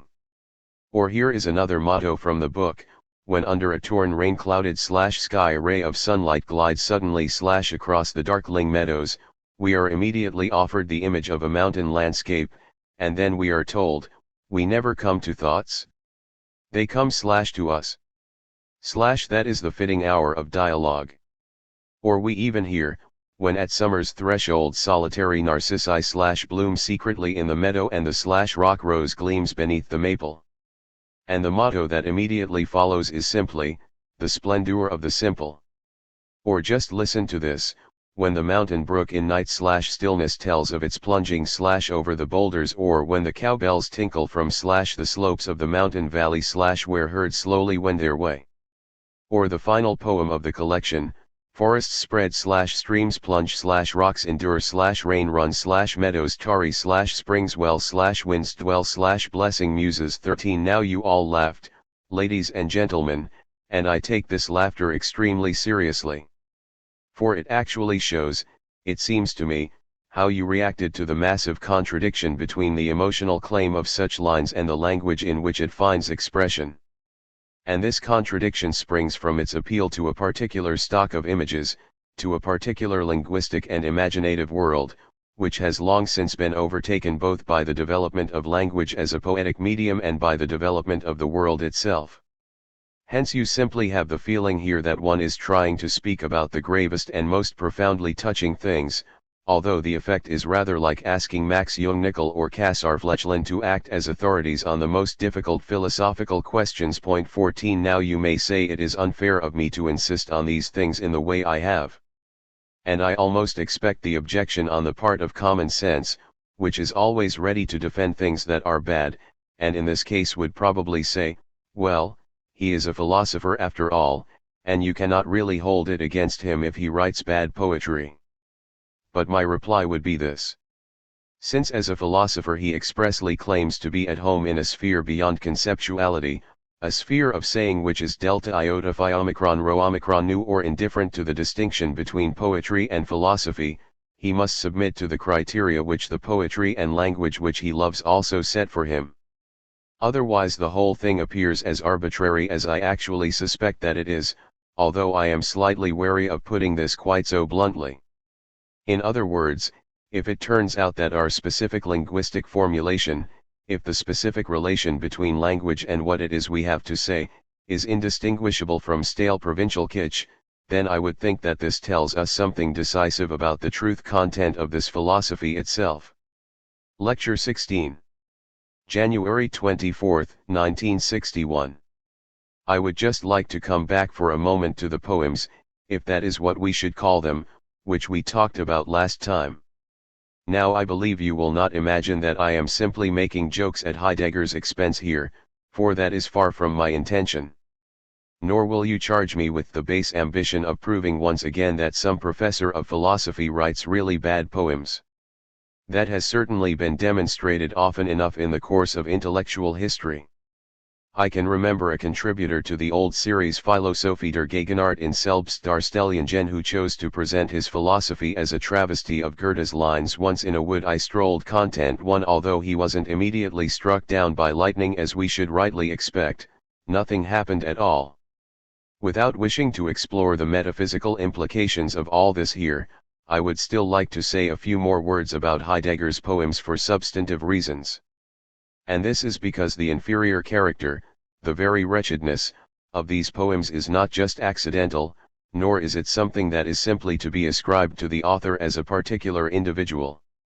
On the contrary, it is objectively grounded in a philosophy which presumes in expressions of this kind, in this specific form of language, to become nothing less than a saying. In the first place, what Heidegger intends to bring out, namely being, even though, according to its own concept as something distinguished from beings of any kind, it has nothing whatsoever to do with anything temporal, can manifestly be characterized only in archaizing language. And this holds not only for these particular sayings of Heidegger but also for a host of expressions in being and time and in his most recent publications, in which he has attempted to describe what being ultimately is. In this respect the sayings in question are no different from the propositions we encounter in his philosophy more generally. This already shows that what is intended here cannot be expressed in anything but archaic language. In other words, it cannot be expressed at all in a language that is appropriate to our own current level of consciousness. But that indicates we are talking about something which, by virtue of the historical process itself, has become impossible for us to say at all, if indeed there is anything intelligible to be said here in the first place. And, finally, it shows that something which is allegedly timeless and supertemporal can itself only be expressed in temporal terms, as something which has been. And the impossibility of atemporal expression here gives the lie to Heidegger's own claim that such being assumes priority over against what concretely exists, for that which concretely exists, with respect to which being is supposedly prior, is precisely temporal in character. The necessity of employing temporal expressions points to the way that time cannot be anticipated by being in this manner in advance of any actual concrete existence, which is what is claimed here. That this archaic dimension eludes adequate expression is evident from the way in which the expressly chosen old-fashioned expressions fail to reveal the genuine power of the archaic and merely exhibit what I have called an artificially confected or fictive moment. Point 2. For while these words attempt to suggest or conjure up the archaic, they cannot really capture it. What I have described as artificially confected is something which is not simply a matter of taste. It lies in the fact that the chosen mode of expression claims to express something essential even as it inescapably reveals its own incapacity to do so. And this is connected with the way that the archaizing language which is employed here is not a language that belongs to the origin at all, any more than the originary thinking espoused by Heidegger is a thinking which belongs to the origin. For this is a language which feigns an essential origin, which insinuates an origin with forms of language that clearly belong to the most recent past. On the one hand, what is allegedly original or primordial is purloined from particular phases of an essentially agrarian economy, especially from the world of the shepherd or of cattle rearing, which here becomes the key to being itself. On the other hand, the particular figures of language which are deployed here certainly lack the power of any ancient or original world. For considered in aesthetic terms they simply point us to what we find in the poems that we have discussed, the sort of things which are simply accepted as they are by the local editor of the Sunday supplement of the local newspaper, probably with gritted teeth, once they have been sent in by the usual circle of readers. This peculiarly archaic feel which presents itself as if it were somehow beyond society by using the kind of expressions you have just been listening to, the cowbells that tinkle, the blessing that muses, and so on and so forth, actually occupies a particular historical place which these expressions specifically negate, namely that of the petit bourgeois world. Just as the historical narrowness and characteristic limitations of petit bourgeois existence finds expression in the way that petit bourgeois ideology readily avails itself of supposedly eternal values in an extremely unreflective and unhesitating fashion and imagines that it has already grasped something of eternity by simply announcing that snow falls or that the mighty mountains tower up eternally. The impotence of this approach is evident in countless terrible poems which prate about the eternal mountains, even though the writer who talks like this is utterly incapable of expressing such eternity. But with this philosophy we discover that, for all the highfalutin talk surrounding it, for all the claims to authenticity it likes to raise, it is rather reminiscent of the Andersen story of the Emperor's New Clothes, where no one sees what really lies beneath. And I wanted to show you this right here, so you can see that, if eternity is hardly present in those arbor verses or poems from the local paper which speak of forest snow and the eternal azure of the skies, the presence of being is hardly vouchsafed in a philosophy that believes it has purchase on being precisely because it thematis it and talks about it all the time. That was my intention in showing you these poems, and I hope you have properly understood this intention, which in one sense is far less malicious than some of you may have thought, though in another sense it is far more so. For it touches on the entire issue, and not simply on the question of Professor Heidegger's literary talent. But here I would like to pursue the particular thought to which I have brought you at this point, namely the question as to why this ontology is not in fact possible. I would express this as the thesis that it is the irreversible character of historical processes which has brought about the dissolution of traditional ontology. This holds not only for the substantive point here, namely the impossibility of any ontology conceived as a positive task, but also, and this is what I wanted at least to bring out for you by looking specifically at the poems, for the impossibility of the chosen form, in other words, the impossibility of even projecting, as Heidegger would say, something such as ontology, of even supposing that a project of this kind could be remotely genuine. And I believe it is good for you to realize quite clearly here that philosophies cannot somehow be thought up out of the blue, that they cannot be thought independently of social relations and conditions, of the social structure, in which they arise, any more than it would now be possible for us, just to make this point clearer, to write a courtly romance or a chivalric epic in the grand style, even if we took a work of considerable quality such as Wolfram's Parzival as our model. Thus, even if we concede a certain dignity to these forms of ontology, it would still be quite impossible to project and develop anything similar today. The substance of intellectual and cultural forms, and philosophy itself is just such a form, something mediated and created by human beings rather than some immediate manifestation of truth, is inevitably indexed historically, and inevitably reveals a certain historical meaning. And whatever may be eternal or of enduring significance about such forms can only be preserved insofar as it changes in the course of history, insofar as it is penetrated by history. It cannot be preserved under entirely different social circumstances by developing philosophies which originally arose under completely different conditions. The social conditions of the great medieval ontologies, and I would prefer to leave aside the question of Platonic and Aristotelian philosophy in this regard, since this involves some rather difficult and complex sociological problems which I cannot explore here, are those of an essentially static and hierarchically organized society which is not exposed to constant change. The articulated character of this society finds clear expression in the objective and hierarchical structure of the basic categories which have no need to be justified before the bar of reason. And the really static nature of this world reflects the fact that feudal society itself was not essentially dynamic but fundamentally traditionalist in orientation. If we were to put this more precisely and more concretely, it would of course be necessary to present a rather more differentiated analysis. Although I do not want to get lost in deeper and more detailed sociological considerations of philosophy here, when we specifically think about the great ontologies and recall how nominalism emerged in a particularly close connection with the school of one of the greatest of these ontological systems, if I may put it like this, namely that of Duns Scotus III, we may say that, as long as the medieval hierarchy was still intact and continued to seem unproblematic, it remained free of such self-reflection.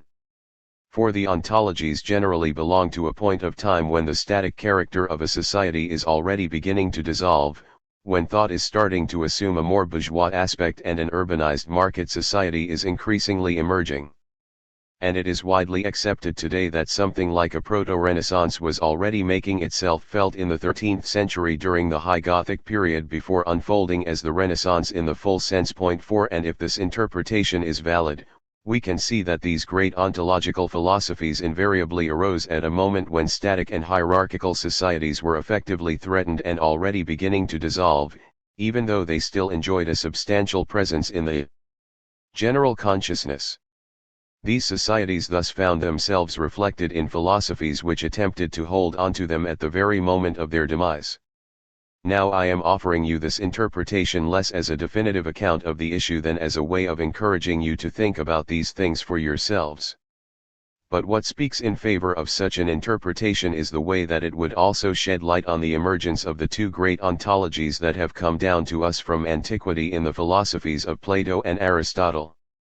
In both of these philosophies, although of course far more strongly in the case of Plato, we see the attempt to legitimate a more or less static aristocratic or elite-based society at a moment when its social structure is still visible yet is already threatened by the bourgeois principle represented by the nominalism of the time, i.e. by the sophistic movement.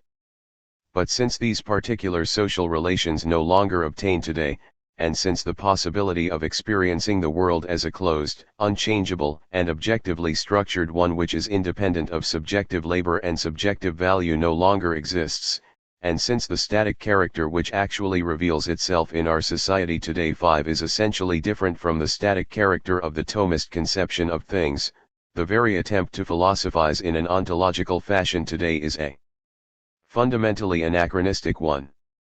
And indeed this was drastically revealed right at the start of these recent ontological movements, as I think I have already mentioned. 6. When Paul Ludwig Landsberg published his little book Die Welt des Mittelalters und wir 7, in which he specifically recommended medieval ontology as a philosophical model for us without realizing that the anachronism involved in such a program already contests the possibility of what was being proposed.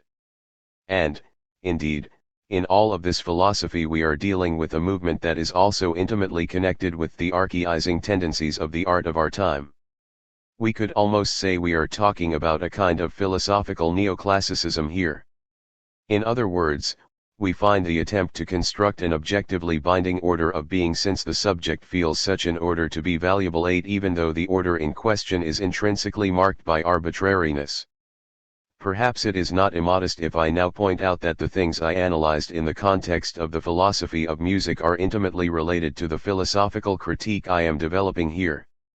In other words, I must confess that this insight into the inner structural impossibility of such regressions first became clear to me through the aesthetic impossibility of anachronism, the aesthetic impossibility of restoring an order of art simply through the will to do so, even though this order is no longer truly actual or substantially present in the world in which we live. But the way things stand is quite different in the case of philosophy, for the philosophical concept of truth involves a different dimension as compared with the aesthetic concept of truth.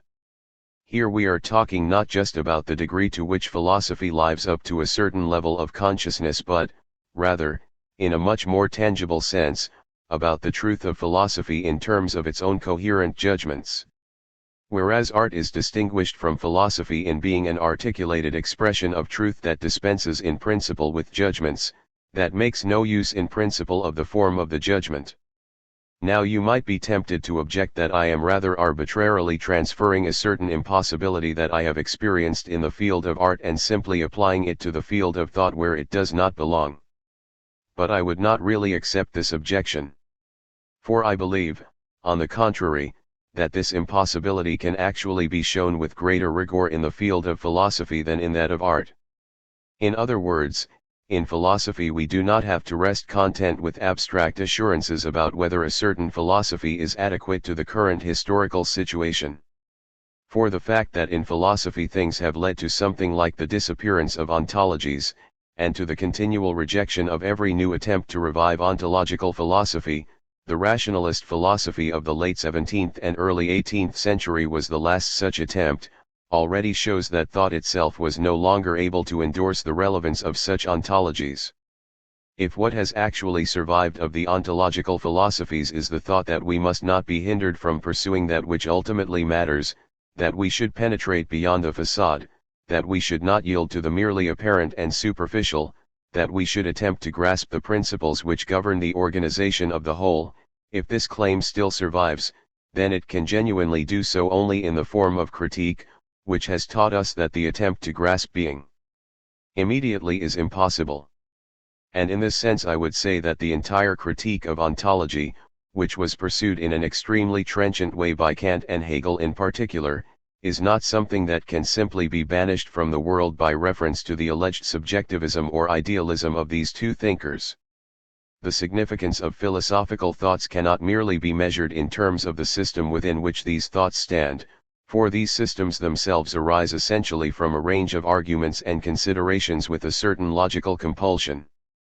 And it is very often the case, and especially in Hegel, as I tried to show in some detail in my essay on the experiential content of Hegel's Philosophy 9, that the inner argumentative force of certain particular reflections, and even of the critical considerations which a specific philosophy involves, reach far beyond the general premises which the philosophy in question actually defends. Thus the arguments that Hegel in his own time raised in a splendid passage against the concept of being in Jacobi 10, whom he compared to the Tibetans who simply contemplate their own navels while reciting Om, Om, Om, also apply to the structure evinced by the tautological and insistent repetition of the word being. I gladly confess to a certain lack of modernity in that I certainly do not believe that recourse to the pluperfect, the most distant past, is eo ipso to be considered more modern than what has more recently come down to us in the perfect tense. On the contrary, I believe that the pluperfect must really be confronted with what has subsequently been thought in a binding and convincing way. I believe this is simply a matter of intellectual integrity, and something we should not be encouraged to relinquish on account of the need for meaning, unless we really are prepared to become defeatists of reason. But I would just like to say, if I may offer a solid piece of advice here, that, if you really wish to form a considered judgment on this question, then you should pay very close attention to the critique of ontology in Kant, which is partly to be found in the chapter on amphiboles and partly in the Transcendental Dialectic, 11, and also the critique of ontology which is expressed in many different places in Hegel. For the thought that we are surely far beyond that today, may often replace genuine inner intellectual progress with a merely abstract temporality, namely with the fact that we now enjoy the questionable fortune of writing in 1960 rather than in 1786 or 1820. In other words, this attitude falls back behind the inner consistency or inconsistency of what has been thought before. Thus I believe that the critique to which ontology was once subjected by the great German thinkers has by no means lost its force, despite all assurances that we have long since emphatically moved on. Heidegger is, of course, far too clever, and here again I would say far too strategic, to employ the crude device of simply appealing to older forms of ontology. And if you look at his later writings in particular, you will find that he repudiates the idea of such a recourse as far too external and superficial, as a complete misunderstanding of his intentions. The strategy of this philosophy, if I may deploy this concept once again, is a different one. For he attempts to evade the controversy between the ontologies which have been historically handed down to us and the critique to which they have been subjected by recourse to a kind of thinking which could be described as pre-ontological. In other words, this thinking contains none of the tangible and specific theses which philosophy has already criticized as ontology, such as the thesis regarding the eternal and immutable character of being or of whatever being was supposed to signify.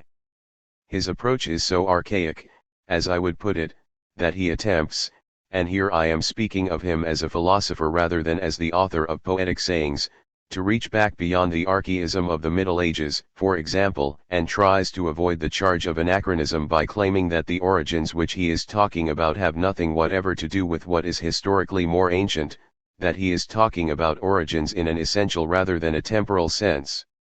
As far as the atemporal character of this mythological recourse is concerned, I think I have already clearly shown what this amounts to with reference to his poetic verses. But I would just like to add this: I do not want you to think that I have been unfair here by singling out the poems in question. For if you look at Heidegger's prose works, such as the famous essay on Plato's theory of truth, you will find that they teem with precisely the same archaism that I pointed out to you in the poetic verses. It turns out that this form of thinking, which is allegedly not archaizing at all, which is so original or primordial that it does not even want to have anything to do with the origins of philosophy, cannot possibly express itself in anything but this archaic way. The attempt to avoid the controversy regarding ontology means that Heidegger also tries to evade the controversy between the intrinsic being of essence and the question of its mediation in and through the thinking subject, which is what the entire controversy is ultimately about. And he evades it by claiming that the theses of philosophy, which can only be formulated in conceptual terms and indeed in Heidegger himself are conceptual in character, are themselves ultimately non-conceptual. And this leads him to that cult of the origin, or of renewal, which is by no means accidentally related or simply external to that sympathy with barbarism which appears in the history of his political engagement. Point 12 I believe that in a certain sense we do Heidegger an injustice if we simply try to class him, as he seems to have done himself, as a fellow traveler of National Socialism and regard the fact that he was so quick to follow Hitler as an unfortunate case of the profoundly naive sage. Yet in that cult of the origin, in that belief in renewal, in that belief that the power of being would now triumph over the power of darkness, in this entire nexus of elements we actually find the very real nexus of National Socialist ideology, so that we might in a certain sense read Rosenberg 13 cum grano salis, as a key to being and time. Be that as it may, there is a moment of ultimate and arbitrary decree here, something peculiar to charisma in our times, to the claim of the leader, the one who becomes the Führer precisely by declaring himself to be the Führer. And we can grasp this moment of arbitrariness very precisely in Heidegger by reference to the concept of Entwurf, or projection. I would just like to say a few words about this here. In substantive terms this concept of projection derives from Husserl, even if the word itself does not feature in his work. And this is very interesting in itself. If you look at Kant's critique of pure reason or Hegel's logic, or the transcendental philosophy of Schelling 14 or any of the relevant major texts that have come down to us, you will find that the specific character of the philosophy in question is not defined simply by some kind of arbitrary act or choice on the part of the reflecting philosopher. For all these philosophies attempt to provide some rational grounding or justification for the approach adopted in each case, for the specific way in which they begin. And of course everyone has to begin somewhere, and there is no philosophy without a deliberate beginning. Now if you read Husserl's Ideas 15, and I believe this is at once one of the greatest difficulties of the book and to a certain extent the key to all of the new ontologies, you will find the situation is very different. For it just suddenly starts. And I believe this is connected with the fact that Husserl was a mathematician, and that it is quite possible for mathematics to posit and generate manifold forms freely out of itself precisely because such forms need to measure up to any substantive content. In this regard mathematics has played a highly paradoxical role, and if you like even an irrational or anti-rational role, in the history of philosophy. Thus if you look at Husserl's ideas you will find that he really wants to get to the things themselves. In order to do so we have to proceed as follows. We suspend or bracket the whole of the natural world, we bracket ourselves as natural persons, we also bracket God and a range of other things, and finally we bracket all individual factical being over against the realm of essence. And what we then have left is the things themselves, the field in which phenomenological philosophy is now free to roam around at will. But why I should bracket all this, what justifies me, if I wish to express truth, in abstracting from that facticity whose confrontation with truth is demanded by the concept of truth itself, of this Husserl's ideas at least tells us nothing. In his later writings, in his theory of judgment for example 16 Husserl attempted to fill this gap as best he could through an extremely complicated detour of material fulfillment in the context of experience. But initially everything simply depends on the phenomenological attitude. Thus you get to the doctrine of essences simply by adopting a specific attitude to the world and omitting certain aspects or given features as you choose.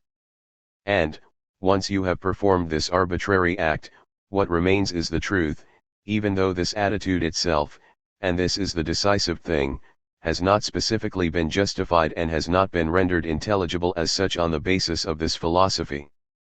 Now of course you may say that the idealist philosophy of the past also performs similar forms of reduction, by claiming for example that the legitimate ground of truth is to be found in the internal connection of the given, that I cannot speak of transcendent things at all but must trace things back to the sensuous data that I receive and the categorical apparatus that I possess, as empiricists and rationalists have argued in their different ways. But in these cases the particular orientation which they adopted was a specifically motivated one. Thus it was claimed, for example, that apparent objectivity might turn out to be a dream or a delusion unless I could somehow reduce it to the sphere of the subject.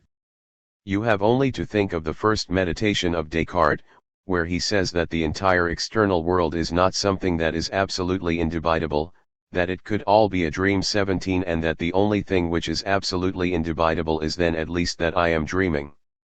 Or again you might say that the experience that is given to me through the senses is deceptive and cannot therefore claim an a priori character, whereas our concept of truth requires something that is utterly necessary. Whenever we encounter such reductions in the history of philosophy, they are themselves grounded in the necessity of acquiring genuine truth. Husserl took over this technique of reduction from the tradition, namely the idea that the object of philosophy is what is left, as it were, after the initial costs have been deducted, and that this is what truth is, but he no longer grounds or justifies it. For, if he did try to ground it, he would already be revealed as an idealist, and that is precisely what he wanted to avoid. Instead he says, I take up the phenomenological attitude or position, rather like the way in which we choose a specific position from which to take a photograph. It is not possible here to go into the rather interesting history of this word Einstellung, an expressly adopted attitude or position, which is certainly connected with photography but also indeed with the age of Jugendstil. Nowadays the word has fallen almost entirely out of use. It is of course still found when we say things like, my position forbids me to share views of that kind. Here I just wish to point out that, right at the beginning of the new ontological philosophy, we can already see how the seemingly heightened demand for objectivity announced by the turn to things themselves is simultaneously paid for by the arbitrary character of the attitude or position we are supposed to adopt. And we find this faithfully repeated in Heidegger with the concept of Entwurf, or projection. For his philosophy attempts to project being, or the structure of being, specifically through the analysis of Dasein, though it fails to ask how the possibility of such projection itself is to be justified. The apparently direct and utterly spontaneous character of this approach, the lack of concern for any accompanying epistemological reflection here, is doubtless extremely appealing to many but is actually nothing but an arbitrary act which exempts the philosopher's activity from reflective scrutiny and effectively avoids any engagement with critical reason. But here again you can see how, in Heidegger, all these things are taken to an extreme. He is far too intelligent not to recognize this moment that is bound up with the concept of projection and helps himself by performing a turn which any circus artist would envy. For the most arbitrary aspect of his philosophy, the idea that I set forth, that I project, that I sketch out in the broadest strokes, without concern for what has already been thought, that which inwardly holds the world together 18, now seems very different. It is not I or we that is responsible for all this, and if we ask who it is that does the projecting, the answer is simply being. And in case you think that I am exaggerating or caricaturing Heidegger here, I would like to substantiate this with some particularly striking quotations. Thus in the letter on humanism you will find the following: the projection is essentially a thrown projection. What throws in such projection is not the human being but being itself, which sends the human being into the ecosistence of descent that is his essence. This destiny comes to pass as the clearing of being, which it is. The clearing grants nearness to being. In this nearness, in the clearing of the there, this is a secularization of the old concept of revelation, even though it shuns that venerable name. The human being dwells as the ecosisting one without yet being able properly to experience and take over this dwelling today, once again the image of dwelling which is drawn from the concrete realm of the world and also sounds both archaic and homely. In the lecture on Hölderlin's Elegy Homecoming, 1948, this nearness of being, which the there of Dasein is thought on the basis of being and time. Heidegger actually says so himself. It is perceived as spoken from the minstrel's poem, from the experience of the oblivion of being. It is called the homeland. And Heidegger continues, this word is thought here in an essential sense, not patriotically or nationalistically, but in terms of the history of being. The essence of the homeland, however, is also mentioned with the intention of thinking the homelessness of contemporary human beings from the essence of being's history. 19 Here you really have everything together, the contamination of the archaic with the pure structure of being, the arbitrary positing and, finally, the justification of this arbitrariness as a structure of being itself, or as some kind of destiny, in short the mythologization of philosophy. Thus we actually find that being and time already contains at least something, on an incomparably higher level and with incomparably greater sophistication, of what another book on a far lower level once claimed to provide, namely the fiction of a myth for the 20th century. 20 But I shall say a little bit more about that next time. Lecture 17. January 26, 1961. At the end of the last session I tried in some haste, as tends to happen in the final minutes of a lecture, to show you how Heidegger's philosophy has a tendency to pass over into or revert to mythology.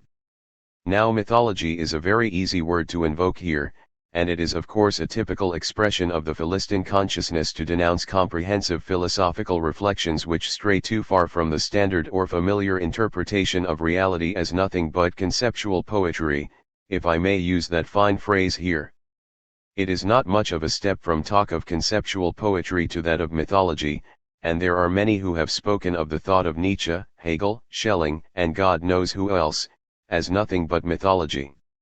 Now if I have described Heidegger's thought as a kind of mythology, I was employing the term mythology in a much more precise sense than this. For I mean something much more specific than is conveyed by this general and usually rather subaltern way of speaking, which is adopted by a mentality that is alien or hostile to philosophy itself precisely in order to conceal its own ignorance and unfamiliarity. I believe that it is necessary to distinguish two aspects or moments here. In the first place we have the moment that I have tried to suggest with expressions such as the myth of the 19th one or the 20th centuries. This is the moment that essentially feigns the idea of breaking out of a rational level of consciousness in order to attain a supposedly immediate consciousness of the absolute or of nature as a whole. But then we also have the untruth and questionable character that belong to myth itself precisely where it is genuine, as they say. Now I believe we would be making things too easy for ourselves if all that we had to say against such approaches today is that they are false mythologies, and if we were simply to respond, as it is very easy to do in the German context, by trying to hold on to genuine and authentic myth and glorifying the latter. For the real task is to glimpse the genuine myth itself at the heart of the false one, if there is indeed such a thing as genuine myth. The task is to recognize how the untruth of these mythical formations actually reproduces the old untruth which comes in a very distinctive way to permeate the new one, namely the fiction of a new mythological consciousness that no longer exists. Let me try and show you more precisely why this whole form of thought is to be seen as mythological in a questionable sense. And let me add right away that the criterion here is certainly not the fact that the concepts employed are remote from the immediate appearance of factical life as the latter is generally registered by everyday consciousness. For that is not what is essential here. What is essential is the content of the doctrine itself. When I speak of a reversion to mythology, I am specifically referring to the revocation of freedom, the cancellation of that aspect of freedom through which the subject has wrested itself from the blind, opaque, immediate context of nature, from the sway of fate or destiny. The great religions, and what can be called the general process of European enlightenment in the broadest sense, which ultimately reaches from the pre-Socratics through to the modern age, have striven to bring consciousness to bear on blind compulsion, to save consciousness from the dread which lies in this blindness by showing how the blindness is only produced by the consciousness which experiences the dread. In other words, the context of nature itself, which confronts us as hostile or demonic, is actually an anthropomorphic projection. While the theory of Epicurus was careful not to deny the reality of the gods, it presented them as utterly indifferent to and entirely unconcerned with human life, as mere spectators of this sorry spectacle. Since the gods refuse to intervene in the world, there is nothing we have to hope for from them, but equally nothing we have to fear from them too, and in this sense the theory may be regarded as the first self-conscious expression of demythologization in the history of humanity. I do not recall whether Heidegger, who is certainly well versed in classical philology, has ever really talked about Epicurus, but it seems unlikely. Point 3 in this respect. 2. The great destroyer is of one mind with the official history of philosophy, for the thinkers who have received a bad press in the mainstream tradition, if I may put it that way, either fail to appear in his work at all or are merely treated dismissively. I say this simply in passing to indicate the image of the history of philosophy which you will basically find here. You may recall the passage that I read out for you last time, and which prompted me to speak of myth in this connection. That which projects, we were told, is not the human being but being itself, and it is being which sends man into the ecosistence of Dasein as his essence.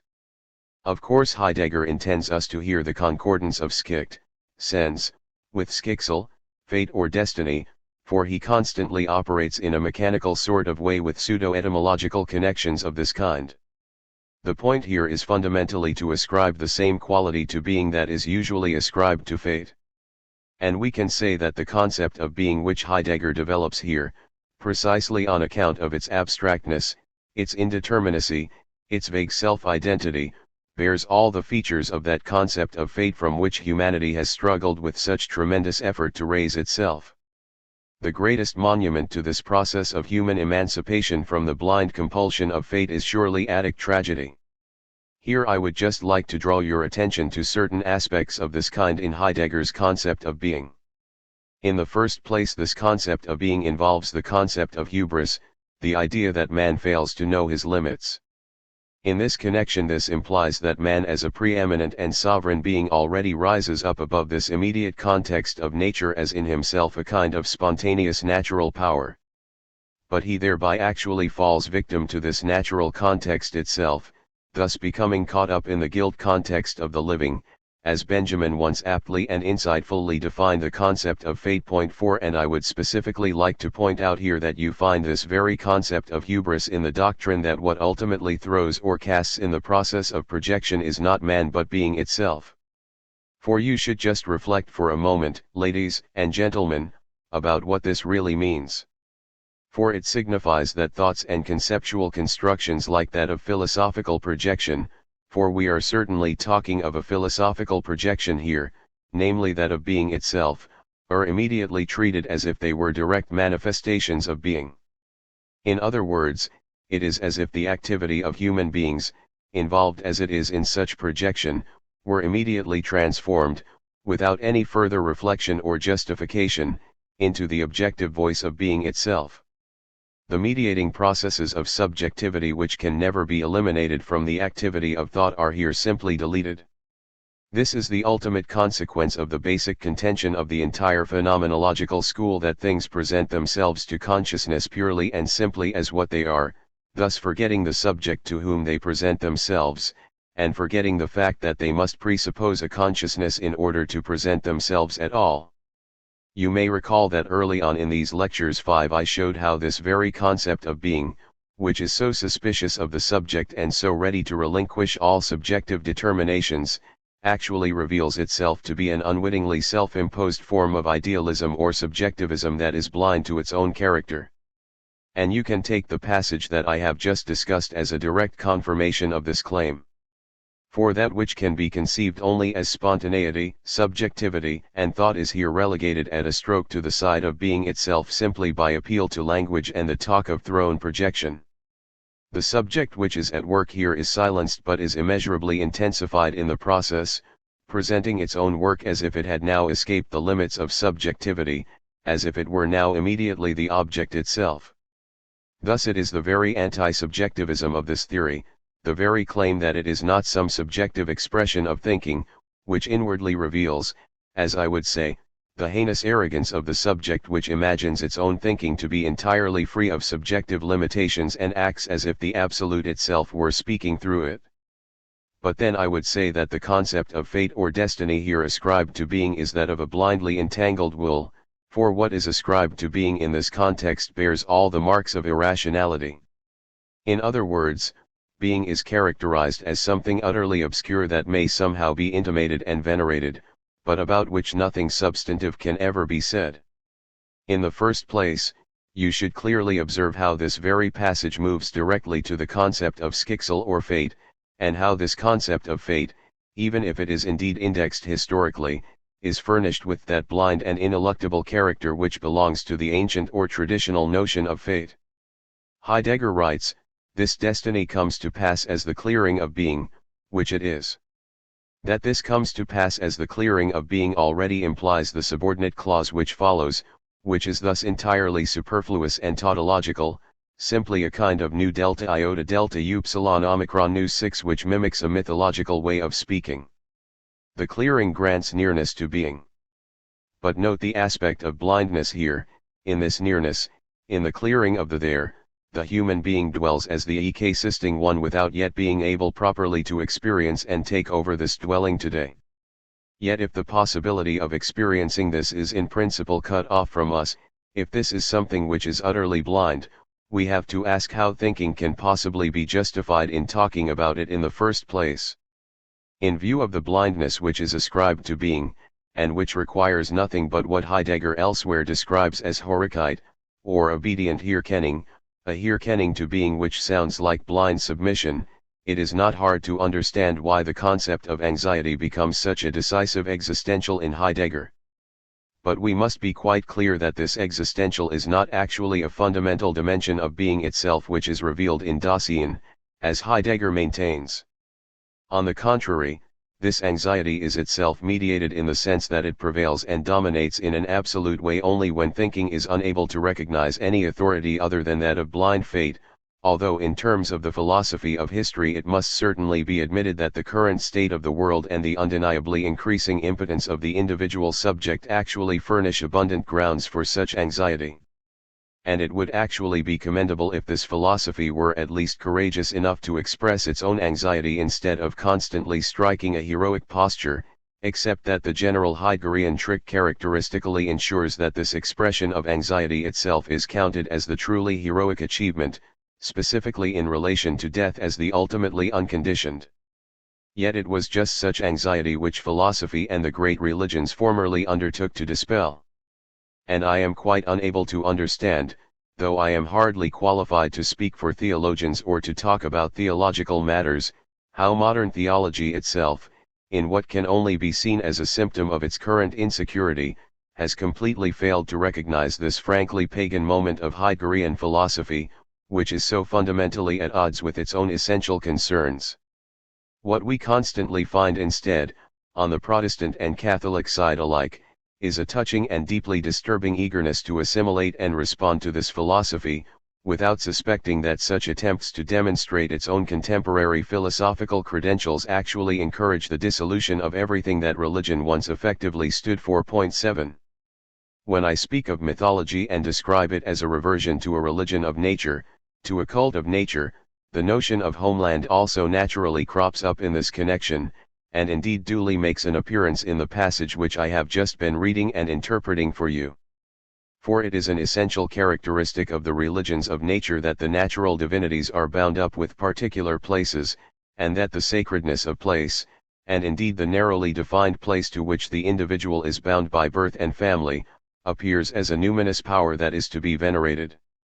And here again you see how this reversion to the mythical notion that the absolute is essentially bound up with a natural category such as place is directly connected to a politically regressive mentality, namely to the glorification of our own tribe, of our own lineage, of our own land, where we just happen to find ourselves, as the ultimate and essential thing. Now when Heidegger says at this point that the word Heimat is thought here in an essential sense, not in patriotic or nationalistic terms but in terms of the history of being, This is nothing but a captatio benevolentiae, an attempt to win us over. If everything that he here abjures were not really the case, this thinking would surely have the strength to find any other word but heimat. But that it cannot do so, that it remains so beholden to the characteristic mentality of homely art, reveals only how essentially and intrinsically such mythic notions also involve the regressive dimension of contemporary nationalism, so that these things cannot simply be regarded as external or accidental. In the case of Heidegger's philosophy, and something similar is also true of Hegel, I believe it is impossible to write off what are often described as political eccentricities and aberrations simply as missteps of a thinker who has gone rogue, as it were, and imagine that we can then hold on to the unadulterated wisdom or the purified doctrine that remains. For the very aspects or moments of his thinking which allowed him to identify the Führer with being eight are already harbored in this concept of being itself, are necessarily involved in the constitution of his thought. You can readily see from this that the whole separation between social historical categories and philosophical ones, whether these belong to the history of being or represent the kind of epistemological categories which people are once again so keen to instill in us today, is ultimately quite arbitrary and serves merely to reserve a little grove for philosophy, which has nothing to do with the world, on one side, while preserving the social political sphere from critical philosophical reflection. On the other, wherever there has been any philosophy which really deserved the name, it has never recognized this division between proper philosophy on one side and mere social philosophy on the other. And we fall below philosophy not when we engage with social thought but when we try and enforce a rigid and mechanical separation of both these two moments. The actual social consequence, as I already pointed out, of this mythological aspect, of this understanding of being, which basically stands in for the cosmos as conceived by the philosophy of nature, is that all we can ultimately do is blindly subject ourselves to something precisely because it is intrinsically irrational and impenetrable. In other words, it effectively demands that we submit to the blind course of history as the unfolding of the history of being. The relationship to history in Heidegger is a complex one. On the one hand, as I think I have already suggested in passing, the concept of history itself is all too quickly sublimated in the sense that real history is replaced by historicity, that is, by history as a structure which arises from Dasein.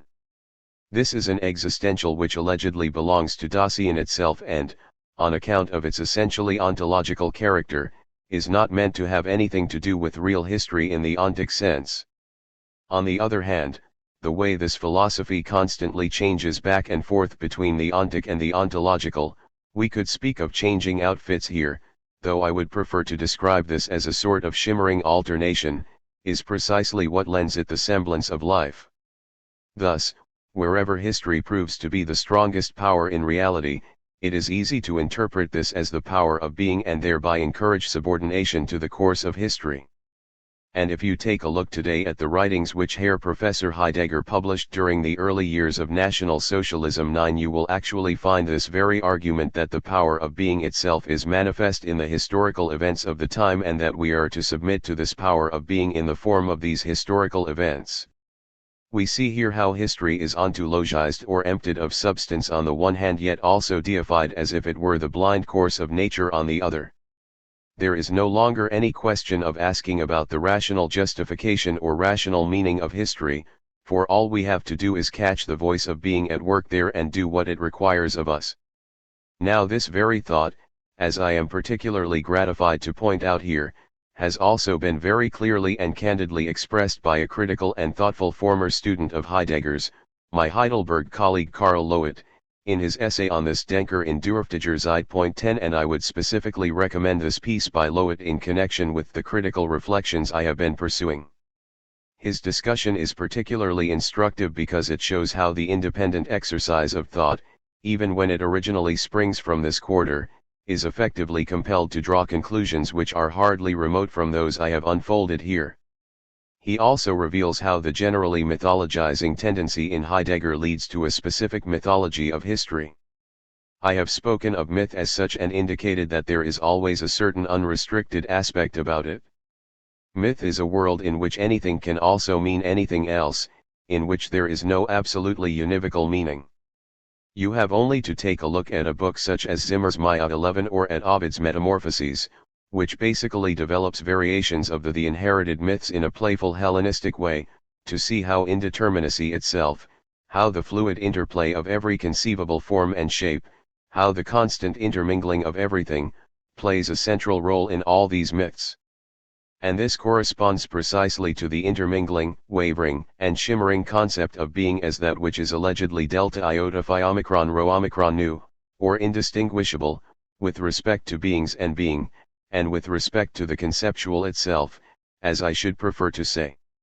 In other words, this mythologizing philosophy, and this is surely part of its suggestive power, part of its theological seductiveness, if I may put it like that, essentially involves a kind of vagueness and indeterminacy which is rooted in its own irrational character, but which it actually ascribes to itself as if it were some special higher quality.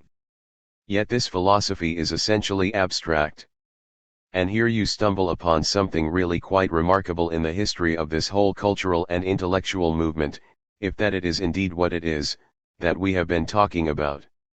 If you recall what I was trying to explain to you before about the origins of all those philosophies where you encounter the word existence or existential in the wake of Kierkegaard, you will also remember that one of the most essential and original motivations at work here was to escape the formalism of Kantian and of all post-Kantian theory.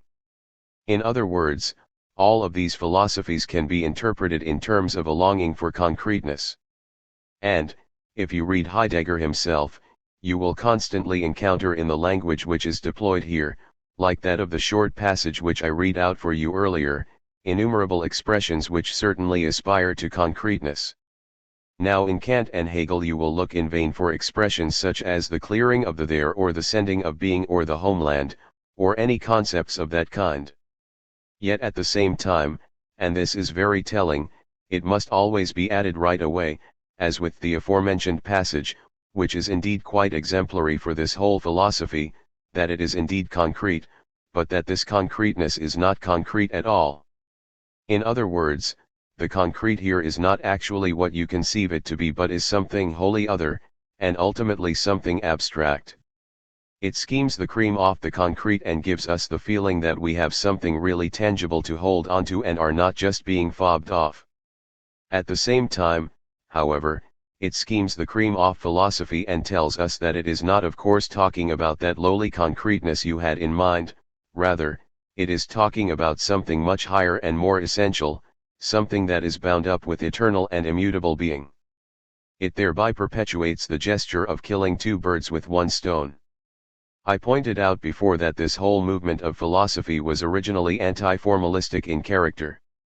That is the point where Kierkegaard's critique of Hegel, though he was significantly misunderstood in this regard, essentially converged with Skeeler's critique of the formalism of Kantian ethics in his famous early book on the subject. Point 12. For both thinkers claimed that these earlier philosophers remained caught up in the domain of purely abstract concepts without being able to reveal what mattered as far as the real relations and essential interests of the actual human being were concerned. And Skeeler sought to counter such abstractness with the idea of a material ethics of value, with a hierarchy of values, which no longer undertook to identify the universal principle of legislation in terms of the categorical imperative, for example. His material ethics attempted instead to articulate and systematize, in an extremely precise and almost casuistical fashion, the various values that actually exist, from the very lowest to the highest, so that philosophy might then in a certain sense concretely tell us what is good and what is bad. And the influence specifically exerted by Skeeler at the time was due to this admittedly rather dubious claim on the part of his philosophy. Now you should not imagine that this element has simply disappeared from Heidegger. Think of the concrete turns of phrase which I have already pointed out, the clearing, who would not love to come upon a clearing in the woods? Or the homeland, who would not love to come back home, especially those of us who have actually experienced emigration? Such concrete elements are constantly introduced into philosophy here. Yet in being turned into philosophical elements they forfeit the very concreteness they claim to possess. I believe it is no exaggeration to say that this philosophy, which begins with such a claim to concreteness, ultimately surpasses in abstractness, i.e. in formalism, anything that Kant himself ever accomplished. In Kant's philosophy the highest place is occupied by the ideas, the most universal concepts of all, and then those synthetic a priori judgments which are actually nothing but propositions under which possible experience is subsumed but which themselves possess no experiential content at all.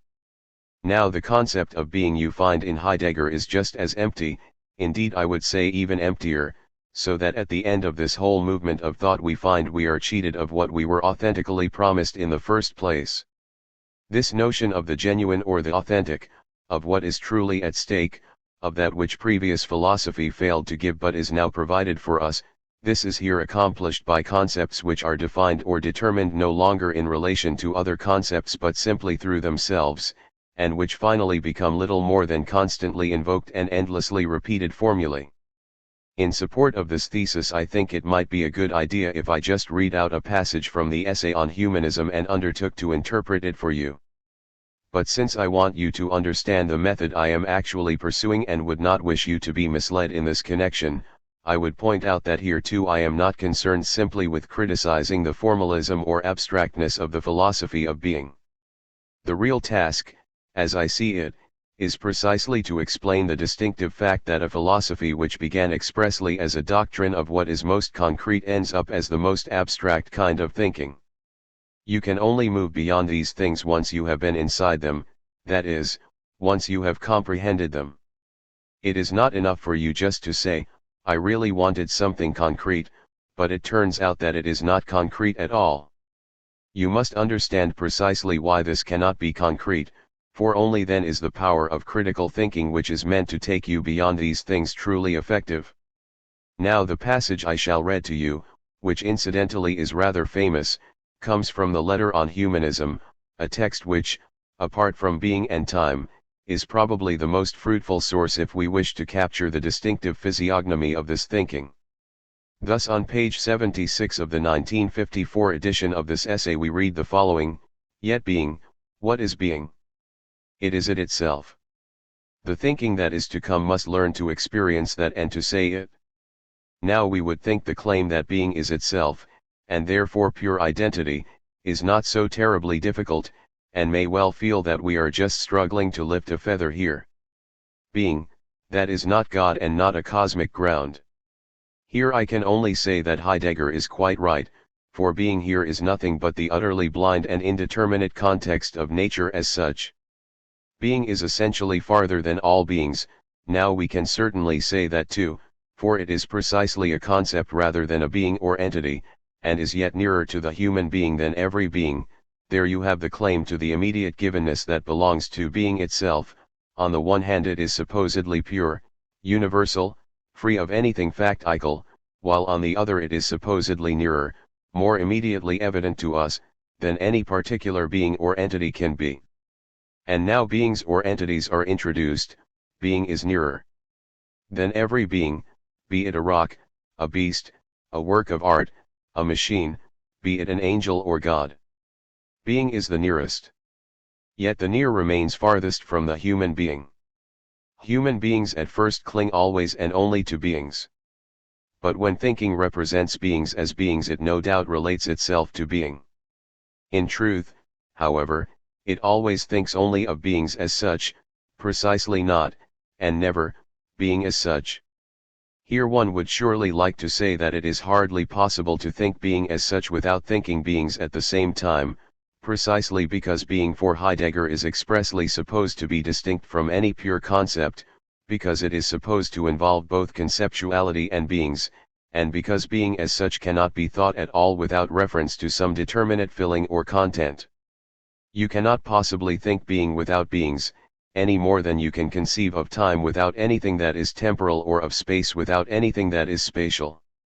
And when Heidegger charges thought with a forgetfulness of being insofar as it is incapable of thinking in this way, he really goes beyond the limit of possibility for all thought, as Kantian philosophy has so impressively shown. Point 13. In truth, however, it always thinks only of beings as such, precisely not, and never, being as such. Now if you take really seriously this expression being as such, and specifically the as such here, then of course it means being in opposition to or with the exclusion of beings. But Heidegger in turn is unfaithful to the claim involved in this as such, inasmuch as all of the attributes, whatever they may be, which he bestows on being are themselves derived from the domain of beings. He continues. The question of being always remains a question about beings. It is still not at all what its elusive name indicates, the question in the direction of being. Philosophy, even when it becomes critical through Descartes or Kant, always follows the course of metaphysical representation. It thinks from beings back to beings with a glance in passing toward being. For every departure from beings and every return to them stands already in the light of being. Now if we accept that no particular being or entity is exhausted simply in terms of itself, and that every being, as a moment or aspect of a whole, is more than what it merely is as a particular being hic et nunc, then I would agree with Heidegger. But you cannot conceive this otherness, this more or, as I would put it, this process of transcendence, in which all beings are involved, without reference to beings or entities themselves, any more than you can regard particular beings or entities themselves as something absolute. And in this sense he does indeed appear to take something abstract, namely the concept of being, for this is something abstract, as if it were that which is immediate and the nearest to us. You will recall that he actually explicitly says here that being, something mediated, something produced through abstraction, is indeed distinct or separate from all particular content and from all beings but is still what is nearest and most immediate to us. Yet it is not possible for thought to recuperate this thesis of the nearness and immediacy of being in any way. Every attempt to define or determine being more closely must inevitably fail, since any conceptuality would either necessarily turn it into something abstract and remote or, if we took the claim to concreteness seriously, simply turn it into a mere being or entity. And this is precisely the reason why all that can ultimately be said about being is the tautology that it is itself. This tautology is not an intellectual mistake, nor is it some Vedic palaver without the accompanying religion. It is simply that nothing now remains for thought but the incomprehensible repetition of the same concept, for any attempt to fulfill it would immediately conflict with the concept itself. But this is precisely what we shall explore next time. Lecture 18. January 31, 1961. You will recall how in our last session I drew attention to the tautological characterization of being in the letter on humanism where we learn that it is itself, and how I pointed out that it was not enough simply to identify this tautology, since the real task, which I have already started to undertake, is precisely to explain the tautology in question. Not exactly of course to deduce the tautology, for any attempt to deduce tautologies would instantly lead to considerable logical difficulties, but rather to explain for you exactly why we end up with this tautology. And let me just say in advance that the peculiarly elusive character of the philosophy of being is not the least source of its attractiveness, for it is extraordinarily difficult to argue with this philosophy without immediately encountering the charge that this or that is not actually what was meant at all. Now this is intimately connected with the tautological character we have been talking about. But in order to get at the root of this tautological character it might be a good idea if I do not focus simply on Heidegger's own words, which of course already exhibit that elusive quality of which I have spoken several times already.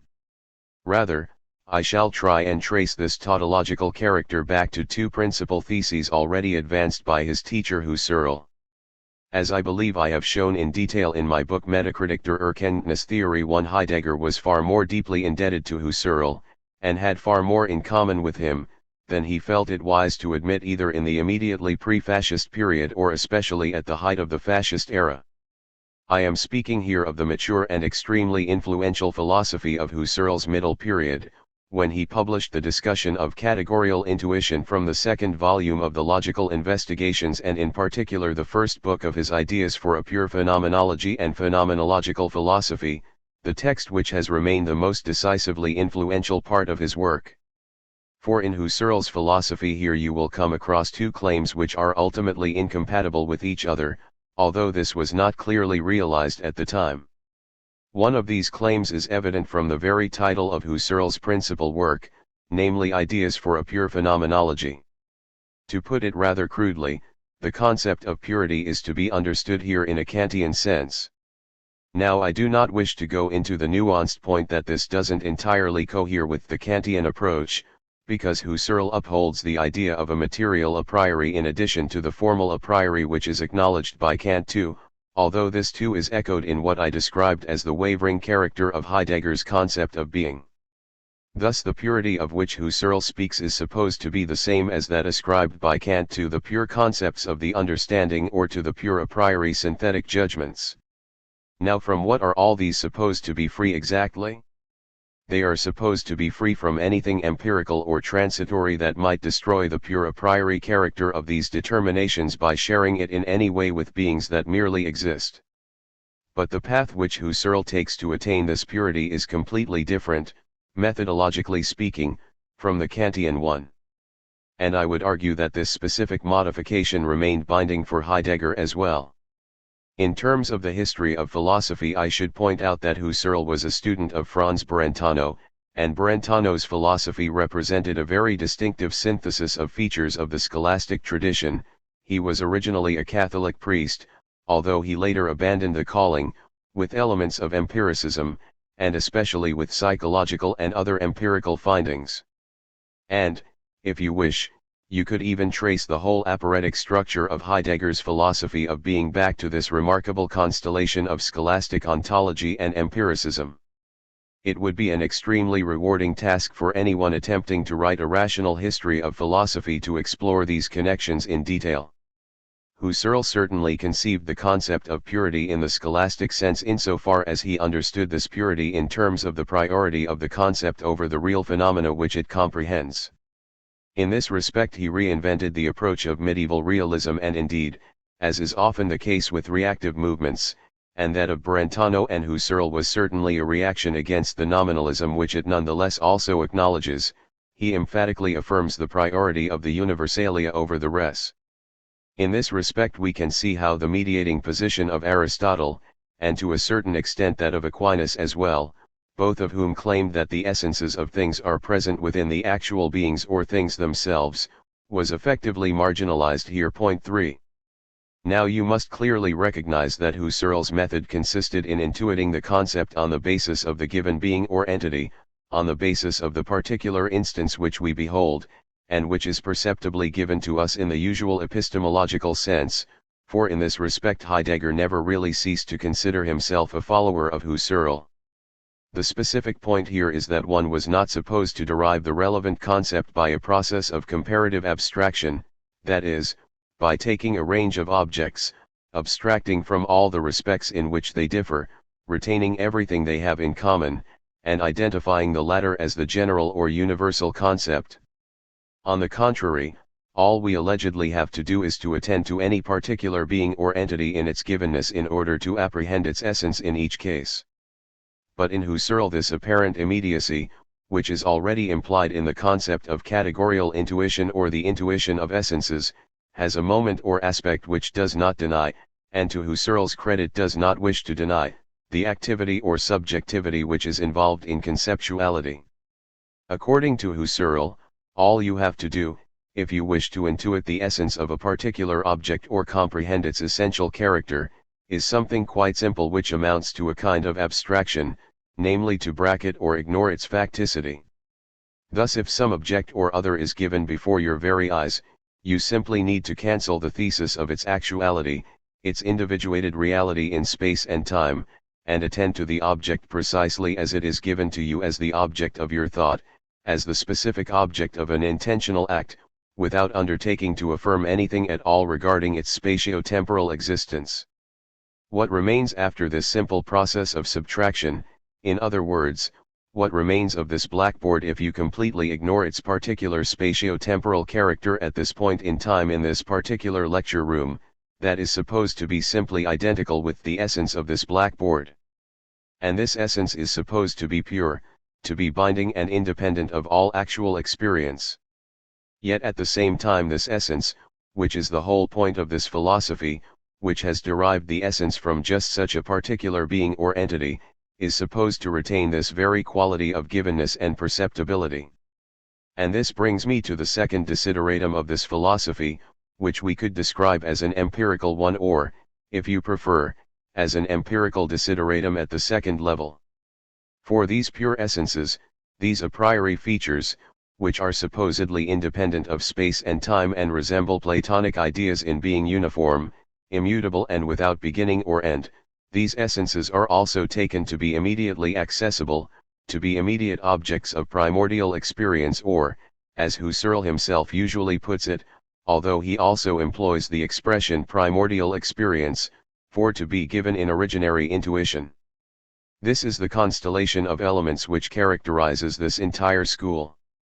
And I would really emphasize that this specific character actually provides the key for understanding what Heidegger means by the concept of being as such, and how these mutually exclusive predicates of immediate givenness and intuitive immediacy on the one hand and purity and a priority on the other are both fulfilled at once. It also helps us to understand how we are supposed to reach this pure and a priori level through a relatively simple act, namely by setting aside the spatial and temporal determinations of whatever is intuited in any given case. In order to be precise, I should also add that this theory of subtraction, this process of abstracting from concrete individuation, is not the only interpretation which Husserl provides in this regard. For in an earlier and perhaps even more important text for the reception of these things, the sixth investigation in the second volume of the Logical Investigations, he adopted a rather different approach. Here he develops a theory of categorial intuition according to which we can become directly aware of categorial matters or intellectual states of affairs just as we can directly intuit perceptible phenomena. Husserl never came to a clear decision between these two not entirely concordant theories because it is clear from his later writings, although this can already be traced back to the writings of his middle period, that the entire construction did not really satisfy him, and because he believed that he would have to ground insights into intellectual states of affairs through a theory of transcendental subjectivity, in other words, in a traditional Kantian epistemological sense after all. But we can leave this particular question aside for now. Point 5. You will easily discover that this distinctive and, as I am tempted to put it, antinomic structure which attaches to the givenness of intellectual states of affairs in Husserl, which appears antinomic because that which is essentially mediated, that which is thought and conceived as such, is also supposed to be independent in its own right. And I claim that this same antinomic structure recurs in Heidegger's philosophy, and indeed especially in his doctrine of being. What appears in Husserl under the name of purity, under the name of the intuited essence, or epsilon delta omicron, which is just the old Platonic name for essence, is reproduced in Heidegger's concept of being, in the notion of the separation of being from the entire realm of beings. I would just point out in passing that the ambiguity we find in Husserl is simply perpetuated in Heidegger's philosophy, for, while being is supposedly contrasted with and expressly distinguished from beings, it is not supposed to be a pure concept, or something else again. On the contrary, it is supposedly something which precedes all this, which ultimately cannot be expressed at all, which is itself indifferent to the distinction between being and beings. Here I would just like to say a word about Heidegger's concept of ontological difference, which I have already mentioned in various contexts. For you might object here, and many formulations in Heidegger would certainly encourage you to do so, that the charge I have repeatedly leveled against Heidegger, namely that of ontologizing the ontic, is baseless precisely because he himself already expressly emphasizes the distinction between being and beings in his own doctrine of ontological difference. But this is merely an illusory claim. For it turns out, as I could easily show you in relation to numerous formulations on the part of the later Heidegger, and perhaps we shall get to discuss this, that he sets up the concept of ontological difference only in order to do away with it. And he does so with a relatively simple argument that is also relatively easy to see through, for he claims that the ontological difference itself, namely the difference of being and beings, can only be understood by analyzing the meaning of being. In other words, this difference lies in the character of being itself, it belongs to being to reveal itself or to appear in the context of beings. Thus the ontological difference which is announced with such a fanfare is simply reabsorbed by the indifferent concept of being. I would ask you to believe what I am saying here, since at this particular point I do not really wish to pursue what you could call philological proof for the correctness of this thesis. But I can promise you that I will not fail to provide such detailed proof in due course, if only in the form of future publications. Point 6. Then again we see as well how the concept of immediacy or primordial experience which Husserl ascribed to the intuition of essences also returns in Heidegger when he explicitly and indeed emphatically says that being is not a universal concept, not even the most universal concept of all. I can substantiate this directly with a quotation that I have to hand, although it would not be difficult to find many others of the same tenor. Heidegger writes, "But now the question is whether the assessment of being as the most universal concept reaches the essence of being, or whether it so misinterprets being from the start that questioning becomes hopeless. The question is whether being can count only as the most universal concept that is unavoidably involved in all particular concepts, or whether being has a completely different essence, and thus is anything but the object of an ontology, if one takes this word in its established meaning." Point 7. This formulation reveals something that we find in several other writers, including Sigmund Freud, where certain theses or distinctions are introduced in an apparently tentative and problematic form even when a very specific thesis is actually intended. Thus it is quite clear from other passages in Heidegger that he emphatically denies the conceptual character of what he calls being. On the one hand you have the claim that being is non-conceptual, the demand to acknowledge its immediacy, and thus the demand for a primordial experience of being in this regard. We are repeatedly assured that everything depends on some such primordial experience, although Heidegger gives a characteristically objectivist twist to this idea by insisting that this experience is not ultimately down to us at all. The process is mythologized when we are told that whether we come to experience being lies at the disposal of being itself, that being reveals or unveils itself, that being lights up for us, and indeed only for us, and, furthermore, that its hiddenness, in other words, the impossibility of immediately perceiving it, already belongs to its ontological character. On the other hand, being is supposed to be pure, or entirely independent of any individual or determinate being or entity. In other words, being is supposed to enjoy every advantage of the conceptual in comparison with the content of experience, and every advantage of immediate experience in comparison with the conceptual. The only difference from Husserl, and there is a certain objective irony here, lies in this: what was still intended by Husserl in an essentially epistemological sense as an explanation of specific states of affairs, of our capacities for specific types of insight, is now withdrawn, with a distinctive Heideggerian twist, from the subject altogether. It is thus interpreted objectively, if you will allow me to put it like that, in terms of being, which is now completely emancipated from the subject. What I would really like you to think about, now that I have recited these fundamental determinations or enactments of Heidegger's for you, and enactments seems the right word here, since they actually read like decrees, is precisely that being is not supposed to be a concept, not something that has been brought about in any way. For those of you who are following these things with direct reference to Heidegger's texts, I would like to point out that what I describe as a concept, or in Hegelian terms as something posited by the subject, is described by Heidegger in terms of Teutonic neologisms or archaism, whatever you prefer, as a realm of fabrication or machination, of that which is made merely by the subject. This kind of expression can be traced in many of Heidegger's later writings. Point 8. In this regard, the moment of subjective mediation, to which I have repeatedly drawn your attention, is already downgraded, as if it simply belonged to the superstructure of consciousness, as if it were something which a busily interfering and superfluous consciousness externally introduces and imposes, thus sacrilegiously disturbing or contaminating the purity or givenness of being itself. And Heidegger even responds to this sense of sacrilege in an objectivistic way by expressly locating this very sacrilege within the history of being.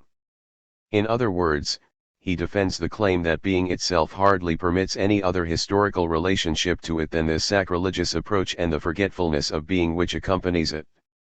We are thus eventually driven to downright Gnostic speculations about the character of being itself, as if it were a sort of evil demon that has already destined human beings to mistake their own relationship to it.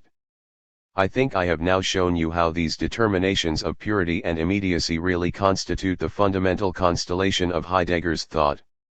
And I believe it is not very difficult to realize the incompatibility of these two basic determinations, since the history of this incompatibility is, to put it bluntly, identical with the history of philosophy itself. For that which is pure and free from all contamination by experience cannot actually be regarded as something immediate precisely because immediacy is experience itself, something which involves a kind of primary evidence. But that which is immediately present to us is not itself pure, is not something a priori, unless the subject, the moment of reflection, also comes into it, yet this further moment of subjective reflection is precisely what is repudiated by Heidegger and fundamental ontology. In short, the construction of the concept of being, which is meant to meet these contradictory demands, cannot be redeemed if we apply a two-valued logic 9 which seems right only for a two-valued philosophy such as Heidegger's. When I claimed that it was impossible to think anything whatsoever under the term being, that this concept is entirely empty, that it eludes any further determination, this is a consequence of the aporetic reasoning which I have presented for you. In other words, I have shown, or I hope I have shown, that nothing determinate can possibly be thought here precisely on account of the contradictory character of the construction in question. For every determinate thought of what being could mean would inevitably compromise one or other of these demands, either the purity of being as distinct from beings or the primary experience or self-manifestation of being. Thus the emptiness or inconceivability of the concept of being, what I have called the elusiveness of this concept, is not merely an intellectual error but something grounded in the very structure and approach of this kind of thinking. These two contradictory demands can only be brought together in the word being, for I do not believe that we should employ the concept of being here, once every determinate distinction within being has been ruled out.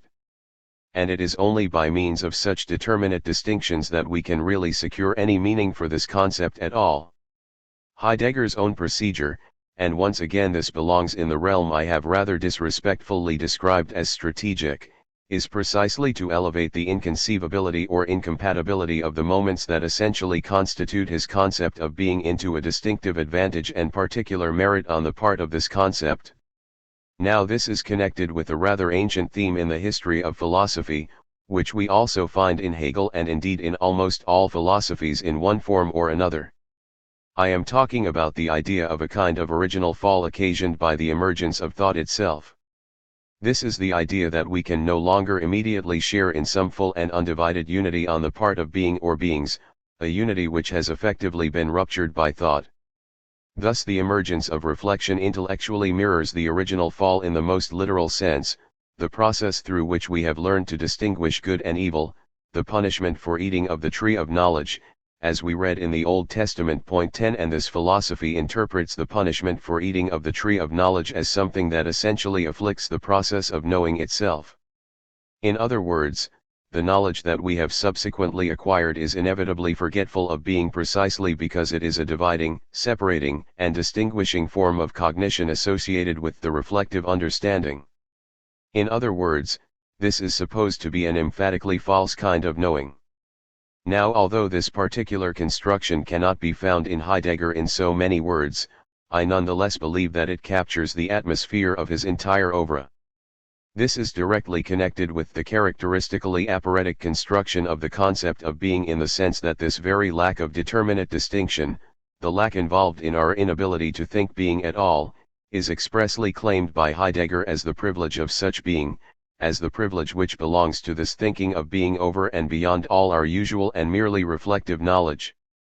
He acts therefore as if the practice of evocation could overcome the original fall of reflection. Once he has ascribed this fall itself to the history of being in a rather Gnostic way, as I pointed out before, he does not ask precisely how, if all of us, including him, are caught in a stage of mere reflection, we can possibly find the strength to revoke this approach, to share once again, at a stroke, in the undivided truth of being that, according to him, we have already forfeited for essential reasons.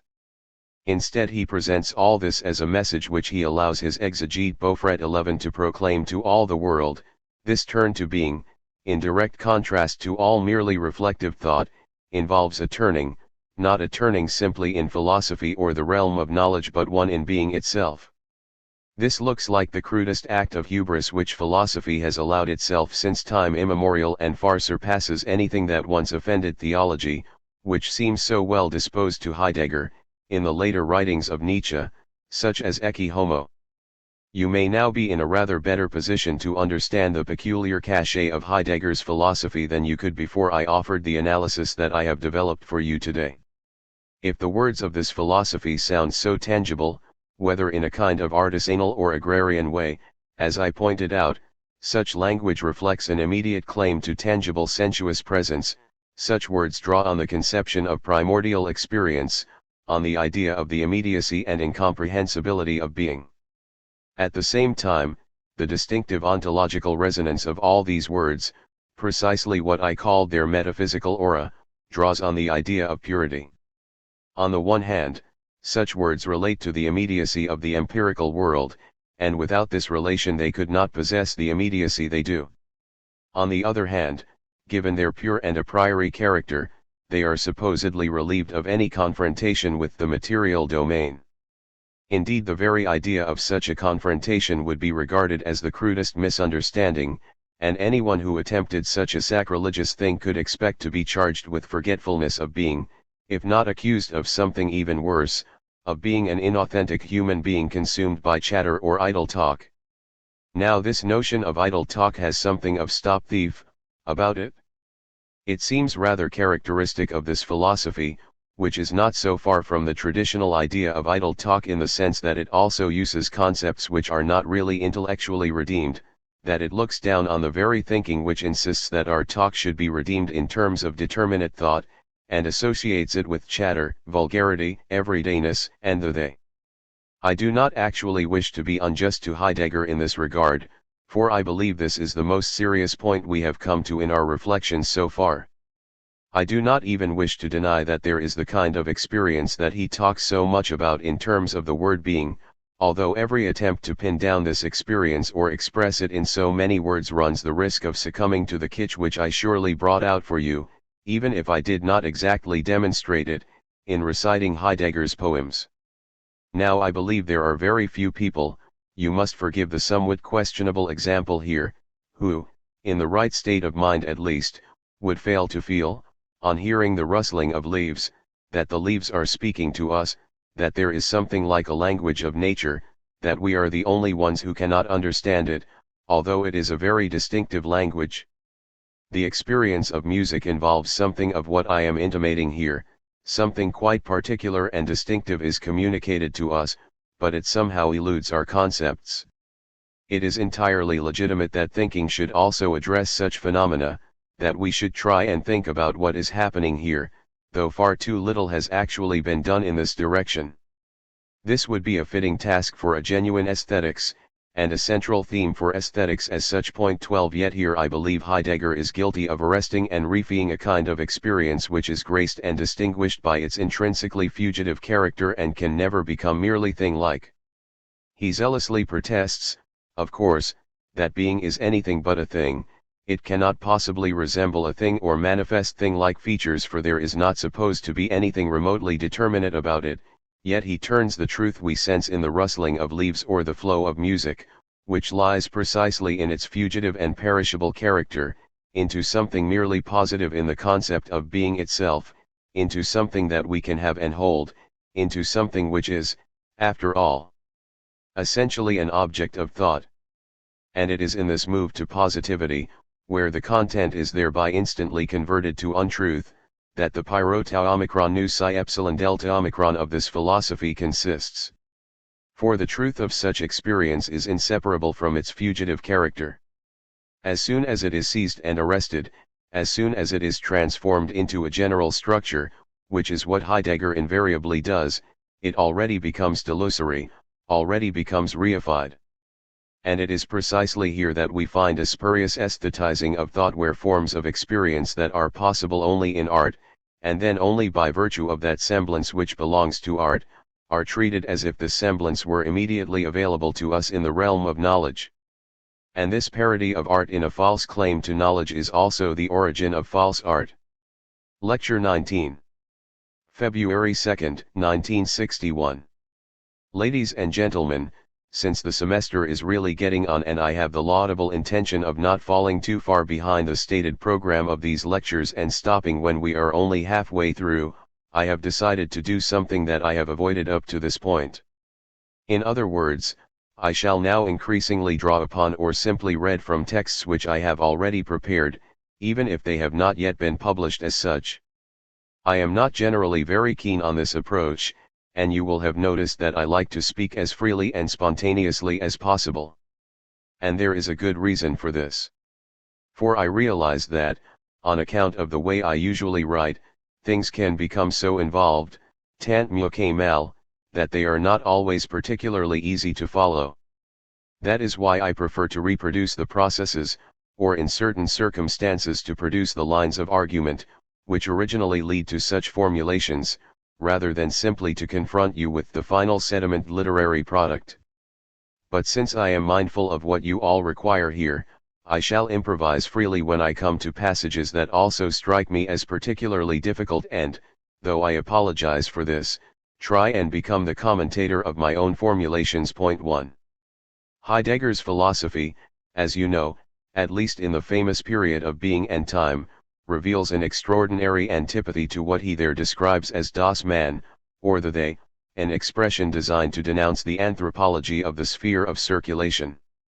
Subsequently, however, Heidegger revoked this aversion, which clearly betrayed certain proto-fascistic accents, insofar as he attempted to interpret the sphere of the inauthentic, of the they, of idle talk, and all the categories which appear at this point, in expressly ontological terms, namely in terms of the forgetfulness of being.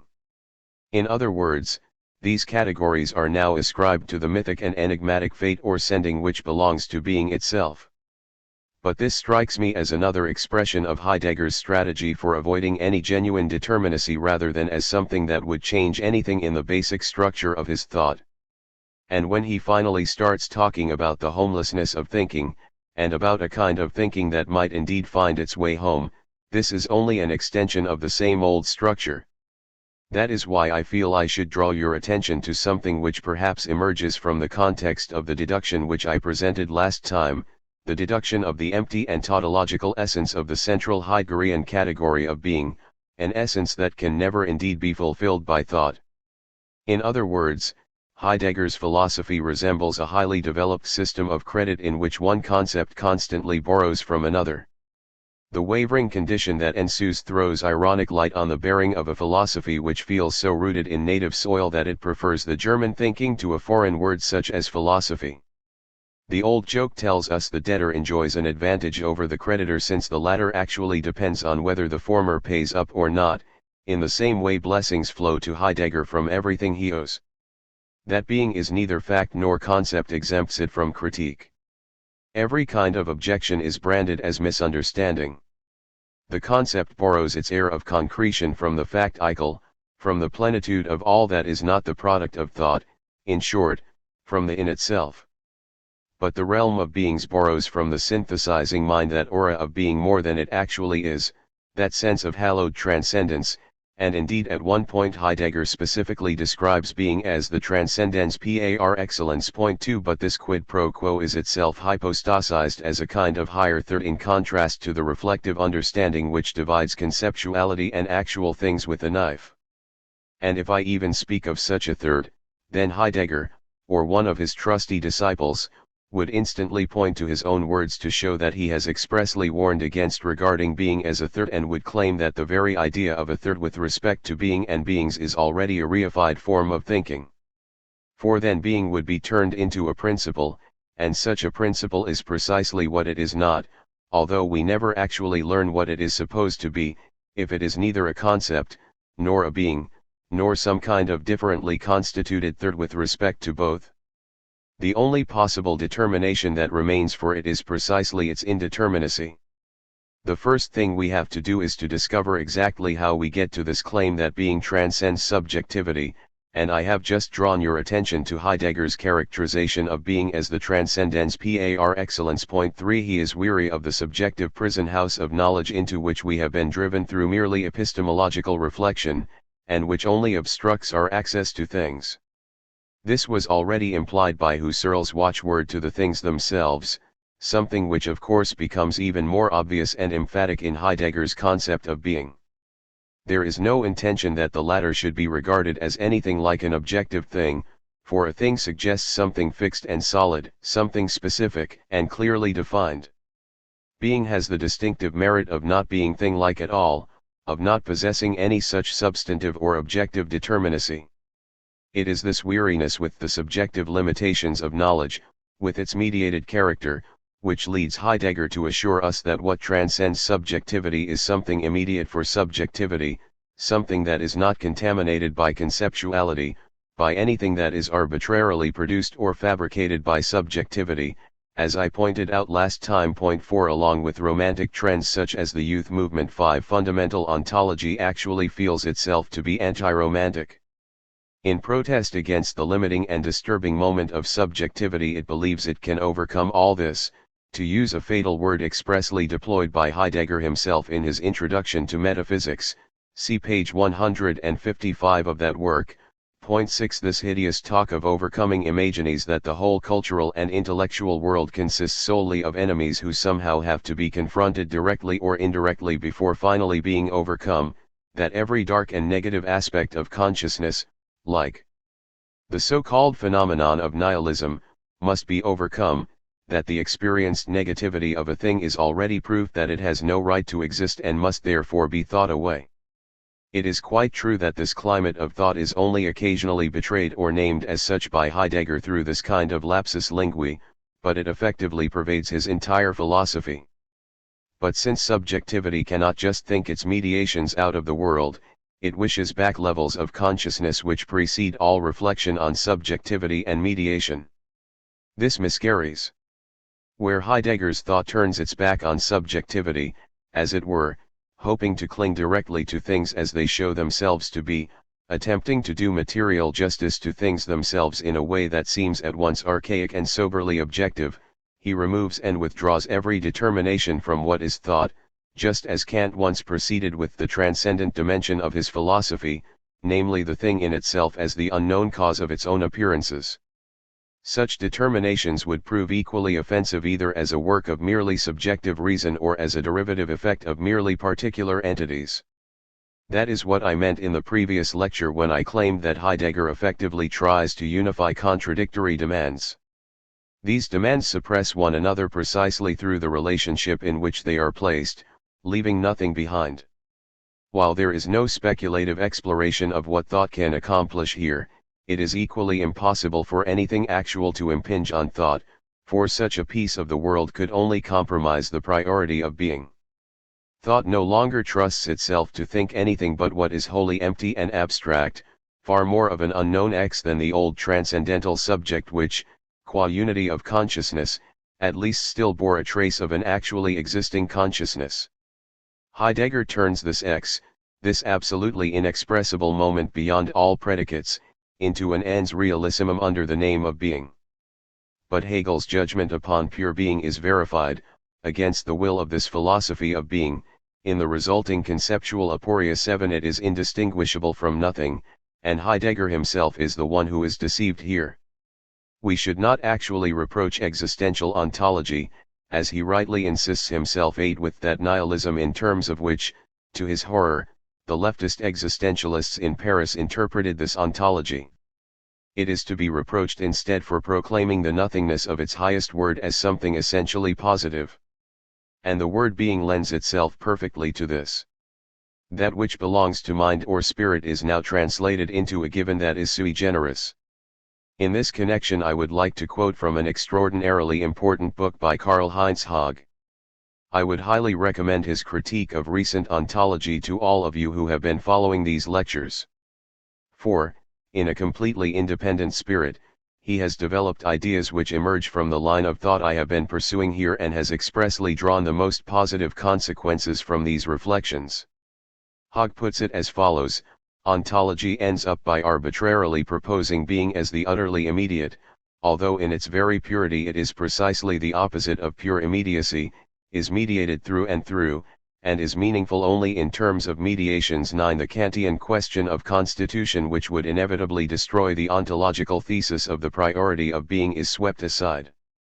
The core of rationality, the domain of the concept, is reinterpreted in terms of that which simply shows itself and converted into the utterly irrational, which eludes all judgment on the part of reason, something that was certainly still retained in Husserl.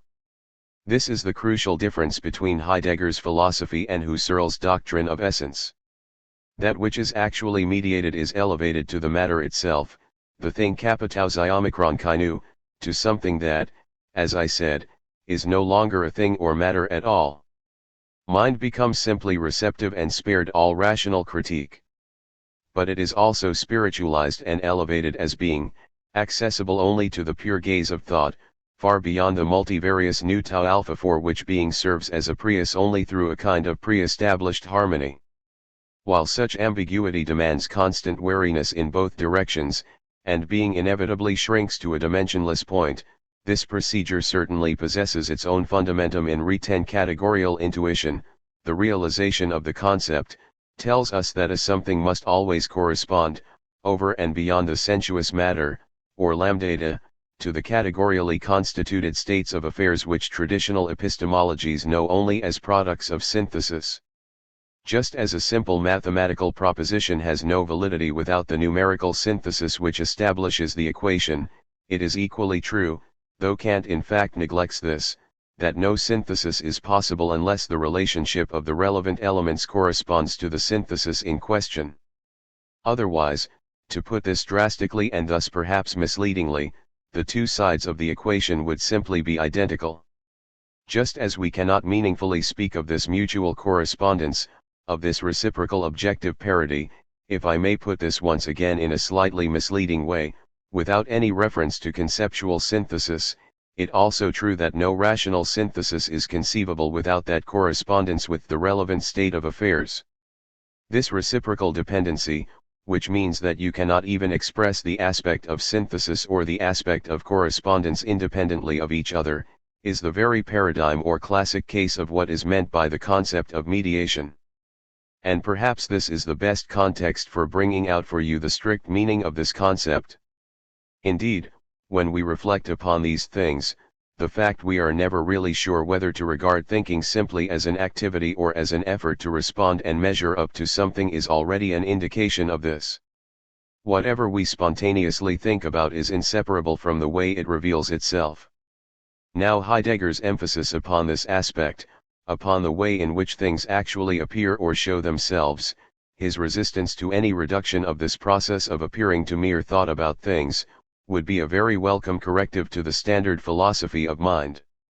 Yet he then isolates this moment of givenness, of the Sachverhalt, or state of affairs, and treats it just as abstractly, to use Hegel's terminology, as idealism does, in the opposite direction, when it isolates the moment of synthesis and treats that abstractly by separating it from that which is synthesized. Once it is hypostasized, this aspect or moment of correspondence in re ceases precisely to be an aspect or moment and is reified as a result, which is the very last thing that ontology intended in its protest against the division between conceptuality on the one hand and beings or entities on the other. The synthesizing consciousness really does have something receptive about it, and this moment was certainly acknowledged in the detailed descriptions which Husserl provided in his Phenomenology of Mental Acts. And in the later phase of his thought Husserl spoke explicitly of receptive spontaneity. 11 What belongs together in a judgment reveals itself in an exemplary rather than a merely comparative fashion. There is a sense in which you should regard a judgment not merely as something abstracted in comparison with other states of affairs but as something with an immediacy of its own where a specific state of affairs is evident in this individual determinate judgment. There is no need to dispute the immediacy of insight in this sense, to challenge the idea that there is such a thing as immediate insight. But we do need to challenge the tendency to isolate and hypostasize, or to bestow absolute significance, upon such insight. When we become directly aware of something in the specific object which is not universal, which does not belong to the species, this casts a very sharp light on the latter. It is this aspect or moment alone which leads beyond the tautology which tells us only how the species is already defined through the common feature which encompasses all its instances. Without this moment of immediate insight, Hegel's claim that the particular is the universal would be pointless. Phenomenology after Husserl has preserved this, though also at the cost of the complementary element. But the phenomenological intuition of essences involves contradictions which cannot simply be resolved on the side either of nominalism or of realism. On the one hand, the intuition of essences is ideation, with its elective affinity to ideology, to the fraudulent importation of immediacy through something that is mediated, which it clothes in the authority of an absolute being in itself that is incontestably evident to the subject. On the other hand, the intuition of essences captures something that is right and true, namely a physiognomic insight into states of affairs. It is legitimate by the fact that the mental or spiritual is not constituted by the consciousness which is directed towards it in the act of knowing but is objectively grounded in itself, far beyond the individual agent, in the collective life of spirit. The aspect or moment of immediate insight is adequate to that objectivity of spirit. As something already preformed in itself, it can also be intuited or perceived, as ordinary sensuous things can be perceived. It is just that this intuition is not absolute and irrefutable, any more than the things of sense perception are absolute and irrefutable. Husserl rightly insisted on the intuitable character of perceptible things, but he then proceeded to identify what this physiognomic insight disclosed with universal scientific concepts based upon a method of abstraction distinguished from the intuition of essences. Thus he wavers between scientism as a philosophical model and philosophy as the self-reflection of science. And the resulting confusion is responsible for the ideological misuse of categorical intuition. As in the case of Kant's synthetic a priori judgments, necessity and universality are ascribed directly to what springs from sudden physiognomic illumination.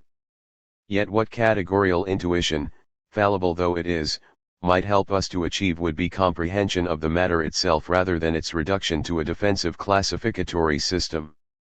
The psi epsilon delta omicron, or original deception, here is not the unscientific character of categorical intuition but a dogmatic scientistic appropriation of it which expects it to provide what it is unable to provide. The ideating gaze rouses the moment of mediation which was ossified in the apparent immediacy of spirit as given.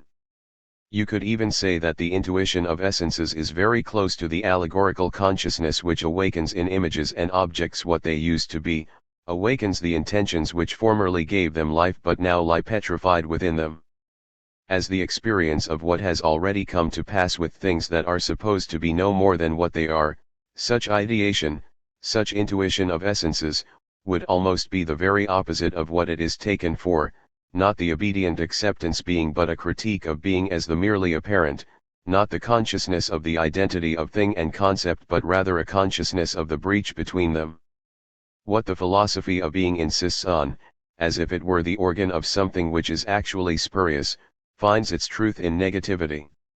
Heidegger's emphasis on being, which is meant to be more than any mere concept, might appeal to the way that the content of judgments cannot simply be dissolved in judgments themselves, just as Husserl once appealed to the ideal unity of the species.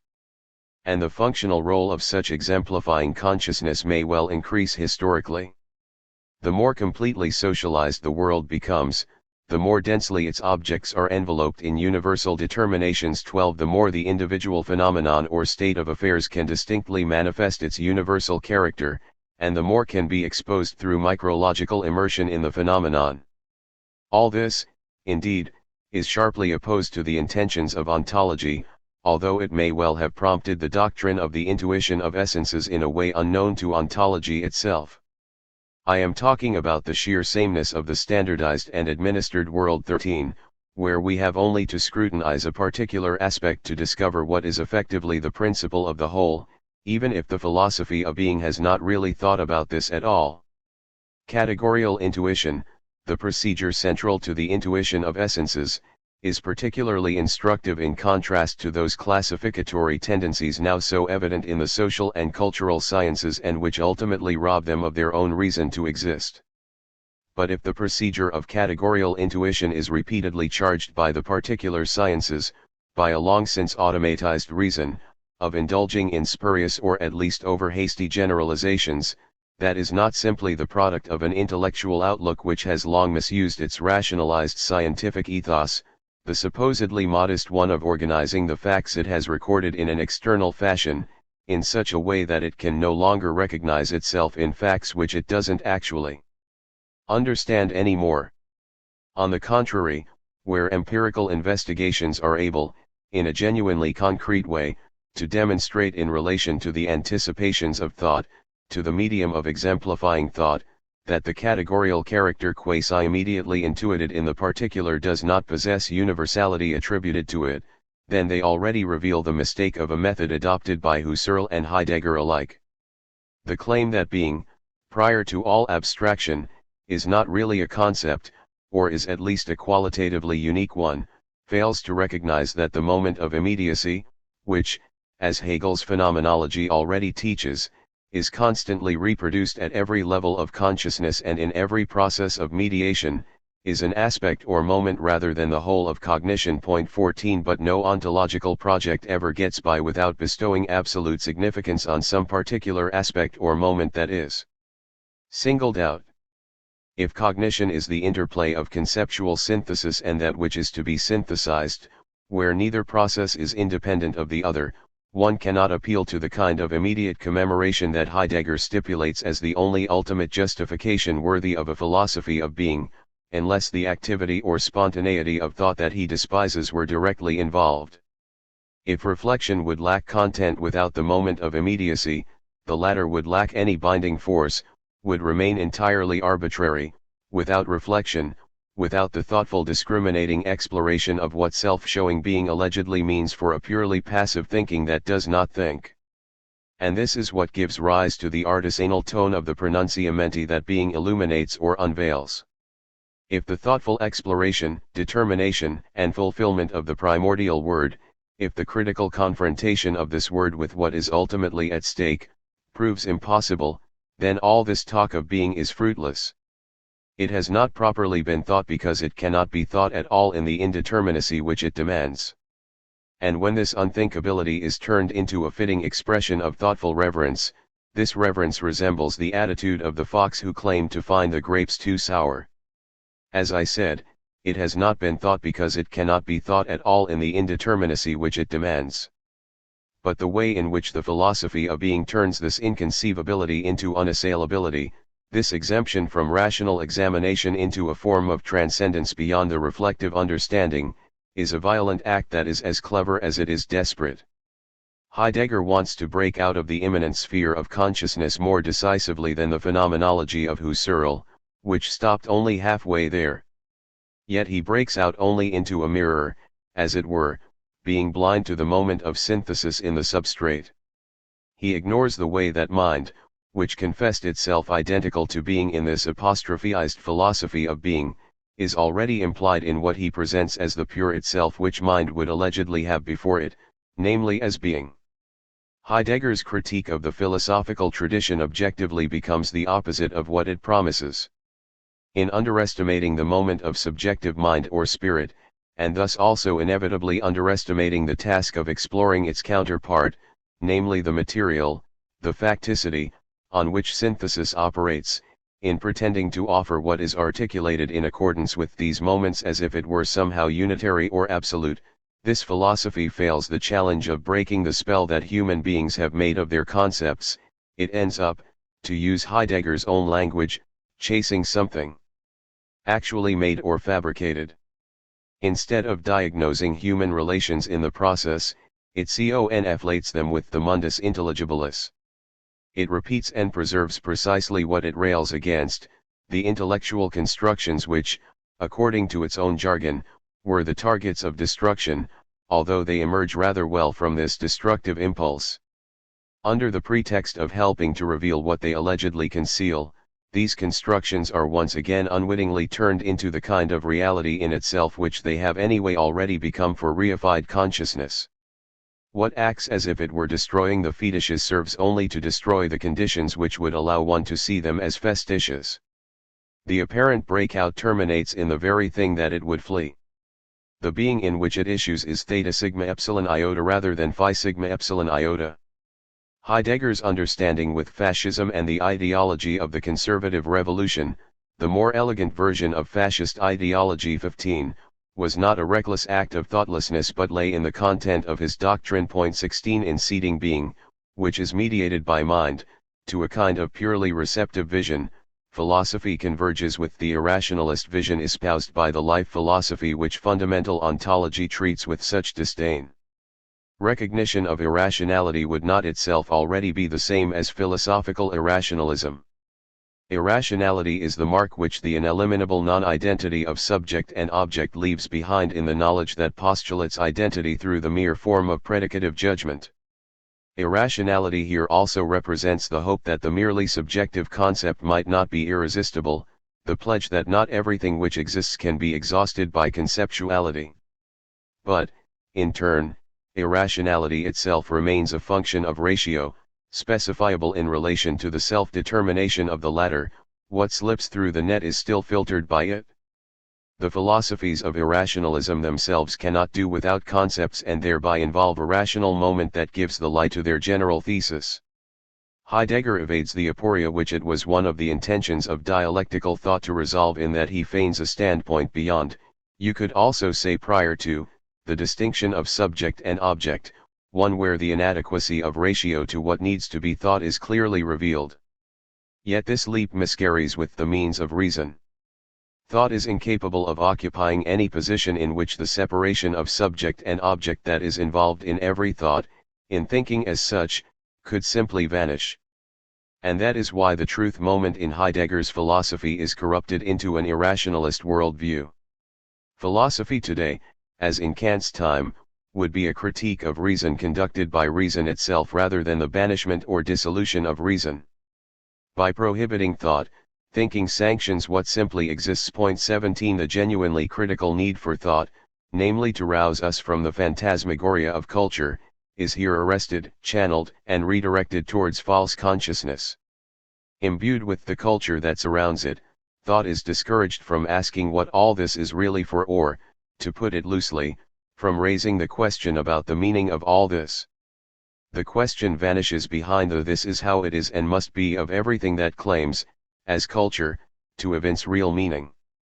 Beneath the burden of existing culture, it is not asked whether the meaning which culture claims to have is actually realized, or whether the meaning that it claims even has any truth of its own.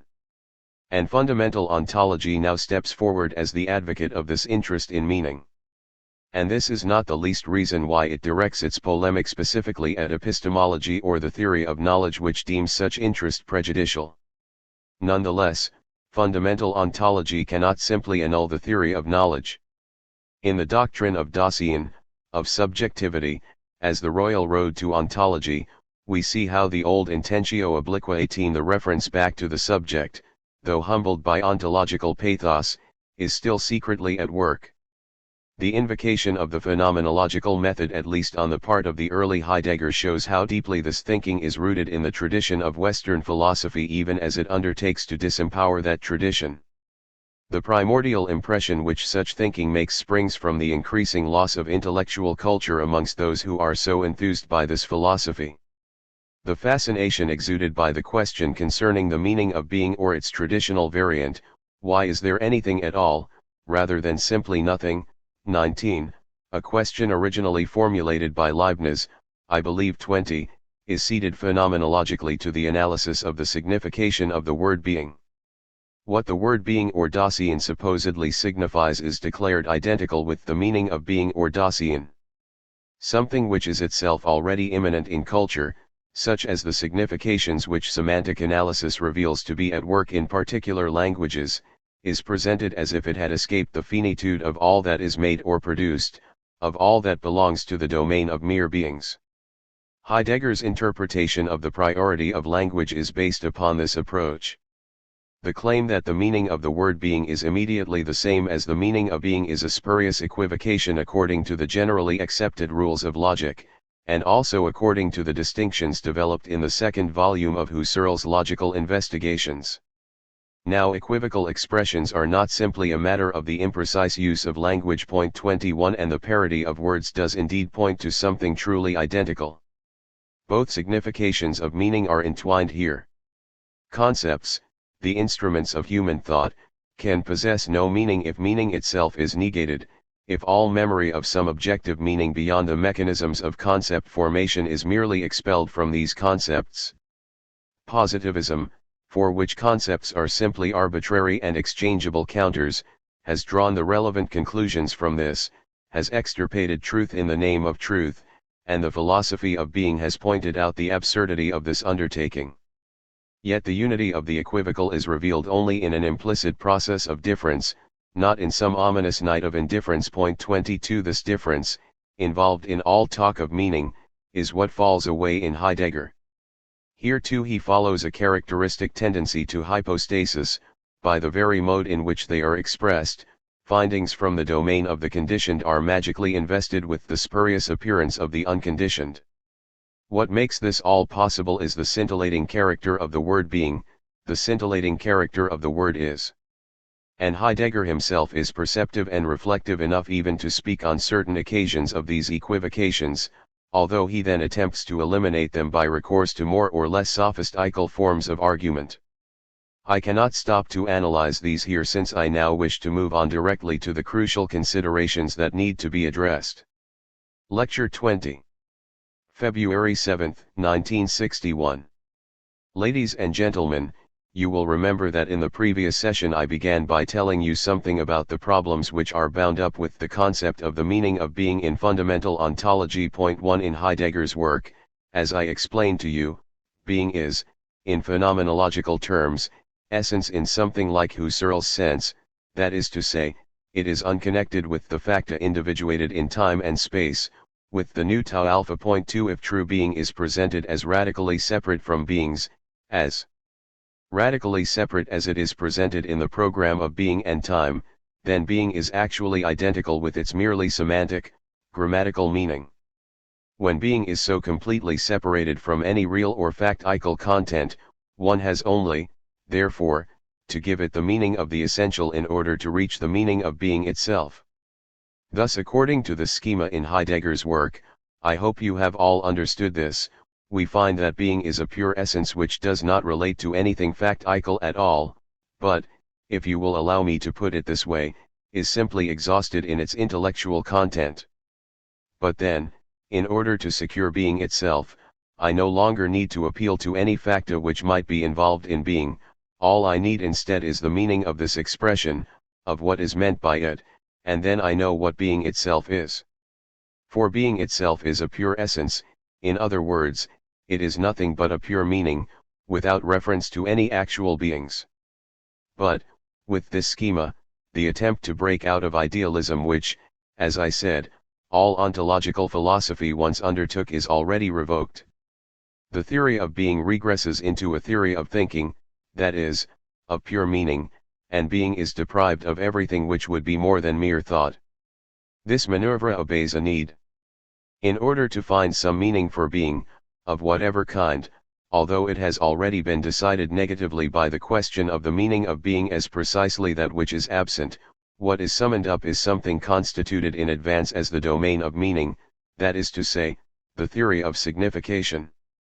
The fact that concepts have to mean something in order to be concepts at all becomes a vehicle for suggesting that what lies behind them, namely being itself, has meaning, because being is not given in any other way than as concept, as linguistic signification.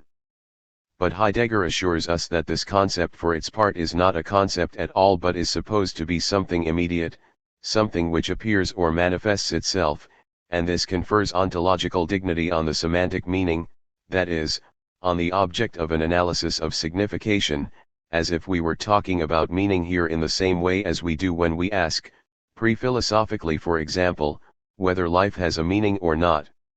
And that now redounds as a consolation to the philosophy orientated in this way.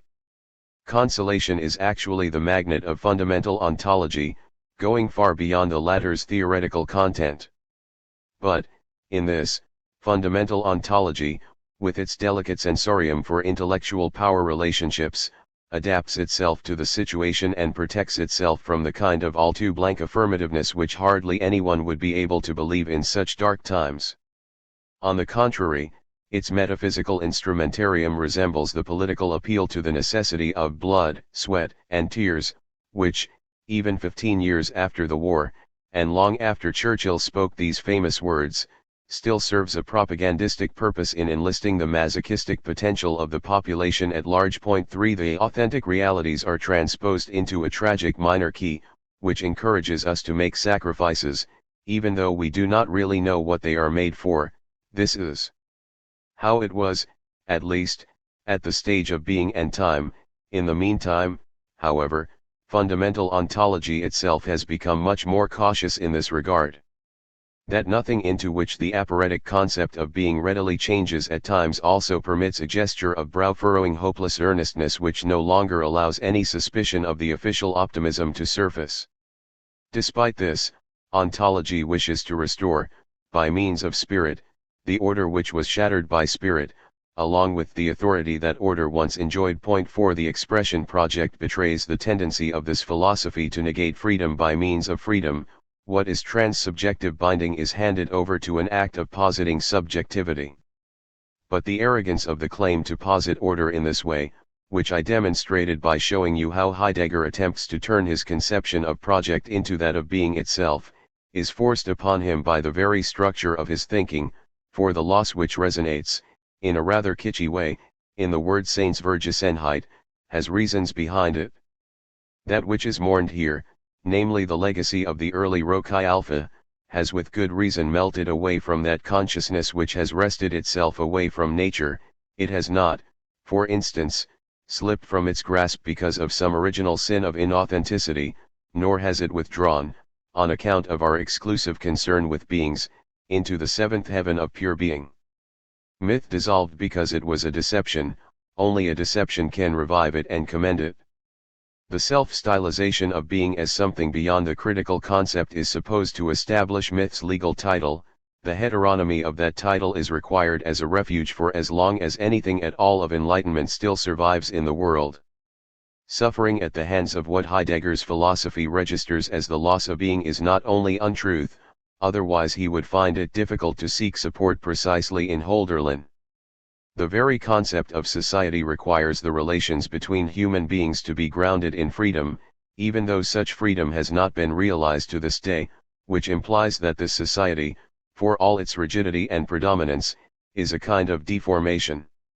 The production and reproduction of life, and everything which is covered by the name superstructure, are not transparent to that ratio whose own inner coherence and reconciled realization would alone constitute true order, an order without violence. The old, endogenous orders, however, have either vanished or have outlived their own legitimacy. They still vegetate, as they say, and they are crumbling. Society, indeed, nowhere assumes the kind of chaotic course that appears in the irrational contingency of the fate of individuals. The claim that we are living in chaos belongs to the favorite stock in trade of those who would subject us to their order against our own will and own better insight, and I think you should equip yourselves with a modicum of scepticism whenever anyone drivels on at you about the chaotic present and how it has abandoned the world of values, or, again, about how the world has lost its center, which comes to much the same thing. What the subject experiences as chaotic in the world is not too much freedom, but too little. That is the point which the various projects of ontology either misunderstand or, and I consider this to be the more pressing motive, actually frantically deny. This is precisely why order, in itself, becomes a fetish for the ontological projects, right through to the structure of being. And even if Heidegger takes great care not to say anything of the kind, detailed linguistic analysis would be able to reveal this archaic faith in the most blessed daughter of heaven 5 in every sentence. At the same time, however, the world everywhere seems more prepared to embrace the horrors of order than to accept that anarchy which, openly or secretly, is lamented by apologetic philosophy. We need to be saved not from anarchy but from the order which the apologists wish on us, and which they would like to be permitted to provide for us. The fact that freedom has, largely, remained an ideology, that human beings are impotent before the predominant power of institutions 6 and that they are not able to determine their life or the life of the whole in accordance with their own reason, indeed, that they are no longer even capable of thinking such a thought without incurring further suffering, all this puts a spell on their rebellion, so that it takes an upside-down form. They would rather have what is openly worse than the illusion of the good, and the up-to-date philosophies fall into line with this. They sound a false note, however, since they already feel that this order is right behind them and that they can rely on its power, even while they, like Hitler, put on an act of lonely daring. That they behave as though they were metaphysically homeless and held out into the nothing 7 serves order as a self-legitimating ideology which allows people to despair and threatens them with physical annihilation.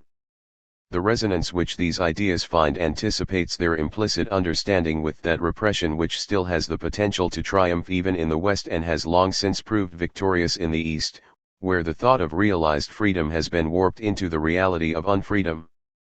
Heidegger encourages an obedient thinking and repudiates the use of the word humanism with a standard gesture directed against the market of public opinion.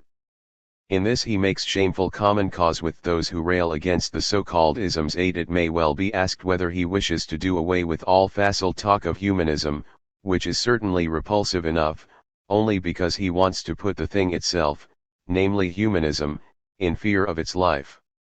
Ontology, despite its authoritarian parti pris, has learned at least something from experience and rarely praises hierarchy 9 openly any more, as it did in the times when Landsberg, a pupil of Max Scheler's, published a monograph on the Middle Ages and ourselves. 10. The tactic of self-protection all round harmonizes with a social phase which no longer grounds its relations of domination in a past stage of society.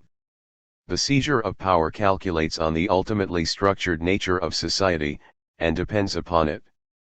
Just as the leader elevates himself above the atomized people, rails against snobbery and, in order to perpetuate himself, changes the guard occasionally, so the qualitatively hierarchical moments from the early stages of the ontological renaissance disappear into the omnipotence and all-encompassing unity of being.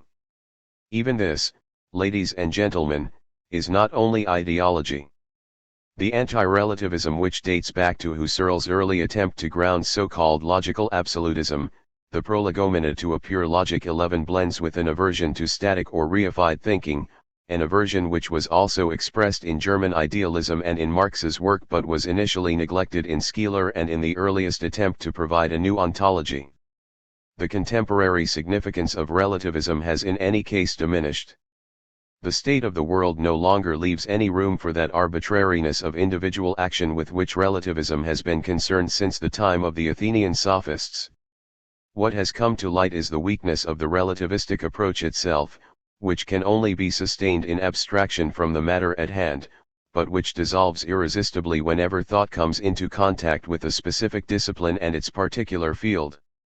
If you make the experiment, in the course of your own specialized studies, of developing, maintaining and securing some particular cognition, you will see, in such cases, that the notions associated with so-called universal relativism are actually as remote as the peoples in Turkey who contend with one another in Faust 12, while the possibility that individual cognitions might prove to be relative does not itself prevent us from achieving knowledge. And this indifference of any particular cognition towards the possible blanket clause of relativity as such reduces the thought of this relativity to a conversation topic for candidates for confirmation who do not really know whether they should permit themselves to be confirmed or not. Now the philosophical need has almost imperceptibly changed from a need for reliable and substantive content, which is what it was when the movement we are talking about here actually began, into a need to evade, in thought at least, the reification which has been brought about by society and is emphatically dictated to the members of society. It would evade it by recourse to a metaphysics, or a kind of successor to metaphysics, which denounces such reification, which assigns its limits by appeal to some inalienable origin, and which thereby creates as little difficulty for the prevailing course of the world of things as ontology does for the prevailing course of the scientific and academic world, which last, indeed, instead of being rendered nugatory by ontology, constantly permits itself to be stimulated by it. In the later phase of Heidegger's philosophy, nothing remains of the embarrassing eternal values but the confidence in the sacredness of being as an essence which is elevated beyond all that is thing-like. The reified world, on account of its contemptible inauthenticity in the face of being, is regarded as somehow not worth changing.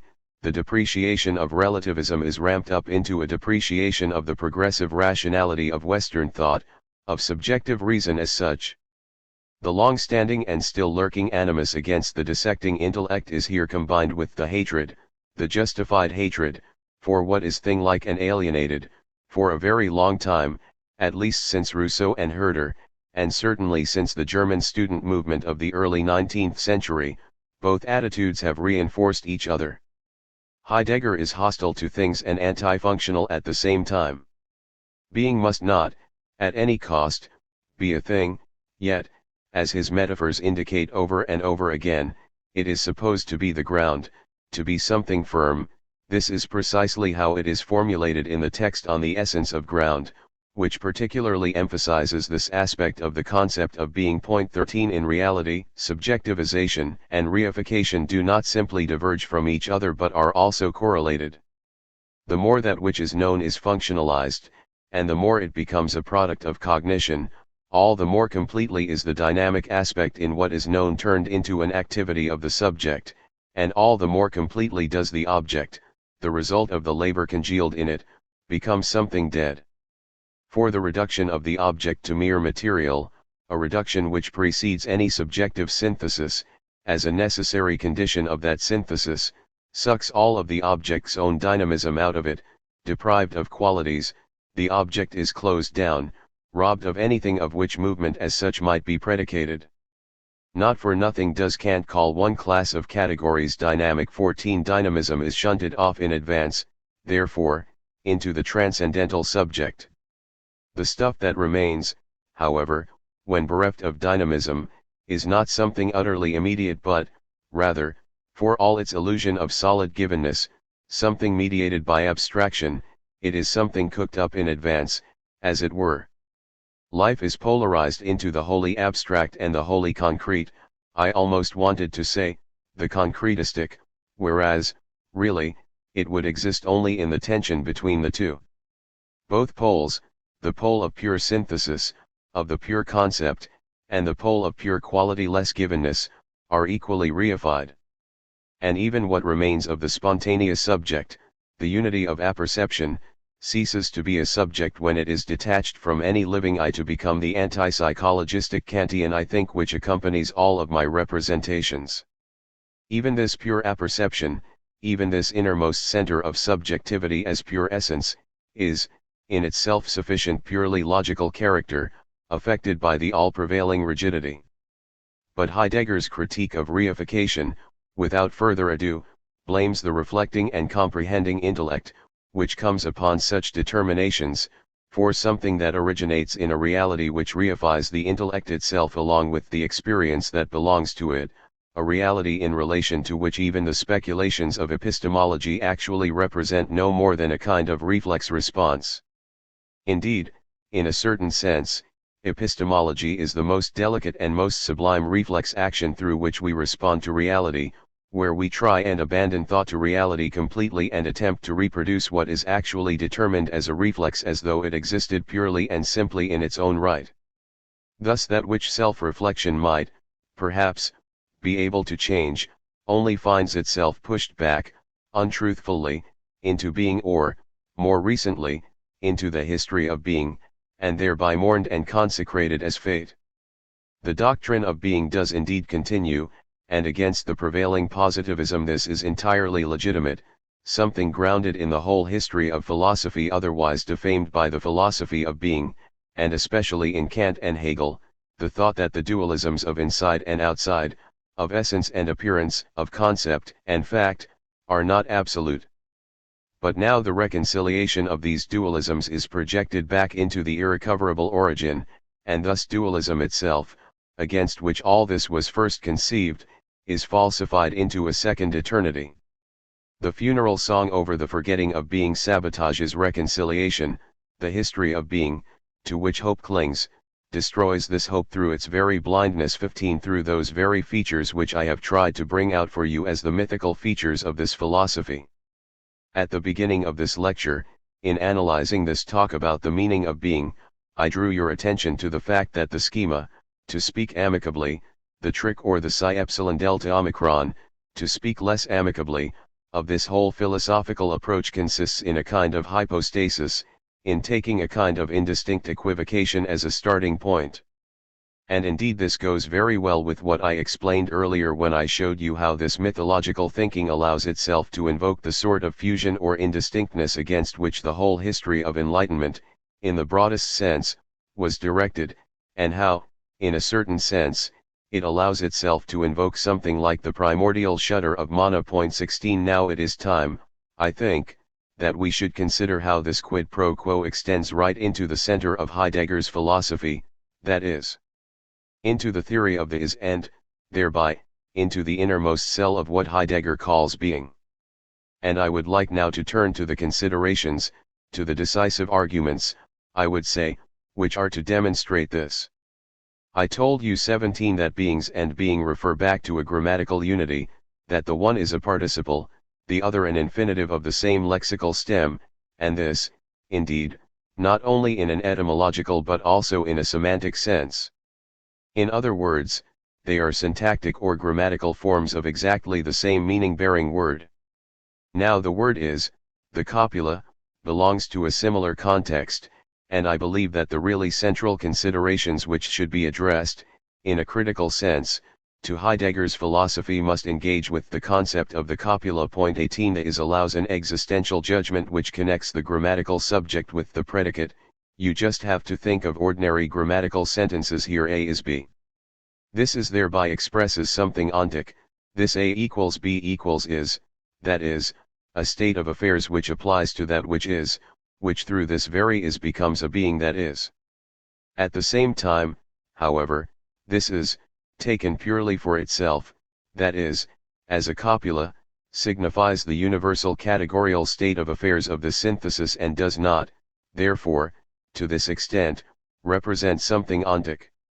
Let me try and elucidate this.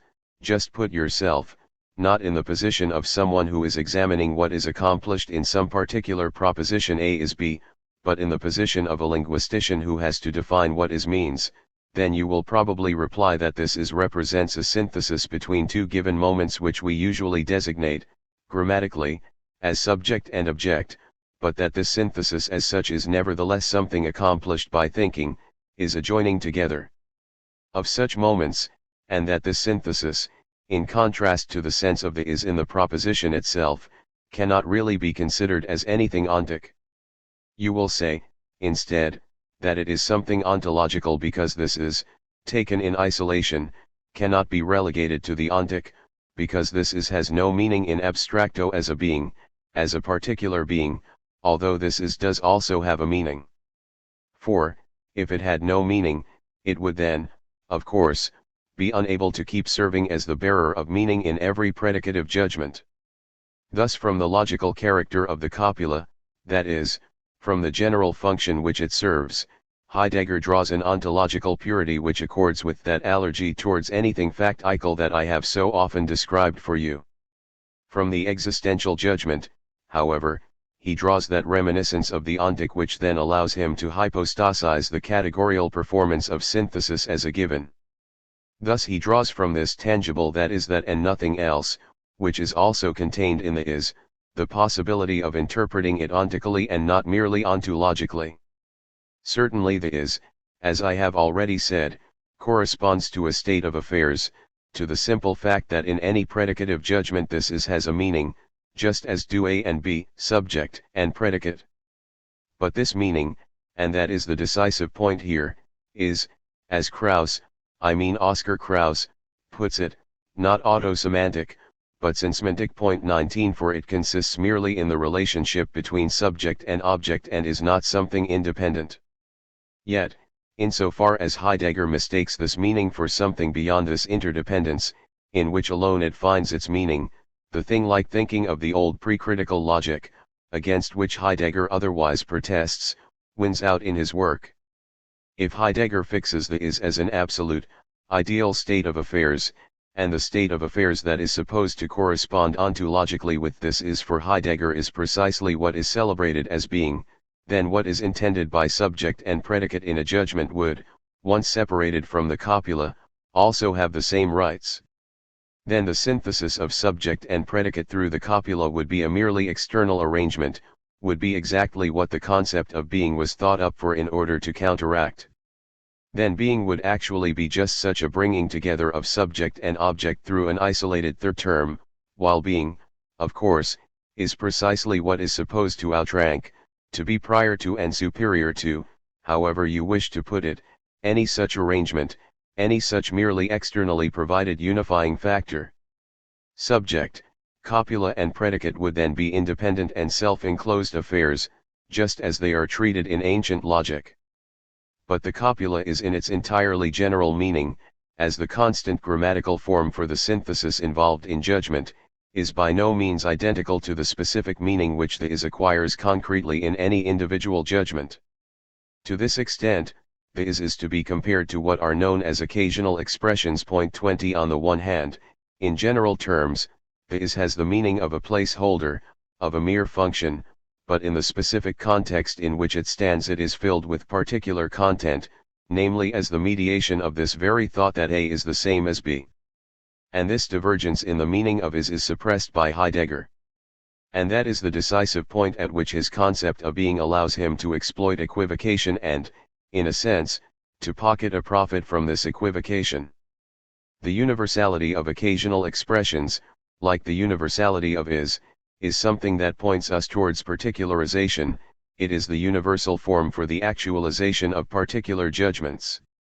Language recognizes this insofar as it keeps the term copula for this universality and keeps the is, precisely, for the particular actualization which is required.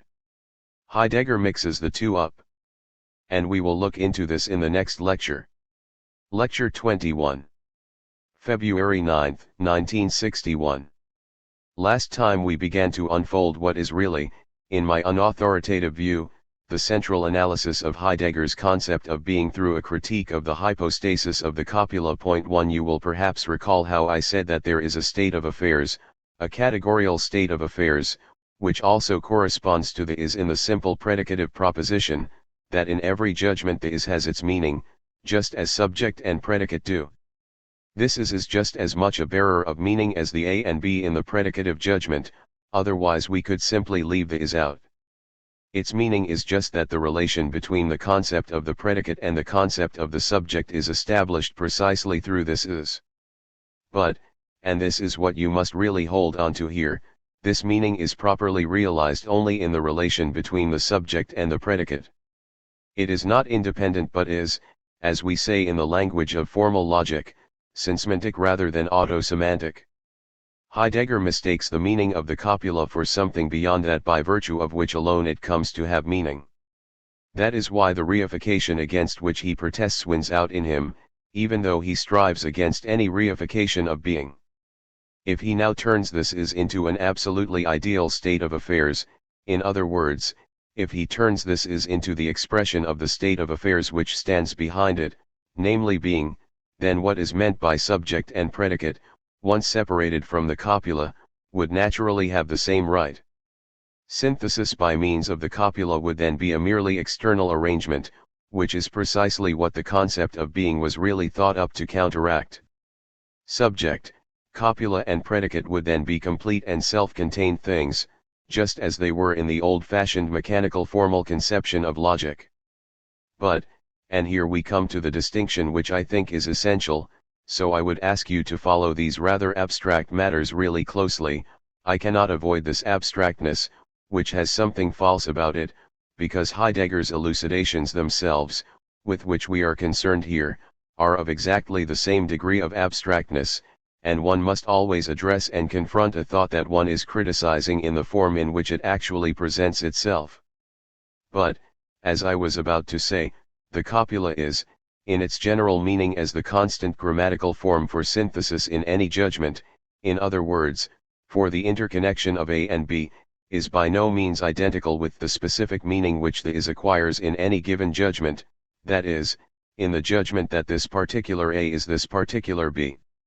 And the meaning which the is acquires in a concrete judgment is, indeed, precisely this, that this A is this B, and that is something quite different from the general and syntactical function which merely implies that a synthesis of some kind is in question. To this extent, this is can be compared with those occasional expressions which are only fulfilled in the context in which they appear, and which only really acquire their meaning in that context. Thus we are talking, as it were, of two meanings: on the one hand, the universal syntactical feature, or formal feature, that this copula brings about a synthesis, and then, on the other hand, the specific meaning through which the copula is realized by affirming in a particular proposition that this A is precisely this B. The universality of the copula points in the direction of particularization; it is the universal form for the realization of particular judgments. The language we use recognizes this insofar as it reserves the logical epistemological term copula for this universality and reserves the concrete expression is, as it actually appears in a proposition, for the particular achievement which the judgment is to accomplish. Now Heidegger mixes the two up, and, by saying that he mixes them up, I do not of course mean, lest you misunderstand me, to reproach Heidegger with some primitive confusion here. Rather, the point is that he effectively turns this ambiguity, which is involved in the expression is and can be clarified semantically in the way I have suggested, into an absolute, and believes that this very ambiguity, which reveals itself to critical linguistic reflection, harbors something through which language announces something absolute, something true in itself, which lies beyond the reach of such linguistic criticism. Because he mixes these two things up with each other, the particular work or achievement of the is, this concrete is whose content is precisely the relation of A to B, turns into something like a mere mode of appearance of that universal truth. The distinction between the category of the copula and the specific content of the existential judgment disappears. The substitution of the universal grammatical form for the content of the judgment transforms the ontic achievement of the is, where the is says of a particular being A that it falls under a concept B, into an ontological one, into a mode of being itself. But if we neglect what is postulated in the sense of the is, if we neglect the mediated and mediating achievement involved in any specific context, then no substrate of this is, of whatever kind, is left behind.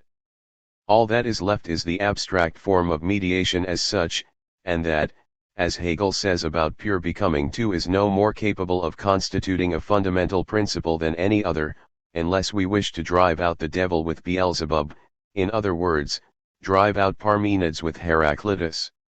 The word being has a certain overtone which any merely arbitrary definition of it might miss. This overtone lends Heidegger's philosophy its distinctive tone color. Any given being is more than it merely is, and being, in contrast to beings, reminds us of this. There is no being which, in being determined in some way or other or in determining itself in some way or other, does not stand in need of some other being which is not itself, since it could never be defined or determined in terms of itself alone. It would be, as Plato already knew, nugatory, and that is why the individual being points beyond itself. What Hegel calls mediation is only another word for this way in which the determinate particular points beyond itself, just in being specific or determined in some way. Heidegger, however, attempts to keep this dimension of pointing beyond itself, while somehow discarding that which points beyond itself as rubbish on the heap of what is eliminated in the process of philosophical production.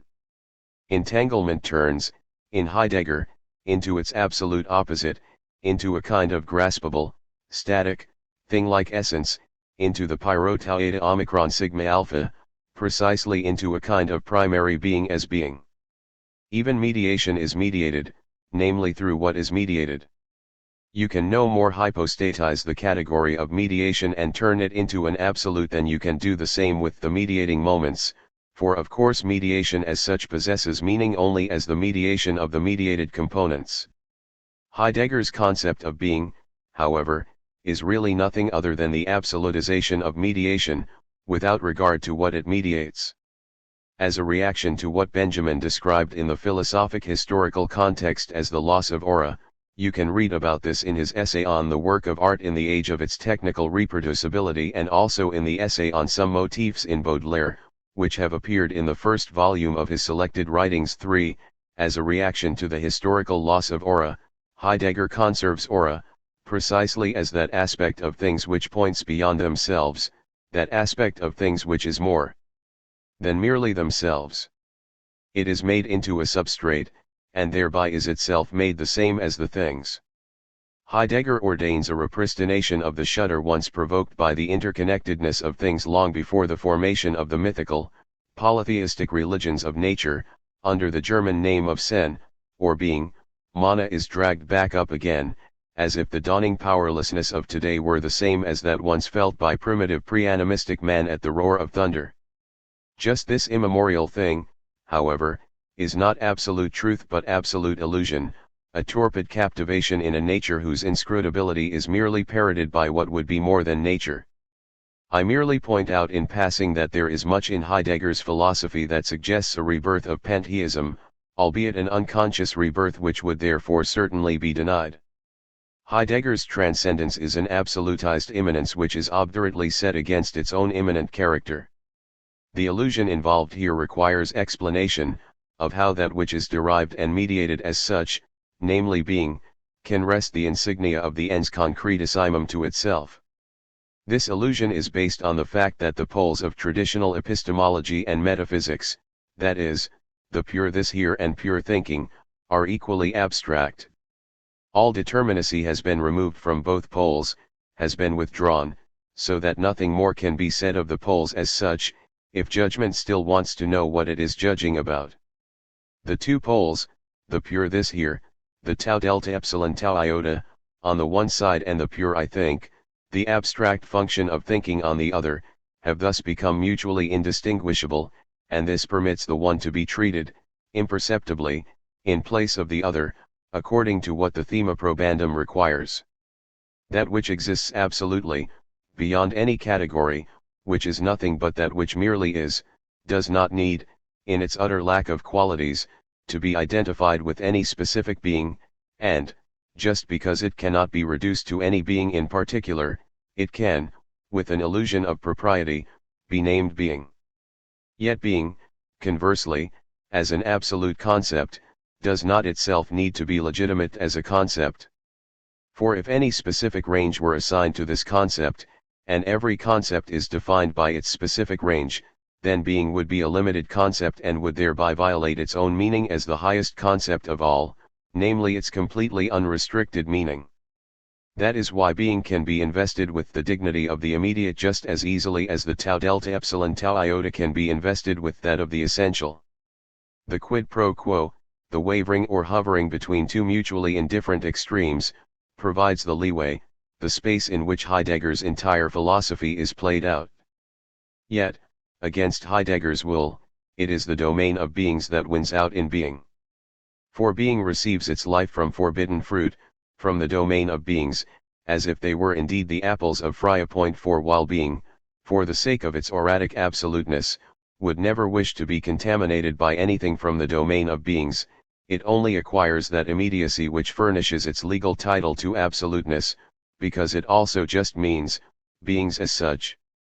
The moments which belong together in the logical state of affairs with which we began today, in other words, the moments which belong to the simple predicative judgment, which make the synthesis involved in that judgment possible and which cannot be separated from that judgment, are linguistically expressed by the is.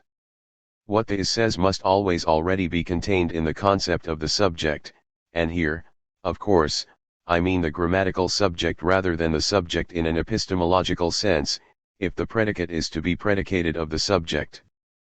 Predication is not externally added here, but, rather, in coupling subject and predicate together, it is what both would already be in their relationship to each other, if this would be could somehow be imagined without the synthesis of the is. This prohibits any extrapolation from the copula to being as something which is allegedly prior, as much as it prohibits any extrapolation to a pure becoming, in other words, to any absolutized synthesis that is somehow hanging in the air. The illusion of the ontological transition which is involved in this hypostasis of being is, however, strengthened by the fact that any analysis of judgments leads to two moments, neither of which can be reduced to the other. Any thought which is enthralled by the chimera of an absolute first, as it is in traditional philosophy, will ultimately tend to take this very irreducibility as what is last. A reduction to such irreducibility also resonates in Heidegger's concept of being. But it is a formalization which does not chime with what is formalized.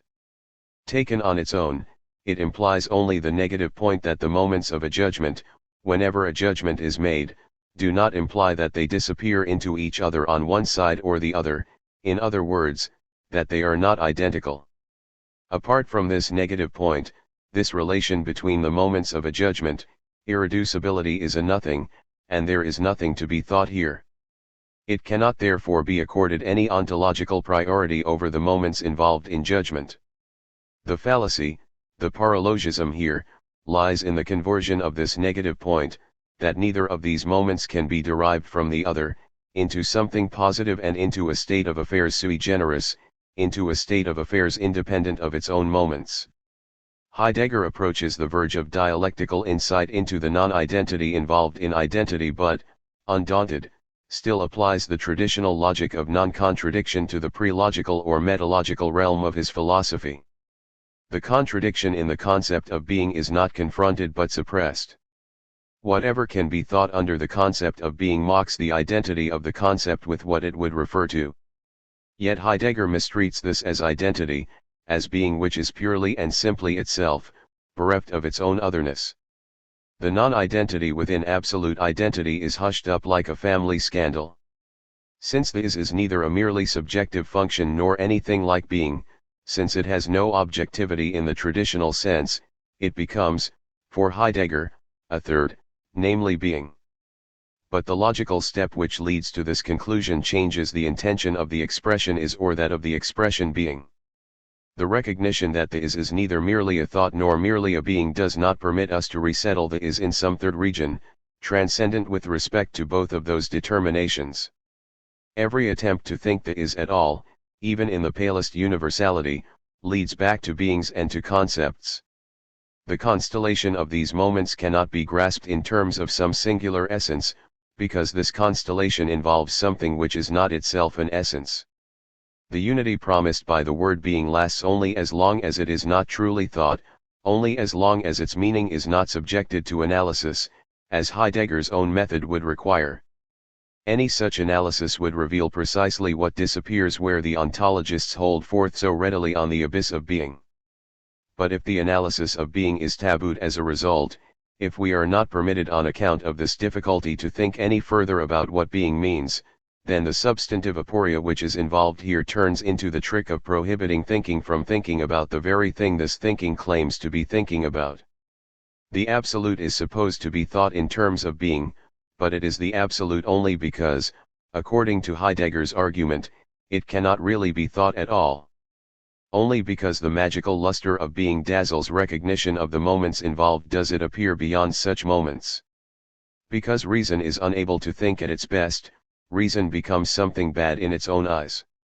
The child, as fundamental ontology might argue on its own behalf, if this were not far too ontic or psychological for it, already asks about being. 5 Reflection drives out such questioning in later life, and reflection on reflection, in other words, philosophy, would like to bring it back, as idealism also always wished. But double reflection of this kind hardly asks in the same way as the child actually does. Philosophy, from the anthropomorphic perspective of the adult, as it were, imagines the child's behavior as the childhood of the entire species, as something pretemporal or supertemporal. What the child is wrestling with is its relationship with words, which the child makes its own with an effort which is hardly conceivable in later years, rather than with the world, with which the child in the early phases of life is to some extent familiar, as a world of used or handled objects. The child wants to make sure of the meaning of words, and its preoccupation with this, as well as a carping obduracy on which psychoanalysis might be able to shed some light, brings it to the relationship between word and thing. A child is capable of pestering its mother with the irritating question as to why a bench is called a bench. The child's naivete is non-naive. Culture has, as language, already penetrated the earliest stirrings of the child's consciousness, which should caution us here about any talk of primordiality.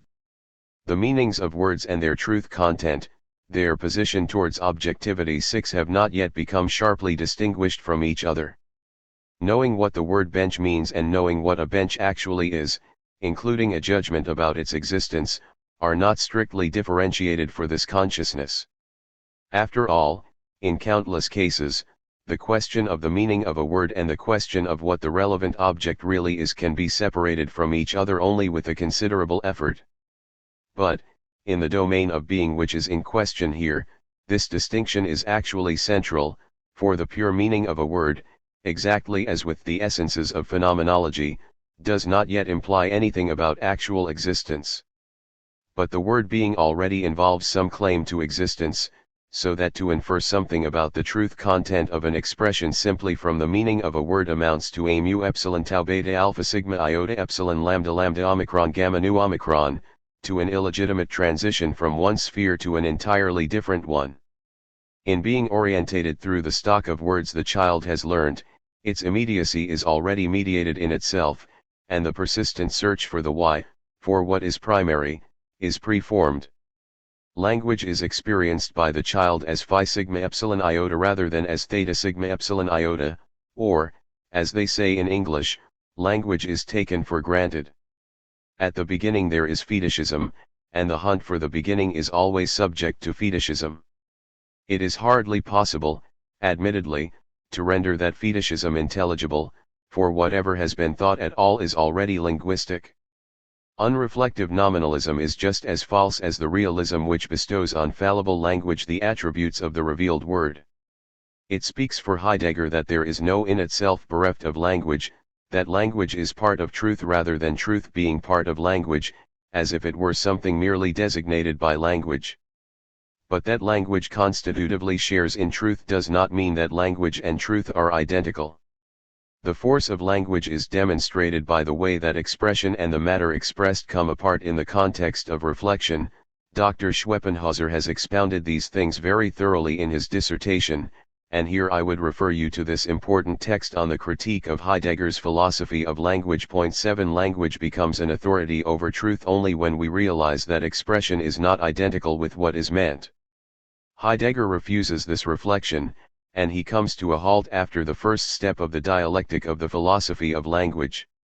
I used the term repristination earlier on in relation to Heidegger. His thinking is also repristination, namely the restoration of something older and past, in that it wishes, through a ritual of naming, to restore the power of the name. But this power is not present in secularized language in such a way that it could simply be purloined by the subject. Through secularization, subjects have deprived language of the name, and the objective claim of language now demands intransigent exertion on the part of the subject rather than some philosophical faith in God. This objective claim becomes what it is only through the persistent confrontation between expression and the matter expressed. The ideal that subjective intention should meet its demise in linguistic truth requires not less subjectivity, but more. Karl Kraus, who was himself inclined to an ontological view of language, was essentially concerned with this. But Heidegger's procedure 8 amounts to hypergermanizing Kabbalism. He behaves towards historical languages as if they were the languages of being, and in this he proves as romantic as violent anti-romanticism invariably is. His version of destruction falls silent in the face of a culture readily taken at its face value. Such an unreflective, and by no means radical, consciousness finds it has an understanding with, or at least accommodates itself to, what actually surrounds it. Genuine philosophical radicalism, whenever it has appeared historically, is a product of doubt. 9 The radical questioning which destroys nothing but doubt is itself illusory. The emphatic expression of the word being is shored up by Heidegger's old category of authenticity, which I have discussed with you on several occasions already.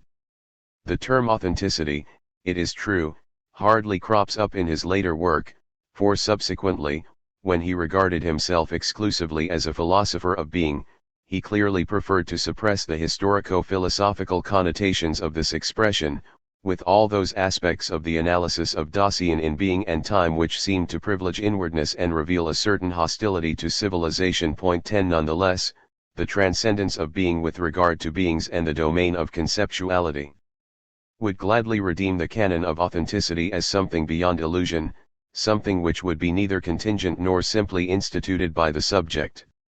Heidegger protests, with good reason, against the way the historical development of philosophy, not excluding Hegel, has tended to efface the distinction between essence and appearance.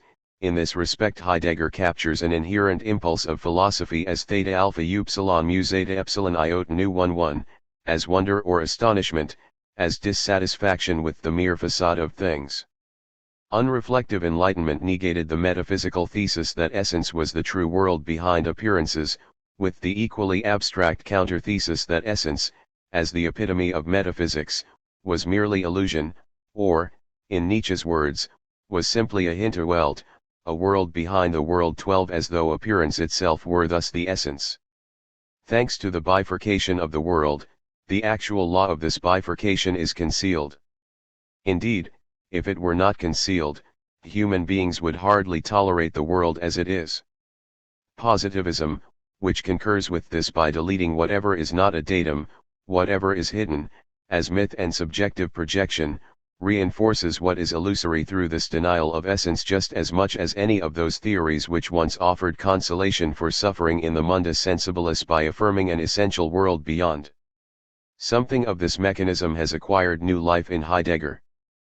But what he presents as authentic immediately reverts to positivity, becomes a procedure of consciousness which, being exiled from profanity, adroitly but nonetheless impotently imitates the theological bearing of the old doctrine of essence. The hidden essence is shielded from the suspicion that it might prove essentially monstrous. No one dares to consider that the categories of massification which are developed in being and time, no less than in Jaspers's famous volume on Man in the Modern Age 13, might themselves already be that hidden monstrosity which makes human beings into what they are. For then they would also have to put up with being abused by philosophy because they have forgotten what is of the essence. The resistance to reified consciousness, a resistance which stirs in the pathos of authenticity, is thus castrated. The remnant of critique is unleashed upon appearance, that is, upon the realm of subjects rather than upon that of essence, the guilt of which is simply reflected and reproduced in that of the subjects, so that essence, thanks to this exoneration, now shines spotlessly white. Now, all the same, I must qualify this somewhat, or at least make it more precise. For there is some glimmer of this in Heidegger himself when, in his later work, he takes in authenticity and forgetfulness of being, all the categories which, in being and time and in all his most influential writings, were castigated as part of a theory of the decay of European civilization, and tries to push them back onto being. Those categories are thereby removed from that subjectivism which I was just talking to you about. On the other hand, insofar as they are now simply transposed into the absolute, they are also removed from that criticism of their decisive objectivity which is still possible as long as they are understood as merely subjective categories.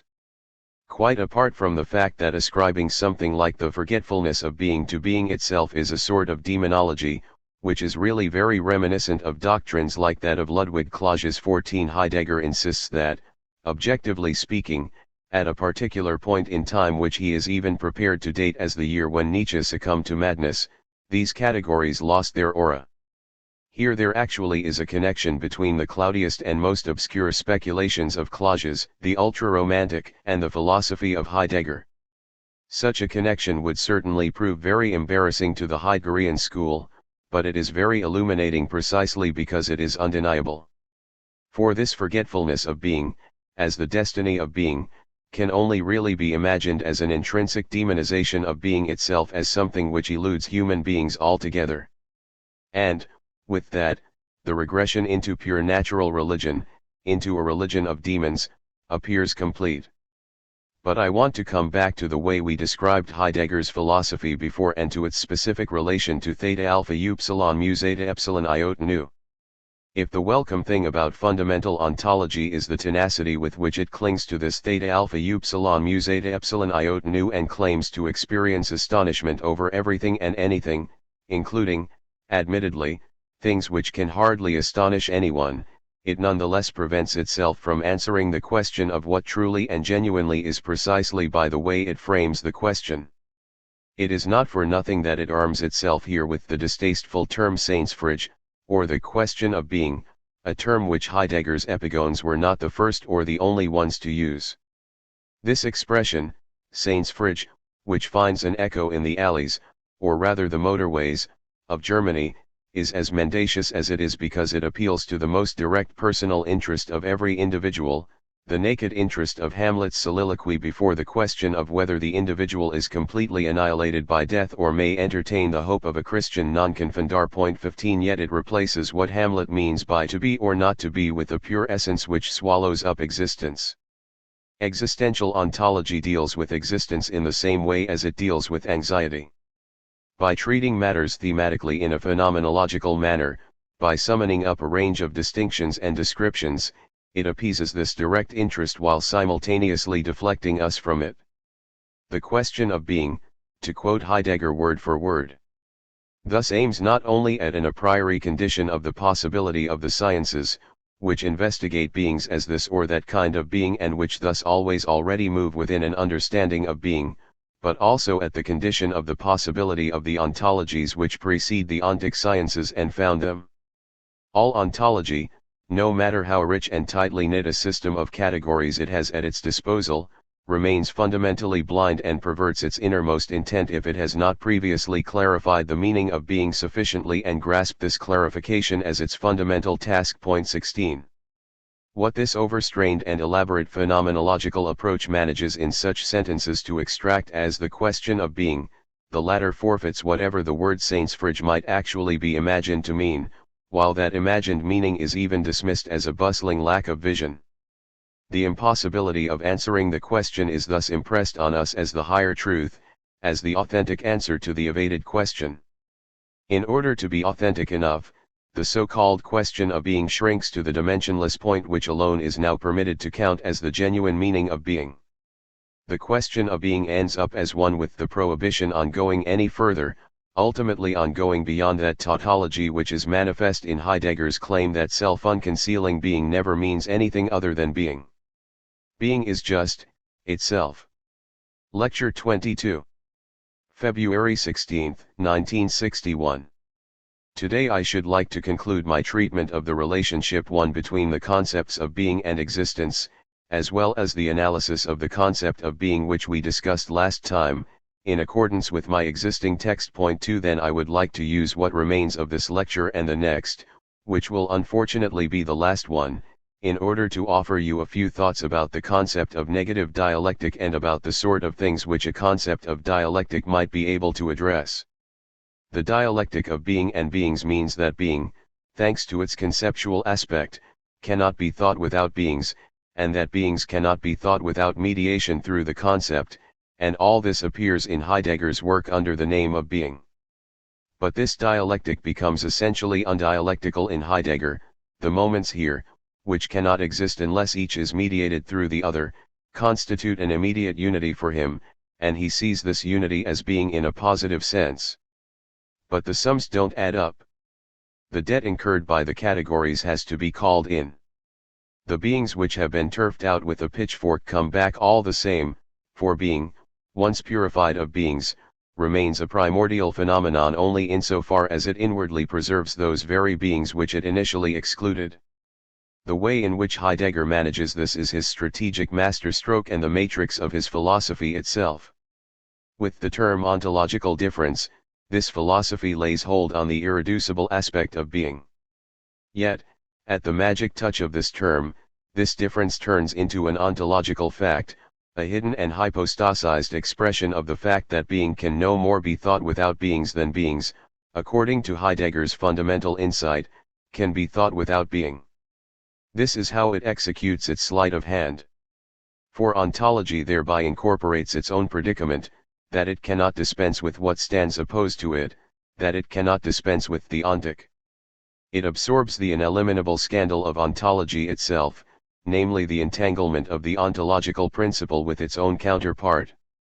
Heidegger's triumph over the other, strategically far less canny ontologies lies in the ontologization of the ontic. The truth that there is no being without beings is expressed in the form that the being of beings belongs to the essence of being, which turns this truth into an untruth, or, in other words, confers a kind of essential being on beings themselves. Being thus takes possession of precisely what, considered in itself, it would never wish to be. It takes possession of beings, whose conceptual unity is nonetheless what is captured by the meaning of the word being.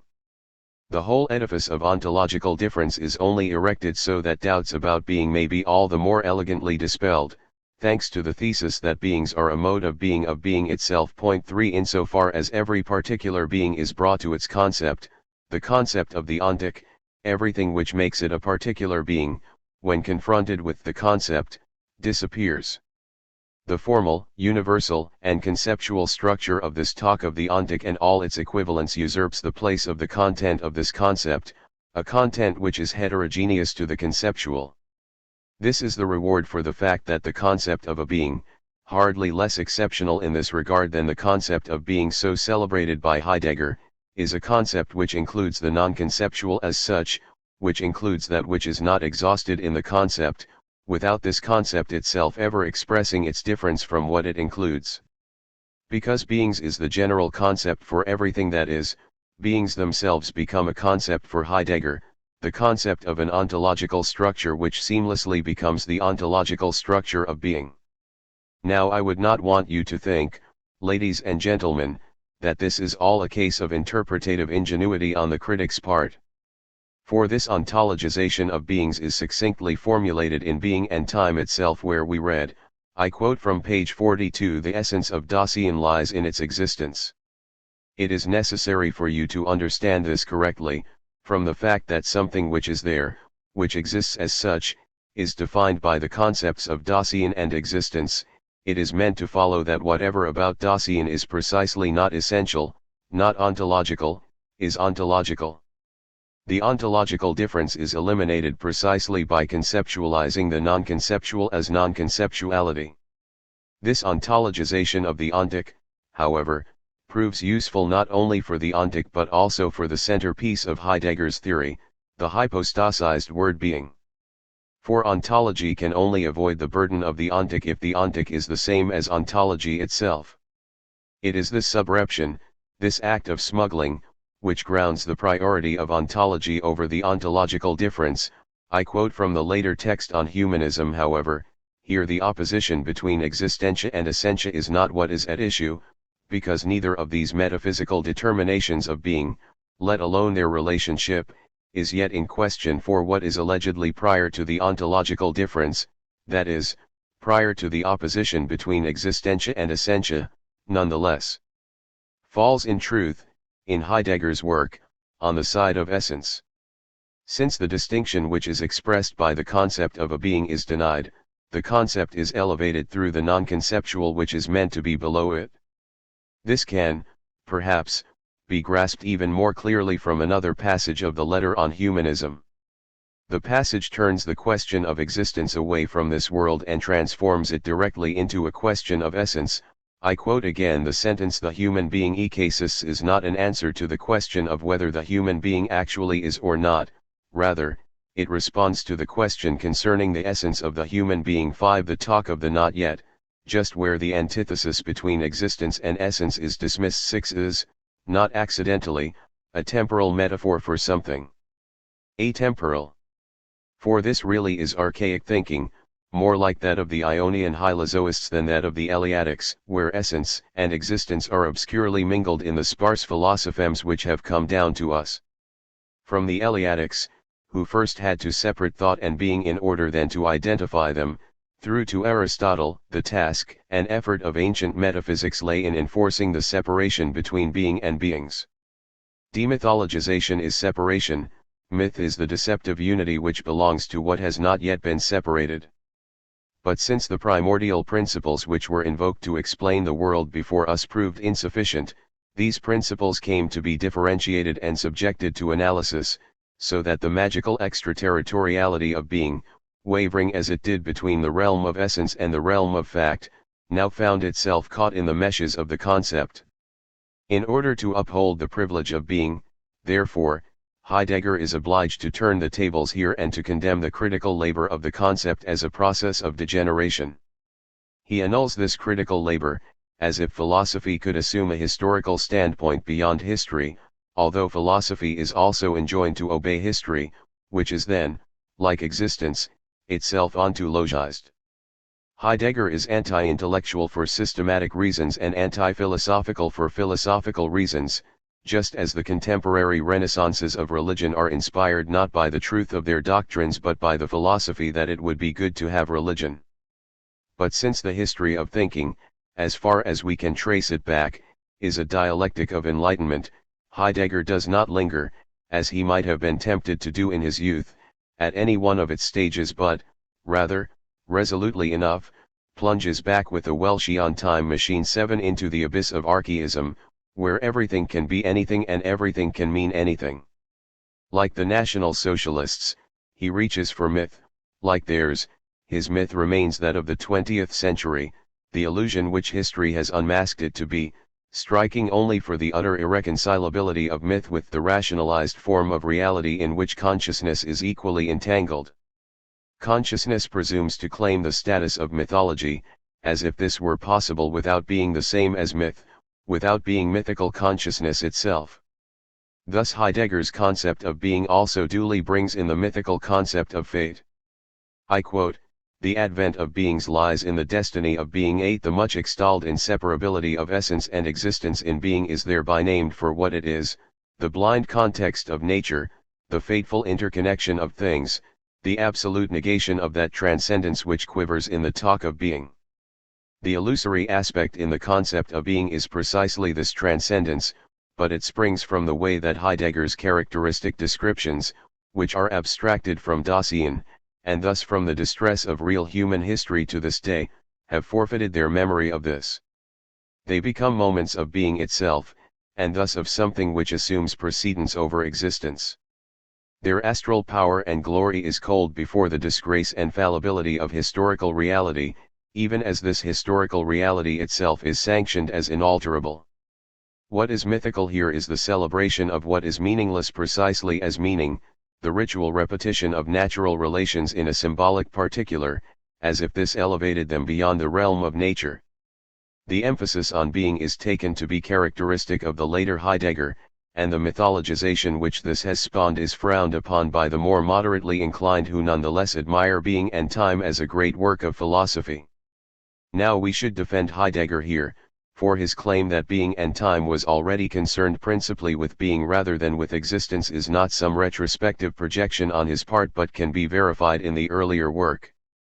Here already, as in Jaspers, the ontic is ontologized.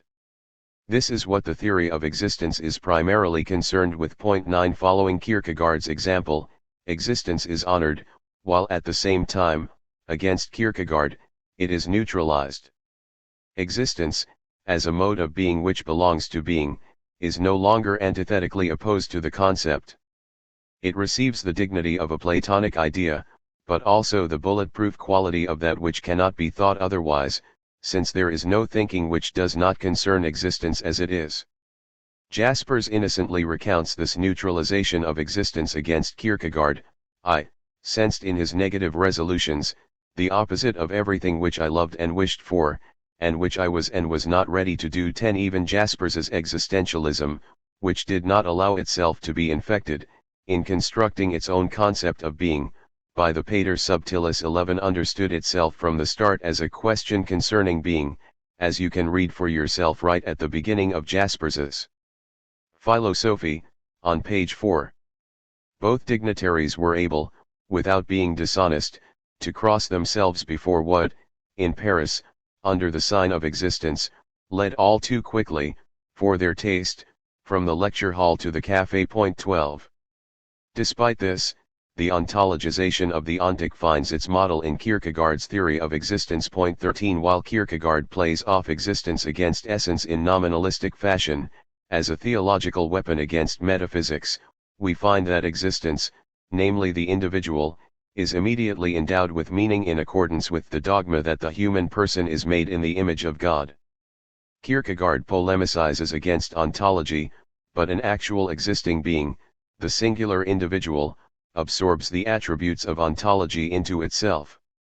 Existence is marked out for special attention in being and time too, in a way that is reminiscent of the opening reflections of the sickness unto death. Point 14. Kierkegaard's idea of the transparency of the subject, of consciousness, provides the warrant for ontologization.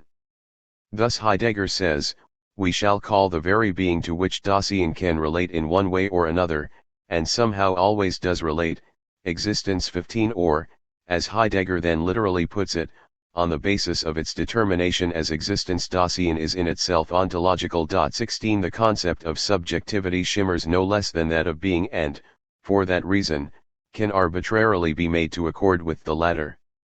On the one hand, despite all the efforts made to accomplish this since Fichte, subjectivity cannot be detached entirely from the individual and its consciousness, if what Schelling called egoity. 17. Without which subjectivity would be inconceivable, is not to dissolve. On the other hand, consciousness as the universality of thought is constitutive for subjectivity. This ambivalence permits Dasein to be equated with a mode of being itself and allows the ontological difference to be analyzed away. Dasein is ontic, thanks to its spatio-temporal individualization; as logos, it is ontological. What is false in Heidegger's inference from Dasein to being is that at the same time, which is implied by Heidegger's talk of the manifold priority that Dasein enjoys over all other beings. The fact that consciousness is what makes the subject a subject does not mean that everything in the subject to which consciousness clings is also nothing but consciousness, is completely transparent, is ontological. The individual endowed with consciousness, whose consciousness would not exist without this individual, remains something spatio-temporal, something factical, remains a being rather than being. That this actual being is capable of thinking does not suffice to strip it of its character of being a being, as if it immediately belonged to the realm of essence. It is precisely not in itself ontological, since this selfhood postulates just that ontic character which the doctrine of ontological priority expels from itself. The concept of the existential, which Heidegger prefers to subordinate to the already ontologized existential of Dasein qua being, suggests the idea that the measure of truth is not its objectivity, however constituted, but existence, the way the thinker purely and simply is, purely and simply acts. 18. Jaspers, in this regard, unhesitatingly follows Kierkegaard. Heidegger's objectivism, however, would hardly allow him to subscribe to the proposition that subjectivity is truth. This proposition, nevertheless, still resonates throughout the analysis of the existentials in being and time. The popularity of this proposition in Germany was enhanced by the fact that its radical gesture and devout tone sit well with an ideology of the earthy and authentic to which anti-Semitic instincts readily respond. It is the ideology of the hard-working settled resident, who feels cheated of the fruits of his labor by the suspiciously mobile. It would be far better if the long-established natives could see through this ideology as the context of guilt in which both parties, the mobile and the settled, are equally entangled. If subjectivity dissolves the solid substantial realities that confront it, by virtue of the essentially functional character which Kant ascribes to it, the ontological affirmation of subjectivity represses the anxiety in the face of these realities and does so, to use the relevant term psychoanalysis, which Jaspers hated, by identifying with the enemy, by going over to the other side. Subjectivity, the principle of mobility itself, becomes something absolutely solid, as is already implicit in Kant's theory of transcendental unity, which is ultimately nothing but what we might call the objectified lawfulness of the pure conceptual determinations of logic. But truth, the constellation of subject and object where both interpenetrate each other, can no more be reduced to subjectivity than, conversely, it can be reduced to being, whose boundary with subjectivity Heidegger endeavors to blur. What is true in the subject is unfolded in its relationship to what it is not itself, not through the production of a blank identity with itself. Hegel knew this, and said so repeatedly, as did Goethe, but the schools of repristination find this uncomfortable.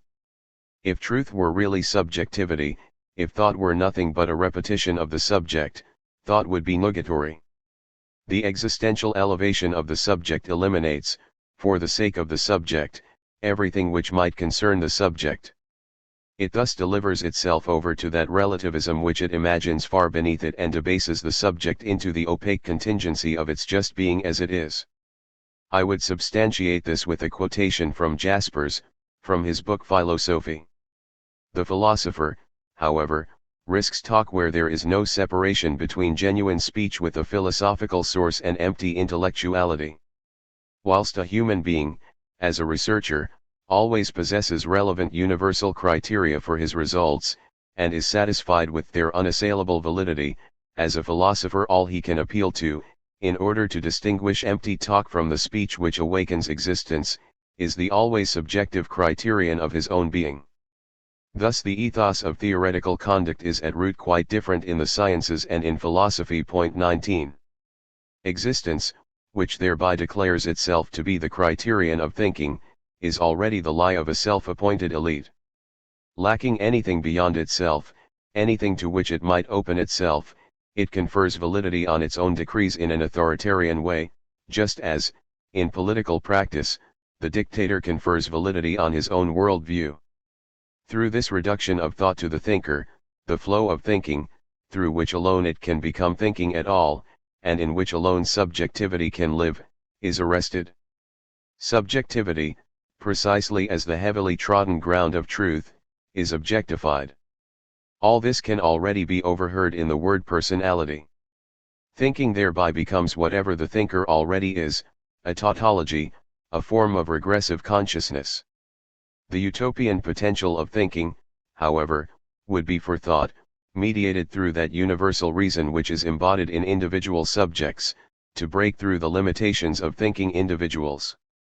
The strength of thinking would be to surpass the work of weak and fallible thinkers. Thinking has been paralyzed by the existential concept of truth, ever since Kierkegaard developed this idea for obscurantist ends, and has served to propagate narrow-mindedness as if it were the strength for truth. This is why the cult of existence, in all countries, flourishes so well in the provinces.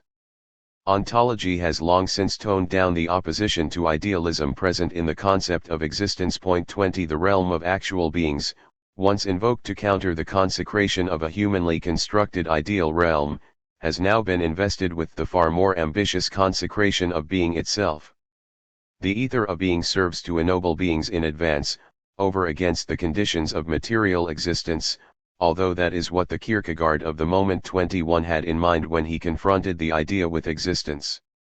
Once the concept of existence has been absorbed into being, and once it has been worked up philosophically as a universal concept for general discussion, we find that history has been chased away again, whereas, in Kierkegaard, who thought a lot about the left Hegelians, history had erupted into the field of speculation, under the theological sign of the paradoxical contact of time and eternity. The ambivalence of the doctrine of being is the way that it addresses beings while simultaneously ontologizing them, in other words, the way that it robs them of what is non-conceptual by recourse to their characteristica formalis, and this also determines its relationship to history. On the one hand, the thorn of the historical is removed by transposing it into historicity as an existential, and the claim of all prima philosophia to furnish a theory of invariance is now extended to that which varies. Historicity freezes history into something unhistorical, with no concern for the historical conditions to which the inner composition and the constellation of subject and object are exposed. 22 Then the verdict on sociology is spun out of this too.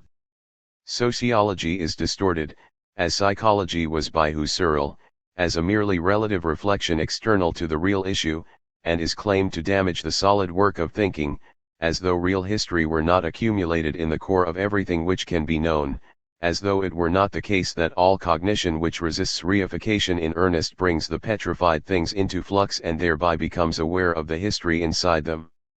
On the other hand, in turn, the ontologization of history allows the power of being to be awarded to unexamined historical power, and thus justifies our subordination to peremptory historical situations, as though such subordination were demanded by being itself. 23 That history can always be deified or conjured away, as required, is a useful political consequence of the philosophy of being. Its apolitical aspect is itself, like so much that is apolitical today, a political factor. Time itself and, with it, transience, when made eternal by these existential ontological projects, are just as much absolutized as they are transfigured. They have come to an understanding with death and thereby, inexorably, with all that is bad. The concept of existence, as the essential character of transience itself, as the temporality of the temporal, holds existence at a distance by naming it. As soon as it is treated in terms of a phenomenological problem, it has already been integrated. These are the latest consolations of philosophy, of mythically euphemistic stamp, the falsely revived belief that the spell of the natural could be broken by appeasing it through imitation. Existential thinking creeps away into the cave of long-lost mimesis. In this, however, it obeys the most fateful prejudice from the history of philosophy, which it has dismantled or dismissed, like an employee surplus to requirements, namely the Platonic prejudice that the unchanging must be the good, which is as much as to say that whoever happens to be stronger is, in a permanent war, always in the right. If Plato's pedagogy cultivated the martial virtues, these virtues, according to the Gorgias, still had to answer to the idea of justice, the highest idea. 24 Existential theory, however, adapts itself to a state of consciousness whose darkened heavens no longer reveal any criterion for the idea. Existence is consecrated without anything that would consecrate it, it is secularized, but what is the secularized is not recognized for what it is. Nothing remains of the eternal idea in which existence was supposed to participate, or by which it was supposed to be conditioned, but the pure principle of power, which was once attributed to the unity of the idea against the dispersal of the many. Ladies and gentlemen, I announce this lecture under the title Ontology and Dialectics. I believe you will concede that this announcement should not really have led you to expect that I would discuss ontology in the first part and then, as a counterpole, dialectic in the second. I believe that I have done what I promised you, that is, to practice immanent critique. In other words, I have treated the ontological problematic in itself in such a way that the motifs of dialectical thinking have emerged from this very problematic and from the questions that arise with regard to its own truth. I have, then, tried to extract the dialectic which is implicit in ontological philosophy, if I may put it that way. I should like to spend the time remaining to us today, and in the final lecture, which will take place on Thursday, in sharing at least a few thoughts with you concerning the concept of dialectic which I have in mind. And I would like you to allow me, so that we can get a little bit further in developing this concept of dialectic, to begin with this right away. The critique of ontology, as I have set it out to you, does not aim to arrive at a different ontology, not even at an ontology of the non-ontological. It does not aim to arrive at any fixed foundational position. 25 For, if it did, it would posit something else as the immediately first, not absolute identity, being, the concept, but the non-identical, being's, facticity. But then it would just hypostasize the concept of the non-conceptual and would treat it in a way that contradicts its own meaning. Foundational philosophy, Pyro tau eta phi iota lambda omicron sigma omicron phi alpha, necessarily involves the primacy of the concept. An approach which resists this primacy of the concept must also relinquish the form of philosophizing which appeals to foundations. Philosophy could come to rest in the thought of transcendental apperception, or the thought of being, because these concepts were identical to the thinking which thinks them. But if the general thesis of this identity is revoked, then its collapse takes the repose of the concept as a last principle with it. Philosophy must expose itself without reservation to the movement which is motivated by the concept of the concept itself. If the universal concept of some being or entity wished, in the end, to argue that being or entity away, then its own fundamental character would dissolve in the face of a particular being or entity. Philosophy has the latter, along with all its mediations, for its object, however little philosophy may hope to attain totality in this regard. The concept of objectivity recalls an object, something ontic which cannot simply be resolved into its concept. 26 If thought ever collides with its other, as ontology imagines it does with being, then it is just this unruly element which thought would like to dispel. This element does not fit with the domination of the concept or, thereby, with the idea of something immutable and self-identical that could be derived simply from the character of the concept itself, which had to be constant with respect to its contents. Thus history, not historicity, becomes the medium of philosophy. The transition of philosophy into history, the movement of something individualized in spatio-temporal terms, cannot be prevented by invoking the supposedly authentic essence of philosophy. Apologetics of this kind only betrays the increasingly bad conscience of philosophy. Whenever philosophy has been in command of itself, it has got involved with the realm of beings, not only in Schelling and Hegel but even, against his will, in Plato, who christened beings as the domain of non-being but nonetheless presented a theory of the state in which the ideas become entangled with empirical determinations such as exchange value and the division of labor. The distinction, academically established today, between, on one hand, a regular philosophy, which is concerned with being, or with something like an ontology of cognition, after the individual sciences have torn from it what once alone furnished its raison d'être, namely the interpretation and establishment of what is genuinely real, and, on the other hand, a merely genetic and extra-philosophical relation to society, which would fall to the sociology of knowledge and the critique of ideology, is as dubious as the need for regular philosophy itself. It is not just that philosophy, worrying belatedly about its purity, now turns away from everything in which it once found its substance.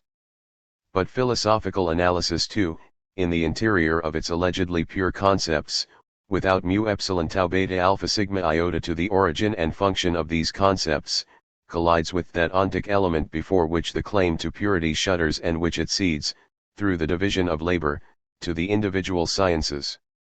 The smallest stain of the ontic in these concepts, rubbed at in vain by pure philosophy, suffices, thanks to its connection with the existing world, to compel thought to reflect upon that which exists itself instead of settling down cozily into the mere concept of the latter.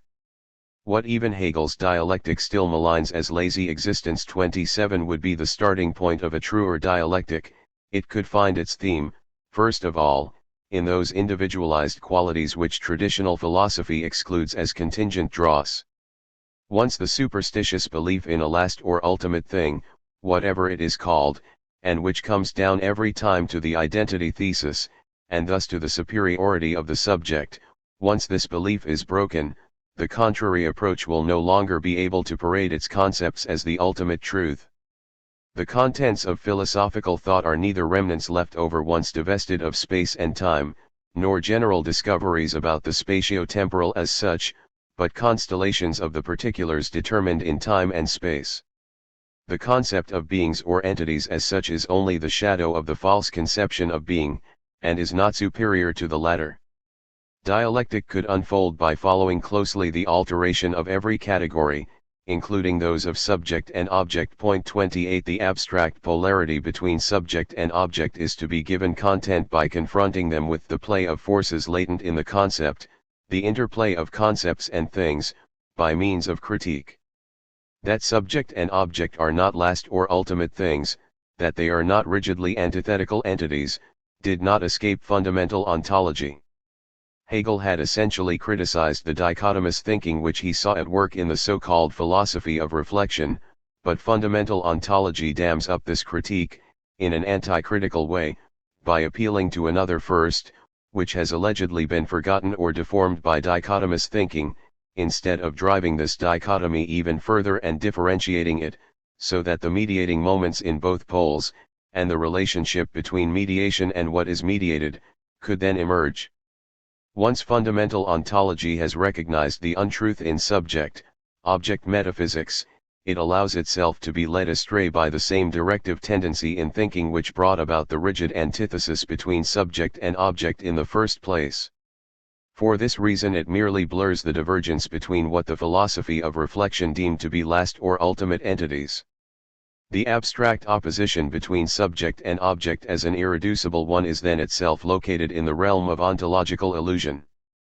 But the unity of subject and object does not license us to raise the question about what would precede this unity. We see instead how the dichotomous structure disintegrates into concrete determinations which demonstrate the presence, in each of the poles, of the opposed moment. Thus the dualism here is not the proper framework for philosophical thought but, please understand this correctly, false. Mediation is only the most general and still very approximate expression for it.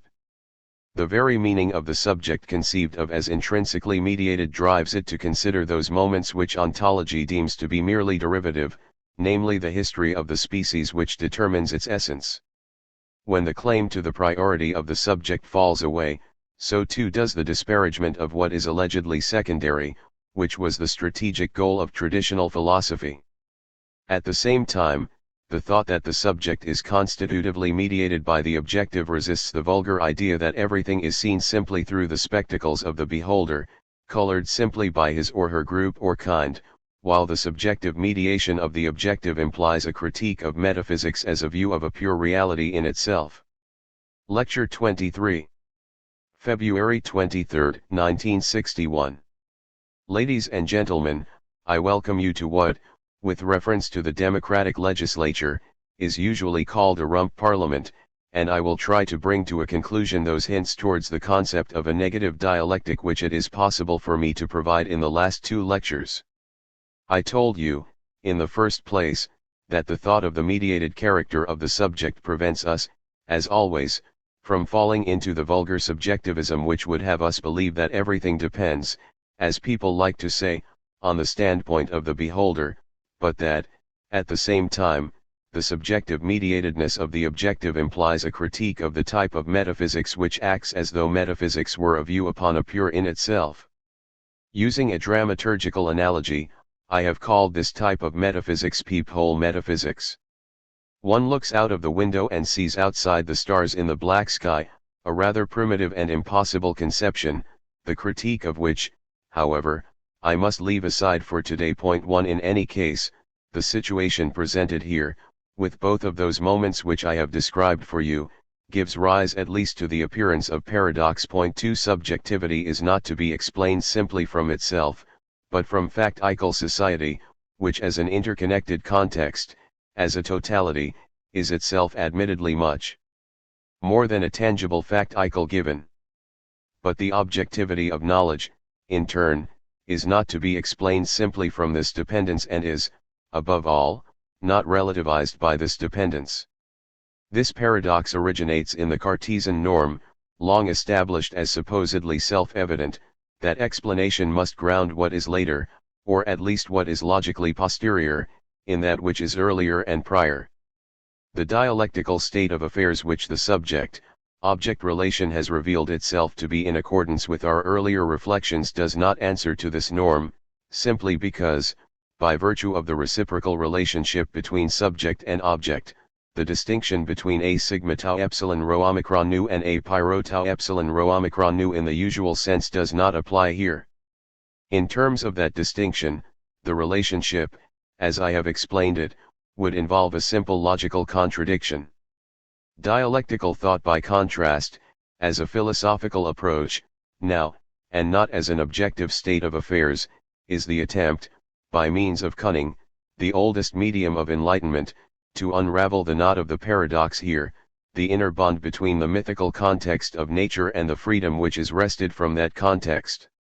It is no accident that paradox is always the decayed form of dialectic, and this is especially the case in Kierkegaard's work. Here you will therefore be able to grasp at its root what many of you, I am sure, will experience as the most disconcerting aspect of dialectic, namely that the principle of contradiction, in its usual form, does not apply. This springs from the fact that dialectical reason longs to transcend the blind immediate context of nature without imposing in turn its own domination, the domination of reason, on this context. In other words, it attempts to transcend nature without incurring that sacrifice and rage which would merely perpetuate the same context of nature. Dialectic does not try to establish some middle ground between relativism and absolutism. It seeks the objectivity of the concept nowhere else than through the nominalism which the situation of the epoch now dictates. Dialectic strives to think conceptually the qualitative element which eludes the concept. It attempts to break through to the particular precisely as the universal, by persisting with the particular rather than subsuming it beneath the universal. The essence of dialectic is also something which has come to be, something mutable, like antagonistic society itself. It may not be falsified into some dialectic of being in itself.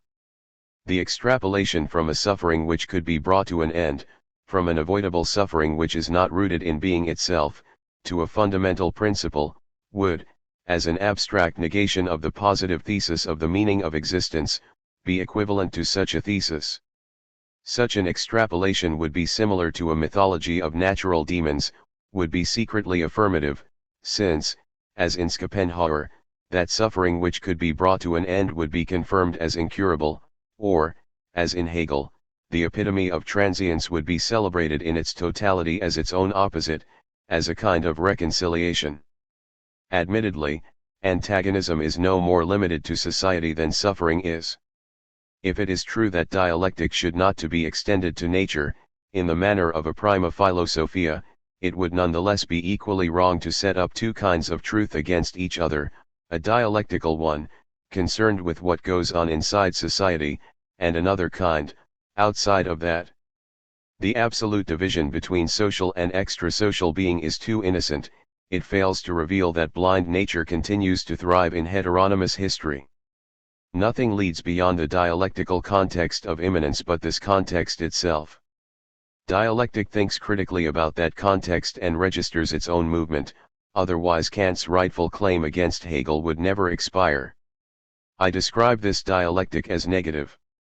The idea of such a dialectic marks its difference from Hegel.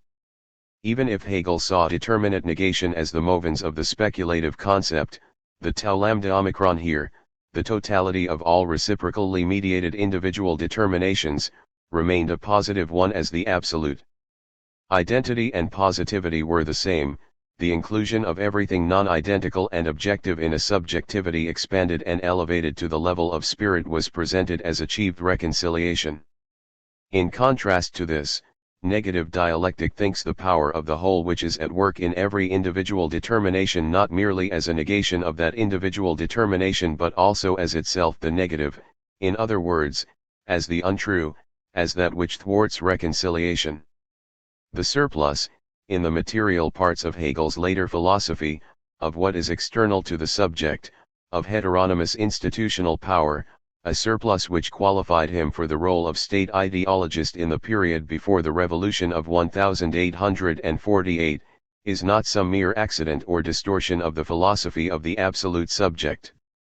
For the principles of identity and constitutive subjectivity themselves remain particular. The total deduction of everything that exists from spirit brings all these things under the yoke of the merely existent, otherwise the two sides would never cohere.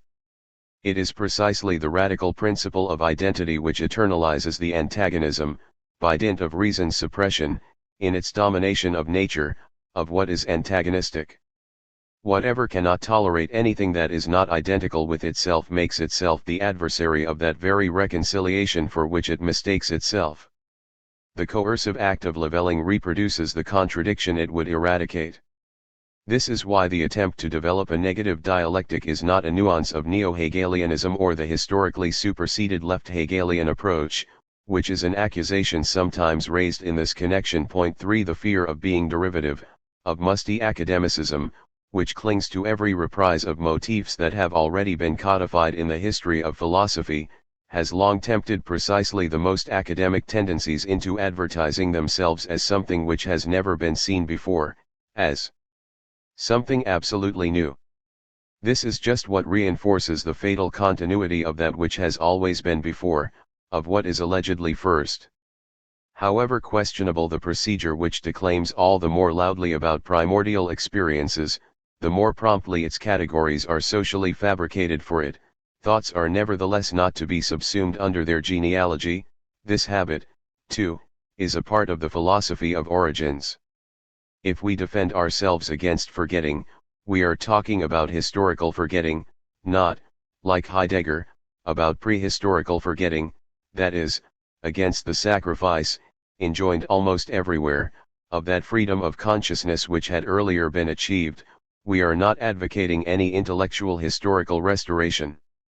Hegel's trust in totality sought dialectic not merely, in accordance with his program, in the process of simply looking on for, but also, with secret inconsequence, in a relatively self-sufficient method. First of all, dialectical method is a contradictionary in adjecto.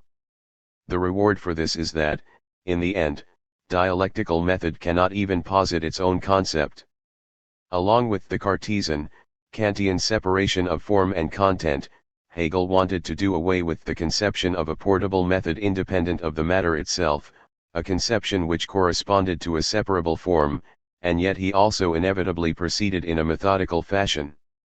The critical reconstruction of consequent thought, which would deprive negative dialectic of its potential, remains consequential itself as long as it clings to method. Without this moment of unity, dialectic would disintegrate into paradoxical insights. Dialectic is always inclined to this. A liberated consciousness in its freedom would be free even of dialectic. The subjective moment in the way dialectic executes thinking represents something of this. Negative dialectic is neither a strict method nor a supposed mirroring of reality. 5, as Marx, weary of an arid debate, once tried to dispatch the issue. It is not a method, because the unreconciled reality, which, precisely, lacks that identity for which thought offers a surrogate, is full of contradictions, which is revealed by the fact that every attempt to improve circumstances in a piecemeal way proves futile.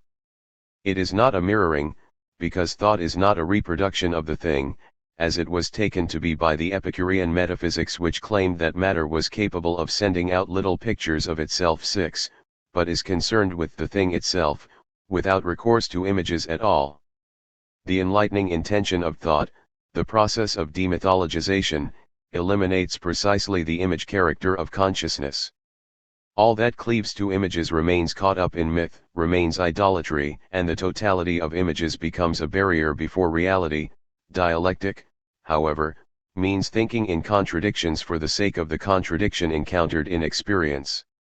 Critique of identity, actually pursued rather than noisily declaimed, feels its way towards the preponderance of the object. 7 Identity thinking, even when it contests this, remains subjective. To turn it around critically, to ascribe untruth to identity, does not establish any equilibrium between subject and object. The restricted subject is, rather, in a certain sense, already disempowered through this very restriction. With good reason it instantly senses an absolute threat in the smallest surplus of the non-identical, for the measure is just its own absoluteness. It will come to grief, as a whole, even on something minimal, since its meaning is to be the whole. The determination of the non-identical permits reflection on the subject as mediation. But the identity principle cannot, in principle, tolerate the non-identical, for the non-identical is something which contradicts the identity principle itself. This is confirmed by the fact that the context in which subjectivity finds its variable place involves more than any context which could be developed out of subjectivity itself. The subject enters into the object in quite a different way from that in which the object enters into the subject. The object can only be thought through the subject, but always remains, with respect to the subject, something other. The subject, however, by virtue of its own character, is already also object, although no aqua regia of epistemology has ever been able to distill this objective element. The object cannot, even as an idea, be thought away or eliminated from the subject. Actual existence is implied in the very meaning even of the logical I think which accompanies all my representations 8 since it has temporal sequence as a condition of its possibility, and temporal sequence must imply something temporal. The expression Dasein, or actual existence, alludes to this. That the subject exists, is derived from objectivity, and lends to the subject itself an element of objectivity. It is not accidental that the term subjectum, namely that which underlies, reminds us of just that which, in philosophy's terms of art, is now precisely called objective. Subjectivity, however, does not, in the same or in any comparable way, form part of the meaning of objectivity but, on the contrary, is only disclosed through reflection on the possibility of determining the object. It is not that objectivity is something immediate, not that, for example, the critique of naive realism could be revoked. But mediating subject and mediated object are not the same. 9 Even in the sphere of the highest abstractions, the concept of mediation would be too abstract. The fact that subject and object reciprocally mediate each other, that they are not ultimate entities in their own right, that we cannot infer some absolute unity behind subject and object, in short, the need to think about non-identity is the need to provide a critique of subject-object dualism. If philosophy simply persisted with this dualism, it would be false, not only as another variant of first philosophy, but because abstract dualism itself, as with Fichte's dualism of the I and not I, would imply the primacy of the abstracting subject. To pursue this line of thought further would also mean resolving this irresolvable dualism.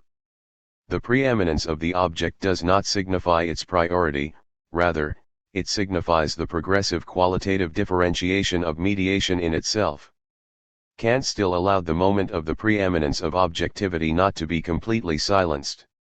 He guided the subjective analysis of the cognitive faculty by the objective intention of the critique of reason 10 but also stubbornly defended the transcendent thing in itself. The fully developed philosophy of identity chalked this up against him as inconsequence and as a contradiction of the theory of the categories. What Kant had in mind was that the concept of an object as such did not contradict the idea of its existence in itself, that the subjective mediation of the object was to be attributed less to the idea of the object than to the subject which remains caught up or, I could even say, imprisoned within itself. While the subject in Kant does not manage to escape from itself, it does not, despite that, sacrifice the idea of otherness. Without this idea, cognition would shrink to a mere tautology. Completely indeterminate thinking would have to create something out of an equally indeterminate material. This absurdity clearly troubled Kant's meditations more than the theorem that the thing in itself was the unknown cause of appearances, even though the critical approach specifically ascribes the category of causation to the subject. That consciousness does not have the object, as people like to say, but is always implicit in the object does not mean that the subject could in some way be imagined without an object. The subject in both its poles is impossible without an existing being, without that which bears consciousness, or that which is implied even in the most formal conception of something. All exertions of the speculative concept, and not only Kant's, really desire the object, and the construction of transcendental subjectivity is only the magnificently paradoxical and unsuccessful attempt to achieve control of the object. To this extent, negative dialectic would like to complete what the positive, idealist dialectic already aimed at. In this sense, negative dialectic also has an ontological moment, since ontology too deprives the subject of its conclusively constitutive role. But negative dialectic does not, like Nikolai Hartmann, replace the subject with the object as its static counterpart. The preeminence of the object can only be attained by means of subjectivity, that is, by exploring the divergence between the concept and the thing intended by the concept.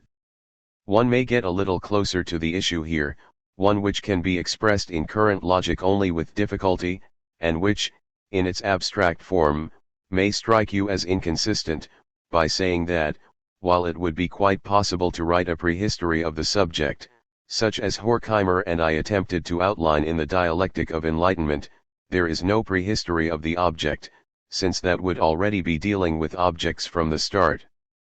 If it were objected that there cannot be any cognition of an object without a cognizing subject, this would still not permit us to infer the ontological priority of consciousness. That consciousness is able to reflect upon itself as something which has originated, and that its origin can only be thought by the subject, in no way implies that it is itself the absolute origin. Analogous considerations on the genesis of the object would be nugatory. The mediation of objects can be thought in real terms apart from thinking itself, but the possibility of thinking cannot be thought without something objective.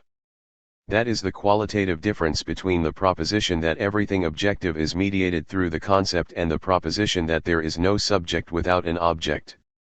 Mediation of the object implies that it may not be statically and dogmatically hypostasized but can be grasped only in its entwinement with subjectivity. Mediation of the subject implies that, without the moment of objectivity, it is simply nothing. If we identify mediation, identification as such, with domination, this double character testifies to that of domination itself, as both true and illusory. Domination is true since nothing is exempt from domination, since nature itself is negatively determined through its exemption from domination, and thus is still determined in turn by domination.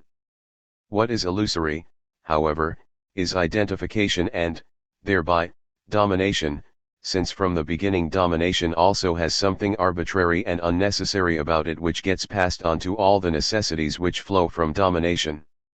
An index of the preeminence of the object is the impotence of spirit, in all of its judgments and its attempts to arrange reality. The negative experience that spirit, through its quest for identification, has failed to achieve reconciliation, that its own preeminence has therefore miscarried or gone awry, becomes the motor of its own disenchantment in the disenchanted world. Enlightenment thereby transcends its own traditional self-understanding. Enlightenment is demythologization not only as reductio ad hominem but also as insight into the deception perpetrated by a subjectivity which deems itself absolute. The subject is the belated, and most ancient, shape of myth, which fails to recognize itself as such. Finally, however, it is precisely those determinations through which the concept of subjectivity, following the tradition of philosophy, distinguishes itself from things and beings that are modeled on those things and beings. 11 Not only is the pure I mediated by the empirical one, not only is the object of possible thought mediated by something which does not belong to the subject, but the transcendental principle itself, in which philosophy believes that it possesses its first with respect to things and beings, is mediated too.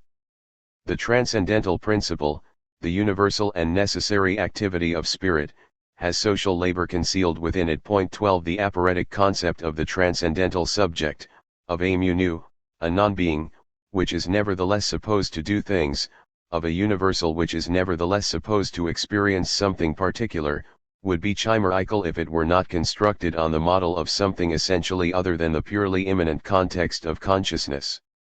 With respect to the former, the concept of the transcendental subject presents itself not only as something more abstract but also, by virtue of the way in which it transcends the latter and by virtue of its formative power, as something more real.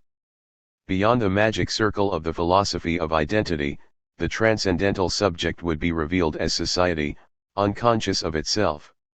This unconsciousness can itself be deduced.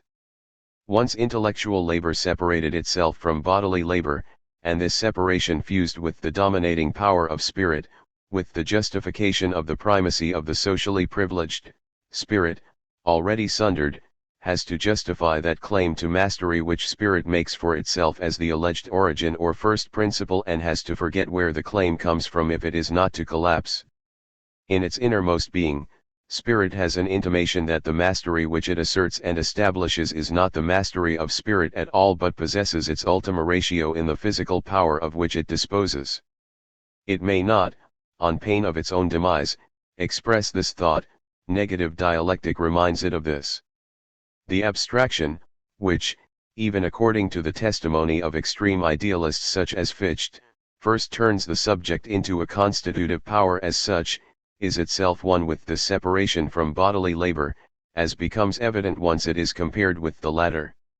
When Marx, in the critique of the Gotha program, argued, against the Lassalleans, that labor was not, as the vulgar socialists constantly proclaimed, the only source of wealth. 13 He expressed nothing less, in a period when he had already turned away from official philosophical questions, than that work is not to be hypostasized in any form, neither in that of industrious manual production nor in that of so-called spiritual production, and that such a hypostasis only perpetuates the illusion of the preponderance of the productive principle.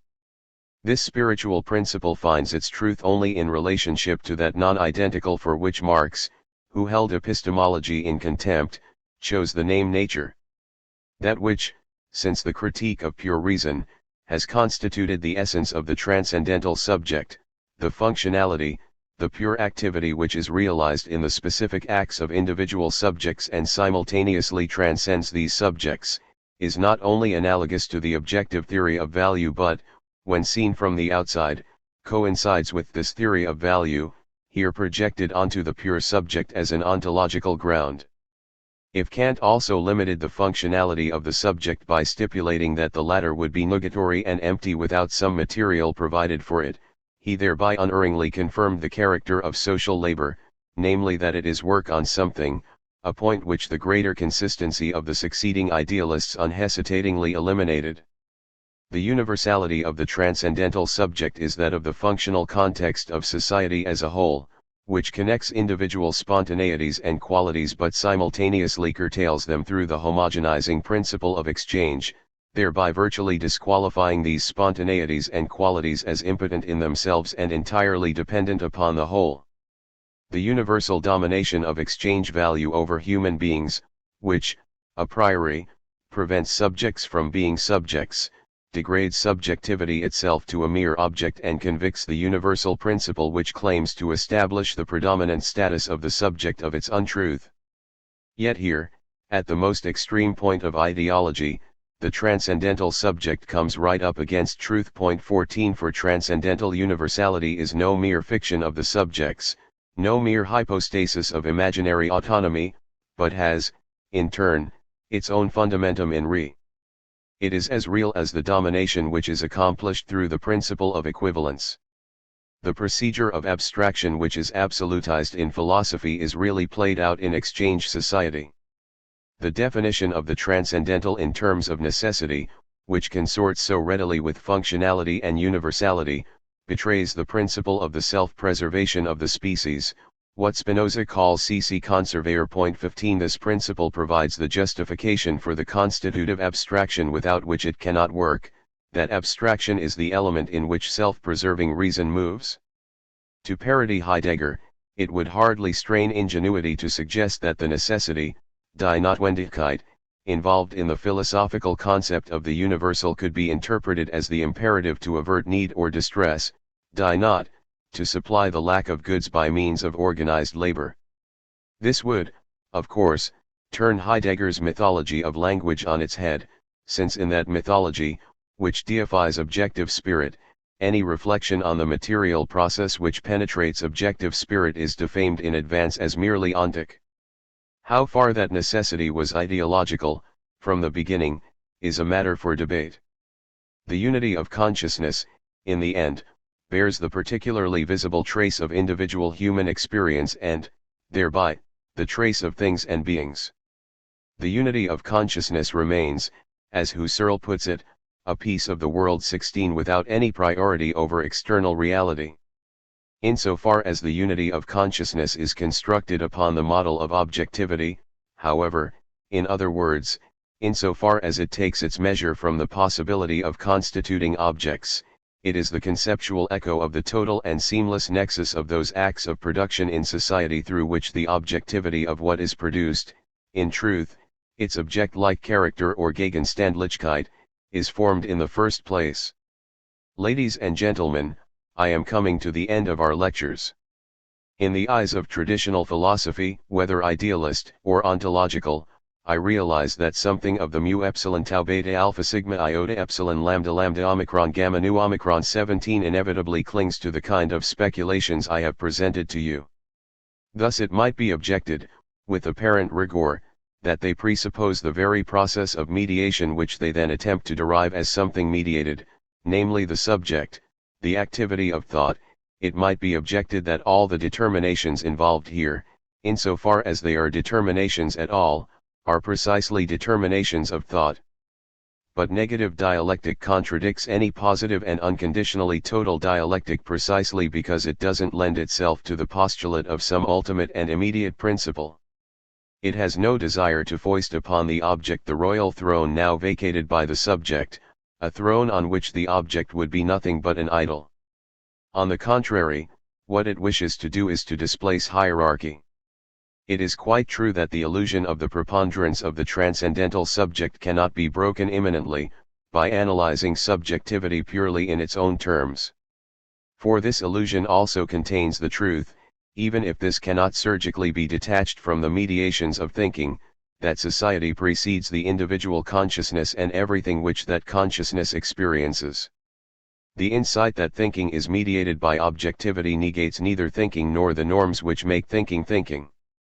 That we cannot reach beyond these norms points to our reliance on that which is not itself thinking, that which thinking would deny and try and establish on its own account. The reason for the real transcendental illusion, an illusion which goes far beyond Kant, is, however, transparent. The reason why thinking, in its intentio obliqua, always ends up, ineluctably, in asserting its own primacy, in hypostasizing the subject. For abstraction, which in the history of nominalism, ever since Aristotle's critique of Plato, has been charged to the subject as a mistaken form of objectification, is itself the principle through which the subject becomes a subject at all, is the very essence of the subject. Hence any recourse to what is not itself must always strike the subject as a willful and extraneous act. Whatever shows the subject its own arbitrariness, whatever reveals the priority of the subject to be its own a posteriority, always sounds to the subject as if it were simply its arbitrary transcendent antithesis. As ideology, the subject is spellbound by the name of subjectivity, just as Hauff's dwarf Nace is under the spell of the herb Nice Mitlist, or enjoy with pleasure. 18 This herb was withheld from the dwarf, and he never learned how to prepare the most delicious pie of all. Self-reflection alone could not reveal the secret either of his own deformed shape or that of his work. For this required a shock or push from outside, the wisdom of the goose Mimi.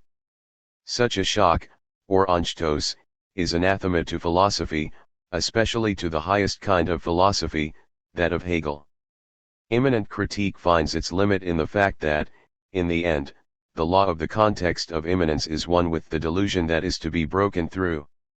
But this moment, which alone is the truly qualitative leap, begins only once the immanent dialectic is completed. The urge to cancel itself is immanent to negative dialectic. If it were totally closed in upon itself, it would already be that totality which goes back to the principle of identity. This interest was grasped by Schelling against Hegel, and he thereby exposed his thinking to scorn for its inconsistency, for seeking refuge in mysticism. The materialist moment in Schelling, who attributed to matter something like a motive power, may be connected to this aspect of his philosophy. 19 But the leap is also not to be hypostasized, as it is in Kierkegaard. Otherwise it maligns reason. Dialectic must limit itself from within, through its own consciousness of what is. But the disappointment that philosophy cannot awake from its dream simply through its own movement, without any leap at all, the disappointment that, in order to waken, philosophy needs just what its own spell withholds, something new and other, this disappointment is none other than that of the child who cries on reading Hauff's fairy tale because the dwarf, who has escaped his own misshapenness, never gets to enjoy the triumph of serving the duke the most delicious pie of all.